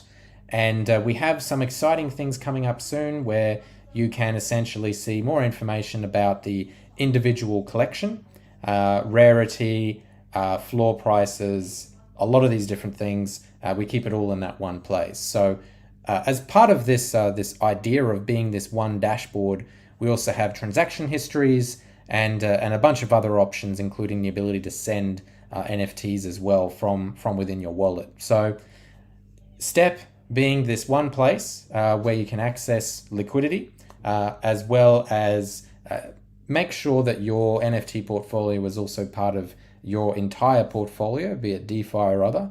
That's what we're really focusing on.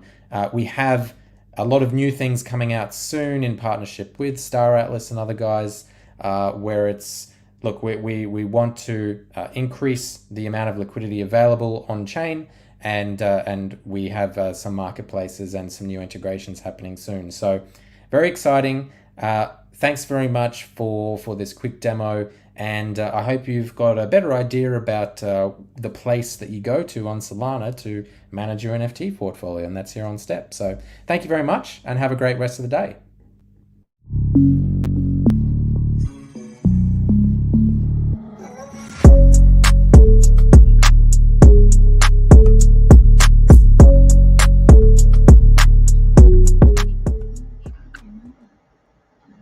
All right, hey guys, welcome back. And on the topic of Solana as well, there's going to be an interesting project that we want to also kind of showcase called Wretched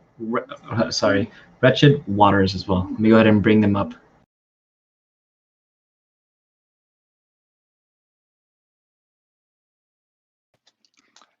Hi, everyone. Hope you're all having a fantastic day 3 over at NFT Con. My name's 2D Splash, and I'm the creative director over at Wretched Waters. Just wanted to spend the next few minutes here walking through an exciting new NFT collection that we'll be minting on Solana in the next 10 days. Hope you all enjoy.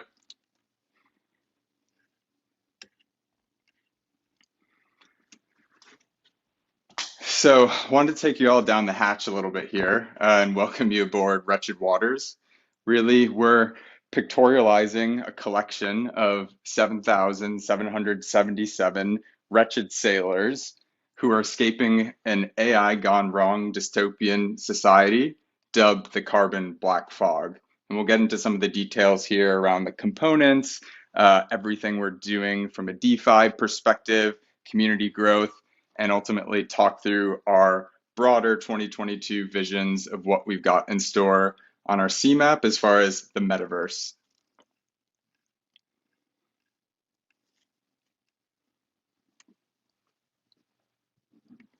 Hold that illustration for a second.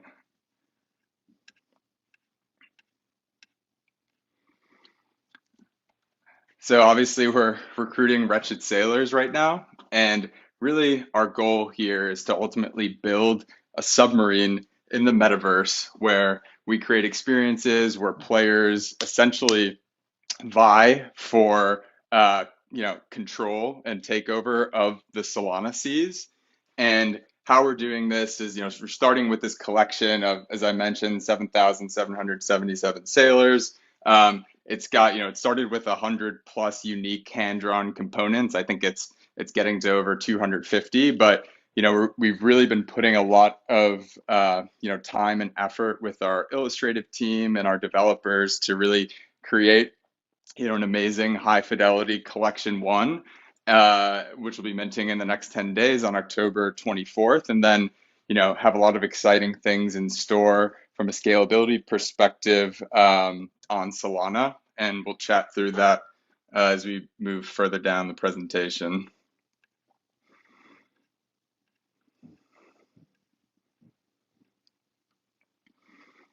And here's just a little sneak preview of the characters and really the overarching art direction and sort of the narrative that we're developing here around these wretched sailors, and really bringing them to life and expressing not only this concept from a storyline perspective with regards to Wretched Waters, but also really expressing the broader Solana community and what these visualizations mean to them as well. So super excited about this. Again, there's going to be a mint of over 7,000 sailors.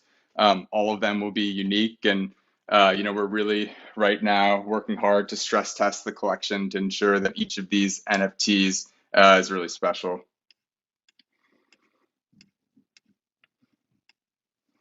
So the first collection, the Carbon Black Fog, as we've dubbed it here, we've got this really incredible rarity and attribute schema that's super detailed and ultimately, coalescing itself in this really remarkable and just stunning visual collection, collection 1.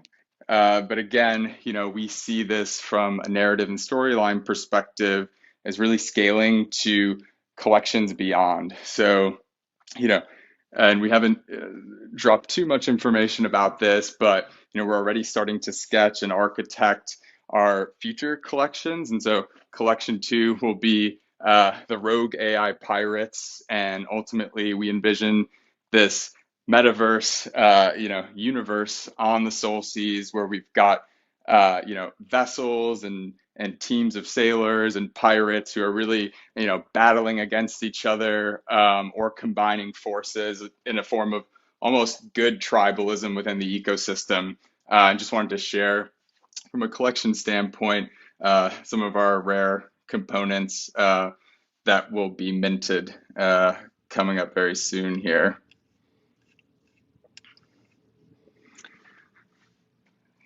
Now the nerdy stuff. So really the secret sauce behind this collection is what we're doing from a DeFi standpoint. So myself and Chris Gale, who's the other founder of Wretched Waters, we both have extensive experience developing Web3 applications and scaling cryptocurrencies, both on Solana, but also formerly at Ethereum and Algorand. And, our background in DeFi is allowing us and has enabled us to really create this one-of-a-kind community rewards model where folks will be staking their Sailor NFTs, a treasury for Wave token, which will be, the native Wretched Waters token, will ultimately, be put in a yield-bearing protocol. Can't give away too much with regards to that secret sauce, but the idea here is that as folks stake their NFTs and the value of the floor level, or we call it sea level, goes up, everyone rides this wave together and starts to earn additional rewards. So really harnessing the power of the blockchain, specifically from a layer one perspective, everything, that we've got from a toolkit perspective with Solana and their, proof of history protocol. We're really tapping into all of that and, combining the best of both worlds here with an NFT project that's got, amazing art, but also has fundamental transformative DeFi components to it that's really going to, help grow the community and help the ecosystem really blossom here.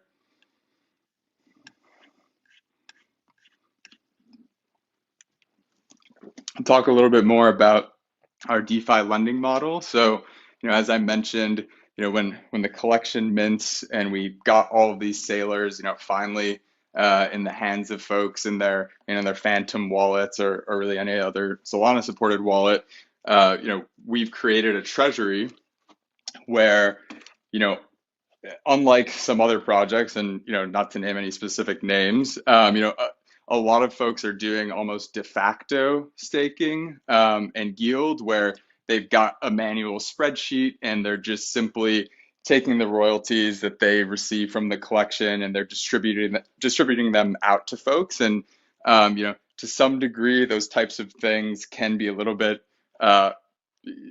pyramidal in essence. And what we're really doing is, as we sell sailors, as the NFT value and sea level rises, what we're doing is we're locking all of that value into the project, ultimately to continue to scale and develop in the Web3 and the Web3 ecosystem, and ultimately developing blockchain games and all of the things that I had mentioned earlier. But this NFT DeFi lending, buyback and burning of Wave tokens, increasing that scarcity, and then ultimately folks who have these, who are holding these Sailor NFTs will have exclusive access and benefits such as airdrops, ability to play in these metaverse games, APY,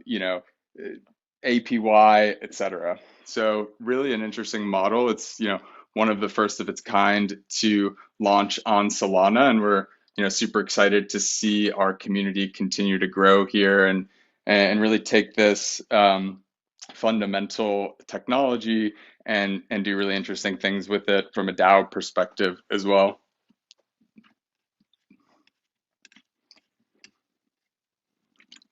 We talked a little bit about the metaverse, but the first landmark we've got on our CMAP as far as game development is this concept of battle subs. And so the idea here is that we're airdropping sailors, different weapons and loot, rare properties to their NFTs, and they're wagering and staking NFTs against other players within the ecosystem. And from a scalability perspective, there's a ton of levers that we will be pulling as we mint additional collections and sort of fuse those those narratives together. So really exciting stuff that we've got going on from a metaverse perspective. We've picked up conversations with some folks. We had previously been looking at Decentraland, and we had been looking into minting on Ethereum, but now we're all in on Solana and are really taking advantage of the network and what we can do from a blockchain development standpoint.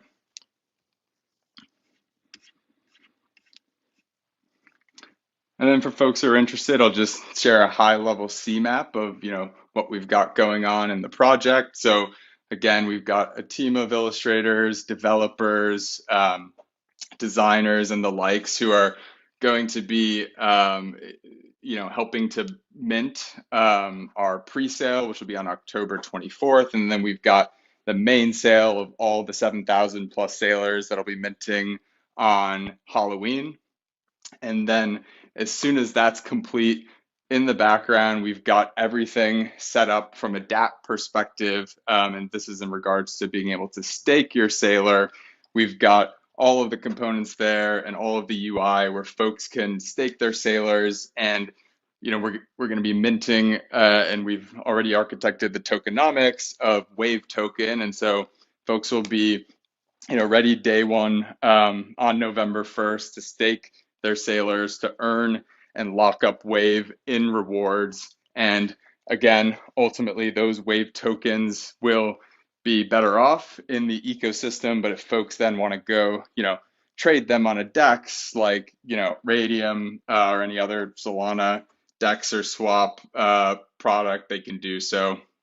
And then continuing on, this might come a little bit sooner, but we're working with the community on architecting a DAO, and this is really exciting. There's obviously a lot we could pull on there with regards to the DAO, but one of the exciting things that we're going to roll out is this concept of buy, back, and burn. And so as we're burning Wave tokens and increasing the scarcity of the project's assets, we're going to have the community collectively have consensus in this governance model where they can decide what NFTs we want to buy back for the treasury. If we're making changes to any of the staking rewards or anything, from a technology or protocol perspective, we're going to be making sure that the community first and foremost is benefiting and has a say in that. And then next year, we'll have a much more detailed roadmap coming out in the next few weeks here, but of course, our metaverse collaborations will start to kick off, and that's when things will really start to kick into gear as we start to develop out those experiences. And then just to touch on the future collection, so it's a dark future ahead. We're channeling some dystopian cypherpunk vibes, obviously, aesthetically and narratively, but it's really a bright future ahead for our project as we start to think through everything we can do from a collection 2 standpoint with these bionic pirates and really these the duality between our first collection of sailors and the second collection of pirates, and all of those being fused together in the metaverse. We've really got a lot of exciting things going on, and it's kind of the perfect storm right now with everything that's happening, from a DeFi perspective and the growth we're seeing on Solana, and obviously the art and NFT side of things. So we're kind of at the confluence of all of it, and just a lot of exciting stuff happening at Wretched Waters. Just to note, as we're winding down here, our drop 1 pre-sale is going to be on October 24th. So just getting a little bit into the specifics, we're minting at 1.5 Sol. That's a number that we landed at based on feedback from the community. We wanted to be price fair, but also just knowing with the level and quality of art and development here, that this is really a good price point for us to be at. But that mint on October 24th will be for 1.5 Sol. And then we've got the main sale, which is priced at 1.87 Sol per NFT, and that'll be on Halloween. For folks who aren't celebrating Halloween, of course, it'll be October 31st. And we've got targets on and have started conversations with secondary markets, Digitalize, Solana Art, SolSea, Magic Eden. They're not listed on here, but we've got our targets there, and confident that we'll be, we'll have a blossoming secondary market shortly after we complete the mint. And then, again, as I mentioned, we're launching Wave Token, and that'll be tradable on any Solana supported DEX. And folks at the onset will be earning 77% yield and DeFi staking. And all of this will take place, including the mint, including the staking, on wretchedwaters.io. Encourage you all to check out the website, sign up, and really start to plan on staking and ultimately locking in Wave to earn these amazing rewards. And then just to end here, of course, please join us on Discord. Got a QR code here. The community is really buzzing right now. We've been growing about 1,000 members per week in our Discord, and it's just really a fantastic energy and ecosystem there. So definitely join.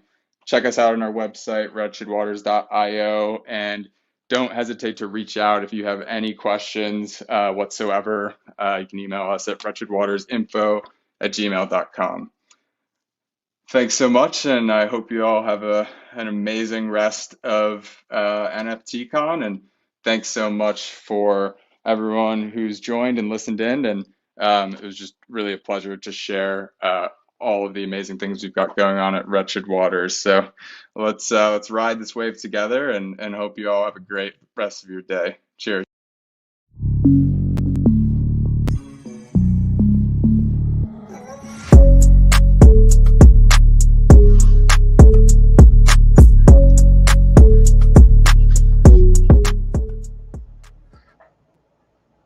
All right, guys, and that kind of concludes our third day. Thank you guys for all coming in, and especially for you guys staying all the way to the end as well. I did say at the beginning that I was going to talk about GME, and I am going to talk about GME. Just so if you guys want to invite your friends back, the mod is now asleep. To kind of also ask a little bit about it as well, and how GameStop and also all these big brands can actually benefit from it as well. So, once again, I want to thank all the speakers for the entire 3 days, everyone that has came and provided insights for everyone. Even if, you guys came for the GME stuff, or if you guys came for, more of the NFT side, want to welcome you guys all to the community. And hopefully you guys were able to learn a lot of the information, especially seeing all the different verticals with it, that it can be integrated into kind of everything. So like, for example, like GME, and they're actually going to be creating an NFT marketplace that's coming up shortly. Most likely what I kind of estimate that they would have to do is to kind of create a area to where they have to have a centralized chain. There's no way that they cannot, be able to have IP rights that are going to be basically placed out onto chain unless they have a license through, let's say, secondary sales or things like that, to kind of have artists to be able to have a revenue share, right? Especially with these big brands. If, let's say, you're going to be going and releasing like GTA's type of NFTs, you're going to have making sure that the company that goes back to it is able to receive a partial of it. So with their marketplace, I don't think it is going to be very decentralized, because of the fact that the IP rights are not owned by GameStop. But if there is a collaboration, then technically it would be licensed out. And this provides another area for a lot of them to be able to, have all these big brands come in. And also like the gaming side as well. Think of it as if you're going to, you're going to GameStop to buy some of these cards that you're going to be using, like, let's say for like World of Warcraft or any of these other areas as well. If you create an NFT version of it, technically you can have it to where, you have it verifiable on chain. So let's say if you lose your card, but you already have it in your wallet, that you can still redeem it as well. So that goes into like the gift card order routing issues with a lot of the other companies. But once again, it's like there's so many use cases to it. Even if you have things that are tied to, physical items, like let's say you go into the store and there's a collaboration and you're able to purchase, let's say, a PlayStation or an Xbox.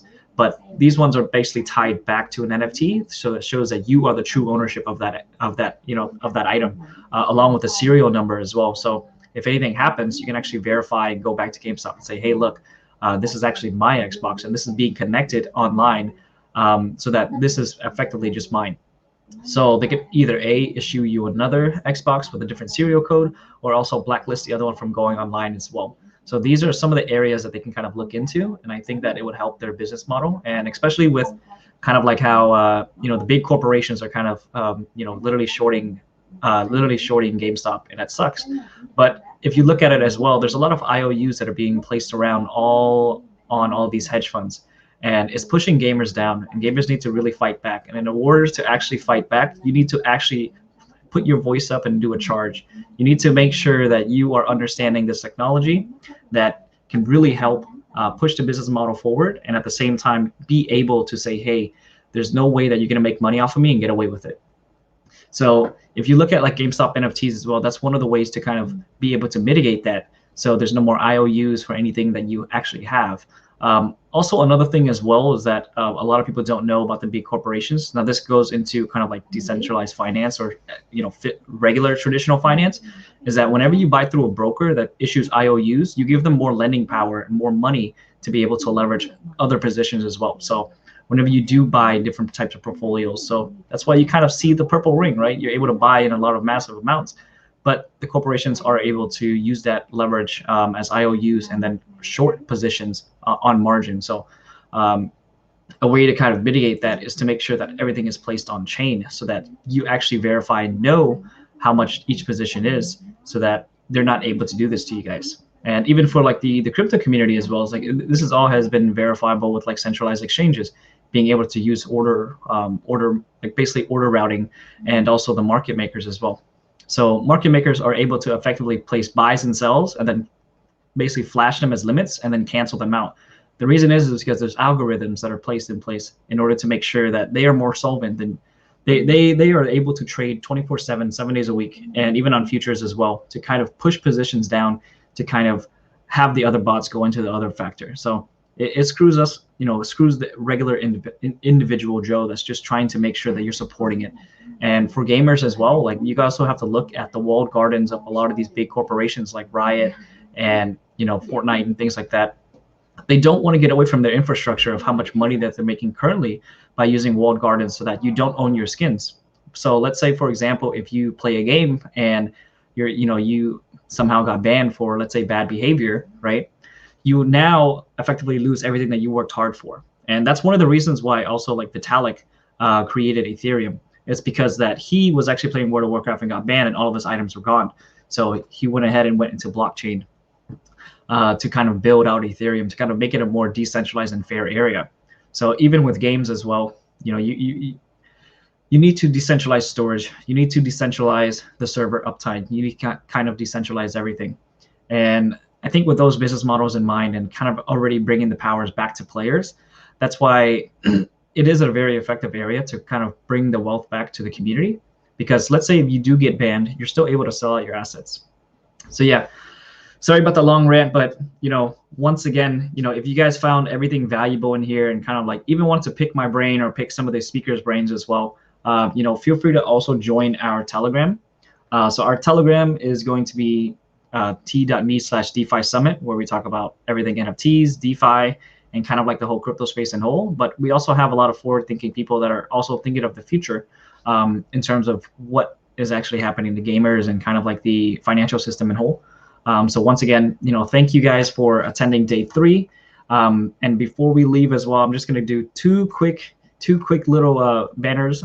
So the first one is going to be decentralcon.com/TFI Miami. This one's going to be giving you an opportunity to kind of be able to actually, they'll pay for your flight and hotel if you win, be able to come to the event with a VIP ticket and kind of see all the things that are building within the NFT and also DeFi ecosystem. Another one is going to be nftcon.co/NFT drop. We're actually going to be releasing 5 more whale shark spider tanks that are not available on the market. So in order to actually play it, you actually have to own both the whale shark and also the gun that's going to be associated with it. So you place it as one unit to be able to play the game. But this one at least takes out one of the barriers for you. And also, if you guys want to as well, feel free to check out our next event, which is going to be happening on November 30th and December 1st, physically in Miami. We're going to be having a lot of cool things there, including 3 different types of stages running concurrently. We're going to have a metaverse world. We're also going to be having an NFT art gallery. And wow, someone actually knows my like super early screen name. Huh. Okay. But yeah, it's basically going to be about, who is that? But yeah, so like if you guys are able to win that and come to Miami and come enjoy the event, we're going to be having after parties and things like that. So hopefully we'll also see you guys there. And once again, if you guys have questions, I'll try to answer some really quickly to see if you guys have any that's on stream. Using NFTs to stop cheaters in games? Yes, you can. So basically, if you have a cheater that's going to be in the game, what you can effectively do is switch servers and not be able to go onto that server. And you can actually make multiple servers, right? As long as it's in a decentralized area, a decentralized server, to actually not play on the same server as a cheater. So the game can effectively still ban you from, participating, but you'll still be able to sell out your assets in game. So for example, you just transfer it from Ethereum to, a marketplace, and they can't kind of take away censorship resistance from that. Some comments. Yeah, you study this topic. Yeah, I've been in the blockchain space for a while, and especially with a lot of these, a lot of the things, it's kind of all tied to kind of like the movement of cryptography and making sure that you actually own the data and kind of all the other things as well.